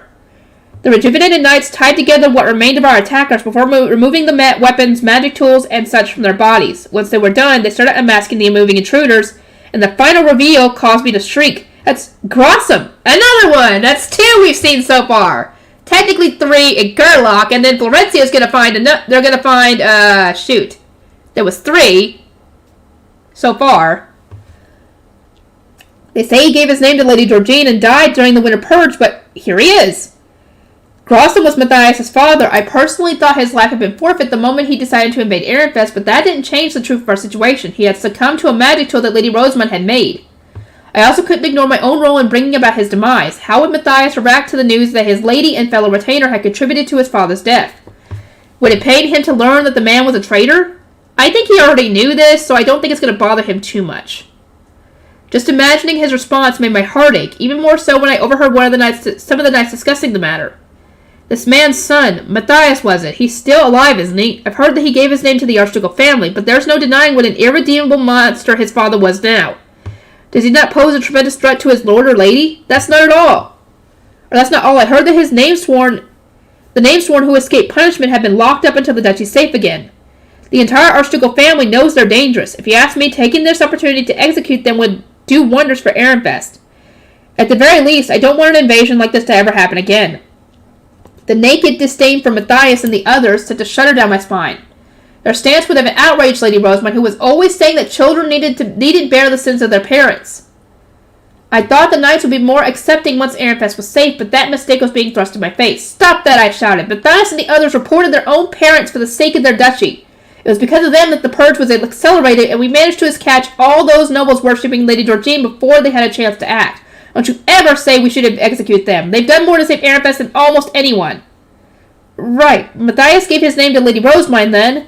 Lord Otis asked, seeming a little uncomfortable. That makes him your co-worker. I should not have spoken so carelessly.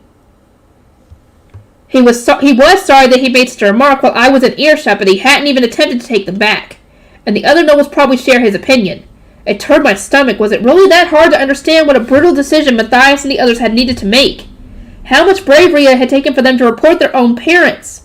I wouldn't have had the guts to do the same thing. Giving their names to the Archducal family had enabled them to escape execution, but Matthias was grief-stricken by how Lady Georgine had taken over his entire house. He always wore the same pained expression. The same was true for Lorenz, though he always smiled and cracked jokes. I could sense he was just putting up a front. Matthias and Lorenz had their memories searched and were spared punishment because Ob Ehrenfest deemed them loyal, I said, continuing to put pressure on Lord Otis. Are you questioning the Archduke's decision? That wasn't my intention. I meant only that many nobles considered them a potential threat. I understand your desire to support your co-workers and that they helped you prevent the first plan, but the second one came to fruition, and now there are casualties all over Ehrenfest. The Ob can burn all existence of Lady Georgine's involvement, but the wounds left by her name-sworn will remain. To be frank, those who escape punishment are going to be viewed with even more scrutiny from now on. Lord Otis chose not to say anything else. He and the others put the tied-up intruders on their high beasts, then flew away to regroup with the Knight's Order. We had defeated Lady Georgine, but our troubles were far from over. Matthias, Lorenz, and everyone else who had given their name to escape execution would only have it harder from now on. The world was so unfair that it made me sick. We protected Ehrenfest, but what kind of victory is this? Now alone by the back gate, I vented some of my frustration with a heavy sigh, then went over to the shoe mills. I needed to deactivate them. There probably wouldn't be any more fighting now that Lady Georgine was out of the picture. The shoe mills were still covered in blood. Grosson must have been mixed in there too. I cast wash and hoping to clean them as much as possible before Matthias got back. Large bubbles of water swallowed up the 2 shoe mills, and moments later they were sparkly clean. If only Grosson's mark, Matthias and Lorenz's pain, and the malice of our duchy's nobles could be washed away so easily, I know. Maybe it's a good thing that Lady Rosamund is leaving Ehrenfest. It was the first time I'd ever thought something like that. We had agreed that I would stay behind, but Matthias and the others were going to follow her to the sovereignty. Hopefully this makes our lives even a little bit easier. I gazed up at the temple and prayed to the gods. And I'm going to have to end this off here. I'm sorry, guys. I think the only ones left are Florencia and Sylvester. I am not sure. Anyway, I will get to this last one. It will be probably tomorrow because I have to work today. And I will see you guys in the next one. Okay, guys. This should be the last part. I think. Because I think that only Florencia and Sylvester's at least are left. Because, yeah, we've already gone through Charlotte, Judith, and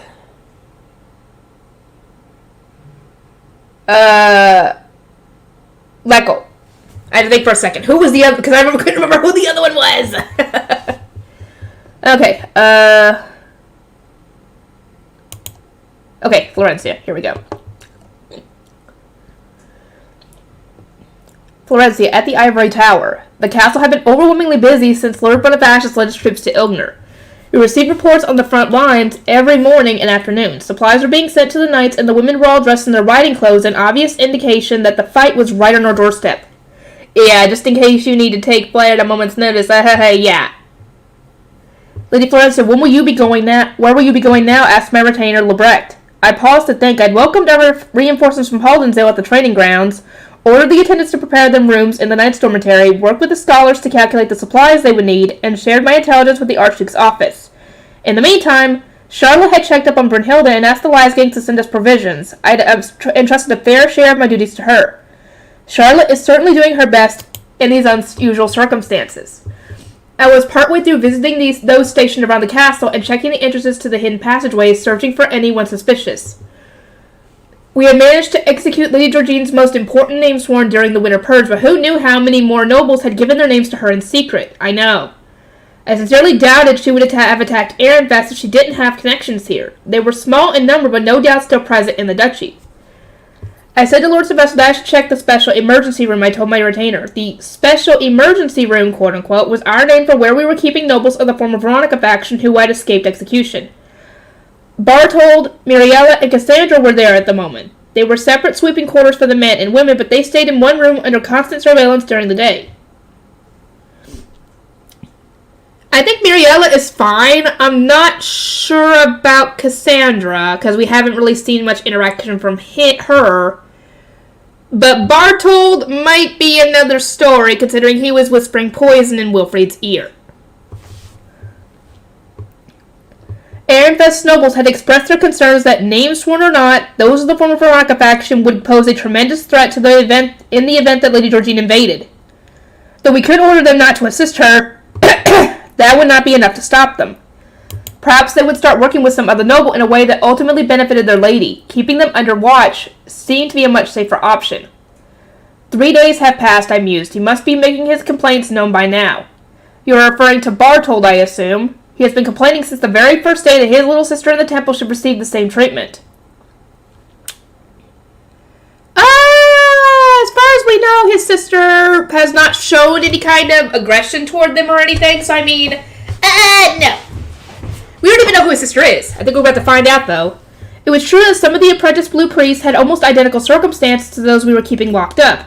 They were all nobles of the former Veronica faction who had lost their parents during the Purge. Rather than move them to the castle, however, we had elected to leave them where they were. Wait, was Bartold the one who was whispering poison in Wilfrid's ear, or was that... No, I'm thinking of Bertram. Bertram was the one in Bertram, I think, was Lorenz's brother. I think. Okay, never mind. I'm getting myself mixed up on the characters. Okay, Bartold is the one I'm thinking of. Rather than move to the castle, however, we had elected to leave them where they were. Melkor's retainer, Cosmere, had said it would make more sense to keep them in the temple where the Grey Priest could keep an eye on them. The apprentices in the temple are but children, I said. I would rather they not be punished and exploited over something that has nothing to do with them. After giving her name, Cassandra had learned about various aspects of the Purge from Charlotte. The same would naturally have been true for Bartold, and we suspected that he had urged one of the first years to send a letter of concern to his family, as he could use his gentle demeanor to manipulate the young ones, but we had decided to keep him well away from them. Yeah, good idea. Were we not going to let Bartold roam free until the day Lord Wilfrid finally holds him accountable, Lebrecht asked. That was a fine plan when there was peace, and only Bartold would suffer the consequences. But we are hosting reinforcements from Kernberger and Haldensdale. A single mistake could spiral into the execution of 20-some children. Far too great a price to teach my son a lesson. Yeah, and Rosemine will be pissed off about that too, considering what all she'd done to try and keep the kids safe in the first place. It wasn't enough that the apprentices had given their names to the archducal family. If even one of them did something that might be perceived as helping the invaders, the loudest voices would demand a return to tradition. Yeah, that's the problem here. The result would be the execution of not just the 3 we were watching, but also Rosemine's name sworn, the apprentice blue priest in the temple, and the orphans. I see no harm in sacrificing them for his education, Lebrecht remarked.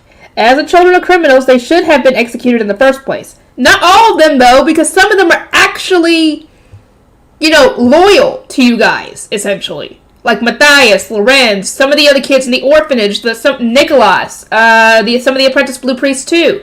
Those people are and Miriella, too. She's really loyal to Elvira. So she's not going to do anything to mess this up. Only ones I wasn't sure about were Cassandra, Bartold, and maybe some of the others that we haven't heard any names on. So, yeah. I disagree. Do you not see how much we would need to give for so little in return? More than that, if my son's failure to contain Bartold resulted in the execution of all the children the Op had attempted to save, his education would only be harmed, not helped. Lebrecht wanted to use this opportunity to fully stop Wilfrid, whose reputations had already been damaged when Lord Bonifacius gave up on him, from ever becoming an Archduke. Well, he's not even wanting to be the Archduke on this one, so it doesn't really matter. But on this particular matter, I did not agree with him in the slightest. Well, Lebrecht said with a meaningful smile, I am curious to see whether Bartold is oblivious to his current standing, or whether he is willing to brazenly despise it. Or acting so brazenly despite it. He might be so frustrated because we are preventing him from sharing information with his contacts on the outside. That is a possibility too. Or it's because you're just stopping him from being around Wilfrid in this instance, so yeah. Aside, Bartold was still in touch with some of the retainers taken out of my son's service. Oswald included. Back when Lamprecht and Alexis had consulted me about it, I advised them to turn the situation into a training exercise for Wilfrid to teach him to remove sources of danger from his immediate surroundings, but they had yet to succeed on this front. Kind of hard to do when nobles are always on the lookout for something like that they might be in danger, so it's kind of hard to do that without being very, very sneaky about it. You'd have to probably get Ferdinand involved on that one to consult on that. But you couldn't because he was an Arensbach, so yeah.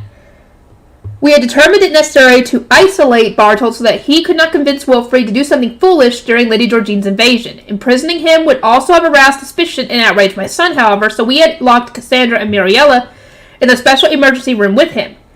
Oh, Cassandra is his younger sister. Okay, never mind. Which is fair enough. But Miriella is completely innocent. With the Off's permission, Miriella had been given her name to Elvira rather than a member of the Archducal family. She had moved out of the castle to live in the Knights Commander's estate and work on the printing industry under her new lady. By working only in places Elvira and Rosemine could attend, she had managed to stay away from malicious nobles. Good. Unfortunately for Miriella, the recent incident had seen her dragged out of the safest place she could possibly be. It must have been exceptionally uncomfortable for her, and yet, according to the guards, she uttered not a single word of complaint. All she did was read with a pleased smile on her face. As long as she's got her books, I think she's good. She's like Rosemine. As long as she's got her books, she's fine with being in a room by herself. Essentially. You get what I'm saying. How are they? I asked the knights in attendance standing outside the special emergency room. Do you have anything to report? A quick glance inside revealed that Bartold and Miriella were reading while Cassandra worked on her embroidery. The two guards looked at each other before the first replied. Bartold groans to no end, demanding to know how long he must remain under surveillance, and frequently requests meetings with Lord Wilfrid and the Ob. On more than one occasion, we have caught him trying to act without our notice. Cassandra sided with her brother for a time, the second added, but she quickly fell silent after Miriella chastised her. Nice! Good job, Miriella! I stared at them in surprise. Do you know what Miriella said? As I recall, the first guard shared, she told Cassandra that if she truly does find the situation unbearable, she should take her own life to escape it. Oh, yeah, because that's what's going to happen if she continues to side against the others, essentially. That's what's going to end up happening if she would lose her life, because she will be executed for going against them, essentially. So, yeah, best to keep you quiet. The second guard nodded. Muriel also said that had the three of them been executed, the Archducal family would not have needed to spare guards and other resources on them. She assured Cassandra that they were blessed to even be alive. This is somewhat expected news drew a chuckle out of me. Muriella's harsh words clearly spoke to her lady's influence. She must be spending quite a lot of time with Elvira, or perhaps it came from her upbringing. I can hope only that Cassandra learns to think the same. I hope so, because I really don't want to have to think of both of them, both her and Bartold, being against them, in a way. Staying in the castle meant having to deal with malicious nobles at every turn. Miriella and the temple's apprentice blues had other more comfortable places to live, which made the harshness of the castle stand out all the more. Perhaps we should distance Cassandra from the malice as well. After visiting the special emergency room, I needed to check the traps placed in the hidden passageways. There were knights assigned to their locations, but we had no idea how many intruders were equipped with silver cloth to pass through our magical barriers, or whatever said cloth would work against our snares, or whether the cloth would work on our snares. Maybe the intruders would see through the traps and invade the inner portions of the castle before we do it? Still, at least we finished rearranging the passageways. According to Lord Bonifacius, the extensive education Lady Georgine had received when preparing to become Ehrenfest's next ob meant she knew the castle's secret routes. It was nigh impossible to say whom she might have revealed them to, so I had performed a private entwicon with Sylvester to rearrange them all. Oh, okay. Okay, I wonder when this, I guess this happened when Rosamund was gone, and, all that was going on? Only the two of us and Charlotte knew the current layout. We had elected not to tell any of the other scholars about our plans, and the most our retainers knew was that we had changed things around. It was because we were keeping the new passageways a secret that I, the first wife, was entrusted with guarding them.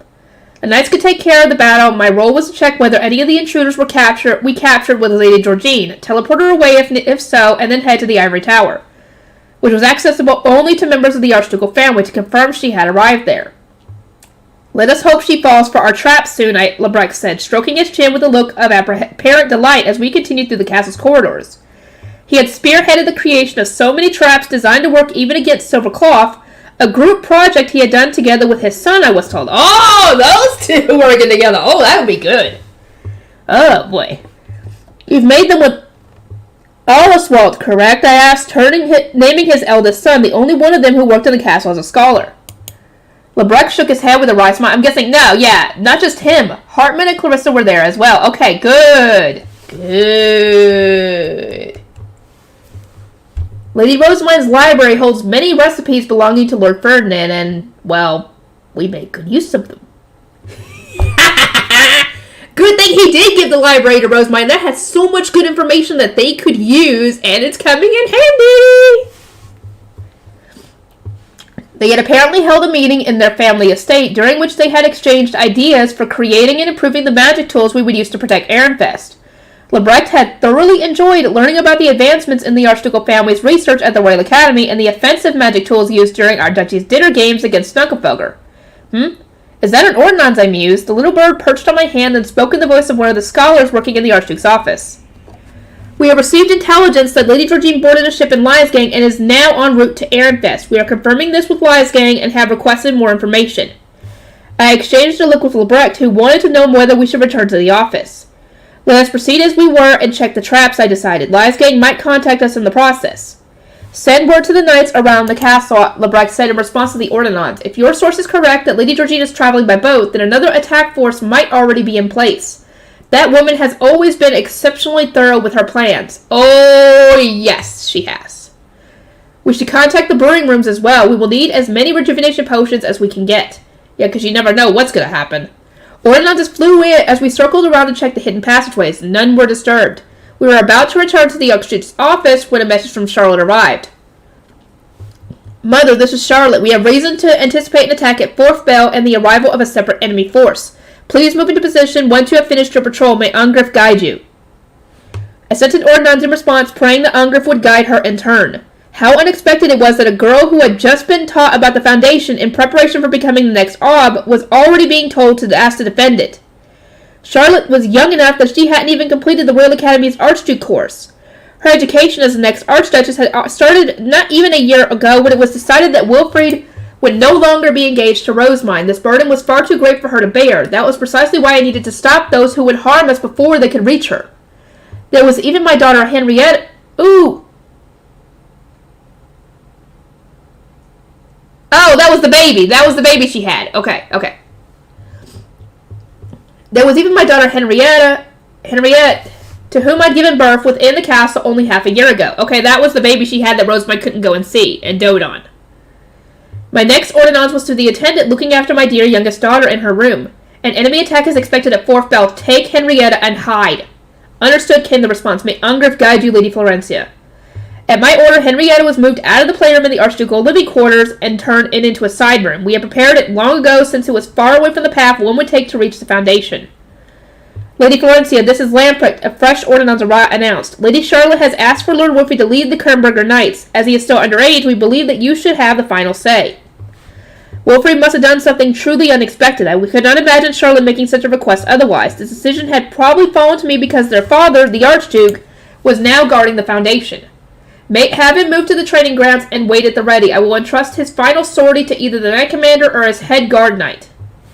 My verdict must have been relayed at once because I received yet another ordinance before long. Mother, this is Wilfrid. How could you deny me this opportunity? I was entrusted with protecting the Noble's Quarter. This is what I trained for. His voice betrayed an intense desire to join the coming battle. I did nothing of the sort, I replied, taking great pains to sound even calmer and more considerate than usual. In the face of our enemy's silver cloth, the common logic of mana equaling strength has been turned on its head.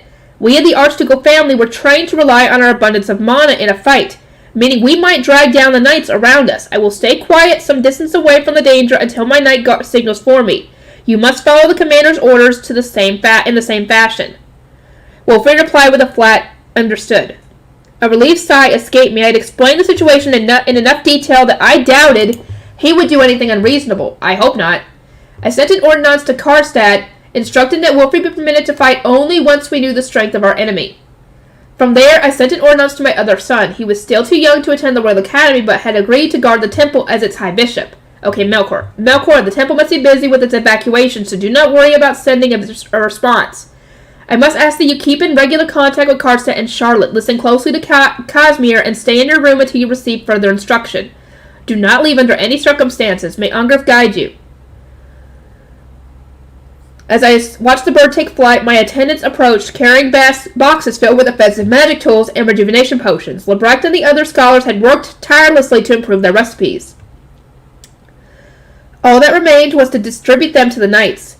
These were made specifically for this battle, I said. You may use them all if necessary, as long as you ensure that not a single intruder slips past you. We shall defend this castle and our entire duchy with it. Do not allow our foes near Ob Arenfest. Understood. Next, I received an ordinance from one of the knights on patrol. I saw a suspicious figure near one corner of the castle grounds. They soon disappeared among the trees. Considering their location, they likely entered a hidden passageway. Please be on your guard. The air grew thick with tension. If an intruder really had entered one of the old passageways, then a battle here at the castle was inevitable. An invasion before the ship's estimated arrival at Fourth Bell, I murmured. She really must still have names sworn in the castle at Noble's Quarter. The question was how much information they had given her. Lebrecht raised an eyebrow a notch, then crossed his arms. I do wonder about that. She might have accomplices here in Arenfest, but I doubt any of them are in the castle. Otherwise, she would have known we were suspicious and preparing for Fourth Bell. In any case, they have made their move, and there's only one way we can retaliate. Yes, eliminate them. Lebrecht, inform the Knight Commander, Fonbart. The Vice Commander Knights, be ready for a battle against Silver Cloth enemies. They all chorused their understanding. Once I'd given out my instructions, I sent an ordinance to Sylvester in the Foundation. Someone is using the castle's hidden passageways. Do not leave the Foundation under any circumstances. I was well aware how much he wanted to be on the front line, but he needed to stay where he was. I, too, had a duty to fulfill. And here comes Fourth Bell. At Fourth Bell, an ordinance arrived with a curt message. Fighting has begun at the west gate. I caught the yellow-faced stone as it dropped and squeezed it tight. The time was finally upon us. There wasn't much distance between the entryways, and this exit. Lebrecht pointed. Lady Florencia, their signal. I gazed at the knights on watch. He had raised a hand and was moving 3 fingers, meaning he had heard footsteps coming from the third passageway. Nice! I love that they have a system for this! Good job! Now they don't have to worry about anybody hearing them. Woo woo! Sorry, I took a sip of my drink. Now will they work? Lebrecht murmured, his voice betraying a rare hint of excitement. He had taken out some paper to record which of the traps by the entrance activated. The fuck? Why did my phone go off? Oh, that was shocking. Okay. Lebrecht murmured his which of the traps by the entrance activated and the impact they had on Silver Cloth. I could not choke the feeling that if he failed to obtain the results he desired, he would experiment on the enemy until he was satisfied. Oh, he's kind of like Hartman a little bit. Little scared. No, actually, no, he's more like... Is he like Hartman? Let me know. Or is he more like Ferdinand in this case? Somehow, I almost pity our foes. An explosion shook the ground a little, and Lebrecht wasted no time scribbling on his paper. The intruders who had activated the traps leaped out of the passageway, and then stared in surprise at the open plaza before them. They hadn't expected to see all these knights standing and wait for them. There were 5 intruders in all. I doubted my eyes at first. Such a direct attack on a duchy's castle surely deserved more troops. I suppose this confirms that the attack on the west gate is a diversion.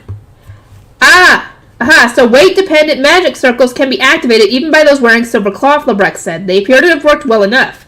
The traps to remove their silver cloth, on the other hand, do not seem to have worked at all.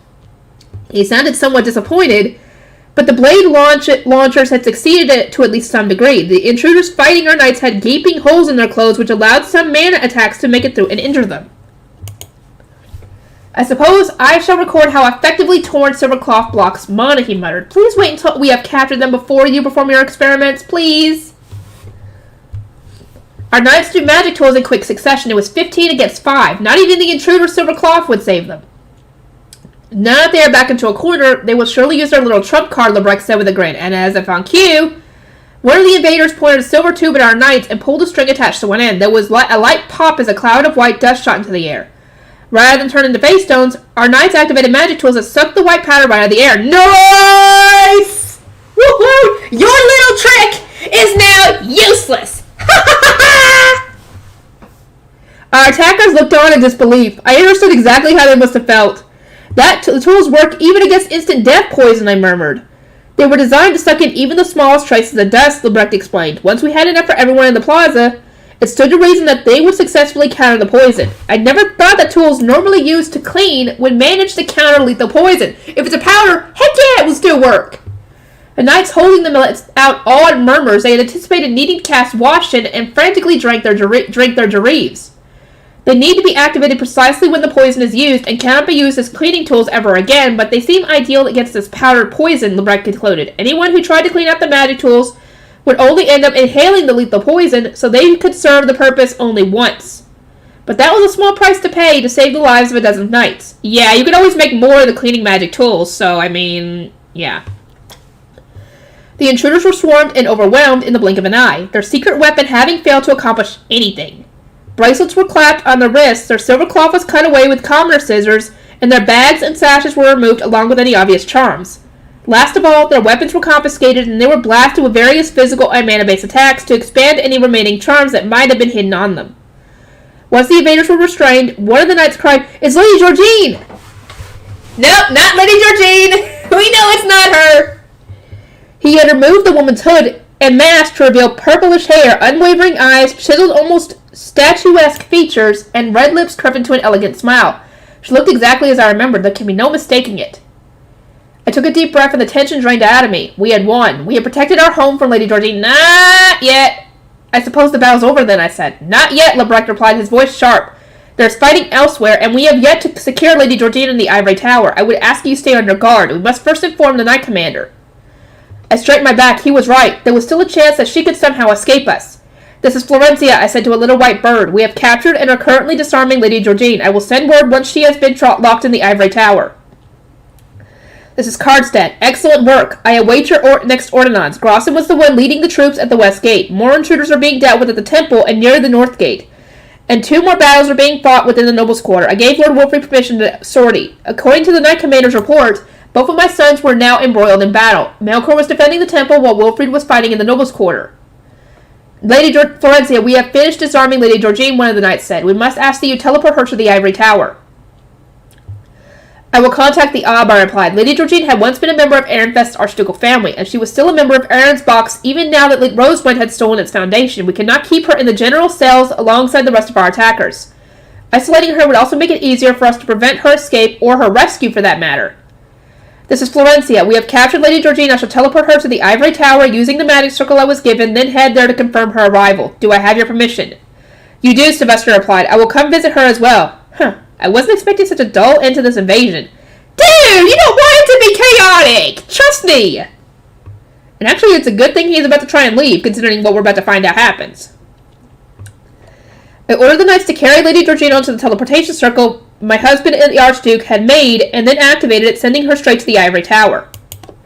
The Ivory Tower, I said. It certainly has been a while.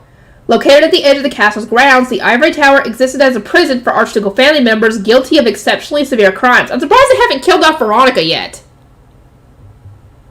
Only the Archduke and members of the Archducal family with his permission could enter. Anyone else would swiftly be charged with treason for attempting to free the prisoners within. Lady Veronica was imprisoned in this very tower, which had also been the focal point of a serious incident involving my son Wilfried. He had ventured inside without permission, having been tricked by his friends, and sustained a weighty blow to his reputation as a result. There was nothing for me here but bitter memories. That reminds me, didn't Lady Georgine come here once? As I recalled, she had visited the Ivory Tower after asking to see Lady Veronica. She had seemed so compassionate and sentimental while hugging her. Uncle Besenwant's memories to her chest. But perhaps she had wanted our duchy's foundation even then? Yep, more than likely. I must confirm whether the teleportation was a success, I said. Everyone, stand guard and welcome Ob Ehrenfest when he arrives. I proceeded into the Ivory Tower, then approached another door at the far end of the room, my legs feeling heavier with each step. Beyond it was a room befitting a noblewoman, except there were bars keeping its occupants from leaving. Lady Veronica was sitting calmly inside. I needed to pass her to reach Lady Georgine. Oh my, to think you would come here, not Sylvester, Lady Veronica said. What are you scheming this time? Trying to entrap someone else, perhaps?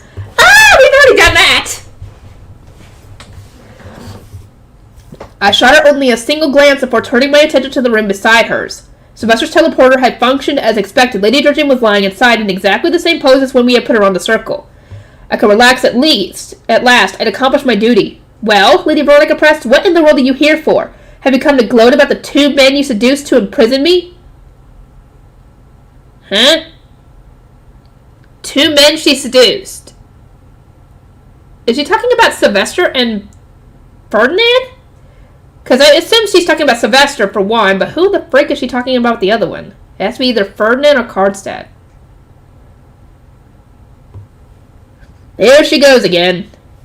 I exhaled slowly. Lady Veronica truly believed that her imprisonment was the result of some scheme of mine. Did I gain control of the temple by seducing... There we go! Here we go.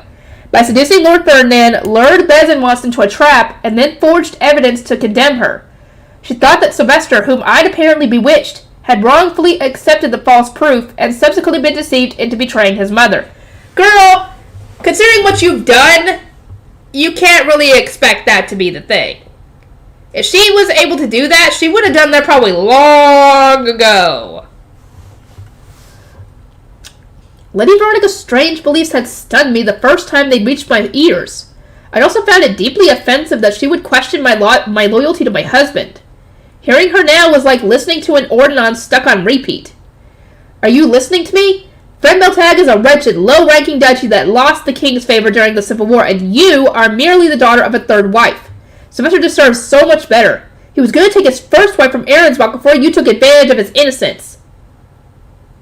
You do realize that she did nothing of the sort. She actually refused him, I think, at first.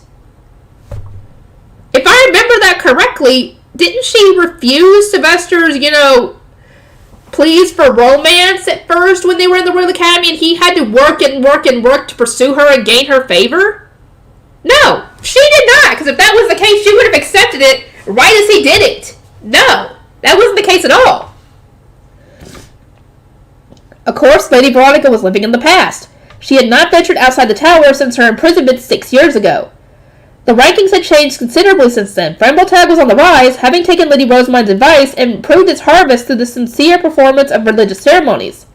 And as for Rosamund herself, she now had the Gurchashite and was under consideration to becoming the Zent's adopted daughter. In fact, by this point, I found this all rather nostalgic. During the days before Lady Veronica's imprisonment, I devoted all of my attention to surviving as her daughter-in-law, but now I was negotiating with other duchies and managing our relationship with the royal family, all while overseeing what was essentially a social and economic revolution. In not even a decade, Ehrenfest had changed dramatically.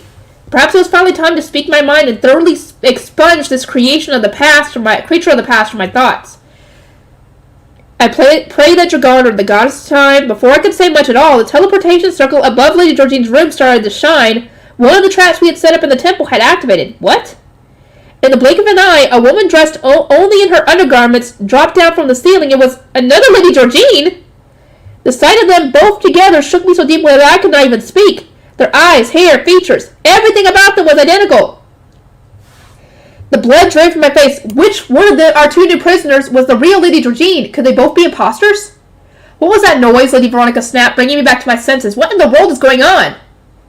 At once, I sent an ordinance to Sylvester. A second Lady Georgine has appeared. She fell from the ceiling, so I suspect she was teleported from the temple. There may be other decoys. Please stay with the Foundation until the real Lady Georgine has been found. As my white bird took flight, another flew past it and perched on my hand. This is Charlotte, it said. Grossom was captured again, this time in the temple. There are fakes. Lady Georgine might be using them too. In other words, this invasion was far from over. I told Charlotte that a second Lady Georgine had appeared inside the ivory tower and then informed the knights still guarding the castle's hidden passageways to remain alert. Georgine, Lady Veronica cried gravely. She's come to save me, hasn't she? No, she is not coming to save you. In fact, if she had the choice, she probably would kill you, considering what you put her through.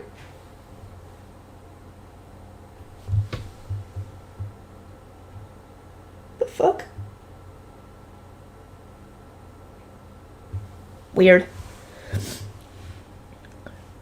I turned to Lady Veronica and my fake smile vanished in an instant. Lady Georgine's obsession with Ehrenfest's Foundation, our strained relationship with the Elias gangs, my eldest son's poor education, his rotten retainers, those problems all trace back to the woman before me now. Everything was her fault. Your son and daughter are at war over the Foundation, I said, but you will not be leaving this tower, Lady Veronica, no matter who wins. Georgine will save me. She will. That girl is so wonderfully obedient. And then there is Wilfred. Once that sweet young boy comes of age, he will take over as Ab and rescue me. He came all this way to make me that promise, and what a grave price he had paid. Trespassing on the ivory tower had caused more damage to his reputation than hard work could ever repair. How much must that have wounded him? How much had he longed to return to the days before, when he hadn't been the subject of constant ridicule? My head swam with the thoughts of the dark shadow Lady Veronica had cast over my son's past, present, and future. Tears welled in my eyes. It became hard to breathe, and my mana swelled so suddenly that the world around me started to spin.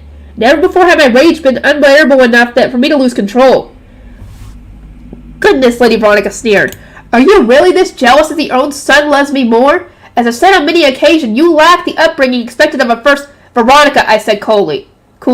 Ahrensbach, the duchy your mother took such great pride in, its foundation has been stolen by Rosemine, the girl whom your little brother Bezin once constantly tormented. Excuse me? Lady Veronica stared at me quizzically. She must not have been able to follow the sudden change of subject. I repeated my declaration, but again, nothing. She continued to watch me with a blank expression. Rosemine? She muttered. I suppose it made sense that she was confused. My recollection she had never actually met Rosemine. Since it was thanks to Rosemine that she had now lost everything most precious to her. I suppose no one bothered to tell you. The Zent deemed Lord Ferdinand worthy to rule Ahrensbach and made a royal decree instructing him to marry its next archduchess. And to make matters worse for you, Sylvester's adopted daughter stole its foundation when this war first began. There is no longer any value in that Ahrensbach blood coursing through your veins. Lady Veronica gasped. She had always taken such great pride in her heritage, so my declaration stunned her into silence. The most she could do was stare at me. My rage had driven me to tear apart her pride, to take away her very reason for living, but I didn't feel guilty in the slightest. I contained my rampaging mana and cast a steely look at Lady Veronica. The day will most likely never come when Dragana, the gods of time, weaves our threads back together. But I pray that you live in peace with the divine protection of the gods. This is surely the last time I would ever see her miserable face. Ha ha! That's what you get! Tear down, Valencia! Come on! Oh, Sylvester, here we go! Oh, I think this is the last one, too, because it's almost done. Sylvester, the battle for the Foundation. I was still inside the Foundation's hall when fourth bell rang. Everything here was pure white, except for the faint green glow of the foundational magic, the spinning face tone of each divine color, and the hole through which ordinances could reach me. I'd received plenty of messages since hunkering down, and it didn't take long for another response. Or another to arrive. We have received word from the West Gate that the boat carrying suspicious individuals has arrived, Charlotte reported, sounding tense. They are wearing scarlet cloth and armed with wolfen nails. The fighting has started. The battle for Ehrenfest had finally begun. I was stuck waiting with the Foundation, so there was nothing I could say in response but, got it. Still, Rosemine and Ferdinand were busy responding to Geeb Gerlach's desperate calls for aid, but if Ashes was defending Ilgner, we also had reinforcements from Kernberger and Haldensdale stationed in the Nobles' Quarter. The entire duchy had spent the past month preparing for this battle. I just had to believe we would win. Sure is rough being stuck here all alone with nothing to do. Charlotte was in my office as the next ob, Melchior was in the temple as the High Bishop, and Wilfred was defending the Noble's Quarter with our reinforcements from Kernberger. Florencia had sent word that someone was using the castle's hidden passageways, and she was already waiting to intercept them. It was my duty to protect my family, but now they were all fighting in my stead. The most I could do was wait miserably for more reports. We just heard from the temple's back gate. There seems to be a suspicious group hidden in the lower city. For now, we are keeping watch for any attacks on the temple or north gate. Hostiles with magic tools were found in the Noble's Quarter. Fighting has begun. Mother met with the enemy. The traps worked. Knights have engaged intruders at the north gate. There's a battle underway at the temple's back door. Ordinances from Karlstadt and Charlotte came in quick succession. In the meantime, Rosamund and Ferdinand were sending ordinances about the battle in Gerlach.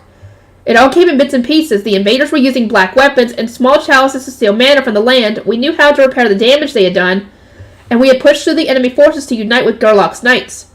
For a while, I was relieved that things were going well, but the calm didn't last.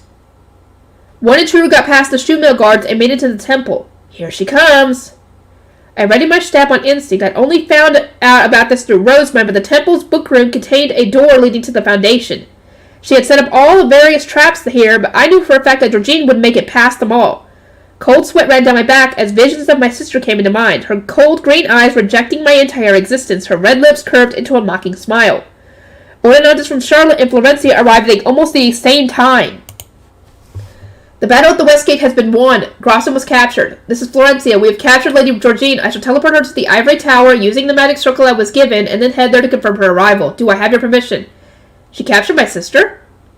I couldn't believe my ears. Not even when the Ordinance delivered its message for a third time, I'd have been absolutely convinced that she would come through the temple rather than use the castle's hidden passageways. Well, if Georgine and Grosson have been captured, that means the intruder in the temple is just some pointless decoy.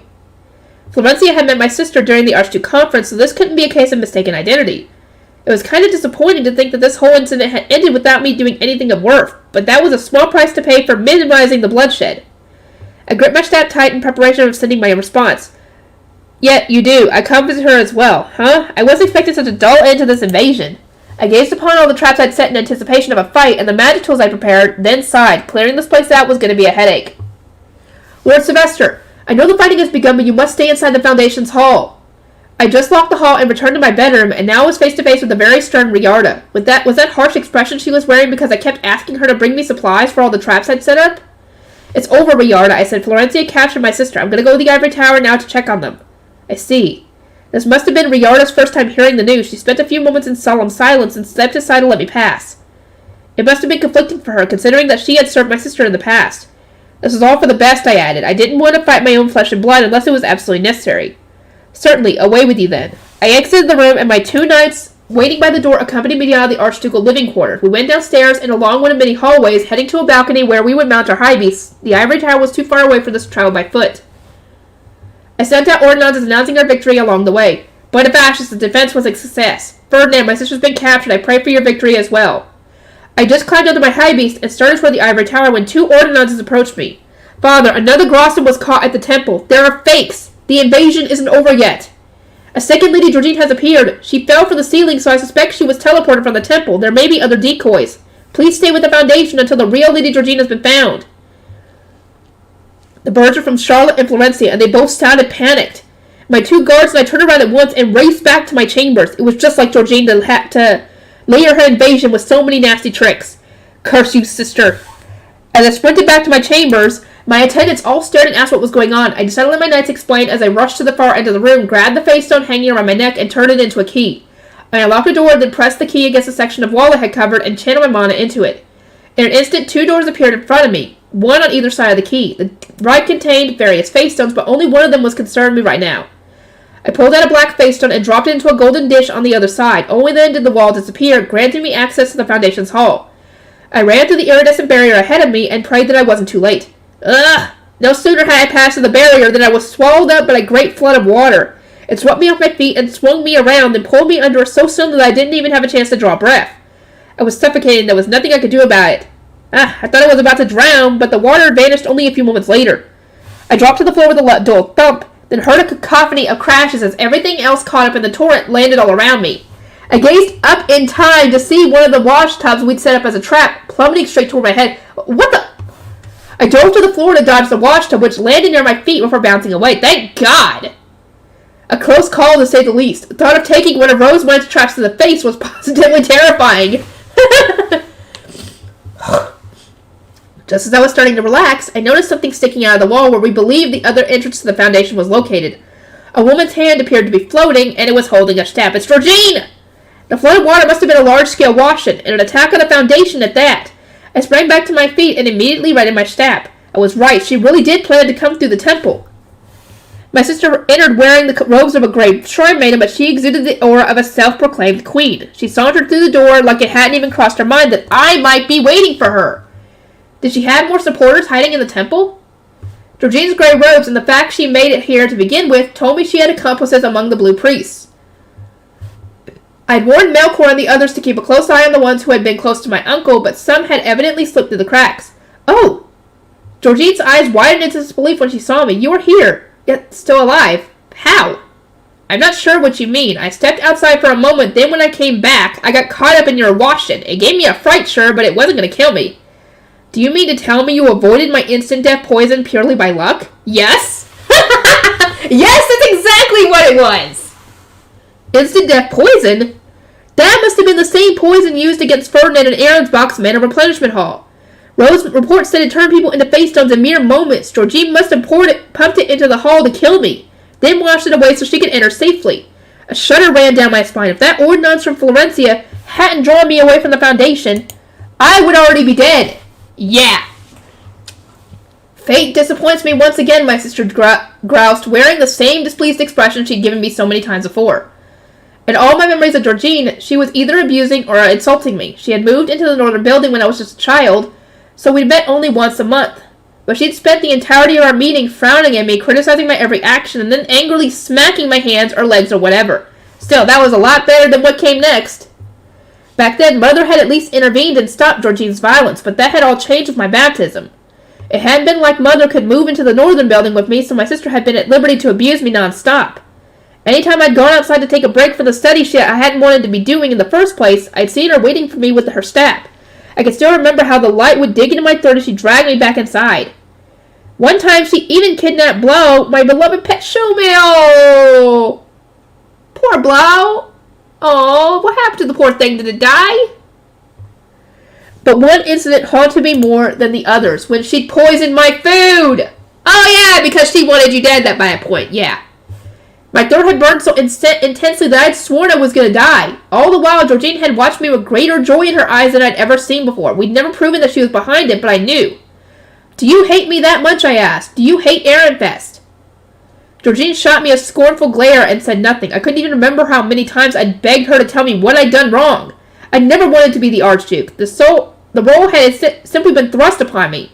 And on the rare occasion I'd gotten to see my sister, she had done nothing bad shout at me. Anything I'd said that I didn't want to work hard, or anytime I said I didn't want to work hard, that I wasn't going to be the Archduke anyway, she'd struck me harder than usual. I'd even tried to argue that she should rule Ehrenfest instead of me, but not once had she accepted the idea. She just kept demanding that I act more like an Archduke and attacking any weaknesses she found. That's what I'm saying! When she was sent to Aronsbach, she could have done what she could to show that she was capable of ruling a duchy. She could have done that for Aronsbach. She could have gone to Rockstock and done that. It didn't have an ob at the time. No, she chose violence, and then because of this, she loses her life in this. After all this time, why are you still chasing Ehrenfest's foundation, I asked. You married into a greater duchy, and went from being its third wife to its first. Your daughter is due to become the next Ob. You have the best life a woman could ask for, so why are you doing this? I have to agree, why is she doing this? I mean, we saw how she had gone through in the epilogue, I think a couple of books back, but still, she could have risen above it and not chosen revenge. Heck, the best revenge is success, essentially. Georgine had always been so hostile toward me that our parents had considered it too risky to leave her in Ehrenfest and married her into another duchy instead. She hadn't been sent just anywhere, though. Mother had pulled some strings to get her into a greater duchy. That was before the Civil War, when no greater duchy would have accepted an Archduke candidate from Ehrenfest. It had only come to be because Mother had made it so. What was wrong with that, I cried. Why couldn't you find your happiness there? Have you not thought about what targeting another duchy's foundation would mean for your children and grandchildren? Is that what you think? Georgina asked. Then I shall not waste my breath. A mixture of colors swirled in my sister's eyes. She was so enraged that she could no longer contain it. But why? I couldn't even begin to imagine what she was annoyed about or why she hated me. I wanted to understand. I wanted us to see eye to eye, but she refused to even answer my questions. Confusion and despair coursed through my chest. Like, seriously, y'all could have just sat down and discussed this whole thing. You could have asked her what was going on. She could have told you everything. You guys could have worked it out, tried to be good brother and sister to each other. You could have helped her, be a better archduchess, or be an archduchess for one in Arensbach. Or if she could have given you advice for Ehrenfest, y'all could have helped each other. But no! She chose violence. And she's losing her life because of this. We're brother and sister, I cried. Can't we at least try to understand each other? If you'll just talk to me, I'm sure we can figure this out. Thank you! It's much too early for Schlaftraum to visit. I will say only this. If you truly wish for us to understand each other, then give me the foundation. Only then can we talk. You know I can't do that. Oh my! Georgie pulled a face like she was deeply wounded. It was clearly exaggerated, but she looked so much like Mother that it still made me feel guilty. In that case, this conversation is over. Not that I expected much from you to begin with. I always knew you had no intention of understanding me. You're the one who refuses to communicate. Just tell me. Why are you so obsessed with Ehrenfest's foundation? There was nothing else worth saying. Die already. Georgine attempted to restrain me with her step, so that she'd done so many times in the past, but I wasn't the same helpless boy from back then. I said, Bogan, and turned my staff into a bow, then loosed a volley of mana arrows. Getelt. The first of my arrows triggered one of Georgine's charms, the rest burst against the shield she had created. I continued my assault while closing the distance between us. I won't give her time to recover. Georgine threw a magic tool from behind her shield, this time expanding one of my charms. Moving closer to her had put me within her attack range. She continued to bombard me while I shot more arrows at her. She keeps throwing tools. In other words, this is a good time for me to attack of my own. I used Getelt to turn my staff from a bow to a shield, then threw a magic tool as hard as I could so that I could strike the floor behind Georgine. There was a loud explosion, but she didn't even try to protect her back. She kept her eyes on me and relied on her charms to protect her. In a battle between nobles, it was a fundamental tactic to use weak attacks to get rid of your opponent's charms, and that was exactly what we were doing now. A scratch appeared on Georgine's cheek, followed abruptly thereafter by the slightest trickle of blood. She paid the injury no mind, however, and continued to pelt me with magic tools. An ache spread through my hand at the same time. She must be out of charms meant to block weak attacks. I threw another magic tool behind my sister. This time she turned away from me to block the explosion. Now! I ran forward, dispelled my shield with Ruckin, then caught Georgine with bands of light. She tried to break free from freezing in shock. Or before freezing in shock. She must have just realized that her mana wasn't stronger than mine anymore. Ha ha! It's over, I said. Surrender while you still can. I won't take your life. I didn't want to kill my sister unless it was absolutely necessary. Keeping her alive would also make it easier to tie up any loose ends. Excuses spread through my mind like wildfire. Just kill me, or do you not even have the resolve? You're going to the ivory tower, I said at length. How naive, Georgine sneered. She was laughing at me even now that I was pinning her down. There are nobles still name sworn to me. Do you not understand what this means? You need name stones to... Words failed me. Orders given to one's name sworn wouldn't stick unless one had their name stones in hand. That was why Mother was being allowed to live in the ivory tower despite having so many nobles still name sworn to her. She had kept their stones hidden in her hidden room to ensure they couldn't be stolen. Georgine, though... I command my loyal name-sworn vassals and enslaved devouring soldiers. Ehrenfest. I wouldn't let her finish. Ehrenfest's internal security was bad enough that we had already had intruders in the nobles' quarter. I didn't know how many of my sister's name-sworn retainers had survived the purge, or what they might do in her command. Would they march into battle or start spreading the instant death poison all over the city? I wasn't going to wait around to find out. Schwert. Finally out of options, I swung my sword down and felt the blade dig into flesh. My hand trembled as I gripped the hilt and tears welled up in my eyes. A knowledge that I'd done something so vile made me want to vomit. Aww. My mind was so cloudy that I couldn't tell which one of us the noises were coming from. My sister gazed up at me with a smile, blood streaming from her neck and bubbling out of her mouth. She looked so overjoyed as when she'd poisoned me, and with her dying breath she uttered 5 cruel words. I will despise you forever. Huh? The hell was that? Good question. Wait, are you still going to despise him in the afterlife? Would that even be possible?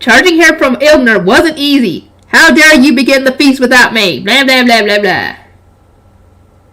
Rosemine. Grandfather, could you tell me more tales of your heroics?